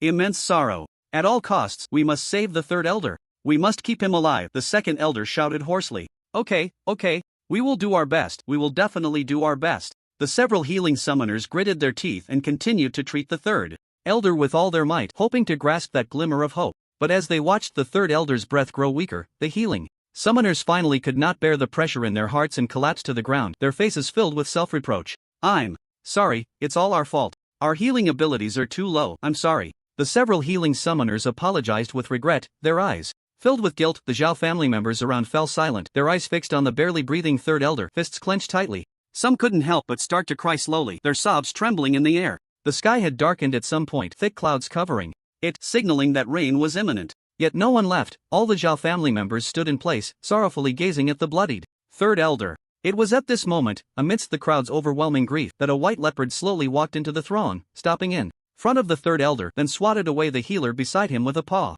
"What are you doing?" Zhao Buhui exclaimed upon witnessing this scene, immediately turning to the white leopard. Even though he knew the white leopard was not to be trifled with, Zhao Buhui was still filled with anger and heartache. Li Chen ignored Zhao Buhui and raised his bloodied paw, placing it on the third elder's abdomen. In an instant, the light of a high-level healing spell began to shine, flickering like a lamp. This sudden appearance of high-level healing magic made the healing summoners widen their eyes in disbelief, one of them unable to contain a gasp. High-level healing magic. It's actually high-level healing magic. What? High-level healing magic? Are you sure? The clan leader immediately inquired, his voice trembling. Yes, it's definitely high-level healing magic. I swear on my life, this is absolutely high-level healing magic. The healing summoner spoke seriously, his tone resolute. Such words, along with the healing light before them, left the clan leader completely stunned, standing there in a daze. The people around were also taken aback, especially as they watched the third elder's abdominal wounds heal rapidly. Feeling the warm healing energy,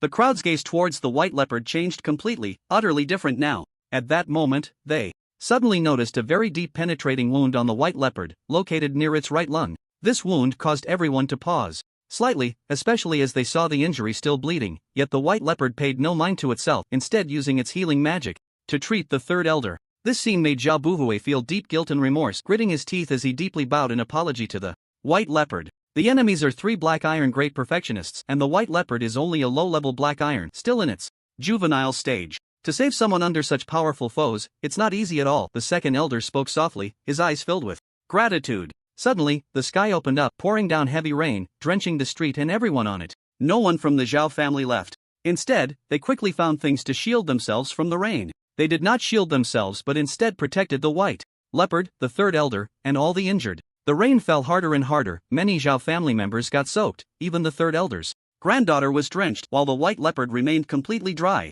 This was because not only were there people shielding the white leopard from the wind and rain, but the clan leader and elders also expended a significant amount of spiritual energy to create a protective barrier, fully guarding the white leopard and the third elder. Such a barrier consumed a lot of spiritual energy, only used in life and death situations. Yet now, the Zhao family members used all their strength, expressing their gratitude towards Li Chen through their actions. Time passed slowly, the rain grew heavier, and the wind colder, but no one left. They continued to quietly guard. Finally, the white leopard at the center of attention lowered its paw and nodded, saying, "It's done. Rest well for a while, and you'll recover." "Thank you. Thank you." The clan leader saw the third elder's complexion improving and his breathing stabilizing, immediately leading all the Zhao family members in a bow of thanks. "Thank you, Lord Leopard." Zhao Buhui mimicked Dai's way of addressing, bowing deeply once more to the white leopard. This form of address caused Dai, who had been anxiously waiting nearby, to pause for 2 seconds, scratching his head in confusion as to why Zhao Buhui was stealing his title. "Let's go," Li Chen said, stepping gracefully towards the natural residence. He felt a bit tired and needed to rest properly without transforming. Saving people and killing 3 black-clad men is indeed quite exhausting. "Master Leopard, did those 3 black-clad men escape?" Zhao Fatty was very curious about the fate of those black-clad men and couldn't help but ask. "You'll know if you go to the slums," Li Chen replied lazily, his figure gradually fading away in the rain. The crowd watched the departing white leopard, curious about the outcome of the black-clad men, while also preparing to investigate which family dared to attack them. "Let's go to the slums. I want to see who dares to attack our Zhao family. I will make them pay in blood." The Zhao family head's voice was cold, clearly enraged and ready for revenge. Yes, the eyes of many family members burned with the fire of vengeance. The Zhao family had been attacked consecutively this time, and they must take revenge, making those outsiders pay a bloody price. In this emotional atmosphere, the Zhao family split into 2 groups. A large group took the injured back to the family, while a smaller group rushed towards the slums to check the aftermath of the battle. Whoosh! The Zhao family head, along with the 4th elder, 5th elder, Zhao Buhui, Zhao Fatty, and a dozen others quickly advanced towards the slums. "Big brother, what do you think the outcome of Master Leopard's battle with those 3 black-clad men was? Why did Master Leopard want us to check the slums?" Zhao Fatty asked curiously. "If I'm not mistaken, Master Leopard should have killed the black-clad men, letting us clean up the battlefield and check the enemy's identity." Zhao Buhui analyzed quietly. "Big brother, how many black-clad men do you think Master Leopard killed, considering there were hostages?" Zhao Fatty said. "I feel like he might have killed all 3 black-clad men. Although the enemies were 3 Black Iron Peak experts with great strength, Master Leopard gives me a very mysterious feeling," Zhao Buhui continued. "Killing all of them is no small feat. If the enemies are determined to escape, it would be very difficult to kill them while there are hostages." Zhao Fatty thought for a moment. "You have a point. If the enemies escape in 3 different directions, it would indeed be very difficult to kill them all, especially while saving the hostages. The key is that Master Leopard didn't take much time, but I still believe he killed all 3 black-clad men. What about you? Do you not have confidence in Master Leopard? Zhao Buhui smiled. Of course I have confidence. I want to believe Master Leopard did it, but based on rational analysis I have a slight doubt, Zhao Fatty hurriedly explained, wanting to believe that Master Leopard accomplished everything. Master Leopard is not someone who can be analyzed and guessed. Zhao Buhui smiled. Zhao Fatty nodded quickly. But the slight doubt in his heart still lingered. He still felt that if the enemies escaped in 3 different directions, it would indeed be very hard to kill them all. With this doubt, Zhao Fatty followed the others and continued forward, soon arriving at the slums, in a dirty and chaotic area. As soon as they arrived, they saw a large crowd of ragged purple-skinned people gathered under a big tree on the left side of the slums, pointing and discussing. So many people, why are there so many gathered over there? Zhao Fatty wondered. Let's go check it out. The Zhao family had immediately ordered, rushing over like lightning. The other Zhao family members did not hesitate either, rushing towards the big tree with the aid of their spiritual power. Their speed was quick, and in just a few jumps they reached the big tree and witnessed a shocking scene. They saw a black-clad man embedded in the tree, motionless and covered in blood, with his chest cavity collapsed. The collapsed area was shaped like a claw, meaning this black-clad man was killed by a single claw strike. What immense power! Master Leopard's strength is truly terrifying. So strong, Zhao Fatty couldn't help but exclaim in shock. A single claw crushing the chest cavity of a black iron peak expert was indeed astonishing. I didn't expect Master Leopard to have such great strength. Zhao Buhui was equally astonished. Such power could already threaten the bronze level. 4th Elder, this is up to you now. We will continue searching. The head of the Zhao family took a deep breath, suppressing the shock in his heart, and handed the situation over to the 4th Elder. Understood, Patriarch. Let's go. The group began searching once more, constantly looking around until they arrived deep in the slums, at a rarely visited garbage dump. Here, they saw the bodies of 2 men in black, their corpses torn apart. The bodies are all ripped apart. It seems Lord Leopard is angry, Zhao Buhui said, frowning as he approached the bodies. He noticed a knife, one that matched the wounds on Lord Leopard, seemingly the weapon that had injured him. There are footprints of a little girl and also some standing footprints. If I'm not mistaken, those 2 men in black threatened Lord Leopard with Nana, Zhao Buhui continued. I think so too. Nana is the granddaughter of the 3rd Elder. Who would dare act recklessly with her as leverage? It's truly impressive that Lord Leopard managed to save Nana in such a situation and even killed 2 men in black, the fatty said, genuinely admiring him, his previous doubts completely gone. Earlier, he thought Lord Leopard couldn't kill 3 people, but now not only had he killed them, but it was also a complete one-sided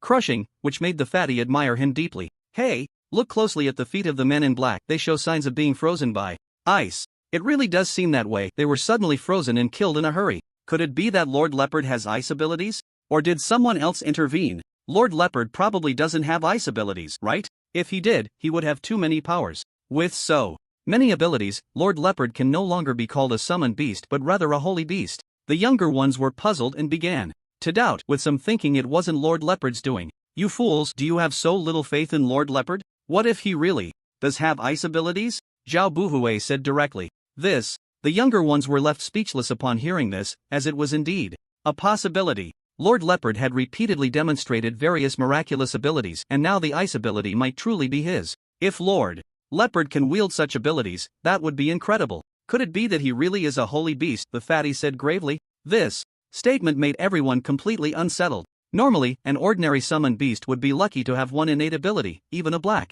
iron level beast might only have one. Generally, when reaching the black iron level, one could awaken a second innate ability, but awakening takes time. Some might awaken after a few months, others after years, or even decades. The key is that even after awakening, it would only be an ordinary ability, requiring high-level materials to gradually enhance its power. Only the legendary holy beasts not only have multiple innate abilities but are also incredibly powerful right from awakening. Just like now, the white leopard continuously showcased various abilities, truly giving off a holy beast vibe. If Lord Leopard is a holy beast, then Adai is incredibly lucky. If I could have such a strong leopard, that would be great, the fatty said enviously. I want one too, Zhao Buhui nodded in agreement. Alright, let's clean up the scene and carefully confirm the identities of these people. They seem very unfamiliar, like an outside force. The head of the Zhao family frowned, unable to figure out where the enemy came from, and could only investigate slowly. Of course, he was also very curious about whether the white leopard was a holy beast. If the white leopard truly was a holy beast, then the Zhao family would definitely rise. So the head of the Zhao family ordered everyone to investigate quickly, preparing to ask the white leopard thoroughly when he returned. Meanwhile, in a dark underground room, a cold voice echoed, "Are you sure? Was it really that white leopard that killed them? Yes.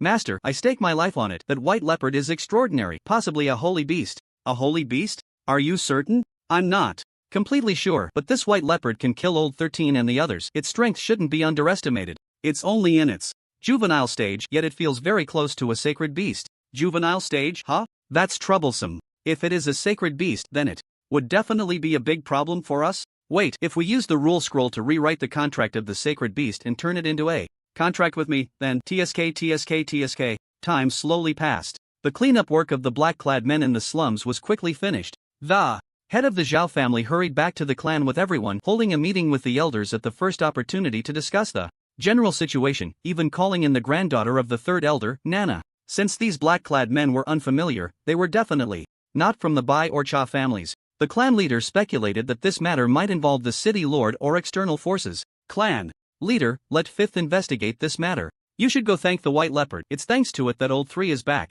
The grand elder recalled how Old 3 had nearly died, feeling a wave of fear, and he was genuinely grateful to the white leopard for saving the third elder. Rest assured, we Zhao family members repay our debts of gratitude. The white leopard has done us a great favor, and we will certainly repay it well. I'll take people over to thank it shortly, and I can also bring the earth fruit to enhance the white leopard's abilities. The head of the Zhao family said seriously. That's good. The grand elder breathed a sigh of relief, suddenly thinking of something as he looked at Nana, the granddaughter of the third elder. Nana, when you were captured, did you really not notice anything? No, I was knocked out at the time, and when I woke up again, it was Lord Leopard carrying me back. Nana blinked her big eyes and explained cutely. At that moment, she suddenly thought of something and added, oh, by the way, when Lord Leopard was carrying me, I felt it was very cold. Very cold? The clan leader thought of how ice could lower the temperature, and he became even more convinced that the ice was released by the white leopard. If the white leopard could release ice, then it was indeed a sacred beast, a legendary existence. Thinking that the Zhao family now had a sacred beast, the clan leader's heart began to race with excitement. Let's go find the white leopard and deliver the earth fruit. The head of the Zhao family set off impatiently, hurrying everyone towards the natural residence. At the natural residence, Li Chen was resting on his soft couch, using self-healing and advanced healing techniques to treat his injuries. Soon, a large group of people entered respectfully, bringing gifts, followed by a flurry of thanks. Lord Leopard, this is the earth fruit we purchased last time, which can enhance the level of the earthen wall. Zhao Buhui, receiving a nod from the clan leader, respectfully presented the earth fruit with both hands. Just put it here. I have a list, you can look for it, and if you find it, bring it to me. Li Chen tossed a list over. Okay. Zhao Buhui took the list and looked at its contents, his expression changing as he couldn't help but say, Lord Leopard, are you a sacred beast? Sacred beast? No, I'm more like a special summoned beast. Li Chen shook his head. Is that so? Zhao Buhui was somewhat skeptical, but seeing the white leopard not deny it, he didn't ask further. After signaling to the clan leader, he chose to take his leave. Soon, the group left the natural residence and quickly arrived at the secret meeting room, where the family's high-ranking members held meetings. Rarely, Zhao Buhui also participated. Buhui, what did you see just now? Why did your expression change? The clan leader asked anxiously. Clan leader, please take a look at this list. Zhao Buhui seriously handed over the list. It actually requires materials to enhance ice abilities. Doesn't this confirm our previous speculation? The clan leader was astonished. The people around him, hearing this, gathered to take a look, their expressions completely changing. Because it was indeed written that materials were needed to enhance ice abilities, once again confirming that the white leopard might be a sacred beast. It seems that my Zhao family is about to rise. The grand elder stroked his beard happily. Yes, the holy beast, this is indeed a holy beast. The second elder said enviously, secretly wishing to contract a holy beast himself. Unfortunately, he could only envy, as holy beasts were merely legends in this world. Wanting to contract one was simply a delusion. Alright, this matter must not be disclosed. I will issue a gag order to the clan shortly. No one can speak of this. We need to secretly nurture the white leopard well, the clan leader said seriously. The clan leader is right. From now on, we will fully nurture the white leopard, protect a die, and lie low, waiting for the future to soar. Okay, I will issue the gag order right now. Let's go together. The Zhao family quickly became busy, first issuing the gag order, then fully assisting the white leopard in searching for materials and resources. Time passed slowly in this atmosphere, and soon 3 months had gone by. Li Chen had spent these 3 months quite comfortably and happily. Thanks to his abilities and the Zhao family's full support, several of his skills had been upgraded to advanced levels, significantly enhancing his overall strength. What surprised Li Chen even more was that the Zhao family had also found even more precious materials, namely the essence of monstrous strength, which could elevate advanced monstrous strength to the perfection of monstrous strength. To purchase this item, the Zhao family had exhausted 90% of their wealth, and the entire clan had to be frugal even for meals. Houses, shops, and properties were sold off in large quantities, and in exchange, they obtained the essence of monstrous strength that Li Chen desperately needed. Looking at the 5 pieces of monstrous strength essence before him, tinged with a hint of blood, Li Chen felt a slight stir in his heart, his recognition of the Zhao family increasing several levels.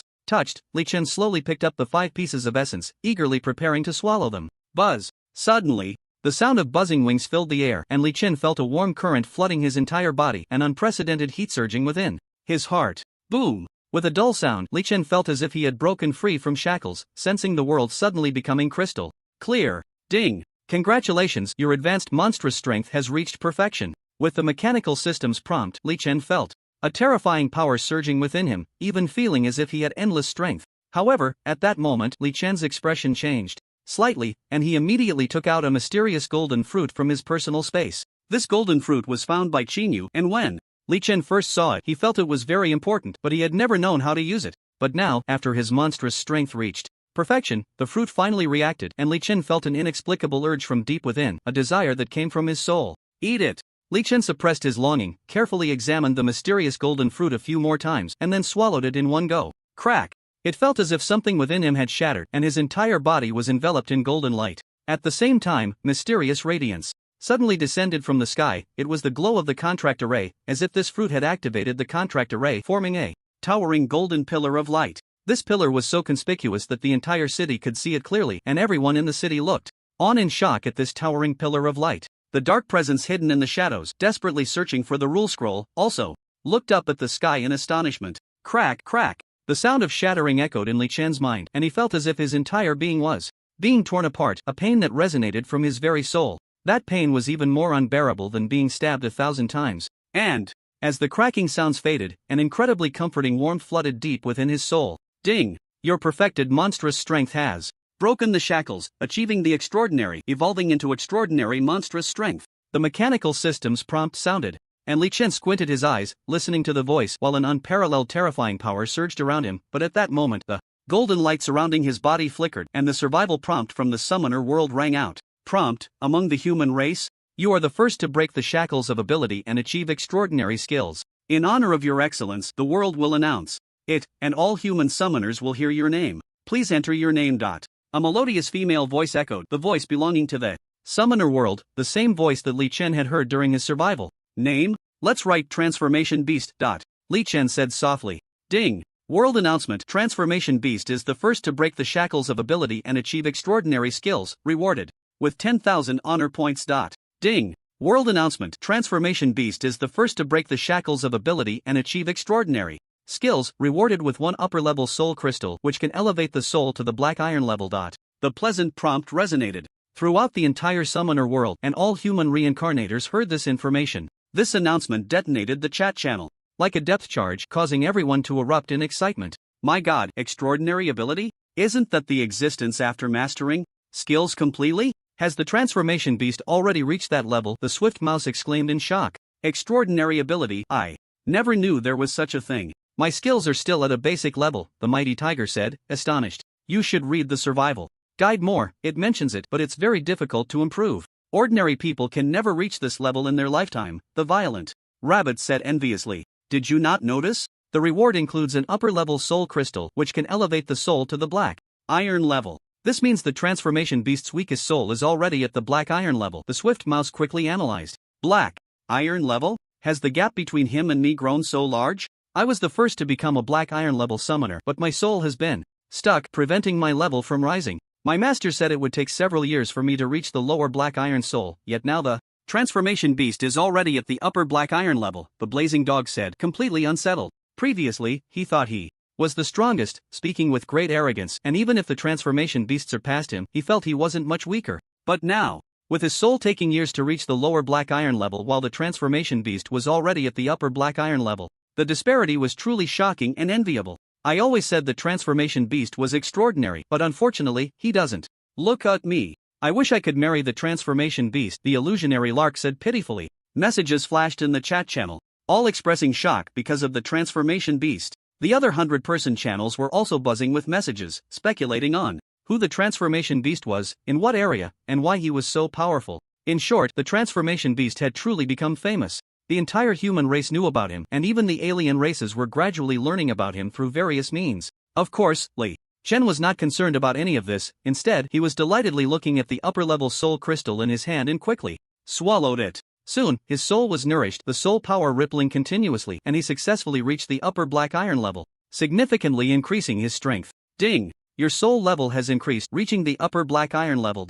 Finally at the upper black iron level. With my extraordinary strength and all my abilities, I have become even more powerful, Li Chen felt joyfully, while also thinking of that mysterious golden fruit. The effect of that fruit was so domineering that it could elevate skills to the extraordinary level. If he could get a few more such fruits, that would be even better, making him eager to explore Qin Yu's world. Speaking of which, Qin Yu is so lucky she can casually pick up such good things. No wonder her contract formation is so extraordinary, Li Chen muttered to himself, increasingly aware of Qin Yu's importance, but the situation outside needed to be addressed. That golden light had caused quite a stir. It seems there's no way to stay quiet here. That golden light might bring disaster to the Zhao family. I can't protect them forever. Li Chen sighed, feeling somewhat guilty towards the Zhao family. They had taken great care of him, but the golden light was too powerful and would likely attract many ill-intentioned people, leading to the capture of Zhao family members for threats and interrogations. Even some powerful experts might intervene, investigating the cause of the golden light and capturing Zhao family members, making casualties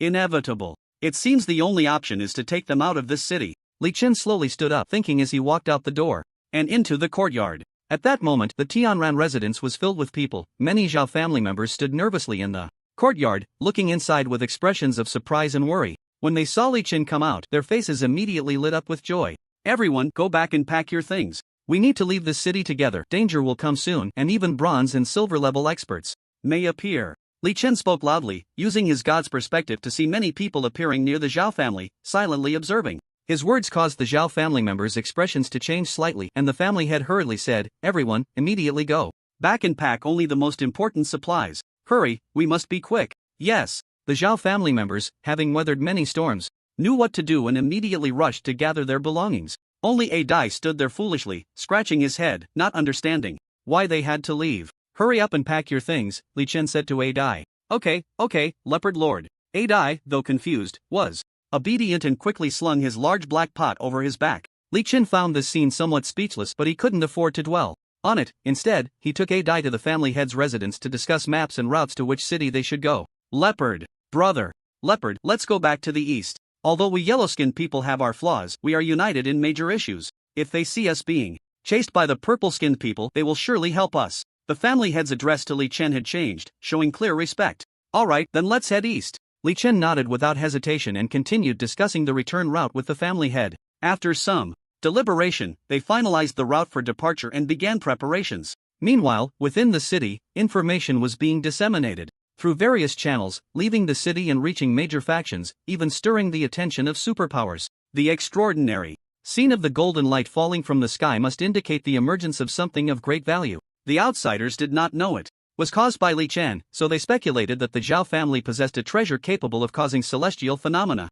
Such treasures would undoubtedly have extraordinary effects, naturally attracting many to covet them. For instance, the Bai family, the Cha family, and even the city lord's mansion were all stirred, beginning to mobilize troops. "Hurry, hurry, hurry." At the entrance of the Zhao family, the family head urged loudly, directing everyone to board the carriages while sending someone to count heads to ensure no one was left behind. Once everyone was gathered, the family head quickly looked at Li Chen and said solemnly, "Leopard, brother Leopard, everyone is here. Good, let's set off." Li Chen used his god's perspective to scan the area, confirming that the Zhao residence was empty before nodding. Let's go, let's go." With the family head's shout, the carriages began to move quickly along the street. The Zhao family's combat personnel rode on their mounts, flanking the sides to protect the elderly, women, and children of the clan. However, the Zhao family members' faces turned grim when they noticed that they had not traveled far before seeing many people standing on either side, staring at them with cold eyes. "Zhao family, hand over the treasure, or die." A burly man stepped forward, blocking their path with a dozen others. They are the Bai family members, tasked with briefly blocking the Zhao family to buy time for their clan to gather manpower. "What treasure? We don't have any treasure at all," the Zhao family patriarch explained loudly. "Do you think we're fools? That golden light leading straight to the sky is clearly a treasure. Even if it isn't, it's some extraordinary existence. Hand it over immediately, or you Zhao family members won't be able to leave this city today," a robust man sneered. "Right. Hand over the treasure, now." More than a dozen people rushed over, led by the fourth elder of the Cha family, whose task was also to buy time. It seems there's no way to resolve this peacefully. Today, let's make a move. With the patriarch's shout, the Zhao family members, poised for action, charged forward with their summoned beasts, unleashing a ruthless slaughter. Die! Li Chen was not idle either, his figure flickered and soon vanished from sight. Ah! The area echoed with screams as the fourth elder of the Cha family was sent flying, blood spewing from his mouth, deep claw marks left on his chest. Be careful of that invisible leopard. True sight barrier. A semi-transparent circular barrier suddenly expanded, enveloping a 3-kilometer radius. The moment the barrier appeared, Li Chen, who had been invisible, revealed himself. I've seen it. Kill! The robust man from the Bai family wielded a giant axe and charged at Li Chen with a rhinoceros, murderous intent radiating as he swung down. Not a bad barrier. Li Chen glanced at the true sight barrier, finding it quite interesting, but the enemy was already charging at him, so he couldn't afford to observe any longer and shot out like lightning. He didn't immediately use his powerful extraordinary strength but temporarily concealed part of his power as no one knew what they would face next. If the enemy misjudged his strength and sent fewer or lower-level experts, he could easily handle them, thus ensuring the Zhao family members returned to the east. As long as he protected the Zhao family members to the east and helped them enhance their strength a bit, he could consider his debt to the Zhao family repaid, allowing him to use self-detonation without hesitation. Of course, even if he concealed his strength, he could still easily kill those blocking the way, so they broke through the area effortlessly and rushed toward the city outskirts. The Zhao family members moved quickly, bursting out of the city in a short time and starting along the designated path toward the east. Dark clouds gradually spread across the sky, blocking the sun and foretelling rain. Under the dimming sky, the atmosphere in the advancing group became increasingly oppressive, as numerous summoned beasts circled above, watching. Soon, a Zhao family scout spoke up, reporting loudly, 5 miles behind, the Cha and Bai families have joined forces and are rapidly pursuing us. Joined forces? The patriarch's expression changed slightly upon hearing this, and he instinctively looked at Li Chen, having unconsciously come to regard him highly and not daring to ignore his opinions. Especially with the two families teaming up, their combined strength would completely crush the Zhao family, which worried the patriarch even more. Don't worry, keep moving. Li Chen's voice was cold. All right. The Zhao family patriarch nodded immediately, leading everyone onward, though the atmosphere grew even more oppressive. Since most of the Zhao family traveled by cart, their speed was not fast, making it highly likely, almost a certainty, that they would be caught by the two families. Faced with the powerful alliance of the Bai and Cha families, although everyone felt reassured by the presence of the formidable Leopard Lord, a shadow still loomed over their hearts. After all, in battle, casualties were inevitable. Some foolishly naive person couldn't help but ask, Leopard Lord, what if they catch up to us? Then we'll make them afraid to pursue. The only reason they dare to chase is that not enough of them have died. Li Chen's gaze was icy. Not enough? Have died? The naive one felt a shock in his heart. Even if he was foolish, he sensed the overwhelming dominance of the Leopard Lord at that moment, feeling as if his worldview had been shaken. Leopard Lord is so cool. Elder 3's granddaughter, Nana, stood at the carriage window, blinking her big eyes at the white leopard, a seed of admiration planted in her small heart. The surrounding Zhao family members were also stirred by this statement, each one filled with fervor and fighting spirit. The previously oppressive atmosphere gradually easing. The Chaz and the Bays are still 2 miles away from us, the scouts reported again. You all go ahead, I'll handle things here, Li Chen said, twisting his neck, deciding to stretch his limbs. But the two families joining forces are incredibly strong. There are at least 20 at the Black Iron level, and they definitely have other means. The Zhao family patriarch expressed his concern. No worries. Just do as I say. I have tricks you can't even imagine, Li Chen declared proudly. I'm sorry, but I can't agree to that. Even if you have tricks, I can't let you take risks. If there's a need for danger, let me stay with you. I can buy time if necessary. The Zhao family patriarch refused through gritted teeth, worried about Li Chen's safety. Li Chen felt a bit frustrated. The Zhao family patriarch was indeed stubborn, but the spirit of unity and mutual assistance among the Zhao family members was genuinely comforting. So, after some thought, Li Chen said, all right, you stay, the rest of you hurry and leave. Okay. The Zhao family patriarch nodded eagerly, immediately, ordering everyone to leave quickly. But the obstinate Elder 5 insisted on staying, so Li Chen had to agree again. I'm not leaving either. I want to stay with Lord Leopard. Adai stubbornly insisted as well. Bang! A dull sound echoed. Adai felt a sharp pain in his neck and fainted instantly. At that moment, the large black pot he was carrying seemed to shine briefly. Alright, take Adai away, Li Chen shook his head helplessly. With the Patriarch and Elder 5 already there was no need to bring along Adai, who was a burden. So, after knocking Adai out, he had others take him away, but the next second, Li Chen suddenly turned to look at Adai. Li Chen's brows furrowed tightly. Just now, the soul energy feedback from Adai had increased slightly. Based on the normal feedback of 1 point from An ordinary person, a die used to give 3 points, but now it had turned into 4 points, which surprised Li Chen. The key was that during this time, Li Chen had been paying close attention to a die. The conclusion was that this guy had poor cultivation, low comprehension, no special bloodline, and was a bit foolish. In short, he was lacking in every aspect. Yet a die indeed had more soul feedback than others, proving he was different. Now, suddenly going from 3 points to 4 points in feedback made Li Chen even more puzzled. There must be something I haven't discovered. Li Chen used his god's perspective to carefully examine a die, especially looking at the large black pot, faintly sensing a clue. I'll deal with a die later. First, let's handle the Bays and Chaz. It's been months, it's time to stretch our muscles, Li Chen muttered to himself, waiting silently with the Zhao family patriarch and Elder 5 for the enemy's arrival. Meanwhile, the Zhao family continued to move forward, glancing back repeatedly as they headed east. Time passed. Soon, the Bays and Chaz arrived, rushing in with murderous intent, spotting Li Chen and the others blocking their way. Ha ha ha, I didn't expect you to choose to die in the end, truly unexpected, the Bai family patriarch exclaimed excitedly. This time he had brought a large number of experts, even though the Zhao family was strong. Facing the combined forces of the two families meant certain death. Thus, both the Bai and Xia family patriarchs were thrilled, preparing to kill the Zhao family members and wipe out this yellow-skinned family. At that moment, both sides locked cold gazes on each other, taking up battle stances. Kill, the Xia family patriarch shouted excitedly, gripping his giant sword and charging forward. With a group of people, a dark mass rushing towards Li Chen. Boom! A thunderous sound erupted, a terrifying shadow enveloping the area. And the Xia family patriarch's pupils constricted in horror. What kind of monster is this? Run, run! The head of the Xia family screamed in terror, running back at a frantic pace, fleeing madly into the distance. Boom! A thunderous roar echoed all around, a scene of natural disaster sweeping through the area, leaving everyone with tingling scalps and racing hearts. Death began to shroud this region, with screams of agony ringing out amidst the crushing chaos. Time rewinds to a moment earlier. After the Zhao family team parted ways with Li Chen, they continued heading east. The members of the Zhao family moved forward with worry, glancing back from time to time, concerned for their leader and Li Chen. Zhao Daju, who was responsible for reconnaissance, continuously observed Li Chen and the family leader through the shared vision of his summoned beast. Among the team, Zhao Fatty, riding a horse, couldn't contain his anxiety and said, "Big brother, do you think Lord Leopard and the family leader can win?" "They can, I believe in Lord Leopard. It is a sacred beast, it will definitely be fine," Zhao Buhui replied solemnly. The worry lurked in his eyes. "But Lord Leopard is still in its juvenile stage, and there are so many enemies. I've heard that the Bai family has a terrifying trump card that can inflict great damage on summoned beasts. I'm worried that something might happen to Lord Leopard and the family leader." Zhao Fatty expressed his concerns. "It won't happen. Lord Leopard is a sacred beast, it will survive." "It definitely will," said Nana, the granddaughter of the third elder, clenching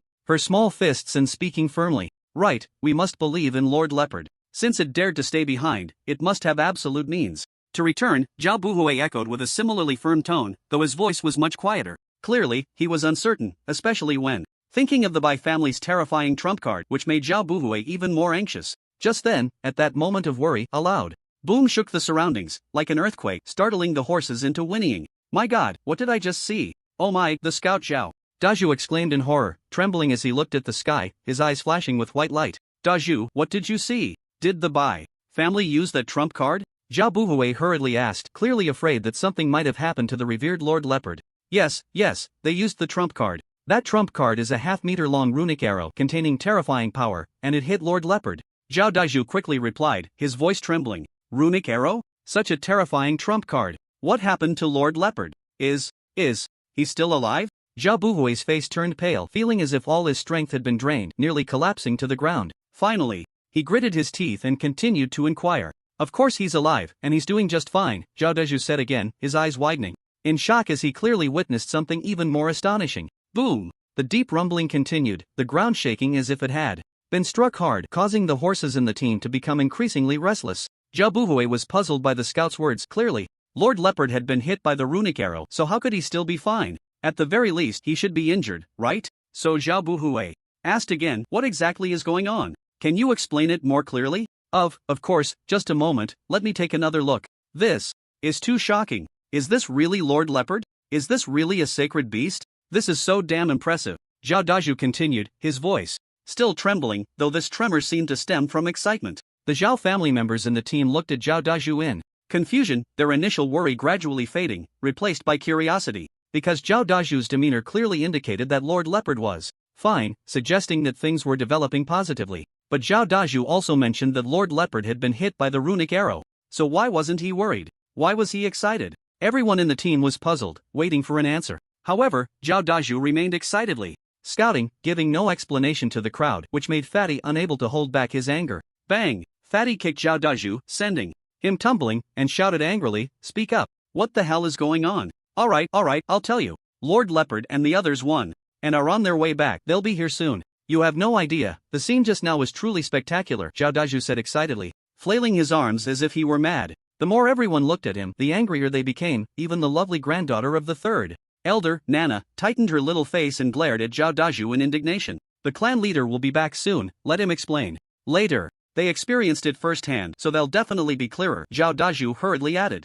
As he spoke, 3 figures gradually appeared in the distance: Lord Leopard, the clan leader, and the 5th elder. However, the expressions of the clan leader and the 5th elder were somewhat dazed, as if they hadn't recovered from the earlier scene, which only heightened everyone's curiosity. When the clan leader and the others returned, Zhao Fatty couldn't help but ask, "Clan leader, what just happened? How come you're all fine? Not even a speck of dirt on your clothes." I and Old Five didn't participate in the battle at all. By the time we realized what was happening, the fight was already over. Lord Leopard is too strong, the clan leader said, looking at Li Chen with awe, changing from calling him Brother Leopard to Lord Leopard. There was no helping it, the shock Li Chen brought was too great. Even the clan leader was frightened, his attitude changing drastically. The clan leader's shift in attitude and the title of Lord Leopard naturally drew everyone's attention. Zhao Fatty couldn't hold back and blurted out, "Clan leader, you can't call him Lord Leopard, that would mess up the hierarchy. You little brat don't know anything. We each have our own way of addressing things, and this is a term of respect. Lord Leopard deserves this title," the clan leader said loudly, slapping Zhao Fatty on the shoulder, nearly knocking him down. There was no way around it, the clan leader's strength was too great for Fatty to withstand. After all, the clan leader was at the peak of the Black Iron level, his solid spiritual power making him incredibly strong. Yet, such a powerful clan leader had a somewhat flattering attitude when addressing Lord Leopard, which was truly shocking and made everyone even more curious about what had just happened. Clan leader, what just happened? Why was it rumbling like that, almost like an earthquake? Zhao Buhui asked curiously. Well, ahem, Lord Leopard, you must be tired, go rest. First, I'll explain to these little brats, the clan leader said respectfully, looking at Li Chen. Li Chen nodded, quickly finding a clean carriage and lazily lying down inside. However, a little girl soon crawled in beside him to play. This little girl was Nana, the granddaughter of the third elder, and a very lively and adorable girl. Ever since Li Chen saved her once, she had stuck to him, always wanting to be by his side. Li Chen glanced at Nana, said nothing but closed his eyes, using a god's perspective to observe the big black pot of dye, examining it little by little. This big black pot definitely held secrets, and they were hidden very deeply, requiring careful observation. Perhaps there would be more discoveries. While Li Chen was observing intently, the Zhao family members outside were looking at the clan leader. Even the elders gathered around, waiting for the clan leader to explain the battle that had just occurred. Ahem. The clan leader cleared his throat, pondering for 2 seconds before saying, "Listen carefully." At that time, the Bai family and the Cha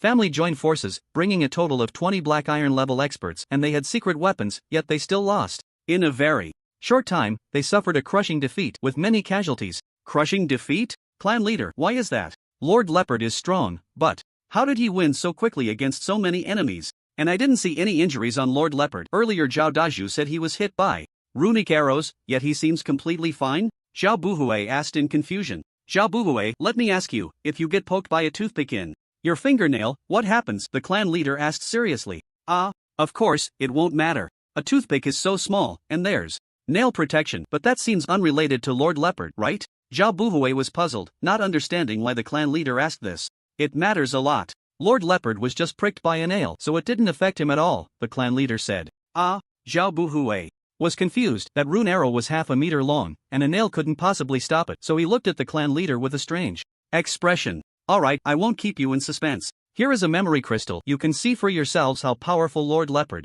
is. The clan leader slowly took out a crystal. Clan leader, you actually brought a memory crystal. Why didn't you say so earlier? The elder snatched the memory crystal and infused it with spiritual power, projecting the images from the crystal into the air. Boom! A terrifying phantom appeared in the air. A gigantic figure resembling a deity stood on the ground, overlooking the world and all living beings. The size of that phantom was enormous, even capable of blocking out the sun. Just its foot could crush a large number of enemies. Such a Terrifying phantom, such a massive size, left everyone present wide-eyed. Even the recently awakened Adai showed a look of horror. Is this Lord Leopard? Is this terrifying figure really Lord Leopard? It's too big, the chubby one said in a daze. Although the terrifying figure was indeed Lord Leopard's face, the chubby one still couldn't believe it in fear. Of course, didn't you see Lord Leopard's face?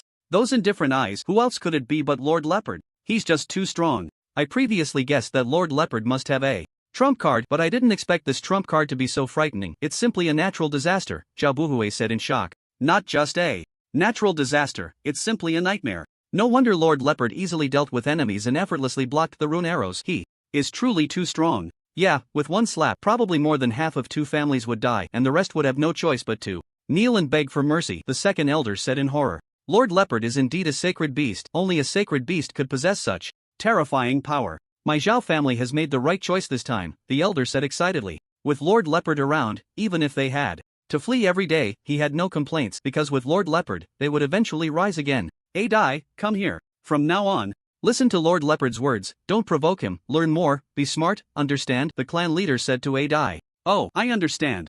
Adai scratched his head, appearing a bit foolish, but he remembered one thing, to listen to Lord Leopard, because Lord Leopard was the strongest, a sacred beast, and no one dared to provoke him. With this mindset, Adai eventually returned to the driver's seat where Li Chen was driving the cart while carrying that big black pot. At this moment, Li Chen came to the driver's seat and looked at Adai. Adai, put down that big black pot, let me take a look, Li Chen said seriously. Oh, okay, Lord Leopard, Adai replied obediently, quickly putting down the big black pot, though he looked reluctant. Clang! Li Chen lightly tapped the big black pot using his sharp claws to scratch it hard again, but there were no scratch marks left.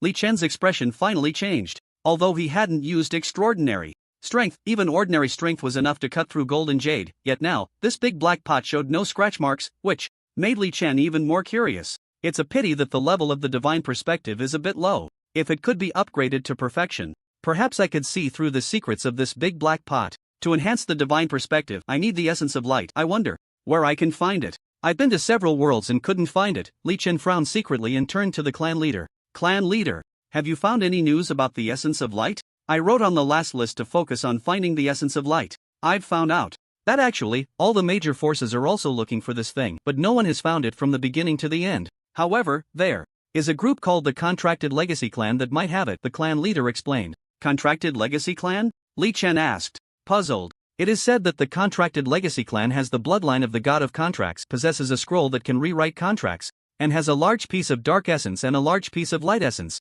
However, the Contracted Legacy Clan may have gone extinct. The major forces have been searching for them for many years, but to this day there has been no gain, the Zhao clan leader explained. Helplessly. Extinct? Forget it, I'll talk about it later. Li Chen shook his head, planning to visit other worlds in the future to see if he could come across such good things. Feeling slightly dejected, Li Chen returned to the carriage with the large black pot and began to study it carefully. On the other side, at the location where Li Chen had just fought, 2 figures stood quietly, looking at the huge footprints on the ground. One of these 2 was the lord of the city where the Zhao clan was located, Bai Ling City, whose strength had already reached the bronze level. However, at this moment, the lord was bowing and standing in the back like a servant. In front of him stood a figure wearing a skull mask, exuding a strange dark aura. I originally wanted to test the strength of the White Leopard using the Bai clan and the Cha clan, but I didn't expect it to give me a big surprise. Is this the power of a sacred beast? If I can seize the contract, TSK, I'm getting more and more excited. The figure with the skull mask spoke ominously, his voice chilling to the extreme.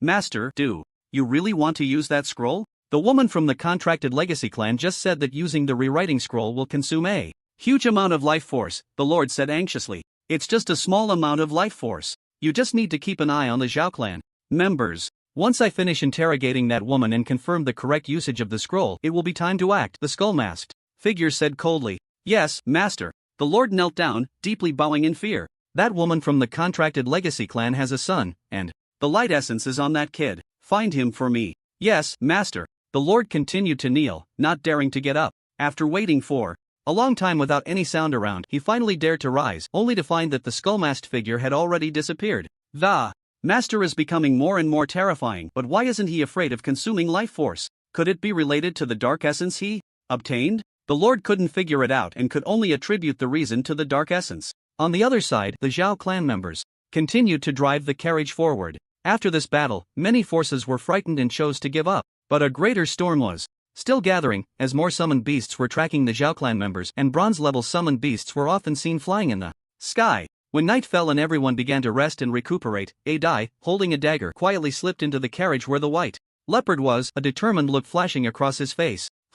Is there something? A faint voice sounded, and Li Chen's scrutinizing gaze swept over A Dai, not understanding why this usually dull guy had come in with a dagger. A Dai stammered under Li Chen's scrutinizing gaze, wanting to say something but hesitating, unsure how to start. The only thing he could do now was grip the dagger tightly.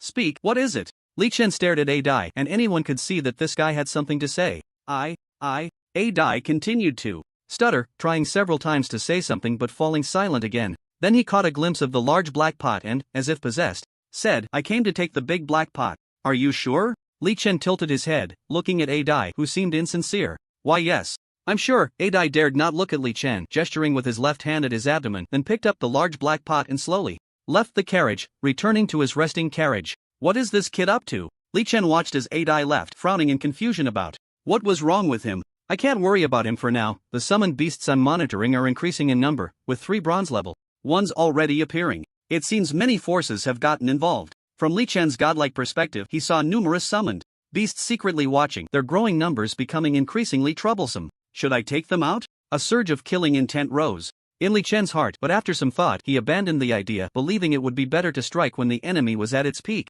to set an example. After making his decision, Li Chen squinted and fell into a deep sleep, beginning to conserve his energy and wait for the impending battle. The next morning, sunlight bathed the earth, bringing vitality to all living things. The Zhao family team, amidst the clattering of horse hooves, headed eastward. They had arrived at the lush green prairie, where the open view made it easier to spot enemies and effectively prevent ambushes. Master Leopard, it's time to eat. The porcelain doll-like Nana hurried over to Li Chen's carriage, holding a food box and presenting a sumptuous breakfast, even bringing along an orange. Where did the orange come from? Li Chen asked. Puzzled, they had set off in a hurry and had no supplies of oranges. I secretly brought it, Master Leopard, Nana said, her fair hand peeling the orange and feeding the segments to Li Chen one by one. How thoughtful. Li Chen accepted without hesitation, savoring the orange, his favorite fruit. Once he was full, Li Chen opened his data panel to check his attributes. Ding. Name, Li Chen, 16,000 honor points. Physique, Stealth Leopard, Black Iron mid-level. Soul, Black Iron upper level.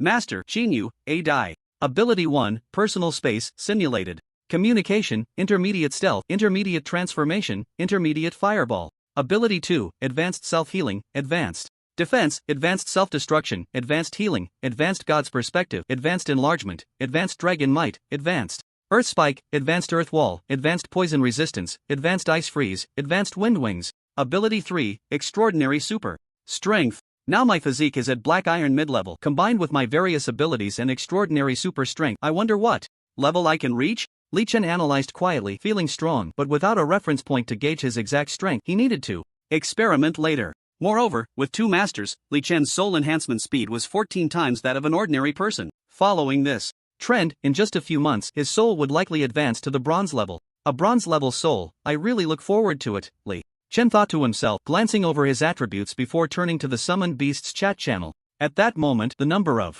people in the chat channel had dropped to just over 70, clearly indicating that someone had died again, though the specific reason was unknown. However, this did not dampen the lively atmosphere of the chat channel, where numerous messages flashed by daily. Li Chen glanced at the chat channel, then opened the auction house to look at the items for sale, his eyes narrowing suddenly. Explosive Essence. There are actually 5 pieces of explosive essence. If I consume them, my self-destruction ability will definitely reach perfection. Li Chen exclaimed in delight, his heart filled with joy. The self-destruction ability was rather lackluster, so there were very few people in need of explosive essence, and it was essentially unsold, leading Li Chen to believe the price wouldn't be high. He quickly checked the price of the explosive essence, and his eyes went cold. The price was exorbitantly high, and it was set to be exchanged only for specific items, not even allowing purchase with honor points. So it's that black hair dog showing off again? Or does he know I've posted a quest for explosive essence and is deliberately putting it in the auction house to irritate me? Li Chen frowned and directly spoke in the chat channel. Black hair dog, how much for your explosive essence? Well, the transformation beast boss finally decided to speak. The day before yesterday, I shouted for ages in the chat channel, and the boss didn't say a word. TSK finally willing to come out. The black-haired dog replied in a flippant tone. What's the price? Li Chen frowned. As long as it could enhance his strength, he wouldn't miss any opportunity. The price? 1,000 Runshui pills. Just give me 1,000 Runshui pills, and I'll sell it to you. The black-haired dog continued to speak casually, showing no concern about not selling it. 1,000 Runshui pills? Are you crazy? You're just trying to drive up the price. The swift-winged mouse jumped out, loudly accusing him. Exactly, black-haired dog, don't get too smug. Be careful of retribution in the future, the violent rabbit warned. Retribution? I'm in the island world. If you have the ability, come and get me. I'd like to see how you plan to take revenge. The black-haired dog continued to shout. Damn black-haired dog, one day I will come for you. The violent rabbit said angrily. TCH, the emperor isn't anxious, but the eunuchs are. The transformation beast isn't even speaking, and you guys are acting like eager dogs. Who knows, maybe the transformation beast is willing to be slaughtered by me. The black-haired dog continued, his tone extremely irritating. Upon hearing this, everyone fell silent because they were unsure of the transformation beast's attitude and didn't know what to say.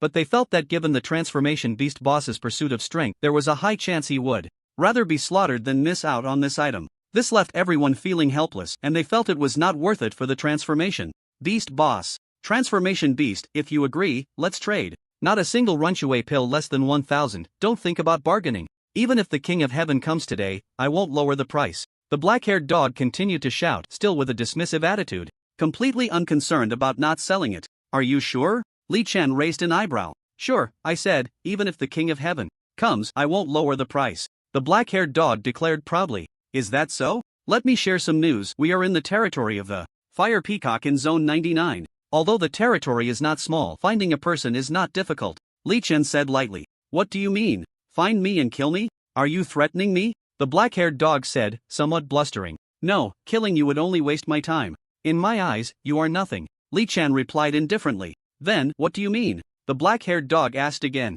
It's simple. The summoning beast world is not just inhabited by humans, there are also reincarnators from various races: the spirit race, the demon race, the dark race, the annihilation race, the thunder race, the three-eyed race. The races kill each other. Previously, I encountered the evil energy doll race. They came to the Fire Peacock territory to hunt humans. Coincidentally, they ran into me and were killed in return, but they will definitely come back. The alien races have special abilities that can detect human reincarnators. Unless you never return to the summoning beast world, you will face life-threatening dangers every time you come back. Li Chen said again, calmly. No. It's impossible, don't lie to me, I don't believe it. The black-haired dog panicked, recalling the big head doll incident mentioned in the chat channel before. Don't think about angering me. Before I truly get angry, it's best to make amends for your mistakes. Otherwise, one day when you are hunted by the alien races, I will choose to ignore you. Li Chen said calmly, completely disregarding the black-haired dog. His words instantly silenced the black-haired dog, who no longer shouted. After a moment, the black-haired dog finally spoke, nervously, saying, Boss, do I really have a chance to make amends? I was so against you before. That depends on your sincerity. Li Chen replied, indifferently. I'm sorry, boss, I apologize, I was wrong. I will never go against you again. These explosive essences, I'll give them to you for free. Please, don't hold it against me this time. The black-haired dog hurriedly apologized, his attitude making a complete 180-degree turn, and he was exceptionally sincere, directly offering the explosive essences. Hey, just now you said that even if the King of Heaven came, you wouldn't lower the price. Why the sudden change of heart? Violet Rabbit mocked, clearly disliking the black-haired dog. What I said was the truth. Even if the King of Heaven came, I wouldn't lower the price. But since the King of Heaven hasn't come, isn't it normal for me to lower the price? The black-haired dog said thick-skinnedly, feeling a burning sensation on his face. Damn, you really have thick skin. Violet Rabbit was left speechless by this remark, feeling that the black-haired dog was truly something else. Thick skin is thick skin. As long as the Beast of Change Lord spares me, I would be willing to have it 10 times thicker. The black-haired dog said, licking up to others even more than usual. Everyone looked at the black-haired dog's demeanor, feeling quite speechless. Fortunately, this guy didn't dare to provoke the Beast of Change Lord anymore, making the atmosphere much more harmonious. Lord, I've set it up in the auction house so that only you can buy the explosive essence, for free. Also, I have a soul crystal here that I will give you for free. The black-haired dog painfully placed the two items in the auction house, setting them so that only the Beast of Change could purchase them for free, then anxiously waited. Li Chen replied, directly buying the two items without spending a single penny. It felt quite satisfying, to be honest. However, he wasn't planning to forgive the black-haired dog just like that. He would wait until this guy sent a few more good items before considering it, otherwise, it wouldn't serve as a warning to others. Beast of Change. Lord, I want to buy a moistening pill. I have 50 Yun fruits here, can we exchange? Mighty Tiger spoke up, asking expectantly. Sure, but you'll have to wait. I don't have any pills right now, I'll refine one later, Li Chen said directly. The Yun Yun fruit is one of the materials for refining the moistening pill, and Li Chen had previously issued a related task. 50 of them would be enough to exchange for one moistening pill. Okay, Lord, I'll put the Yun Yun fruits in the auction house, Mighty Tiger hurriedly said. Li Chen replied, and directly exited the chat channel. He couldn't wait to use the explosive essence and the soul crystal. These two items were exactly what he needed, and now that he had them, he felt quite good, especially looking at the explosive essence radiating a fiery red glow. Li Chen's mood became even better. Without hesitation, Li Chen picked up 5 explosive essences and swallowed them greedily, also consuming the soul crystal. Buzz! The sound of buzzing wings suddenly rang out, and Li Chen felt a warm current filling his body, a fierce burning sensation flooding his heart. Boom! With a dull sound, Li Chen felt as if he had broken free from shackles, and the world became very clear. At that moment, the data panel flashed rapidly, and soon the character for advanced self-destruction collapsed into nothingness, reappearing as Great Perfection Self-Destruction. Ding! Your advanced self-destruction ability has reached Great Perfection. With the mechanical system prompt, Li Chen felt he had mastered ultimate power, a power that would bring terrifying might. Finally, Great Perfection. That's great. I can be even more reckless from now on. I really want to see how powerful the self-destruction at Great Perfection is. Li Chen was filled with anticipation, eager to use his godly perspective to scan the surroundings, feeling that no matter where he was, it was suitable to play with self-destruction. No rush, first refine the moistening pill. I must get those 50 Yun Yun fruits in hand, Li Chen muttered to himself, but refining pills requires a quiet environment and it wasn't suitable to do so in the carriage. Moreover, preliminary preparations still needed to be done. All the materials for refining pills had to be handled carefully, with no room for error. So he called for A Dai to help, and of course, Nana was there too. She was young and couldn't handle some of the harder materials, so it was just right to let A Dai do the heavy lifting. Lord Leopard, you called for me. A Dai, carrying a large black pot, looked blankly at Li Chen. Process these materials according to my instructions. Nana, you come help too, Li Chen said directly. Okay, Lord Leopard. Nana nodded obediently. Oh. Dui scratched his head, still looking a bit dazed, seemingly not understanding why he needed to handle the materials. Seeing Dui's blank expression, Li Chen felt a bit worried that this kid might not handle the materials well, as the processing of the materials was crucial for the formation of the elixirs. So Li Chen couldn't help but remind him a few more times, advising him to be serious and not make any mistakes. Yes, Leopard Master. Dui nodded earnestly and began processing the materials according to Li Chen's steps.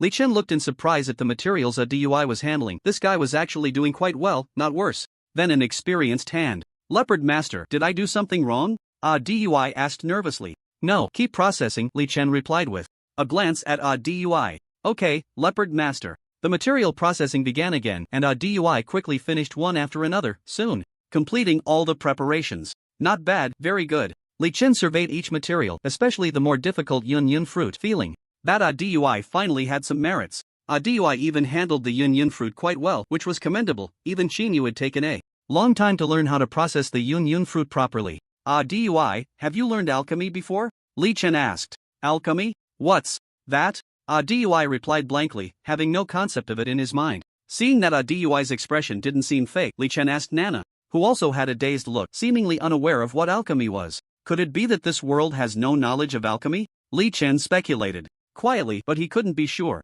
Forget it, let's just do alchemy for now. Using his godly perspective, Li Chen saw 5 powerful figures hidden in the lush grass 3 kilometers ahead, beneath a crooked tree. The strength of these 5 people surpassed the black iron level, with 4 being low bronze and 1 being mid bronze. Such strength was enough to dominate a region, yet these people chose to hide their presence, preparing for an ambush. Since these people like to lie low, let them stay there. Li Chen directly halted the team, then took out the alchemy furnace from his spatial storage and began the alchemy process. Dui, Nana, Jabui, be sharp, I need whatever I ask for in a timely manner, got it? Li Chen instructed. Yes, Leopard Master, we will. The 3 nodded eagerly. The remaining Zhao family members looked on in confusion, not understanding what Leopard Master was doing. It's starting. Li Chen began the alchemy process. After all, they were all producing elixirs together. Li Chen planned to refine more and then throw them into the auction house. When the time came, if someone bought them directly, he could obtain more materials and perhaps get something akin to essence. Such things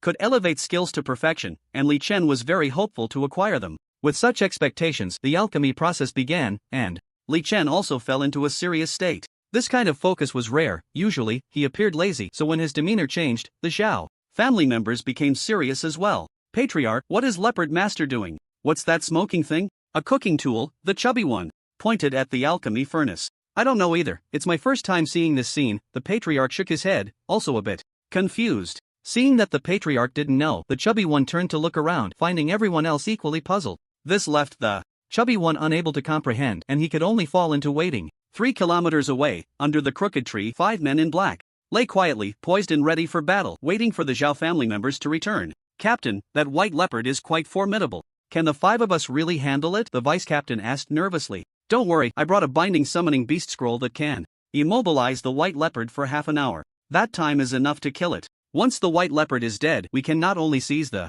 treasures without restraint but also take the white leopard's corpse back to dissect and study, even use its skin as decoration, the black-clad captain said confidently. Then I can rest assured. The Zhao family's strength is very weak, with 5 elders and a clan leader, all at the peak of black iron. I alone can kill 3 of them, the vice captain said proudly. But we must also be cautious. These individuals have reached the lower level of bronze in terms of soul level, but they lack spiritual power and have been unable to advance. The black-clad captain explained seriously, seemingly acknowledging the Zhao family's talent. Their souls have already reached the lower level of bronze? That's somewhat impressive, but the rare treasures needed to increase their spiritual power are scarce. They will never advance in their lifetime. Even if their souls reach the lower level of bronze, I can still kill 2 of them, the vice captain said confidently. That's true. I can handle them myself. Unless they advance to the bronze level, they are undoubtedly doomed today, the black-clad captain said coldly. The people around nodded in agreement, not taking the Zhao family seriously, with the only one they valued being the white leopard. Time passed slowly as they waited, and soon half an hour had gone by. After such a long time, the Zhao family had still not arrived, and the black-clad individuals were starting to get anxious, mainly because there were many mosquitoes in the grass, and bugs had already crawled into their clothes. Thin monkey, are they still standing still? The black-clad captain frowned. Yes, captain. That white leopard seems to be cooking, which is quite strange. A thin black-clad man nodded, continuing to observe with a scouting summoned beast. Has that white leopard lost its mind? It's actually trying to cook like a human, the black-clad captain said angrily. Exactly. Once we capture the white leopard, I will definitely gouge out its eyes and let it die in fear, the vice captain said indignantly. Several bugs had bitten him earlier, and they had all bitten his backside, which frustrated him. But there was nothing they could do. The enemy could strike at any moment, so they could only continue to wait. Time passed, and another half hour went by. Just as the black-clad individuals were about to explode with impatience, they saw the Zhao family finally set off, finally moving. Damn it, I was about to go crazy. That damned white leopard, I will stab it 100 times and skin it alive, the vice captain said gloomily. Alright, stop talking and get ready. Yes, captain. On the other side, within the Zhao family team, Li Chen looked at a plate of moistening water pills on the cart and nodded in satisfaction, feeling that he wouldn't have to busy himself with alchemy for the next few months. During the alchemy process, it was inevitable to have some flawed pills. Just like now, there was one pill that was slightly imperfect. Such a pill won't fetch a good price. I'll give it to A Dai. This kid is too weak. If he gets killed one day, I won't be able to receive any benefits from him. His benefits are 4 times higher than an ordinary person's, Li Chen muttered to himself, glancing at A Dai, who was driving the cart, and directly tossed the pill over. This is for you. Thank you, Lord Leopard, A Dai said excitedly as he caught the pill, looking at it with curious eyes, not knowing why he felt such a strong affinity for it. He even had a vague feeling guiding him on what to do. Following that feeling, he dripped his blood onto the pill and then placed it into the big black pot. Suddenly, a black light flashed across the big black pot, and at that moment, the flawed moistening water pill actually turned blood red. Whoosh! Li Chen shot out like lightning, squinting at the pill. The pill's grade has increased. It has advanced to the bloodline moistening pill, Li Chen recalled having seen related descriptions while in the alchemy room. A pill infused with blood can only be consumed by those of the same bloodline. It's a protective measure. However, this does not enhance the pill's grade, but now the moistening water pill has transformed into a bloodline moistening pill, which is quite shocking. What secret is hidden in this big black pot? Li Chen thought of the black light and then mimicked the big black pot, suddenly shouting, "Stop the cart, set up a tent, we're not leaving today." Ha! The Zhao family members looked confused upon hearing this, not understanding why. They knew that this was the time to flee, and frequent stops were a very unwise decision, but Li Chen's words were met with no doubt from the Zhao family. They all chose to obey and quickly began setting up tents. A Dai, you can't take this pill, its effects are too intense. Go call your clan leader, Li Chen said, then jumped down from the cart and walked directly into the tent they were building. He wanted to see just how powerful the bloodline nourishing pill was, so he could make some arrangements. Soon, the clan leader, several elders, and a few prominent younger members hurried into the tent, looking at Li Chen in confusion. Master Leopard, do you have any orders? The clan leader respectfully asked, showing no sign of disrespect. Take it, Li Chen said, tossing the bloodline-nourishing pill over, closing his eyes to observe with a god's perspective. All right. The clan leader glanced at the mysterious pill, unafraid of any poison, and swallowed it whole. The surrounding elders and several prominent juniors watched in the tent, speculating about what was happening. Bang! A dull sound suddenly erupted and a powerful aura rippled outward, a unique pressure belonging to the bronze level enveloping the entire tent. This is bronze level? The clan leader actually broke through? How is that possible? The fifth elder stood up in shock, unable to believe what he was seeing as he felt the oppressive aura, completely losing his composure. It was known that although the clan leader's soul had reached the bronze level, his body had suffered severe injuries, making it difficult for him to break through.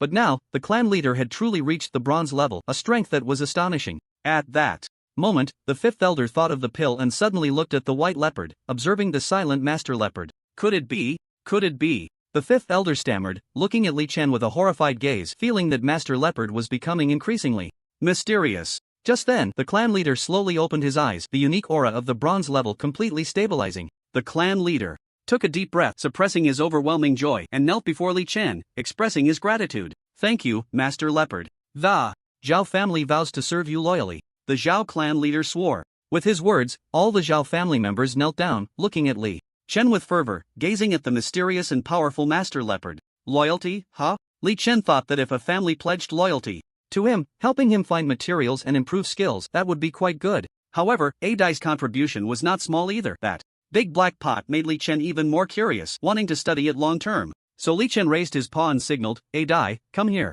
Okay, Master Leopard. Adai hurriedly ran over, but with so many people watching, he felt a bit nervous. What the clan leader just took is called the Bloodline Nourishing Pill. It's a type of pill that can enhance spiritual power. The clan leader's breakthrough to the bronze level also has a lot to do with Adai, so nurture him more in the future, Li Chen stated directly, showing no intention of taking credit for himself. Adai also contributed? Upon hearing this, everyone looked at Adai with surprise. They never expected that Adai had also made a contribution. It was known that Adai had always been foolish, yet this time he had actually succeeded. This made everyone start to view Adai in a new light, vaguely guessing that Master Leopard had discovered Adai's potential. Adai, well done. The Zhao family is proud of you. The clan leader gave Adai a thumbs up. Adai, thank you. Because of you and Master Leopard, our Zhao family finally has a bronze level. The fifth elder shouted in gratitude. Adai, did Master Leopard discover your talent? Make good use of your abilities and don't let Master Leopard down. Adai, you're getting better and better. Keep it up.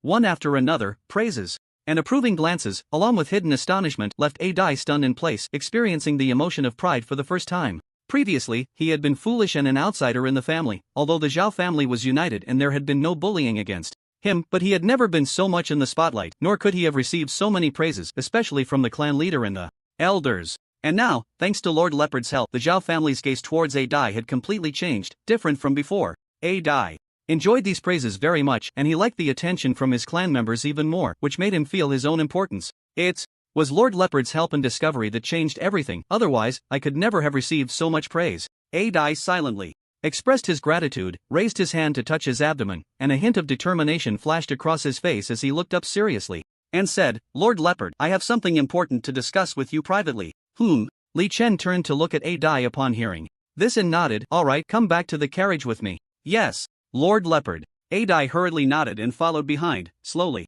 taking out the sharp dagger, gripping it tightly in his hand as he followed Li Chen back to the carriage. Inside the tent, the remaining Zhao family members immediately gathered around the clan leader, asking questions and probing into his rank and strength. After confirming several times, they verified that the clan leader had indeed reached the bronze level, and the Zhao family members became increasingly excited and more in awe of Lord Leopard. Inside the carriage, Li Chen and Adai returned, looking at each other, the atmosphere feeling somewhat heavy. Speak, what is it? Li Chen asked calmly, gently stirring the moisturizing pill in the nearby box with his claw. There is something very important regarding my background, Adai slowly began, placing the large black pot in front of him. Background? Aren't you a Zhao family member? Li Chen asked, puzzled. Yes, but my mother is not. She comes from a mysterious family, the Contracted Legacy clan. Adai said earnestly. Contracted Legacy clan? Li Chen suddenly became serious, his eyes fixed on Adai. Yes, the Contracted Legacy clan. Adai nodded, slowly taking off his shirt to reveal his frail upper body. Then Adai picked up the dagger, pressing the tip against his abdomen, and suddenly stabbed it in. Put. Bright red blood gushed out, flowing into the large black pot, and Adai's complexion visibly paled. Immediately, the dagger stirred, and soon a ring was brought out along with the dagger falling into the black pot. Clang! The dagger was tossed aside, and Adai hurriedly covered the wound on his abdomen. The bleeding wound began to heal rapidly. This scene greatly shocked Li Chen, but Adai's wound was deep, and self-healing would take some time, during which she would certainly lose a lot of blood. Whoosh! A white light shown as a high-level healing spell was released by Li Chen to treat Adai's injury. Thank you, Lord Leopard. Adai gratefully looked at Li Chen, then lowered his gaze to the ring in the large black pot. Li Chen also looked down at the ring. To Li Chen's surprise, the ring was covered in the same black substance as the large black pot, so viewing it from a god's perspective would be affected, which was also the reason Li Chen hadn't noticed it before. This is a storage ring left to me by my mother. It contains things you need, Lord Leopard. Adai smiled sincerely at Li Chen. Is it the essence of light? Li Chen looked at the pale Adai. His impression of this dazed master greatly changed. Not because he had produced something good, but because of his resolute act of self-harm just now. No, it's not the essence of light, but a type of fruit. Adai slowly took out the ring, and in an instant, the ring glowed, followed by something appearing before Li Chen. It was a fruit radiating a sacred aura, surrounded by a faint holy light, as if it were a divine object. The moment Li Chen saw this fruit, his heart raced and his eyes widened involuntarily, because this item was extremely similar in appearance to the fruit Qin Yu had found, aside from the different attributes. And that fruit had granted Li Chen extraordinary strength, giving him a terrifying trump card. And now that this fruit of the light system has appeared, Li Chen instantly realizes that if he eats it, he is likely to gain an extraordinary ability. The emergence of such a precious item makes Li Chen completely unsettled. He instinctively reaches out with his claw to pull the fruit closer, his expression serious. Are you sure you want to give it to me? Do you know its value? I know, my mother told me, but I am willing to give it to you, Adai says earnestly, still as sincere as ever. Alright, I won't. Be polite then. Li Chen immediately places the light fruit into his personal space, feeling relieved. Of course, he still doesn't have the ability of great perfection, and it seems he must possess a light system ability, so he can't consume it just yet. But these are not problems. With his self-detonation, Li Chen will gain many extraordinary abilities in the future, so he expresses his gratitude. Adai, the value of this light fruit is immense. Whatever you want, just ask, and I will do my best to help you. Adai stammers, unsure of what to say. At that moment, he sees the dozens of moistening pills in the nearby box and quickly says, Can I have 20 moistening pills? 20 moistening pills? Your light fruit is extremely valuable. Even giving you 10,000 moistening pills wouldn't be enough. Why do you want 20? Li Chen asks, puzzled. Because the big black pot can still be used 19 more times plus the one just now, that's 20 times. After using it 20 times, it will disappear, Adai explains based on his instinctive feeling. Oh, Li Chen glances at the big black pot, unable to discern anything for now, but he knows Adai's character won't lie. So Li Chen says, I can give you 20 moistening pills, but I owe you a significant favor. In the future, I will do my utmost to help you repay this favor. After saying this, Li Chen hands 20 pills to Adai. The value of these pills is almost negligible compared to the light fruit, but there is a contract between them, and one day it will be repaid. Thank you, Lord Leopard. Adai doesn't think too much, he only feels that Li Chen is the most trustworthy Lord Leopard, willing to give him all his good things. Even after receiving the pills, he turns around to express his gratitude to Li Chen. You're welcome, handle these pills as you wish, Li Chen says, glancing at the big black pot. Okay. Adai takes a deep breath, first picking up a moistening pill to consume. Soon, his strength increases, reaching the level of ordinary great perfection. After his strength increases, Adai places the remaining 19 pills into the big black pot and chooses to wait silently. Soon, the big black pot begins to shimmer with black light, and the 19 ordinary moistening pills evolve into bloodline moistening pills in the black light. Meanwhile, the big black pot slowly dissolves, completely vanishing into the world, leaving only 19 pills behind. What on earth is this? Li Chen watches this scene, unable to comprehend what the big black pot truly is, so he looks at Adai.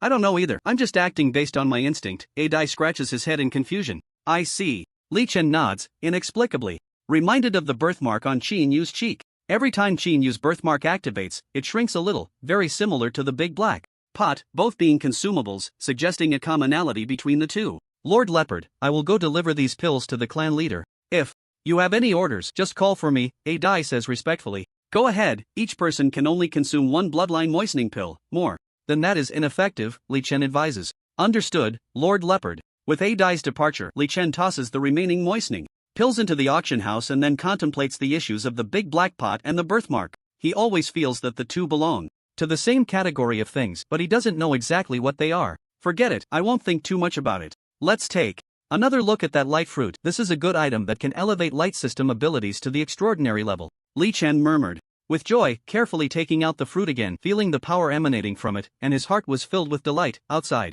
inside the large tent, the Zhao family members were waiting in the tent, anxiously and expectantly watching the entrance, while also feeling happy that the clan leader had reached the bronze level. With a rustle, the tent was pushed aside, and a somewhat dazed Adai walked in, holding a pile of pills and grinning foolishly. Clan leader, these were brought to me by Lord Leopard, a total of 19 pills. Lord Leopard said each person can only take one, taking more won't have any effect. Dai handed over the 19 pills, showing no intention of taking credit for himself, instead attributing the merit to Li Chen. What kind of pills are these? Good. This is something that can create 19 bronze level experts. The Zhao family members looked at the familiar pills, each one ecstatic, all revealing manic smiles filled with excitement. It should be known that the elders of the clan had been stuck at the peak of Black Iron for many years, and it was high time for a breakthrough, but unfortunately their spiritual power was insufficient and they had never been able to break through. Now, with these pills, the elders finally saw hope, so they immediately looked at the clan leader, their eyes filled with anticipation. We are currently in a time of escape. Every bit of strength we gain increases our safety. Therefore, anyone who has reached the peak of Black Iron can take one pill, the clan leader said solemnly. Thank you, clan leader. Thank you, clan leader. Ha ha ha, I'm finally going to advance to bronze level. The fifth elder jumped up 3 feet high, laughing excitedly, hugging his summoned beast tightly. The other clan members were also very excited because all the Black Iron Peak members in the clan had taken the pills, and there would still be some left. These pills would also become opportunities for the clan members to break through in the future, so everyone was naturally very happy. Of course, Adai had made a significant contribution, so everyone unanimously decided that one pill must be reserved for Adai, and the remaining ones would be taken by whoever reached the peak of Black Iron first. After making the decision, the Zhao family members immediately took the pills and began their formal transformation. Meanwhile, a few miles away, under the crooked tree, the 5 black-clad men lying in the grass had grown thoroughly impatient and decided to wait no longer. There are too many bugs here, all biting my butt. It's driving me crazy, the vice captain said angrily, covering his backside. Captain, let's just go directly to ambush the Zhao family. We 5 are bronze level, even a frontal attack can lead to victory. The only thing to watch out for is that white leopard. As long as we can restrain the white leopard, we will surely win, said the thin monkey in charge of reconnaissance. Yeah, Captain. The Zhao family is moving slowly. Who knows what they're up to? And that stupid white leopard is even cooking for itself. It really has a screw loose. Doesn't that leopard like to cook? Once we restrain it, we can boil it and make a meal. I've never had leopard meat before. The impatient black-clad men all wanted to attack head-on. Alright, but we need to find the leopard first and restrain it at the earliest opportunity. As long as we can restrain the leopard, everything will be secure, the captain thought for a moment and said. Don't worry, Captain, that white leopard is in the carriage. I will keep it locked on, the thin monkey said confidently. Good, let's go. Today, we will not only snatch the treasure but also taste the flavor of leopard meat. Let's go. The 5 black-clad men set off quickly towards the Zhao family's encampment. As bronze-level experts, their speed was fast, and in a short time, they arrived not far from the encampment. Once there, they became cautious and began to slowly approach the carriage where the white leopard was located. At that moment, the white leopard walked out of the carriage, leisurely standing at the front, looking in the direction of the black-clad men. Restrain! The black-clad captain accelerated and charged forward, suddenly using his trump card to envelop the white leopard. In an instant, a crystal-like substance restrained the white leopard, completely freezing it inside. We succeeded. Great.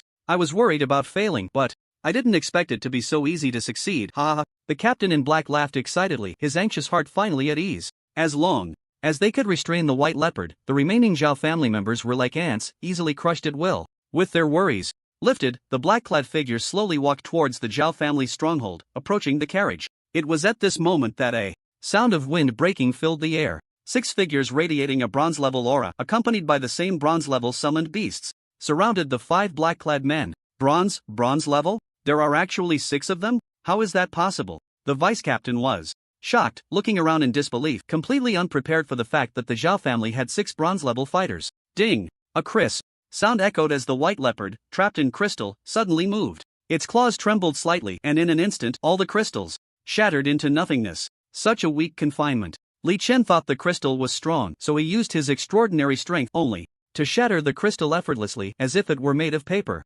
This weak confinement surprised Li Chen. The black-clad men, upon seeing the crystals break, all widened their eyes in horror, staring at the white leopard. They knew that this confinement was incredibly Terrifying, it had even turned the tide of a war in a country years ago. But who would have thought that such a trump card would be broken by the White Leopard? This left the black-clad men terrified. Impossible, impossible. How could you destroy it so easily? This is absolutely impossible. It must be a dream, it must be an illusion. This is definitely an illusion. Damn it, we're finished. This time, we're really done for. The black-clad men were completely panicked, especially when the White Leopard stared at them, making their scalps tingle. With their strongest trump card destroyed and surrounded by 6 bronze-level experts, the black-clad men found themselves in a deadlock. Unfortunately, no one was there to save them. When they attacked others, they had to be prepared to be killed. Die. Boom. Boom. Boom. The battle began, as the 6 bronze-level Zhao family members launched a hunt against the 5 black-clad men. Although the 5 black-clad men were strong, with a bronze intermediate captain, once the White Leopard officially joined the fight, the battle turned into a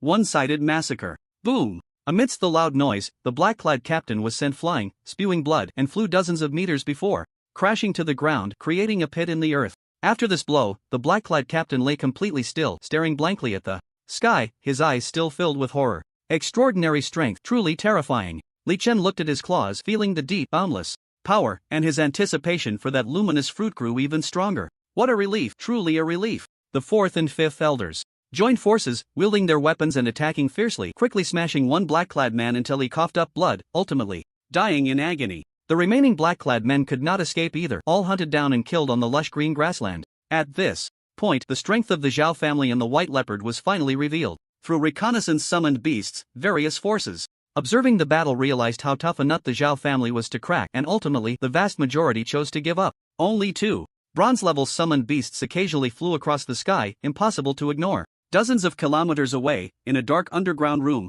a figure wearing a skull mask stood silently, fists tightly clenched. That woman actually escaped, breaking through many of my schemes, and managing to flee. Truly worthy of being a descendant of the contract legacy, I must not underestimate her. I need to act quickly, before any more changes occur. I must seize that holy beast. The figure in the skull mask spoke ominously, slowly making their way out of the underground room, preparing to take action. Whoosh, whoosh, whoosh. On the lush green grass, a young bald woman moved swiftly, holding a gem that glimmered with an oily sheen. The Black Abyss gem is finally in hand. That fool in the skull mask has such a good thing and doesn't even know how to use it. It's truly laughable. The bald woman's eyes sparkled with joy. Although she had deliberately gotten captured, losing the essence of darkness and the scroll of contract rewriting, it was all worth it. A piece of Black Abyss gemstone was enough for her son to officially rise and achieve true superpower in the future, so she quickly ran according to the bloodline guidance. On the other side, the Zhao family's team continued their journey, heading east across the grassland. Lord Leopard, if we cross the lush green prairie and pass the circular mountains, we'll reach the seaside. Once we board the ship, we'll be completely safe, Nana said, peeling oranges and feeding them one by one to Li Chen, her voice crisp as she described the upcoming route. Li Chen lazily lay on the cart. With the Zhao family's strength having increased, he didn't need to be so vigilant anymore and could afford to be lazy. So, for the time being, Li Chen dozed off, enjoying the peaceful life. However, it wasn't long before a bald woman came running from afar. She had no summoned beasts and carried no killing intent, looking nothing like someone looking for trouble. Stop! The bald woman's voice rang out, startling the Zhao family. The clan leader and the elders were momentarily taken aback upon seeing the bald woman, exclaiming in surprise, It's you! You're still alive! My son, Adai, where is Adai, Adai? The bald woman didn't bother with the Zhao family and immediately began searching for her son. Mother, you're back! I knew you weren't dead, woo woo woo. Adai ran over quickly and embraced the bald woman, crying tears of joy. Adai, your strength has actually reached the ordinary level of perfection, so fast. The bald woman was astonished. She knew her son well, and according to her estimates, it would be quite good for him to reach the ordinary upper level. But Adai had actually reached perfection, which left the bald woman feeling surprised and incredulous. At that moment, the bald woman finally had time to observe the Zhao family. To her surprise, seeing 6 bronze-level Zhao family members made her widen her eyes again. You all actually advanced to bronze level? Impossible, this doesn't make sense, absolutely not. The bald woman's expression changed, as if she were seeing the Zhao family for the first time, carefully scrutinizing them. The tangible bronze level left her utterly perplexed. Why were you able to advance to bronze level? Given the severe injuries you suffered back then, you should never have been able to progress, yet you have advanced to bronze level. Which expert has been reversing your fate? The bald woman asked gravely. The bald woman felt that someone must have been reversing the fate of the Zhao family, helping the 6 of them break through to bronze level. But she couldn't understand why anyone would bother to reverse the fate of the Zhao family, who seemed to have no value. It was Lord Leopard who helped us.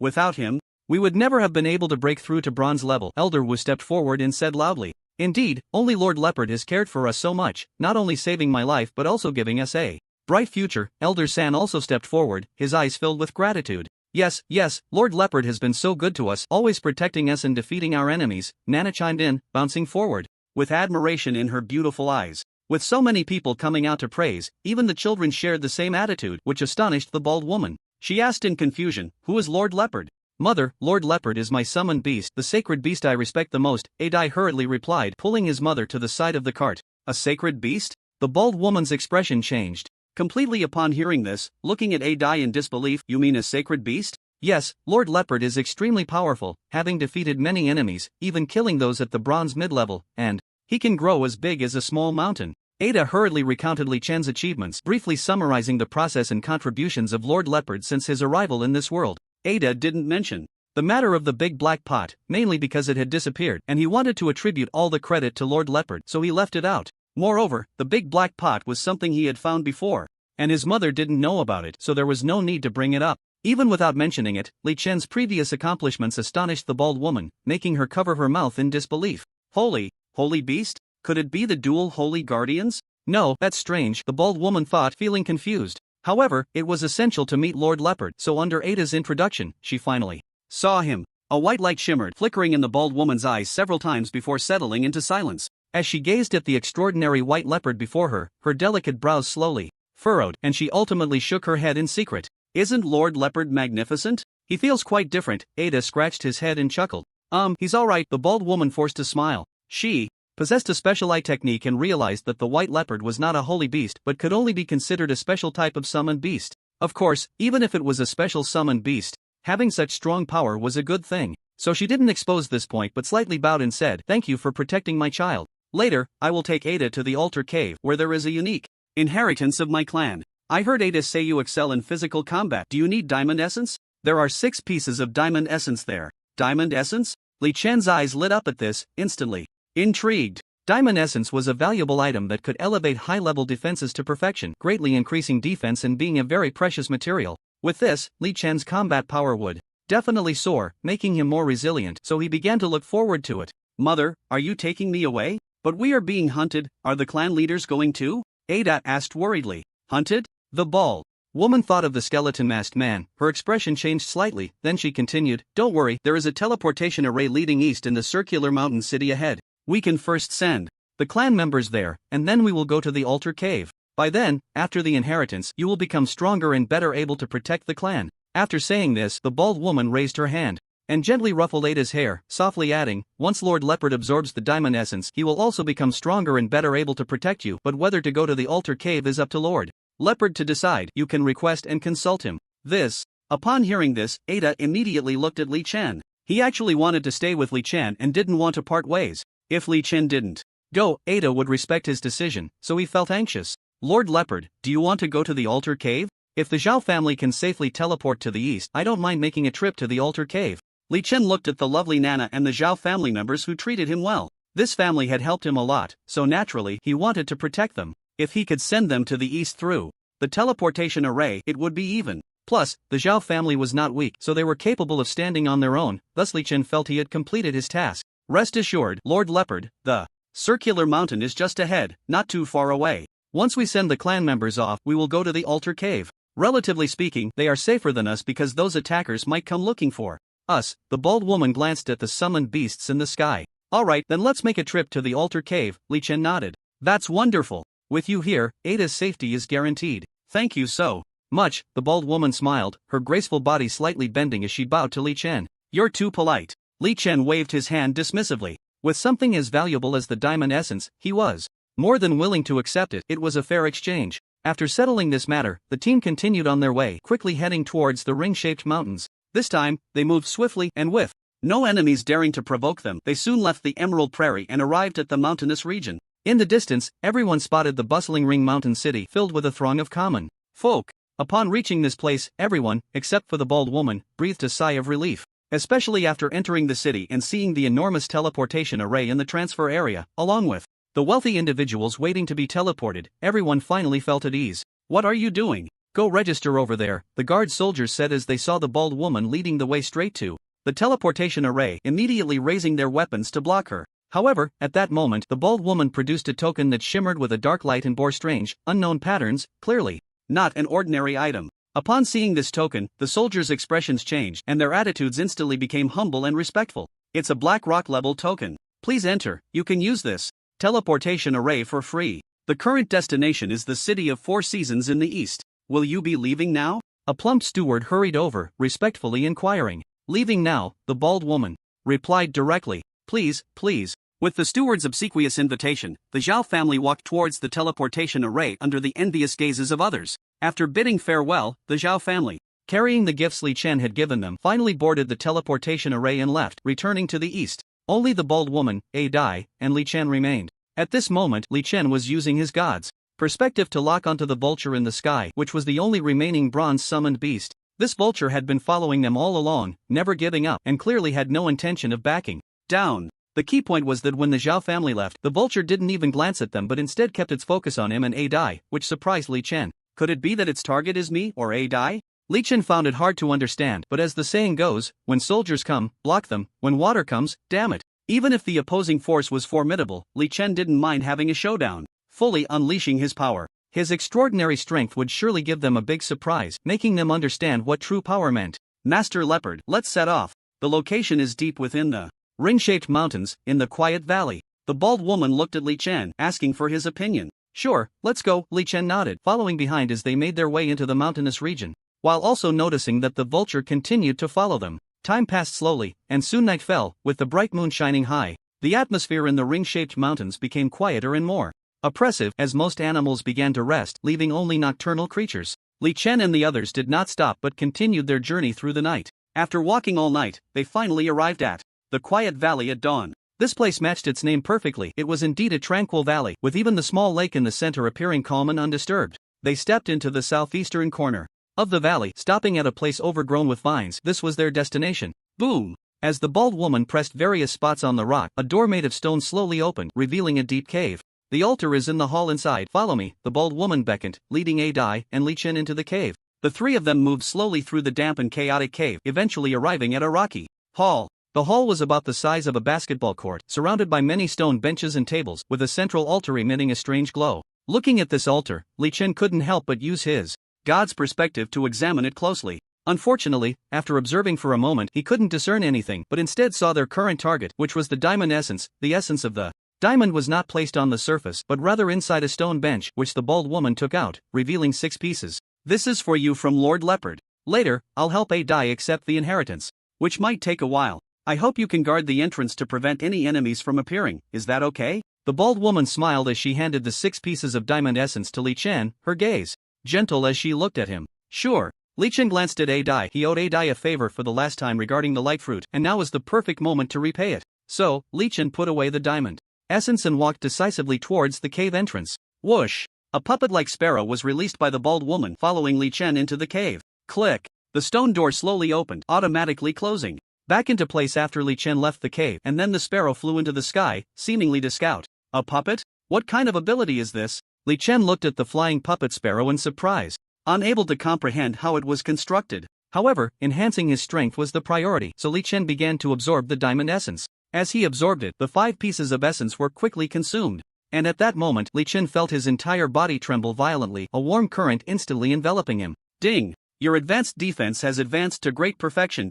With the mechanical prompt, a wave of joy surged in Li Chen's heart, and he felt increasingly powerful, ready to face stronger enemies. At that moment, a skeletal figure, exuding an eerie aura, charged into the valley riding a giant bear, which Li Chen noticed immediately. Just in time to test my defense, this is perfect. Li Chen sneered as he walked towards the figure, his neck twisting slightly, producing crackling sounds. On the altar in the cave, A Dai sat quietly with his upper body bare, enveloped in a mysterious red light. The bald woman cut open her wrist with a small knife, and crimson blood dripped down the various nodes of the altar, flowing into it and forming a special circuit. The mysterious red light grew increasingly brilliant, and a strange spatial rift slowly appeared, expanding within the red light. Soon, a mysterious pet egg emerged, radiating a bright aura. Finally, out! The bald woman was overjoyed, and despite losing too much blood, she hurriedly took the pet egg and placed it in front of A Dai. Son, quickly drop your blood on it, and according to the family formation I taught you, start the contract. The bald woman said, her face pale. Contract? Is this a summoning beast? A summoner can only contract one summoning beast, and I already have Lord Leopard, so I can't contract another. Adai scratched his head. Don't worry. This is a guardian beast unique to our race, only our clan can contract it, and it doesn't occupy a contract slot, which means you can have 2 summoning beasts. The bald woman smiled, gently patting her son's head. Really? Adai's face lit up with joy. Being able to contract 2 pets made him very happy. Of course, and there's a big surprise. This is not an ordinary pet beast, but a sacred beast. The bald woman's eyes sparkled. Sacred beast? Like Lord Leopard? Adai looked at the pet egg in surprise. No, Lord Leopard is not a sacred beast. The bald woman shook her head. But everyone says it is a sacred beast, and Lord Leopard is so powerful, how can it not be a sacred beast? Adai scratched his head in confusion. Those people don't know anything. Being powerful doesn't qualify one as a sacred beast. A sacred beast is defined by bloodline, sacred armor, and the basic conditions of mutual complementarity. Forget it, just contract it first and you'll understand later.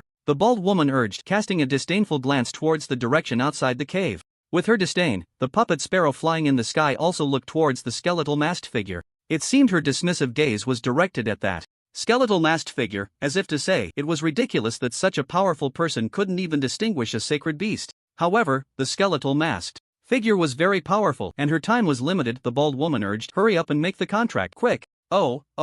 Adai nodded foolishly and, according to his mother's request, began to contract the pet egg. Buzz.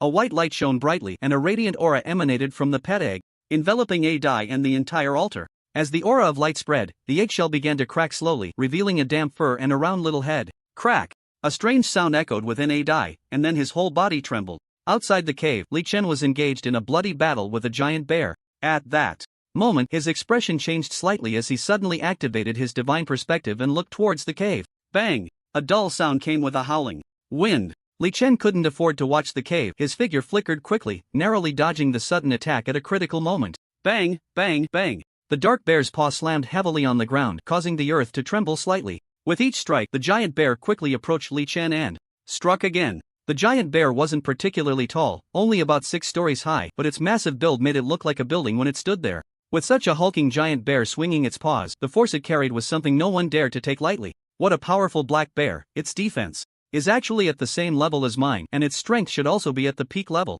Coupled with its terrifying size and the crushing of my spiritual power level, this guy is indeed hard to deal with. Li Chen's expression was serious. He was encountering a tough opponent for the first time. The main issue was that his current spiritual power level was only mid-tier black iron, and he had relied entirely on his talent to increase his combat power, which allowed him to defeat enemies of higher levels. But now, facing an opponent with similar talent, Li Chen finally felt the gap in strength. Although he hadn't used his giant transformation yet and had only utilized a portion of his extraordinary power, he couldn't win by relying solely on his physical strength. However, Li Chen wasn't worried. Instead, he smiled. Since I can't win in close combat, let you experience what it means to fly a kite. Li Chen sneered as he moved, blue wind wings appearing behind him, and in the next second, he suddenly flew into the sky under the astonished gaze of the giant bear. Roar! The giant bear stared blankly at the sky, its huge eyes filled with confusion, seemingly unable to comprehend how the opponent, who was just engaged in a fierce battle, had taken to the air. The bewildered giant bear raised its paw and scratched its head, seemingly unable to react to what to do next. Not far away, the skeleton masked man had been quietly watching, observing the battle between the giant bear and the white leopard, assessing the white leopard's strength. Originally quite satisfied, the skeleton masked man was even more delighted when he saw the white leopard take to the sky. Good. As expected of a sacred beast, it can even fly. This is fantastic. Keep testing it. The stronger it gets, the more I look forward to it. Once I absorb it in the future, I will become extremely powerful. TSK. The skeleton masked man exclaimed in delight, raising his right hand high, and in the next second, a mysterious magic circle appeared. Buzz. As the magic circle shone brightly, a dense swarm of summoned beasts emerged from it, looking towards the sky at the command of the skeleton masked man. How is this possible? Li Chen, flying in the sky, was astonished to see so many summoned beasts appearing from the magic circle. According to the contract, a human could only contract one summoned beast, but what was going on with this skeleton man? Why did he have so many summoned beasts? Li Chen was truly amazed, realizing that the skeleton man had some impressive skills. Just this summoning ability was astonishing. How did he do it? If I could figure out the summoning method, that would be great. Li Chen felt a surge of anticipation in his heart, but facing the numerous summoned beasts, he also felt an increase in pressure. Although most of the summoned beasts emerging from the magic circle were black iron level, with only about 10% being bronze level, the sheer number of over 10,000 summoned beasts was still quite impressive. In that case, I won't hide my power anymore. Let you all experience the terror of extraordinary strength. Li Chen's eyes flickered with a cold light as his body swiftly soared into the sky, preparing to engage in a fierce battle with the summoned beasts that had flown up. On the other side, in the altar cave, Adai touched his abdomen, or he felt a tremor when the contract formed, and his spiritual power began to increase rapidly, leaving him momentarily stunned. At that moment, the pet egg gradually cracked open, and a wet little lion soon emerged. This little lion was surrounded by a shimmering white light, and its damp fur quickly dried, transforming into a fluffy and adorable appearance, making it exceptionally cute. The key point was that the little lion had wings, pure white wings that resembled those of an angel, exuding a radiant aura. So cute, Adai said, gazing at the adorable little lion, raising his hand to stroke its soft fur, instantly becoming even more enamored. This is the holy lion of light, a true sacred beast. Do you feel the changes within you? The bald woman asked. It seems like the little lion is providing me with energy. I feel my strength rapidly increasing, Adai replied in surprise. Yes, the hallmark of a sacred beast is its ability to establish a reciprocal relationship with its master. While you are nurturing the sacred beast, it is also nurturing you, creating a positive cycle. Ordinary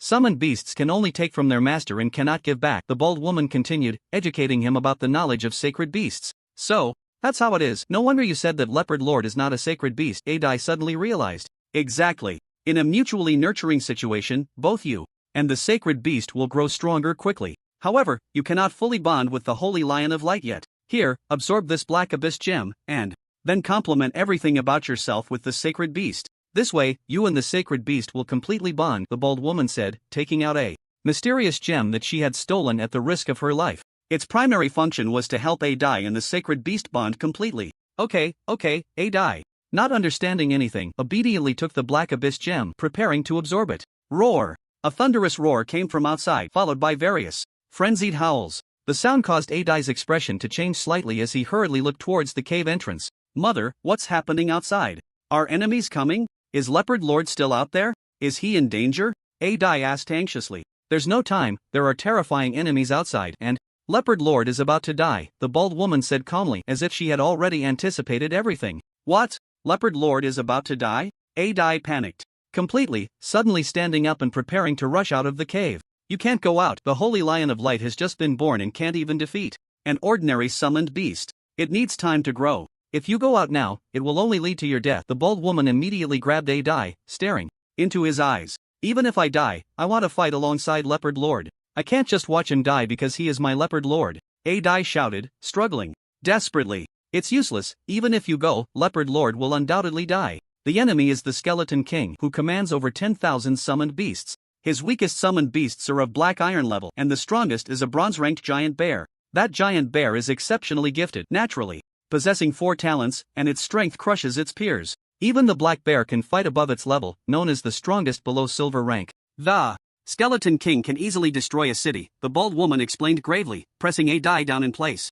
How do you know all this so clearly? Did you know everything in advance and deliberately let Leopard Lord die outside? Adai looked at his mother in disbelief. Yes, the Skeleton King has been following closely behind. Someone must buy time. If Leopard Lord dies and you haven't completed your inheritance, I will go out to stop him and buy you time, the bald woman said calmly, as if discussing a trivial matter, even indifferent to her own life or death. Such a response left Adai silent, unable to refute a single word, because everything his mother did was for him. He had no right to blame her. He could only blame his own incompetence and weakness. I'm really useless. I've always been useless. I don't deserve for you all to sacrifice so much for me. I'm not worth it. Adai cried, listening to the roars of beasts outside, his tears flowing uncontrollably. Ever since he made a pact with Lord Leopard, he had received a lot of care from him, gaining strength, status, and a change in the Zhao family's attitude. What moved him the most was Lord Leopard's protection. Although Lord Leopard always appeared lazy, whenever Adai was in danger, he would charge in without hesitation. Back when they were at natural residence, a master had come to ambush him at night, intending to kill him,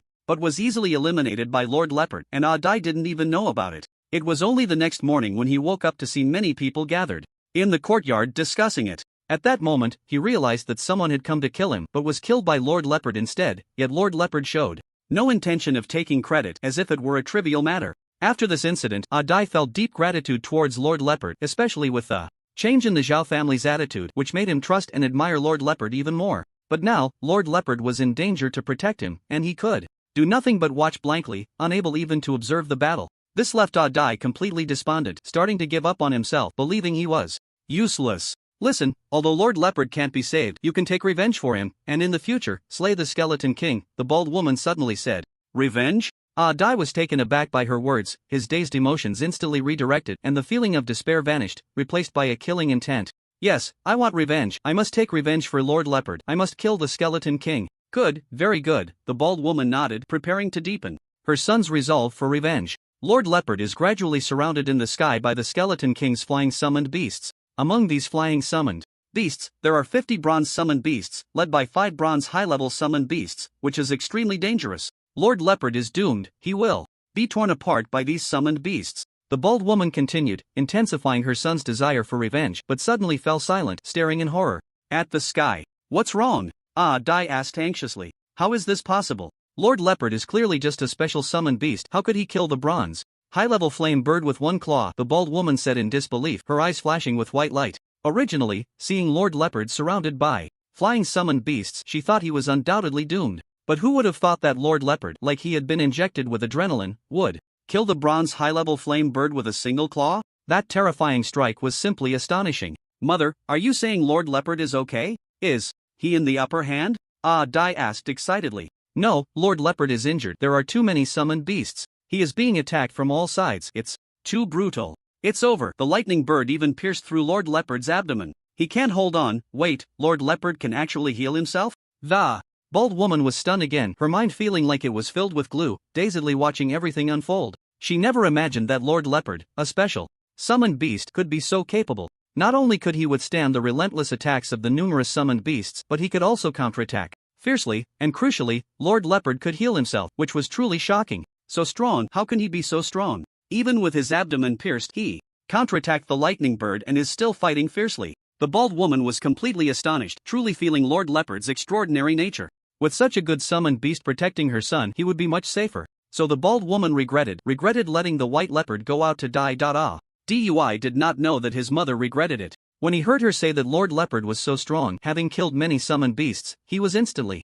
overjoyed. Mother, Lord Leopard will definitely be fine. He will kill all the enemies. Lord Leopard is the strongest, Dui said expectantly. It's useless. Although Lord Leopard has impressed me, he is doomed. The silver-level Skeleton King has yet to make a move, and the moment he does, the battle will surely end. Silver level? Upon hearing this, Dui's face turned pale, clearly frightened. The energy of the altar is full again, quickly absorb the Black Abyss gem and the Holy Beast to form a complement and prepare for revenge for Lord Leopard, the bald woman urged. Is there really no other way? I really don't want Lord Leopard to die, I really don't, Dui cried, tears streaming down his face. There is no other way. What you can do is take revenge for Lord Leopard and eliminate the Skeleton King. The bald woman continued to speak of revenge. Revenge? A killing intent surged in Dui's heart. The thought of Lord Leopard being killed by the Skeleton King made him grit his teeth in hatred. The Black Abyss gem could form a cyclical complement, enhancing his strength and increasing the chance for revenge, so Dui immediately chose to absorb it.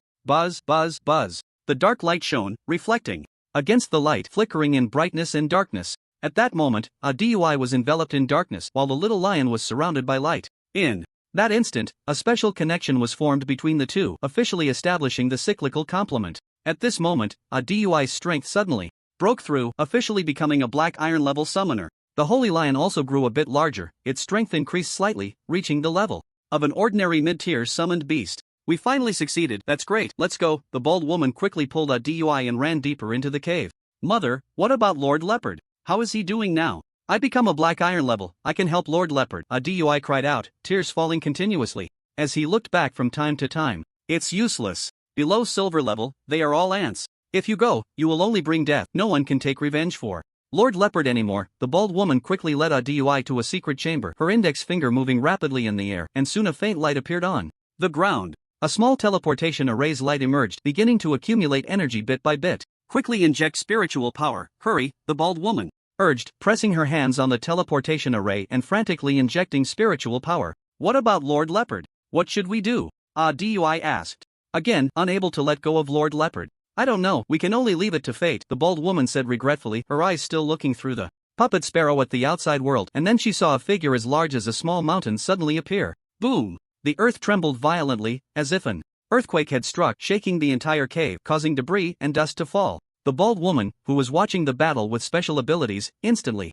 widened her eyes in horror at the terrifying scene. She saw Lord Leopard transform into a giant beast surrounded by healing light while wings sprouted from his back, becoming a soaring giant leopard. As Lord Leopard flew, a vast cold aura spread, freezing the surrounding area. But that wasn't all. Walls of earth began to rise, blocking various attacks. Along with these walls, terrifying spikes also shot up from below, striking enemies like lightning. Buzz. Unknown oppressive aura emanated, causing the summoned beasts to tremble in fear, not daring to approach easily. At this moment, Lord Leopard was like a war god, shocking and terrifying. Seeing such a formidable Lord Leopard, the bald woman finally regretted it, completely regretting her previous decision. How can we give up such a strong summoned beast? This is an absolute treasure. The bald woman's eyes sparkled, and she quickly thought of a solution. We must save the white leopard, only then can we better utilize it. The bald woman said softly. Utilize? Adai frowned at his mother, dissatisfied with her words. No, it's not about using him, it's about saving him. I'm going to save him right now, the bald woman said, accelerating her infusion of spiritual energy into the teleportation array. Buzz. The light of the teleportation array suddenly intensified, the spiritual energy finally sufficient, indicating that the array could be activated. Son, you leave first. I'm going to save Lord Leopard, the bald woman said softly. This. Adai hesitated, unsure of what his mother was doing. Was it a rescue or a manipulation? Don't worry, son. I really am saving Lord Leopard. If you don't believe me, I can help you unlock your talent, and you can also see everything outside through the sparrow puppet, just like me. After saying this, the bald woman pointed her right hand at Adai's head, and in an instant, Adai's eyes sparkled, connecting with the external sparrow puppet. Is this Lord Leopard? So strong. Adai looked at Lord Leopard, who resembled a war god, astonished. Yes, he's strong, but he can't defeat the Skeleton King. If I go now, I can save him. You need to leave quickly. After saying this, the bald woman pushed Adai into the teleportation array, and the next second, the array was activated. Buzz. Adai's figure vanished, completely teleported to a safe area. Alright, the next step is coming. The bald woman adjusted the teleportation array, ensuring that no one else could use it, then quickly walked outside. Her entire form flickered as she arrived at the stone door, then transformed into blue smoke, drifting out through the cracks. Boom, boom, boom. The earth trembled, and the wind howled. A chilling frost enveloped the land, and earthen walls flew up, mixed with spikes that struck down summoned beasts. The entire Eerie Valley turned into a bloody purgatory, with numerous summoned beasts dead or injured. The remaining summoned beasts looked at the terrifying Li Chen, each one filled with fear, hesitant to advance. Even the giant bear summoned beast covered its rear and ran far away in terror, gazing solemnly at the enormous white leopard in midair. This is too strong. I'm getting more and more excited, more and more looking forward to it, the Skeleton King said, watching the ferocious white leopard, growing increasingly thrilled at the prospect of contracting the white leopard and reaping its rewards. But at that moment, just as the Skeleton King was filled with excitement, the white leopard suddenly turned to glance at the cave. The inheritance is complete. I should leave now. The favor I owe Adai is fully repaid this time, Li Chen said softly. The value of the light fruit was immense, but this time he was tricked by Adai's mother, which balanced things out. If Adai's mother tricked him again, Li Chen wouldn't mind killing her. Want to leave? Stop it, the Skeleton King suddenly shouted, commanding the summoned beasts to attack again. Although these summoned beasts were afraid, they feared the Skeleton King even more, so they could only continue their assault. Li Chen had no intention of lingering in battle. He flew upward while fighting. Then, at that moment, a massive bone spear appeared in the Skeleton King's hand, and the next second, it struck Li Chen's heart. Space, ability? Li Chen's body froze, unable to move an inch, and his entire form fell from the sky, crashing into the valley below. Boom! A terrifying tremor akin to an earthquake erupted again, swirling dust billowing in all directions in the fierce wind. Whoosh! Whoosh! Two more bone spears appeared, striking Li Chen's eyes like lightning, causing him to lose his sight completely. Drip! Drip! Drip! Blood flowed from his eye sockets, staining his white fur and covering his entire body in red. Lord Leopard stood silently, like a wounded wolf, completely still amidst the dense encirclement of summoned beasts. He had lost his eyes, his body covered in countless wounds, and the sharp bone spear had pierced his heart, pinning him down. Such injuries were beyond recovery. Li Chen sighed softly, preparing to leave. He had originally wanted to see that little lion in this world because he found that little lion quite extraordinary, able to connect with Adai, mutually benefiting each other and rapidly increasing their strength, but now there was no chance left. He had to self-destruct and leave. What a pity, but I am content. My strength has increased so much, it was worth coming to this world. Ha! Li Chen laughed heartily, though the laughter carried a hint of desolation, especially in the face of a deadlock, making it even more sorrowful. At that moment, from his god's perspective, Li Chen saw the Skeleton Man pulled out a strange scroll. What do you have in your hand? This? Of course, it's a rewriting scroll, a product of the rule system, capable of turning you into my summoned beast, the Skeleton Man cackled. I see. Li Chen nodded, not in a hurry to self-destruct and leave, but instead waiting for the other party to use the scroll, curious about what tricks they might play. It's about to begin. Are you ready? The Skeleton King said excitedly, his gaze fixed on Li Chen as a bone spear suddenly appeared in his hand. Whoosh! The power of space rippled again and the bone spear vanished in an instant. The next second, a woman's scream echoed from afar. In the air, a phantom slowly took shape, transforming into the figure of a bald woman, with a bone spear piercing through her heart. Skeleton King, you actually found me. The bald woman looked at the Skeleton King, blood spilling from her mouth as she asked, unable to believe she was about to die. Letting you escape once was enough. Do you really think silver rank is trash? The Skeleton King sneered, waving his right hand as eerie flames surged up, instantly enveloping the bald woman. Ah! The woman's screams rang out continuously. The bald woman regretted her greed in wanting to continue using Li Chen. But it was too late. She was burned to death amidst her screams. This scene was witnessed by the puppet sparrow, which began to tremble violently. Alright, the nuisance is dealt with. Next, it's your turn, the Skeleton King said coldly as he tore open the scroll, and the next second, brilliant light enveloped the entire valley. The terrifying power of the rule system began to manifest, easily rewriting Li Chen's contract. As expected of a rule system scroll, it really succeeded in changing it. Now, on to the next step. The Skeleton King felt the power of the contracts from both sides and completely relaxed, starting to take out various materials. He first placed the dark essence directly in front of Li Chen, then pulled out a dozen other materials, arranging them in a special formation. What is this? Li Chen, from his god's perspective, felt a surge of excitement upon seeing what was placed on his left. He was thrilled because he saw a piece of essence radiating scorching light, a self-healing essence. This self-healing essence was as large as a watermelon, truly deserving to be called a luxurious essence. Previously, the essences Li Chen obtained were all grape-sized. 5 pieces of grape-sized essence were enough for him to level up. Now, with a watermelon-sized essence, it could completely elevate Li Chen's self-healing ability to perfection.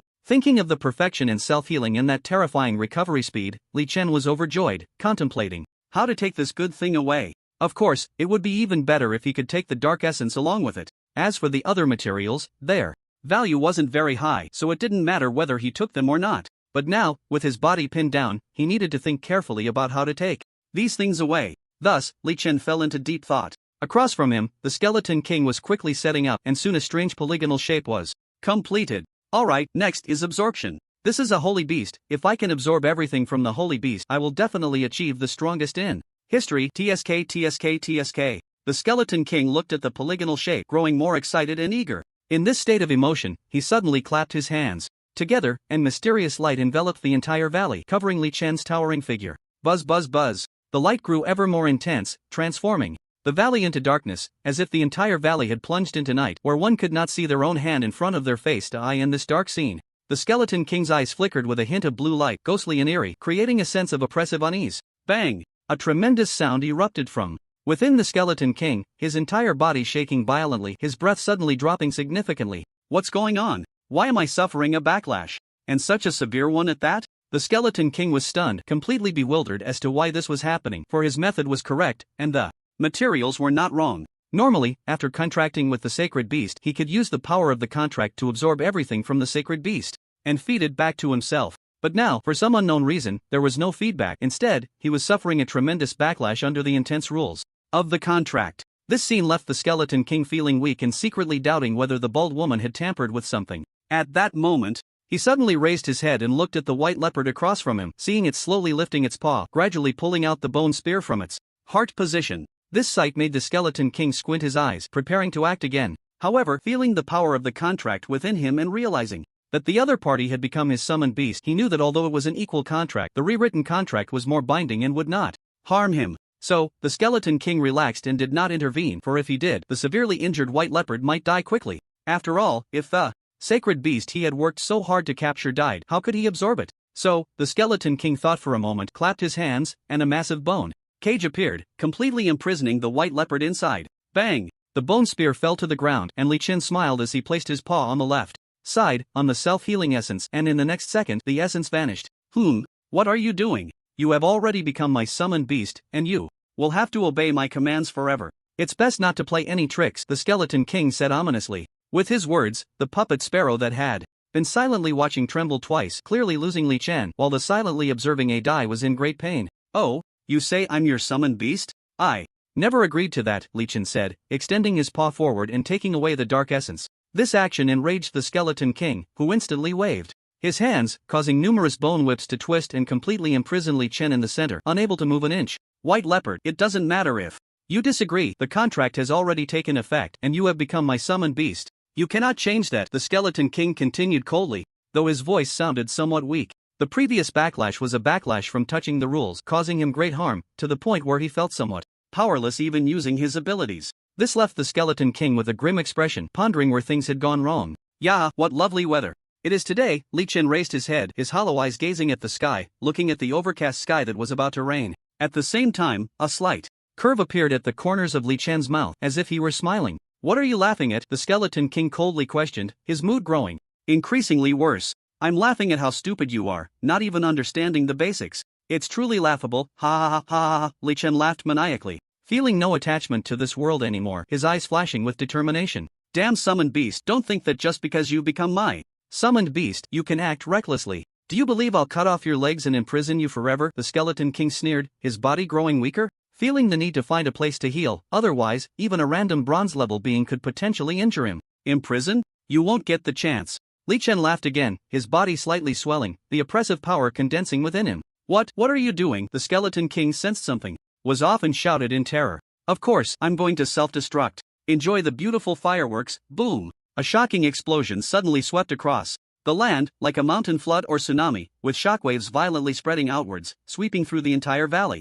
A massive spherical fireball surged within the valley, and the rolling heat waves instantly evaporated the small lake within, turning it into nothingness. The Skeleton King, who made all major forces wary, was directly obliterated in the terrifying explosion, leaving not even a trace behind. Such a horrifying self-detonation even triggered earthquakes in the surrounding area, causing creatures within dozens of miles to flee in terror. All of this was witnessed by A Dai, who saw most of the scene before the sparrow puppet was destroyed. 100 miles away, in a dark cave, A Dai's eyes glowed with a white light, tears streaming down his cheeks, dripping onto the ground with a soft patter. Master Leopard, would you rather self-destruct than follow others? Why are you so unyielding? You could have lived. A Dai spoke in pain, grieving for the deaths of Master Leopard and his mother, feeling hurt by his mother's schemes and unable to part with the unyielding Master Leopard. Heartbroken, A Dai covered his eyes and cried, alone in the dark cave, tears streaming down his face. Only a small lion approached, silently accompanying him, rubbing its little head against his arm. In the summoning beast world, Li Chen returned, overwhelmed with mixed emotions as he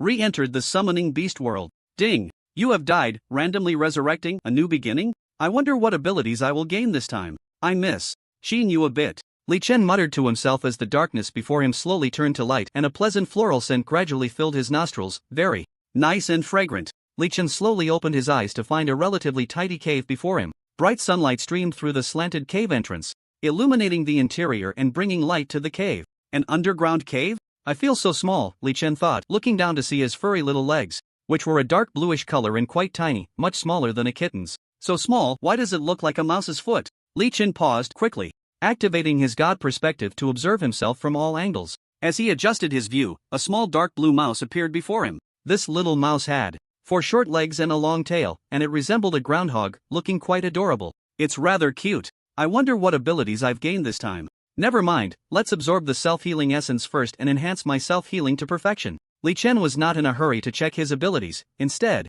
he immediately took out the self-healing essence from his personal space. This was a rare and valuable item, particularly beneficial for Li Chen, as it could increase his combat endurance. With that thought, Li Chen hummed a tune and began to absorb it. Buzz, buzz, buzz. Purple light shone brightly, filling the damp underground cave and enveloping Li Chen's figure. In such light, Li Chen absorbed quickly, feeling a sense of comfort radiating from within. Ding! Your advanced self-healing has reached perfection.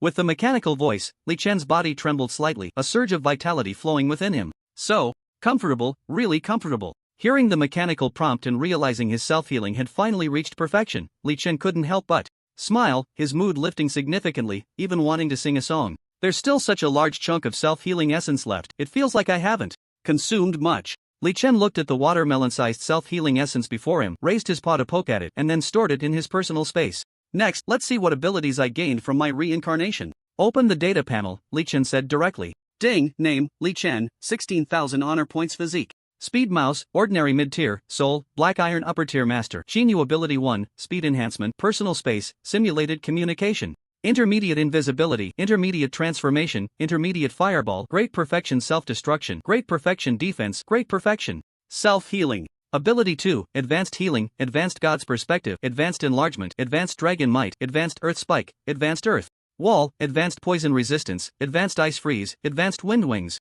Ability 3, Extraordinary Strength, Speed Mouse, an Ordinary Summoned Beast, Speed Enhancement, only one passive ability? Li Chen shook his head, feeling that this time the summoned beast from his reincarnation was underwhelming. He had previously reincarnated as a Black Iron level, yet this time he had become an ordinary summoned beast. Ordinary is fine, I'll just self-destruct and reincarnate again later. My soul is strong enough now, Li Chen muttered to himself as he began to browse through the memories of the Speed Mouse. So few memories, I finished browsing them in no time. Li Chen quickly regained his composure and walked towards the cave entrance. According to the memories, this Speed Mouse had not been born long, it just grew quickly, making it look like a young mouse. Its memories were very limited, containing only a rough recollection of the surrounding environment and some simple combat and ability memories. However, among these simple memories, one thing caught Li Chen's attention: 3 black and white lines. Could this line be a boundary line? Li Chen slowly walked out of the cave. The glaring sunlight made him instinctively close his eyes. His God's perspective quickly scanned the surroundings, instantly spotting the contrasting black and white lines not far away.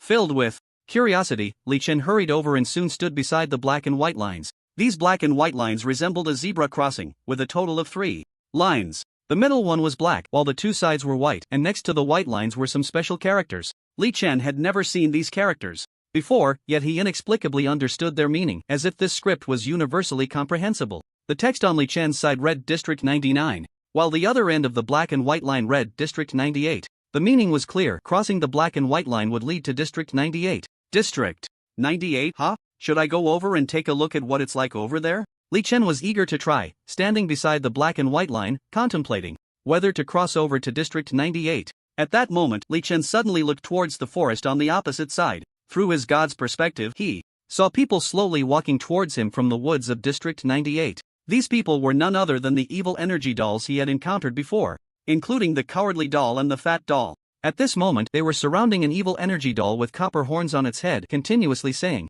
something, seemingly trying to prevent the copper-horned evil energy doll from moving forward. So it's them, just in time to catch them and ask about some information regarding the divisions, Li Chen muttered quietly, standing still beside the black and white line, waiting for them to arrive. On the opposite side, in the lush green forest, several large-headed dolls from the evil energy clan emerged, quickly making their way towards the boundary line. Young master, you really can't go any further. The Fire Peacock territory is too strange. We've already lost 2 captains, the fat doll hurriedly said. Yes, besides the Fire Peacock, the most terrifying thing here is the bizarre summoned beasts. They look weak, but once provoked, they become incredibly powerful, the cowardly doll said in fear. Nonsense. Ever since you returned, you've been saying this place is strange, finding all sorts of excuses to cover up the deaths of the 2 captains. Today, I'm going to investigate and see how they actually died, and whether someone is pulling strings behind the scenes, the copper horn doll said coldly. Young master, how could we, being so weak, possibly pull strings? What we said is true, you really can't go any further.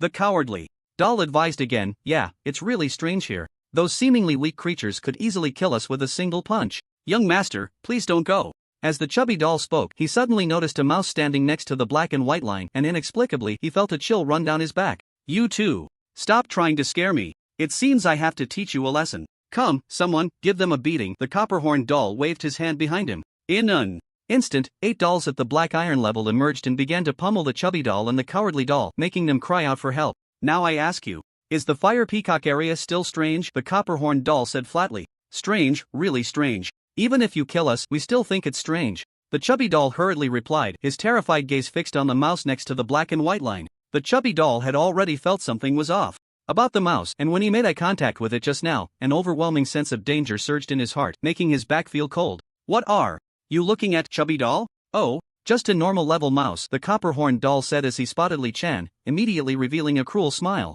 Didn't you two say the Fire Peacock area is very strange? That summoned beasts look ordinary but are very powerful? Well, today I'll experiment by killing this mouse, so you can see that even a strange summoned beast has to lie down before me, the copper-horned doll sneered, his hands transforming into sharp claws as he slowly approached Li Chen. Don't go over there, please don't go. You'll die, you really will die, the chubby doll shouted in terror, grabbing onto the Copperhorn Doll's leg and refusing to let him pass. Get off! The Copperhorn Doll kicked the chubby doll aside and frowned as he carefully examined Li Chen. The chubby doll's frantic attempts to stop him raised the Copperhorn Doll's suspicions. Could it be that this mouse really poses some danger? Forget it, I'll use my true sight ability to take a look. The Copperhorn Doll became more cautious and quickly activated his true sight ability. This was a unique ability he gained after acquiring his horns, allowing him to see through false invisibility and other techniques, making it a very practical skill. In past battles, his true sight ability had helped him see through many deceptions, and it was one of his most confident abilities, so he trusted it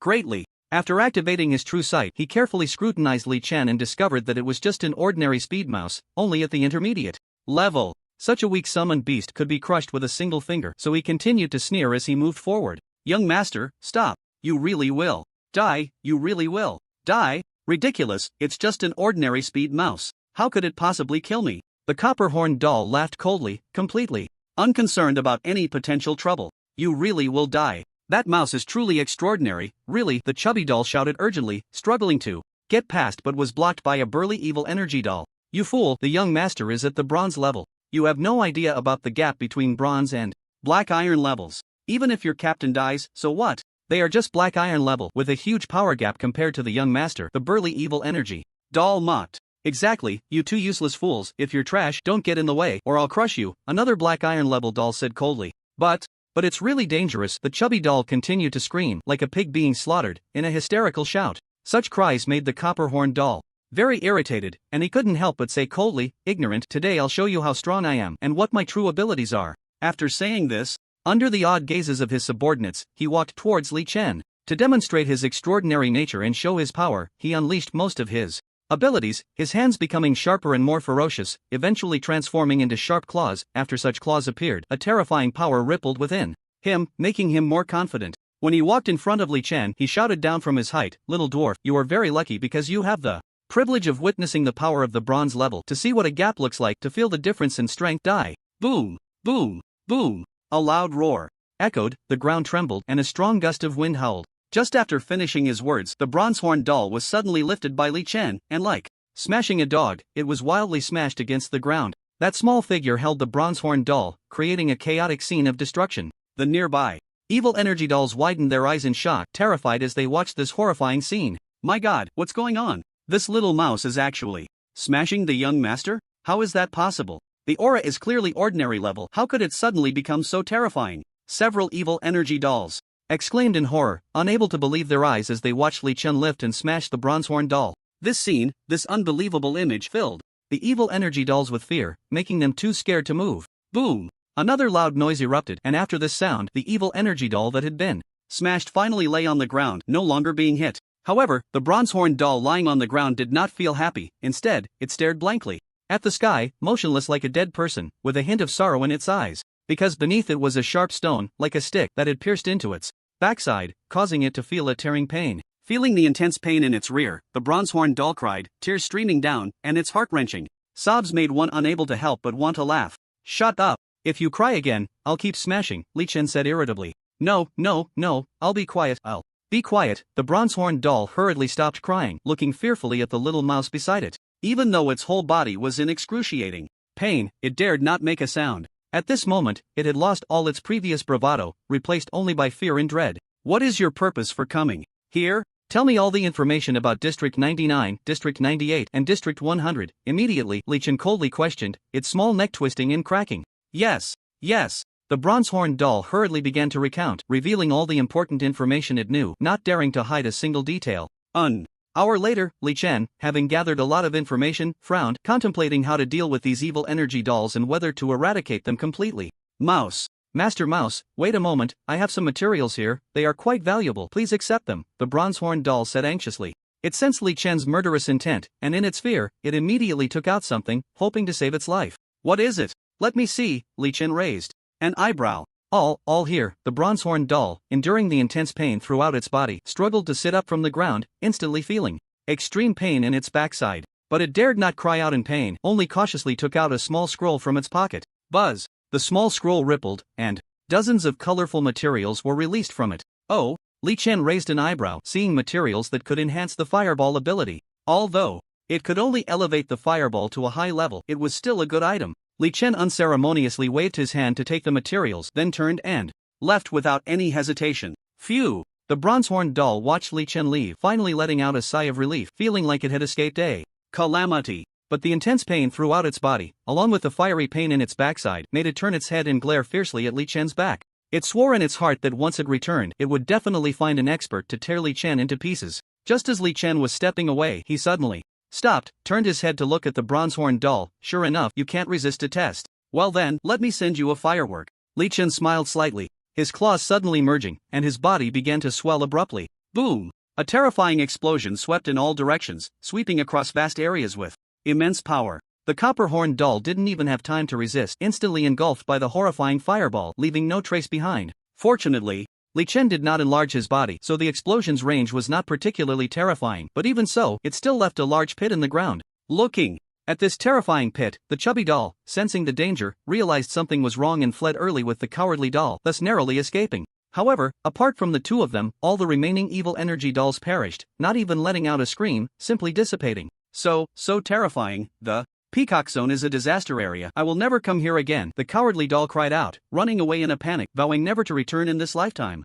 Yeah, this place is definitely a forbidden zone. Any creature here is so terrifying, I won't come back either, not even if I die. The chubby doll followed closely, darting away like a wild boar. Ding! You have died, randomly resurrecting. The mechanical prompt slowly sounded, and in the darkness, Li Chen gradually saw red, or rather, he saw a world of red. This is. Looking at the continuously steaming gas ahead, along with the rolling red bubbles, feeling the scorching heat, Li Chen was truly astonished this time. Lava? Am I actually in lava? Li Chen carefully looked around, observing the slowly flowing red lava and the lava waterfall cascading from above, and he was completely unsettled. This terrifyingly hot environment had always made him hesitate in the past, but now he was actually soaking in lava, which was truly unexpected. A lava cave, living creatures in lava, it's hard to imagine. Li Chen swallowed hard, carefully observing the surroundings, and after confirming 3 times, he finally accepted it all. Filled with shock, Li Chen closed his eyes and began to explore the memories of this body. The lava beast lived deep within a massive volcanic crater, unable to escape, surviving alone for many years, ultimately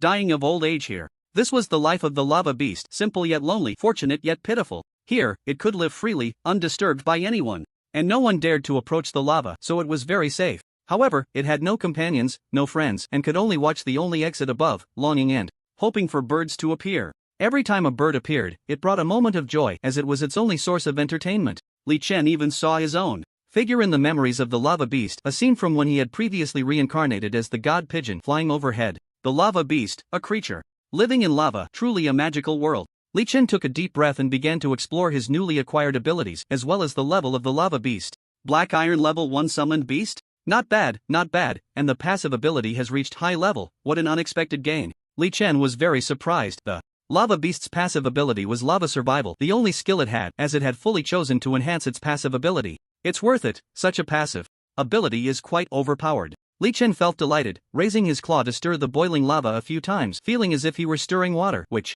was quite fun. It's a pity this body is too old, not suitable for continued use. Li Chen shook his head, not planning to use this body. An overly aged body really wasn't worth it. After all, he could continue to reincarnate, so there was no need to use a body he didn't like. Thus, Li Chen prepared to commit suicide. This time I won't self-destruct, I'm tired of that. I'll use my claws this time, Li Chen said, raising his claw and aiming at his heart, then suddenly stabbing. Scalding blood sprayed, and pain surged within Li Chen's heart, making him acutely aware of the rapid passage of life. Is this the taste of death? What a peculiar experience. Feeling the swift flow of life, Li Chen blinked his heavy eyelids and looked again at this world. Before him, everything slowly appeared as black and white specks, like the static on an old television, making it somewhat hard to see clearly. Previously, he had always reincarnated through self-detonation, but experiencing it this way felt truly different, quite novel. Silently closing his heavy eyes, Li Chen's consciousness gradually slipped into darkness. Ding! You have died, random resurrection in progress. With the mechanical voice, the dark and lonely world regained its light, and the lush green branches and leaves of a great tree appeared before him. A gentle breeze, warm sunlight, and the sounds of insects and birds made everything so comforting, especially a massive tree that caught Li Chen's attention. There's even a wooden house on this big tree, how small. Instinctively flapping his wings, Li Chen slowly flew to the front of the wooden house, carefully examining the room adorned with pink flowers. This scene, leaning towards a feminine touch, made Li Chen pause slightly, suddenly realizing something. It shouldn't be, right? A sweet voice rang out, not from Li Chen simulated communication, but from this body itself. This voice completely flustered Li Chen, and he hurriedly looked at himself. A snow-white little hand, slender arms, a soft and cute body. Clearly, he had reincarnated as a humanoid summoning beast, and it seemed to be a girl. This outcome was somewhat hard for Li Chen to accept, and his expression changed. Taking a deep breath, Li Chen suppressed the shock in his heart and calmed his emotions. First, let's upgrade the fireball level. As his rationality returned, Li Chen quickly took out the materials he had obtained earlier from his personal space and began to consume them rapidly, soon hearing the prompt sound. Ding! Your intermediate fireball has been upgraded to advanced fireball. Not bad, it's advanced.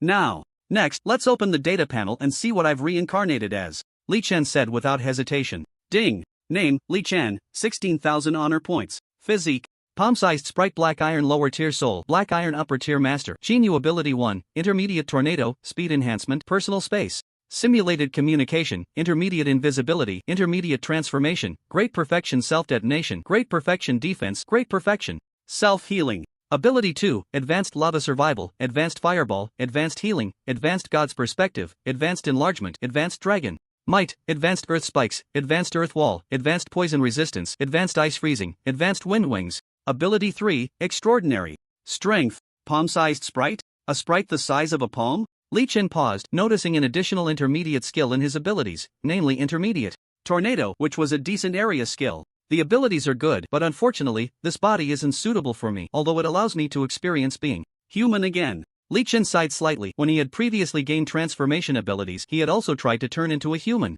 but for some unknown reason, he had failed every time, not knowing if it was due to low skill level, a significant size difference, or something else. In any case, after several unsuccessful attempts, Li Chen had completely given up, planning to wait until his transformation ability improved before trying again. Let's continue reincarnating. Although I don't know if I'm a boy or a girl now, I choose not to investigate, and I won't look at my memories either.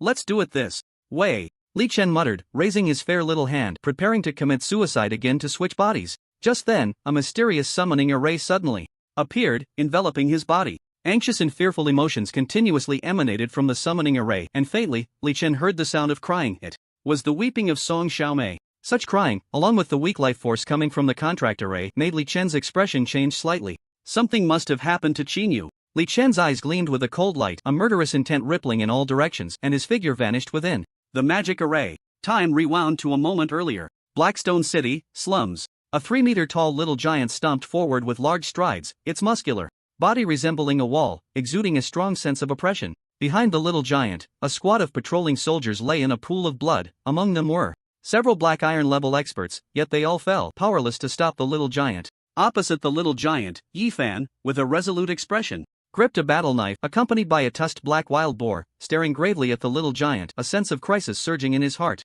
Meanwhile, at the back, Song Xiaomei held the blood-soaked Chinyu, struggling to retreat, fear and dread driving her further back into the slums. At this moment, Chinyu was covered in blood, her fair left hand pressed against her abdominal wound, while her other small, snow-white hand clutched half of an ancient book, refusing to let go. Roar! Song Xiaomei's big black bear was also battered and bruised, yet it roared in warning at the little giant, trying to stop its advance. Unfortunately, it had no effect. The little giant's eyes were dull and lifeless, its body stiff and colorless, clearly a puppet created through some dark means. Yet even as a puppet, it possessed terrifying strength, instilling fear and unease. Bang! The little giant suddenly halted, its body slightly adjusting, as it prepared to charge. This movement caused Yi Fan's expression to change drastically, and he shouted urgently, "Be careful, it's going to charge, shield." Transformation. Boom! With Yi Fan's shout, the little giant charged forward like an ancient giant elephant, bringing with it an overwhelming terror.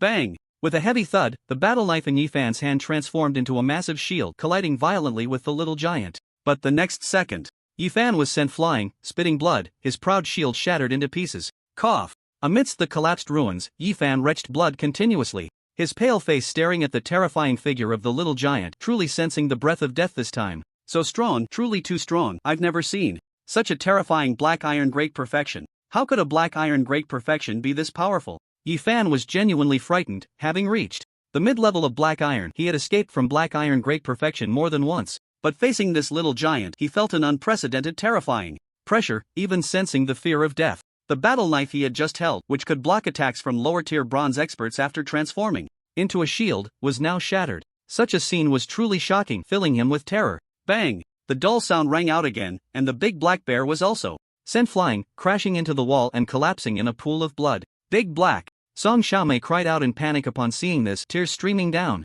her face, but she couldn't stop. She had to quickly take Qinyu away, because the little giant was moving again, stepping forward with terrifying pressure. Humph! Yifan's black wild boar suddenly let out a cry, its forelegs began to dig into the ground and its body slowly grew larger and longer. Soon, sharp spines erupted from the wild boar's body, making it look extremely fierce. That wasn't all, thick scales appeared around the wild boar's body, resembling dragon scales, very beautiful. And if Li Chen were here, he would definitely recognize it, for it was the same wild boar that had tried to seize the contract. Magic array from Qinyu. After failing, it had surprisingly become Yifan's summoned beast, which was quite incredible. As the black wild boar transformed, the little giant finally stopped moving. It began to face its opponent, looking at the black wild boar as if it regarded it as a rival. Humph! The black wild boar let out two more cries, its body suddenly exerting force, charging out in a black flash, directly engaging the little giant in battle. Bang bang bang, with the dull sounds of battle, a surprising scene unfolded. The black wild boar actually blocked the small giant's multiple attacks, truly holding it back. This sight delighted everyone, but Yifan quickly sensed something was amiss. Through the contract, he felt the black wild boar's life force rapidly fading, meaning it was enduring the attacks at the cost of its own vitality and couldn't hold out much longer. This scene made Yifan worry again, pondering how to face such a terrifying enemy. But now he was severely injured and had lost his prized weapon. He truly felt helpless. What to do? What to do? I absolutely cannot let the small giant take that half-book. It hides a great secret. I must not. Yifan was deeply anxious. His help to Qinyu was not out of kindness, but to prevent that half-book from being taken, as it was far too precious. Qinyu and the others still don't know the secret within the book, but the small giant definitely does. It is backed by the Evil Energy Organization. If the book is snatched away, there will be no chance of getting it back. Yifan thought to himself, his mind racing to find a solution, but in the face of absolute power, his plans were futile. In desperation, he could only shout to Song Xiaomei and the others, while the black wild boar buys time, "You all run, run." I.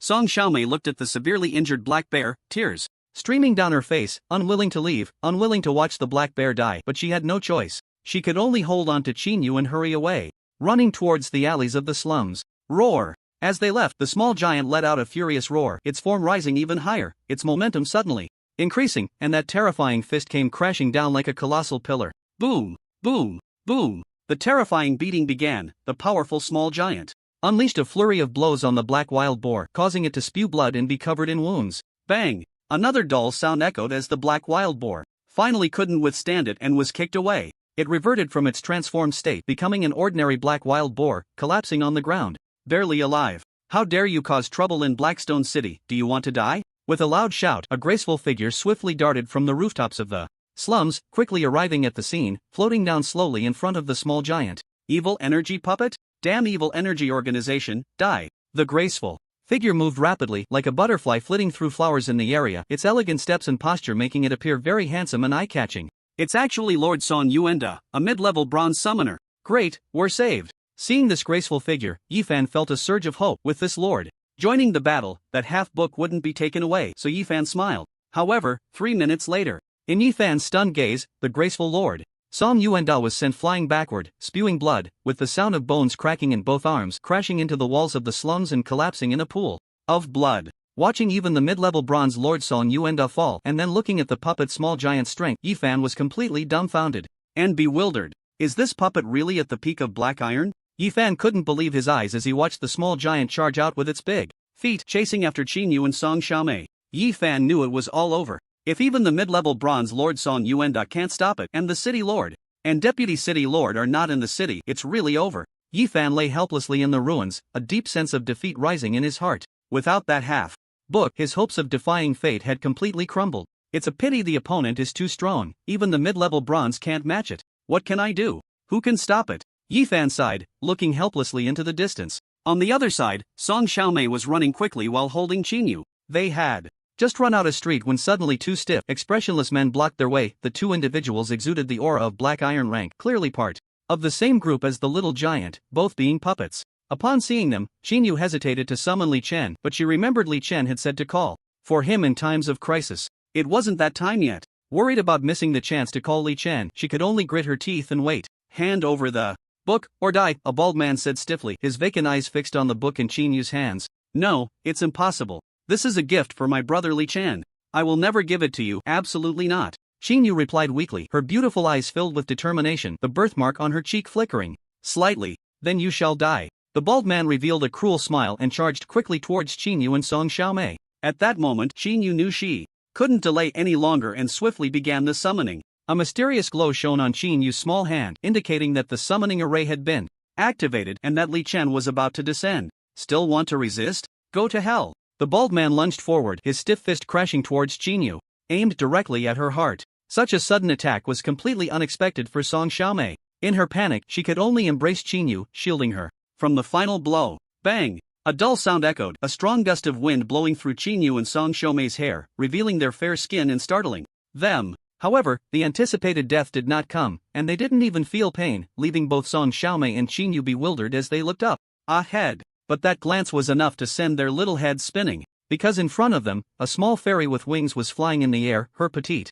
body incredibly agile, no bigger than their palms, and utterly adorable. But that wasn't the main point. The key was that the fairy's delicate white hand had actually blocked the bald man's fist, and it seemed to be done with ease. Moreover, Qin Yu could sense a contract between herself and the fairy, which left her confused, her little head in a daze. Crack, crack. A chilling ice was released from the fairy's hand, swiftly extending along the bald man's right arm and rapidly spreading towards his body. Not good. The bald man suddenly raised his other hand and with a bang, smashed his right hand, completely breaking free from Li Chen's freeze, albeit losing his right hand in the process. Such ruthlessness and decisiveness showcased the bald man's extraordinary nature. What?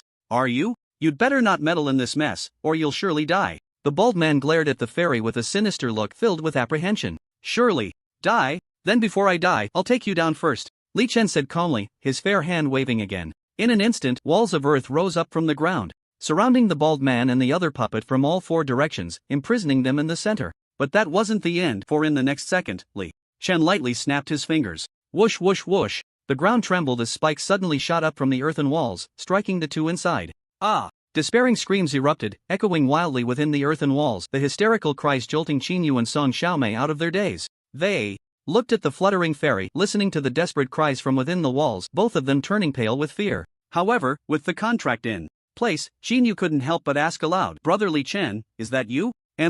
Li Chen nodded, quickly flying in front of Qin Yu, raising his snow-white hand to her wound, and in the next second, the light of a high-level healing spell shone. Buzz buzz buzz. A strong life force rippled, enveloping Qin Yu's wound, and soon the deep cut began to stop bleeding and heal rapidly. Ultimately, under the effect of the high-level healing spell, Qin Yu's injuries were healed, needing only a few more days of rest to fully recover. Brother Li Chen, is this your true form? Qin Yu looked at the familiar healing light and Li Chen's tone of voice, instantly confirming that it was indeed Li Chen, but she was very curious about his appearance. She couldn't understand why her brother Li Chen had changed, transforming into a little sprite. Don't worry about this, Xiaomei will take you away first. I'll deal with that little giant and then talk, Li Chen said, observing from his godlike perspective that the little giant was charging towards them, its aura feeling very wrong, clearly a tough opponent. To avoid accidentally harming Qin Yu and Song Xiaomei, Li Chen decided to let them leave first. But Qin Yu was reluctant to leave Li Chen, wanting to say something but was interrupted by Song Xiaomei.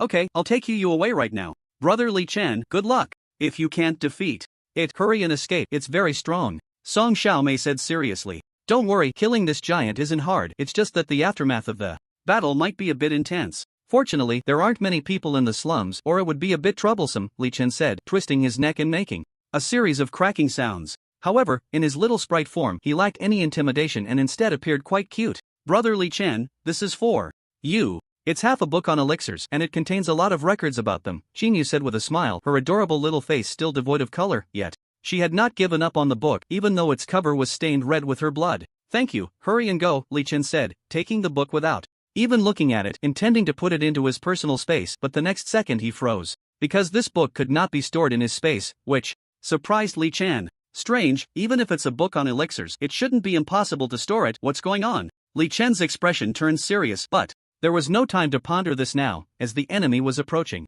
You all hurry and leave. Li Chen tucked the book behind him, freezing it with ice on his back, then looked towards the southeast. Bang, bang, bang. The dull sounds echoed, like a heavy creature running, shaking the trembling ground. With the vibrations of the sound, a 3-meter-tall little giant appeared, exuding a powerful aura. What puzzled Li Chen was that when the giant first appeared, it was staring at Qin Yu and the others, but upon seeing the ancient book, it chose to focus on him instead, further proving the book's significance. You all hurry and go, I'll lead it away. Remember, if anyone asks where the ancient book is, just say it was taken by a sprite. Li Chen vaguely guessed something, giving a reminder before immediately heading towards the slum's garbage dump. It was far from Qin Yu and the others, and since there was no one around, it wouldn't cause any accidental injuries, so Li Chen activated his godlike perspective and quickly flew towards the slums. As he expected, the little giant followed him relentlessly, pounding after him. This elixir ancient book is definitely more than just an ancient book, it must hold a great secret. Li Chen's eyes sparkled with determination, preparing to study it thoroughly after this battle to uncover the truth.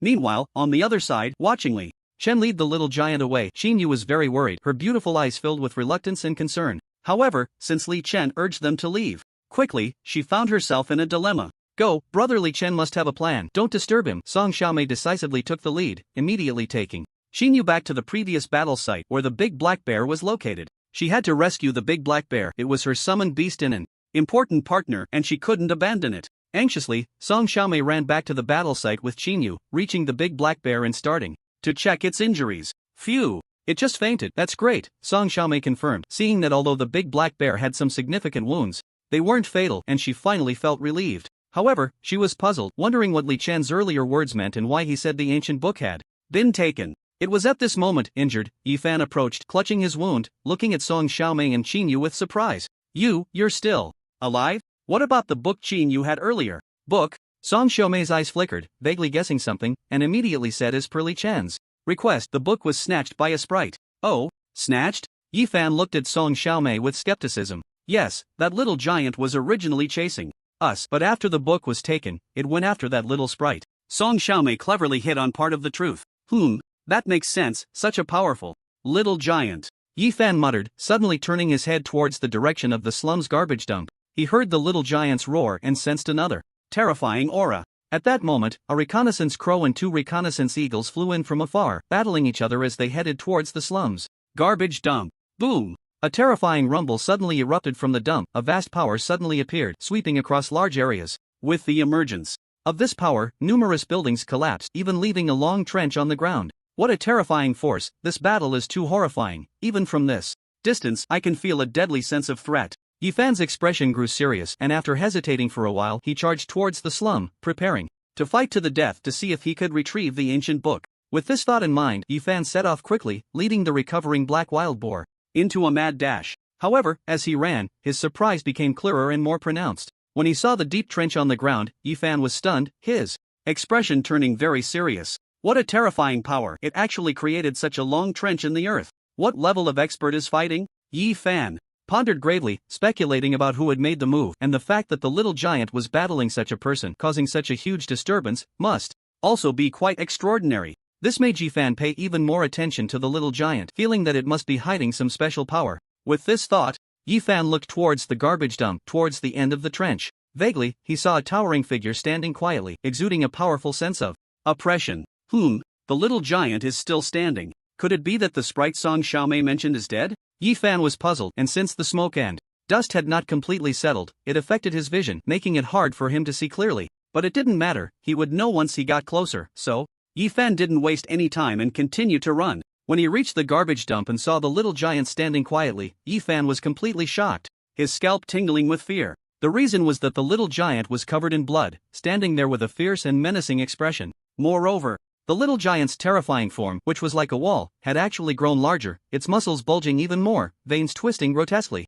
But that wasn't the main point. The main point was that the little giant was dead, standing there lifeless, even maintaining a punching posture. At the position of the little giant's heart, there was a large hole, a fist-sized hole. Following this hole, one could even see the deep trench behind it. Could it be someone punched the little giant to death and created this deep trench in the process? Yifan was astonished, hurriedly walking up to the little giant, looking through the hole towards the back and immediately spotting the straight trench. No doubt about it, what a terrifying power. What level of strength is this? It's too strong. Yifan's expression was grave, feeling a deep reverence for the existence that had killed the little giant, while also recalling the sprite that Song Xiaomei mentioned. A sprite? Is it that powerful? But where did it go? Yifan looked around, scanning the area twice but saw no sign of the so-called sprite. However, he saw a stiff crow and two eagles flying quickly towards the outskirts of the city, seemingly chasing something. Could it be that the little sprite has left Blackstone City? Right, for a powerhouse like him, it would be safer to leave immediately after taking the ancient book.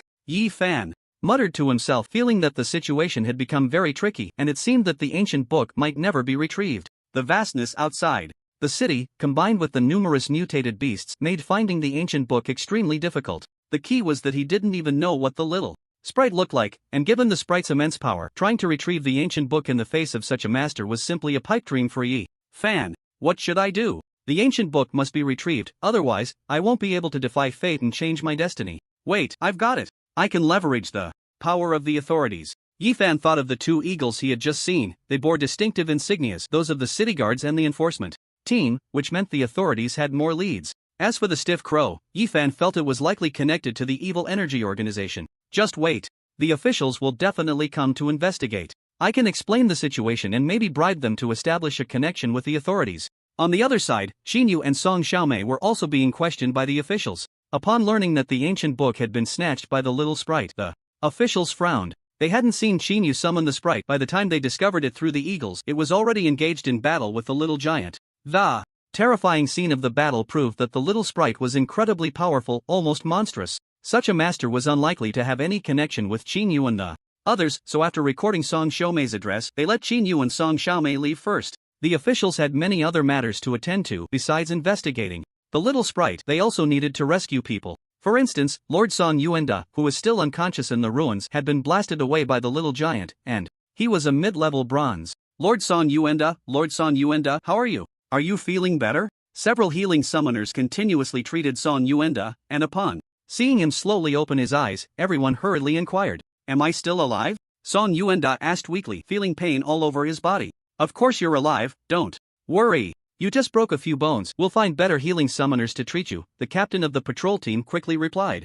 "It's a blessing to be alive. By the way, what about that little giant? That guy is too powerful. Even I, a mid-level bronze, couldn't defeat him. He's too strong." Song Yuanda's expression was grave, feeling that the situation was very tricky. If the little giant was allowed to rampage, the consequences would be unimaginable. Lord Song Yuanda, don't worry, the little giant won't rampage anymore, the captain said again. Nonsense. That little giant is clearly a puppet of the evil energy organization. Do you think their puppets won't rampage? Is this your first day as captain? Where's your brain? Song Yuanda directly scolded. Lord Song Yuanda, please let me explain. The little giant has already died. He was killed in the garbage dump, the captain said helplessly. Nonsense. The city lord and deputy city lord left with several high-level individuals. Now, the strongest in Blackstone City is only me, and even I was knocked down by the little giant. How could he possibly be dead? Do you think you Black Iron level can kill him? Stop dreaming. Song Yuanda continued to curse, showing no respect for the captain. Lord Song Yuanda, I'm speaking the truth.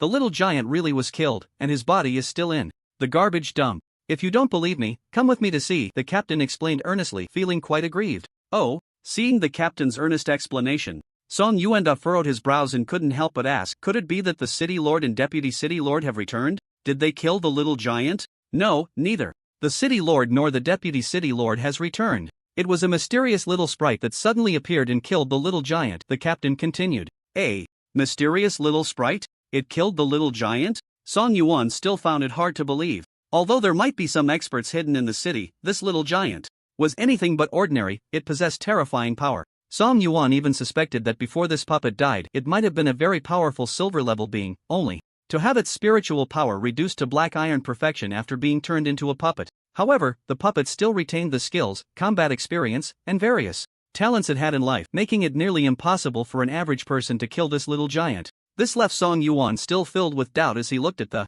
captain. Lord Song Yuan, you'll know if you come with me. It's at the junkyard, the captain suggested. Alright, let's go take a look. Song Yuan preferred to trust his own eyes. He was only willing to believe what he saw with his own eyes. Although the captain had no reason to deceive him, the little giant was just too strong. He recalled how he had given his all in a confrontation with the little giant, only to be met with a terrifying force that instantly shattered both of his arms. The sound of the bones breaking echoed in his mind, making him feel a chill even now. So even though he was seriously injured, he was still supported by someone as they made their way to the junkyard. Upon arriving at the junkyard, seeing the little giant with a large hole in its chest and the ditches on the ground, Song Yuan was completely shocked, his scalp tingling.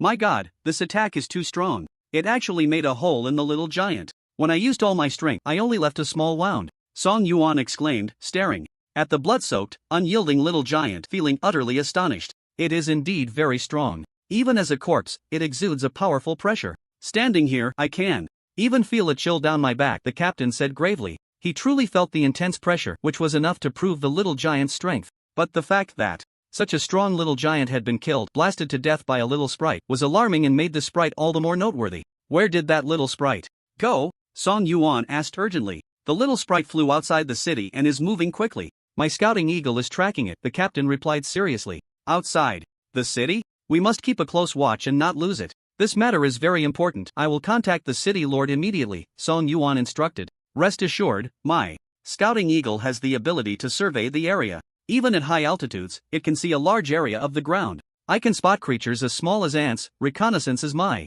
specialty, the captain said with a confident smile. That's good. The little sprite has a mysterious identity and we don't know which faction it represents. The city lord will definitely investigate personally, so we must always know the sprite's location, Song Yuan said seriously. Don't worry, my scouting eagle will track the little sprite every day. No one can escape my surveillance. Even if the little sprite is very powerful, it won't be able to evade my reconnaissance, the captain continued confidently, his face full of pride. But just as he finished speaking, he suddenly froze, his expression completely blank. What's wrong? Did something happen to the little sprite? Song Yuan immediately inquired. Why yes, it has disappeared, the captain stammered. Disappeared? Didn't you say you wouldn't lose it? Don't you have area surveillance capabilities? How could it disappear? Song Yuan glared at the captain in anger. I don't know why either. The little sprite vanished after approaching a large tree, completely losing all trace. Now not only can I not find it, but the other eagle and crow are also searching for the little sprite's whereabouts, the captain said nervously. His earlier confidence completely gone. There was nothing he could do. He had just guaranteed that he wouldn't lose it, assuring that the little sprite couldn't escape his watch, and yet in the blink of an eye, the little sprite had vanished, so fast it was almost unimaginable. This left the captain feeling a burning shame on his face, as if he had lost all dignity. Keep searching. If you can't find it, go back and take 10 lashes yourself, Song Yuan scolded with a dark face. Yes, my lord. The captain hurriedly nodded. He wasn't afraid of the 10 lashes, he only felt it was too embarrassing to have lost something as a renowned reconnaissance expert. If this got out, it would be a huge disgrace. Frustrated, he could only control the scouting eagle and continue to search carefully for the little spirit's figure. On the other side, at Song Xiaomei's home, 2 beautiful girls had returned. They first tended to their injuries, including Qin Yu's and that of the big black bear. Once everything was taken care of, the two sat on the sofa, anxiously waiting for Li Chen to return. Song Xiaomei wasn't too worried. She believed Li Chen was very principled and wouldn't do anything without confidence. However, Qin Yu thought differently. Even though she knew Li Chen was strong, she couldn't help but feel anxious, her big eyes occasionally glancing towards the door, hoping for Li Chen's return. Don't worry, brother Li Chen will definitely be fine. He's the best summoner I've ever seen, Song Xiaomei comforted. Horror. Yes, brother Li Chen is indeed excellent, but I still can't help but worry, Qin Yu said, her fair little hands clasped together, always looking concerned. Alas, I really don't know what to say to you. Why don't you eat something? Song Xiaomei took out some food and handed it over. I really can't eat right now, Qin Yu shook her little head. Because she was worried about Li Chen, she didn't want to eat anything, just hoping he would come back soon. You should relax. Look at my big black bear, it always has such a carefree attitude, Song Xiaomei said, turning to look at the corner of the living room where the big black bear was. At that moment, the big black bear was wrapped in white bandages, some of which were even stained with blood. Just looking at it was painful. However, the big black bear not only didn't cry out in pain but was also holding a roasted chicken, licking it continuously, clearly enjoying itself. Such a carefree demeanor left Song Xiaomei speechless, but she also found it quite amusing. The big black bear's attitude is indeed great. Qin Yu also noticed the big black bear and nodded in agreement, then continued to watch the door, quietly waiting. The door was slightly ajar, a deliberate act by Qin Yu so she could see Li Chen as soon as possible. Clearly, she was very worried. Time slowly passed amidst Qin Yu's anxiety. Soon, half an hour had gone by. A yellow and white figure appeared outside the door, stepping in with small feet and slowly walking inside. This figure resembled an orange cat, round and very adorable.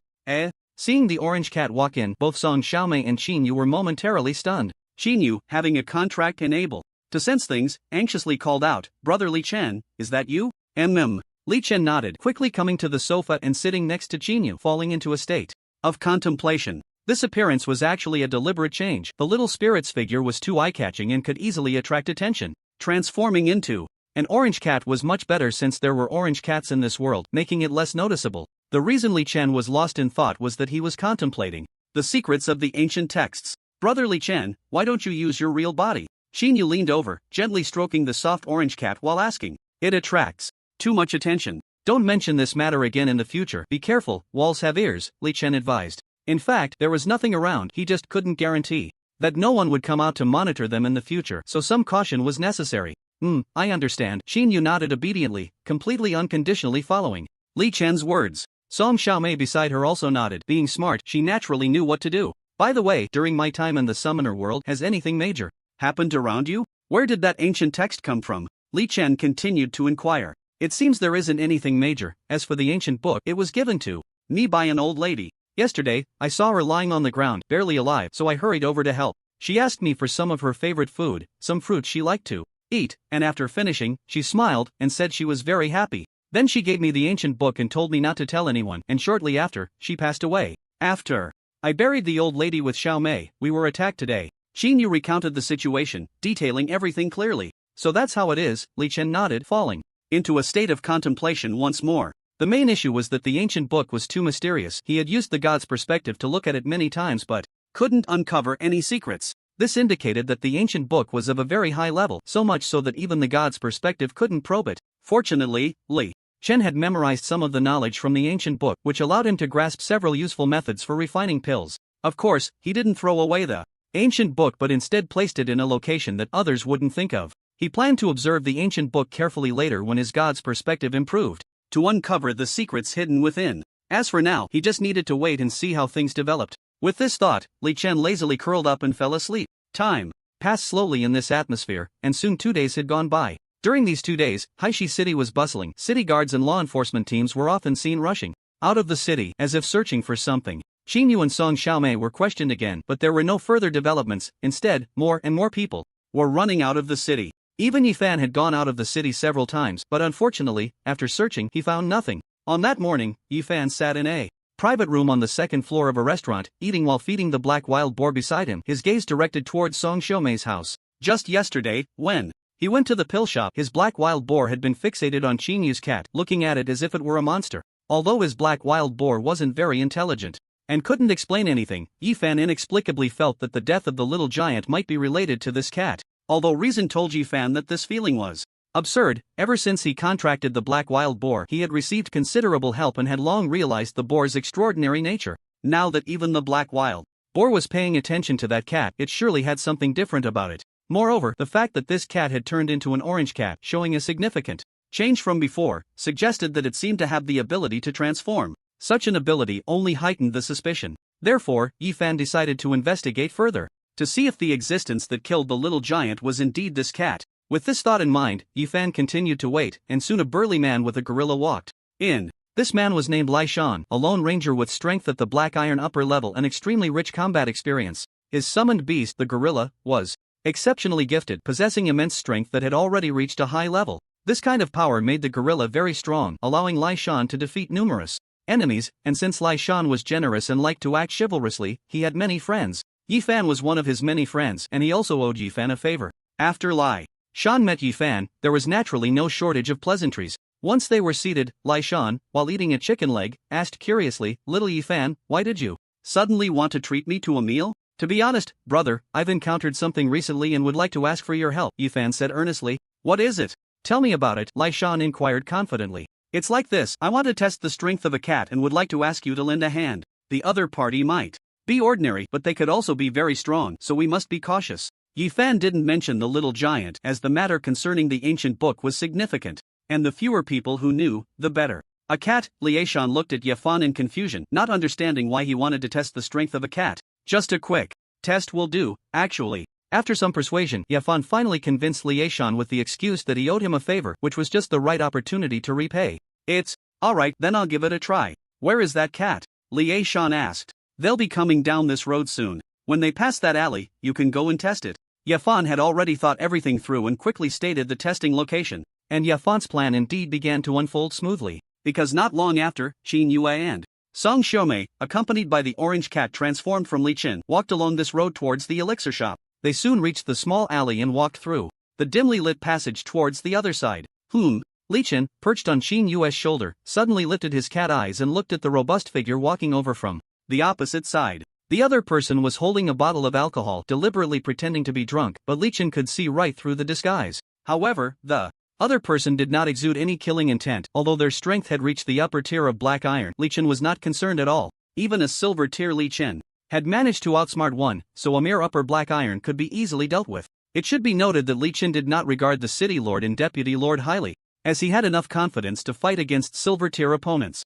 Given time, surpassing the city lord and deputy lord was only a matter of time, so he feared no one in this city. The reason he concealed his identity was simply to avoid trouble. If someone sought out trouble, Li Chen wouldn't mind using a few tricks. Wow, what a fat cat. How much have you eaten to get this big? You look just like a little pig. Ha ha, Li Shan shouted loudly, pretending to be crazy and laughing heartily. This display truly annoyed Li Chen. The reason he had transformed into an orange cat was to reminisce about the orange cat he had raised in his past life. Although that cat was a bit chubby, it was not something others could mock at will, so Li Chen was displeased. If he was unhappy, then others must be too, even if there might be something hidden behind it. Li Chen still didn't care. With his extraordinary strength and various terrifying abilities, Li Chen was not afraid of any opponents in this city. At worst, he could just send them to their graves. So Li Chen lifted his little paw and patted Qin Yue's shoulder, speaking in a low voice. You and Xiaomei should leave first. I need to stretch my muscles. Okay, sure. Qin Yue nodded her little head obediently and left.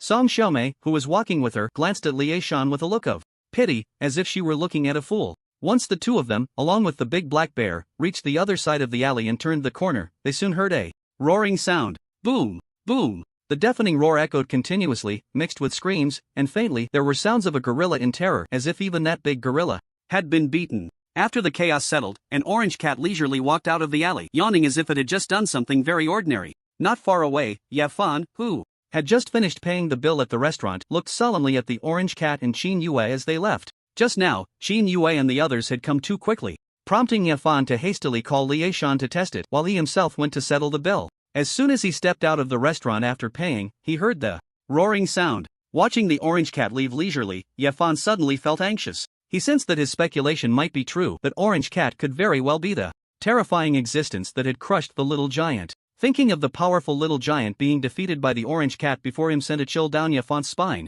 and he felt a surge of excitement. However, now was not the time to consider these things. He had to check on Li Shan. If something happened to Li Shan, it would be troublesome. I just let my brother test the waters a bit, trying not to go too far. It should be fine, right? Yi Fan said worriedly as he hurried towards the alley. Soon, he arrived inside the alley and saw Li Shan embedded in the ground. At that moment, Li Shan looked extremely miserable, disheveled, with one shoe missing. The key was that Li Shan was lying motionless on the ground, staring blankly at the sky. He looked as if he were a fool, completely still, with a hint of sorrow in his eyes. Beside Li Shan, a gorilla was squatting pitifully, trembling and motionless, with tear stains at the corners of its eyes. The sight was reminiscent of a child being bullied, and given the gorilla's size, such an expression seemed quite comical. Fortunately, no one laughed at it, and Yi Fan certainly wouldn't. He hurried over, concerned, and asked, Li Shan, are you okay? Do I look okay to you? Li Shan glared at Yi Fan with resentment. If it weren't for the favor owed, he would have surely cursed and even taught Yi Fan a lesson.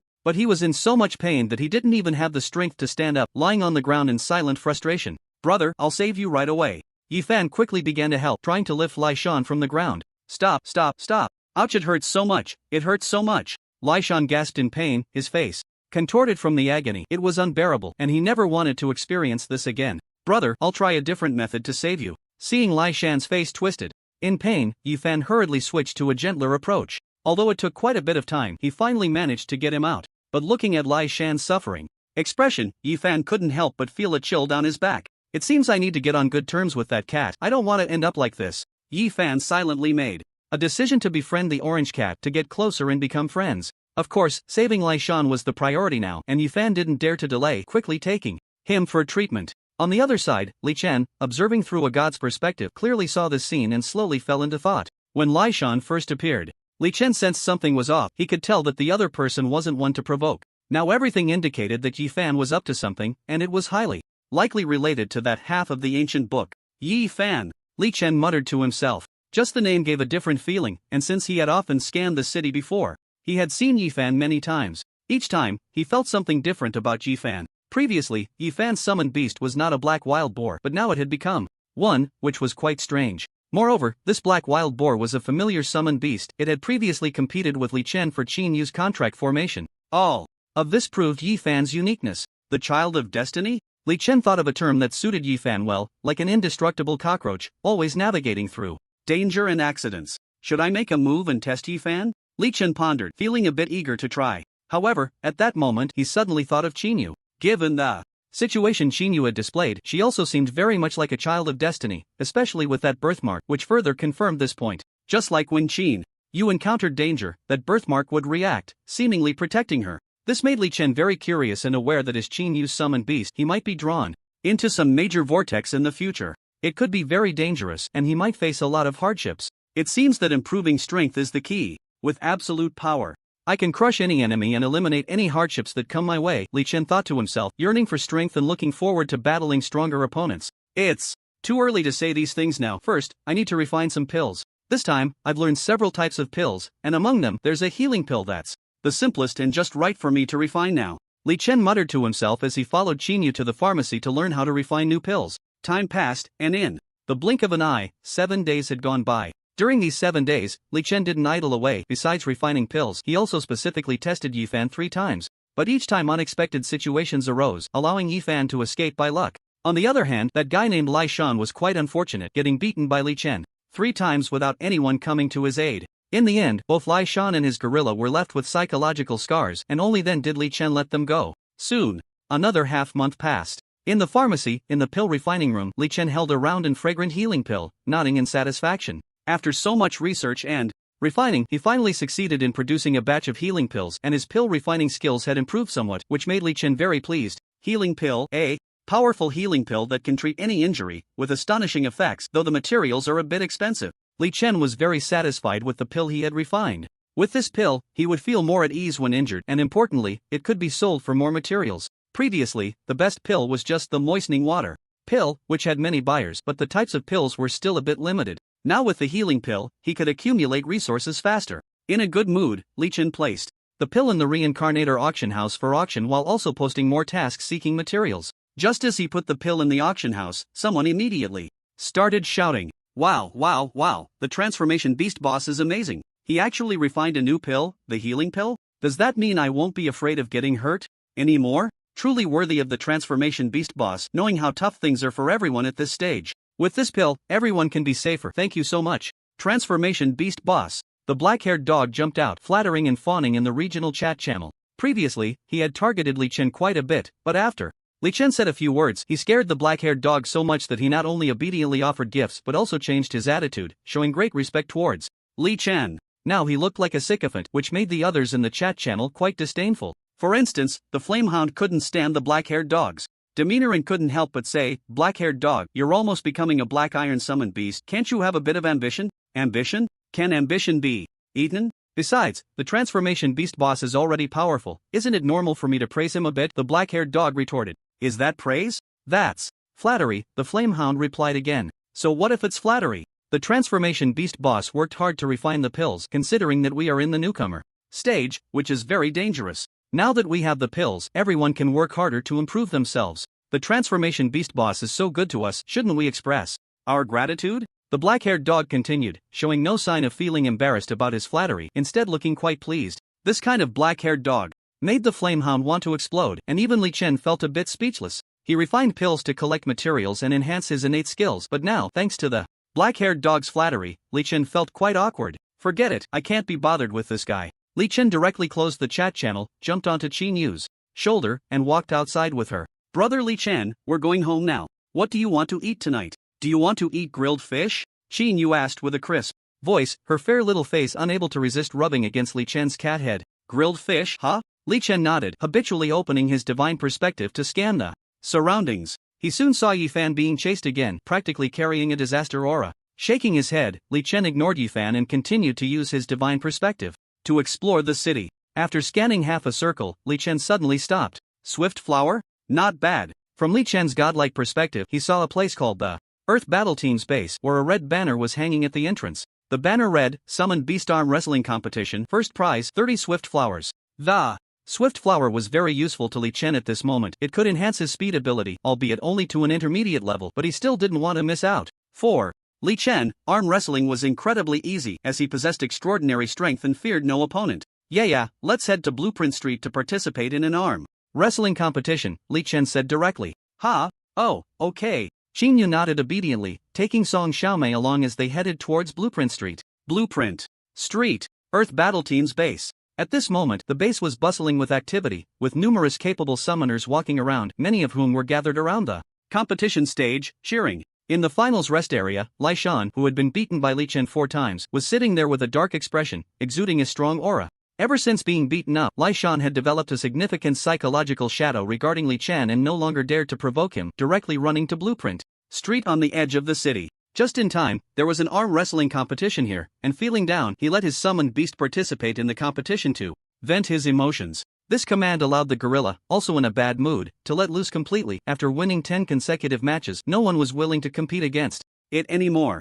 There was no choice. Lai Shan's strength was too formidable. His own power was at the upper tier of Black Iron, making him a noteworthy expert in Blackstone City. Coupled with his gorilla's innate strength, it was very powerful, making him a favorite to win the championship. In terms of strength, even those at the peak could not defeat his gorilla. Thus, everyone collectively decided that anyone who won 10 matches could directly advance to the finals. This was also the reason Lai Shan was sitting there. My mood has finally improved a bit. From now on, I'll live in this area of Blueprint Street, so I won't run into that orange cat again and won't get beaten up, Lai Shan thought, secretly wiping away a tear when no one was around. His heart was filled with bitterness. He was just returning a favor and ended up beaten like this. Thinking about being beaten 4 times in a row and how he had lost several teeth, his mood soured again. The gorilla beside him was in a similar situation, having also lost a few teeth, and the bump on its head had yet to fully subside. The man and beast sat in the finals rest area, wallowing in self-pity as they recalled their tragic experiences. At this moment, Li Chen and Xinyu arrived at the Earth Battle Team to sign up for the competition.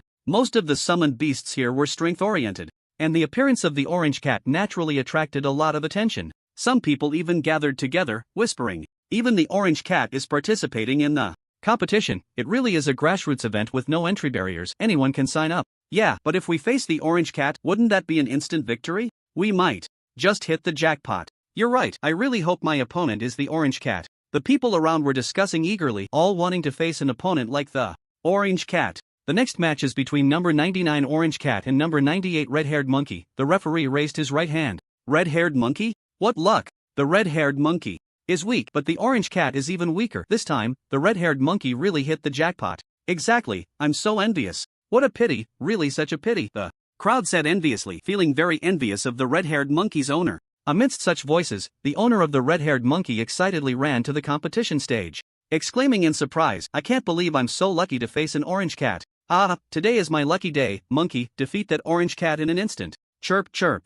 Chirp. The red-haired monkey bounced around happily, expressing its excitement with wild gestures. Clearly, it was also very excited to face the orange cat, feeling certain of its victory. Amidst such sounds, Xinyu, under the watchful eyes of the crowd, carried the orange cat to the competition stage, glancing around nervously. It would be a lie to say she wasn't anxious with so many people watching, but with Li Chen here, Xinyu managed to calm down. "Alright, get on the competition table, prepare," the referee announced. At his words, the red-haired monkey sprang onto the competition table, baring its teeth at the orange cat. Li Chen lazily yawned, leaping onto the competition stage under the warm sunlight, raising his little paw. Bang! A dull sound echoed, and with it, the red-haired monkey fell directly to the ground, stunned and confused, completely unable to comprehend what had just happened. It had prepared thoroughly, intending to defeat the orange cat in one fell swoop, but who would have thought it would be defeated in an instant? This left the red-haired monkey in a daze. The match is over. The winner is the orange cat. The referee was also a bit bewildered, but he only looked at the result, so he immediately announced the winner.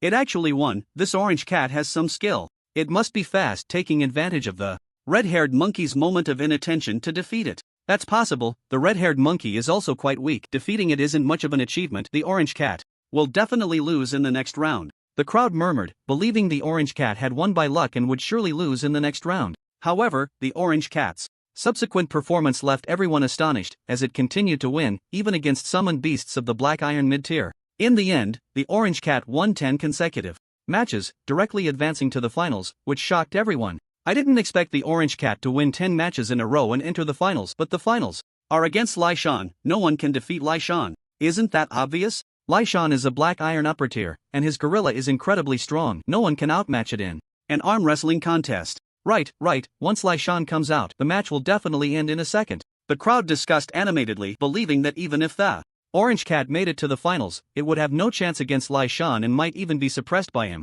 With such thoughts, everyone began to wait for the Earth Battle Team to bring out Lai Shan. Moments later, a burly man walks slowly from a distance, accompanied by a massive gorilla exuding an extraordinary presence. The man's face was grim, his aura formidable, and his muscles were bulging, clearly not someone to be trifled with. The gorilla, standing at 2.5 meters tall, walked with a strong sense of pressure that made many mutated beasts feel intimidated. As they appeared, the crowd erupted in cheers, shouting loudly, "Champion Lai Shan, Champion Lai Shan, Champion Lai Shan." With such cheers, Lai Shan couldn't help but lift his head, even waving to acknowledge the crowd, his gloomy mood lifting somewhat. It was definitely worth participating in the competition. My mood has improved a lot, Lai Shan smiled, patting the gorilla's arm. The gorilla was also excited, beating its chest to showcase its strength. This display further elicited loud praises from the crowd, making the atmosphere even more lively. Positioned at the center, Lai Shan listened to the cheers and enjoyed the compliments, feeling increasingly good. Just at that moment, as Lai Shan's mood continued to rise, the referee's voice rang out, "Please welcome contestant number 99 to the stage." At the referee's words, Xinyu slowly walked up, holding the orange cat, making her way to the center of the competition area unnoticed by the crowd. At that moment, Lai Shan, still in high spirits, turned his head to look at his opponent. But upon seeing her, his eyes widened in shock, and even his gorilla's mouth dropped open. "My God, how is it her? How is it her?" Lai Shan was completely terrified, his scalp tingling with fear. By the time he noticed the orange cat looking over, he was already paralyzed with fright. Thud, thud. Lai Shan and the gorilla both knelt down, staring in horror at the orange cat, their voices hoarse as they said, "Cat Master, why are you here?" "Oh, I was just bored and decided to join a competition." "You're my opponent? Perfect, I could use some exercise," Li Chen said, casually, twisting his head a couple of times, producing a cracking sound. This sound echoed in Li Shan's ears like a nightmare, making him even more terrified, his whole body trembling. Cat Master, there's no need to compete, I concede. Lai Shan hurriedly admitted defeat. "Concede? How can you concede? We haven't even started yet," Li Chen replied indifferently. "And no more fighting, I won't fight again, I won't come here anymore," Lai Shan said, turning around and running away like a rabbit. The gorilla froze for 2 seconds, realizing the orange cat was looking at it, and it shivered in fear, bolting away as well, even tripping and falling. But it didn't care, scrambling to continue running, and in a moment, it disappeared from sight. Such a scene, such a spectacle, left everyone at the venue in a state of shock. The people who had been cheering for Lai Shan were now dumbfounded, standing still like fools. What's going on? What happened to Lai Shan? Why did he run away? He even lost a shoe.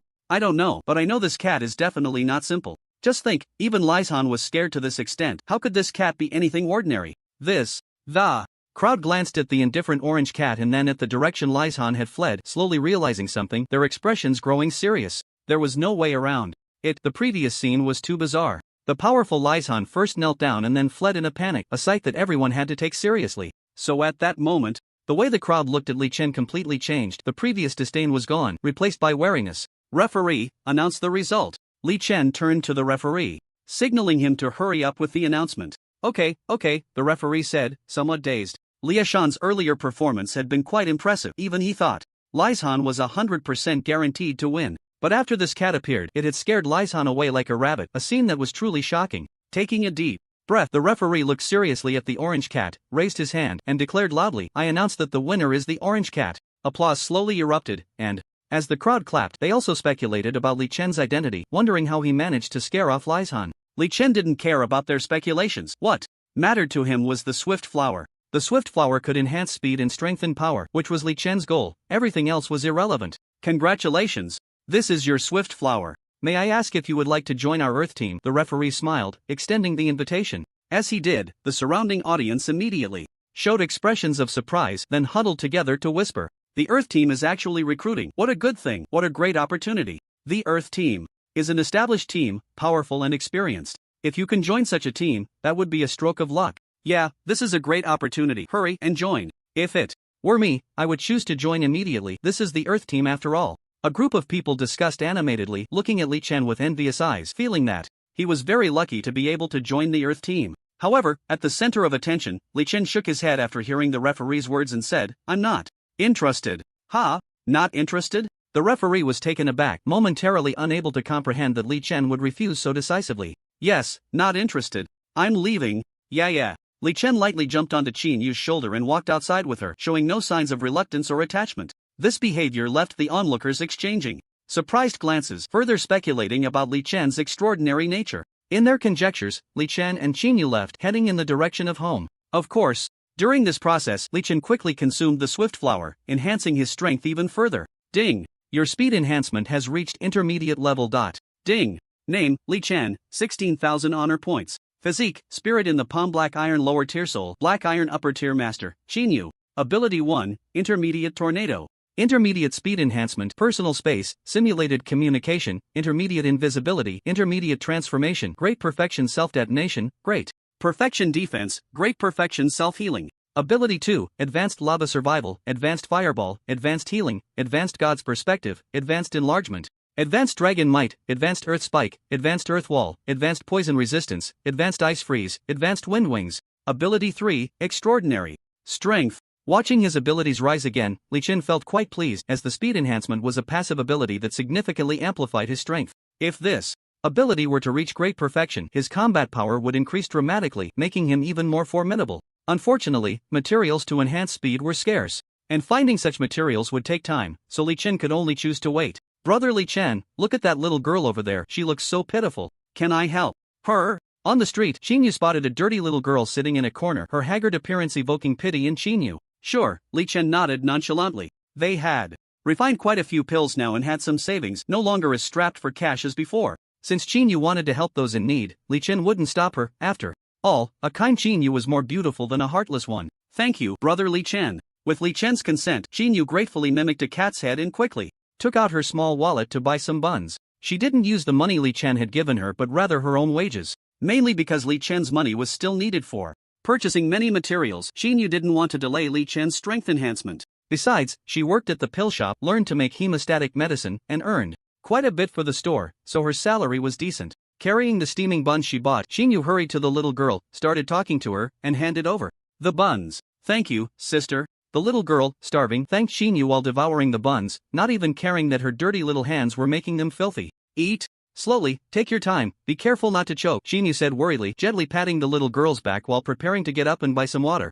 I have water. Here. With a flick of his little paw, Li Chen instantly produced a wine gourd. This was spring water he had collected in the other world using the gourd, and he had plenty in his personal space. Thank you, Brother Li Chen. Xinyu sweetly expressed her gratitude and handed the wine gourd to the little girl. The way Xinyu thanked the orange cat made the bun-eating little girl pause for a moment. She looked at Li Chen and then at the offered wine gourd, hesitating before saying, "Thank you, kitty." After expressing her thanks, she took the wine gourd and gulped it down. After drinking a lot, she paused and said softly, "The water is really good, sweet and delicious." Water is good? Isn't it all the same? Song Xiaomei asked curiously, as she had hardly ever left Blackstone City and had never tasted spring water. Yes, it's really good. I've never had such delicious water before, the little girl explained softly, hesitating for a moment before offering the wine gourd to Song Xiaomei as if inviting her to drink.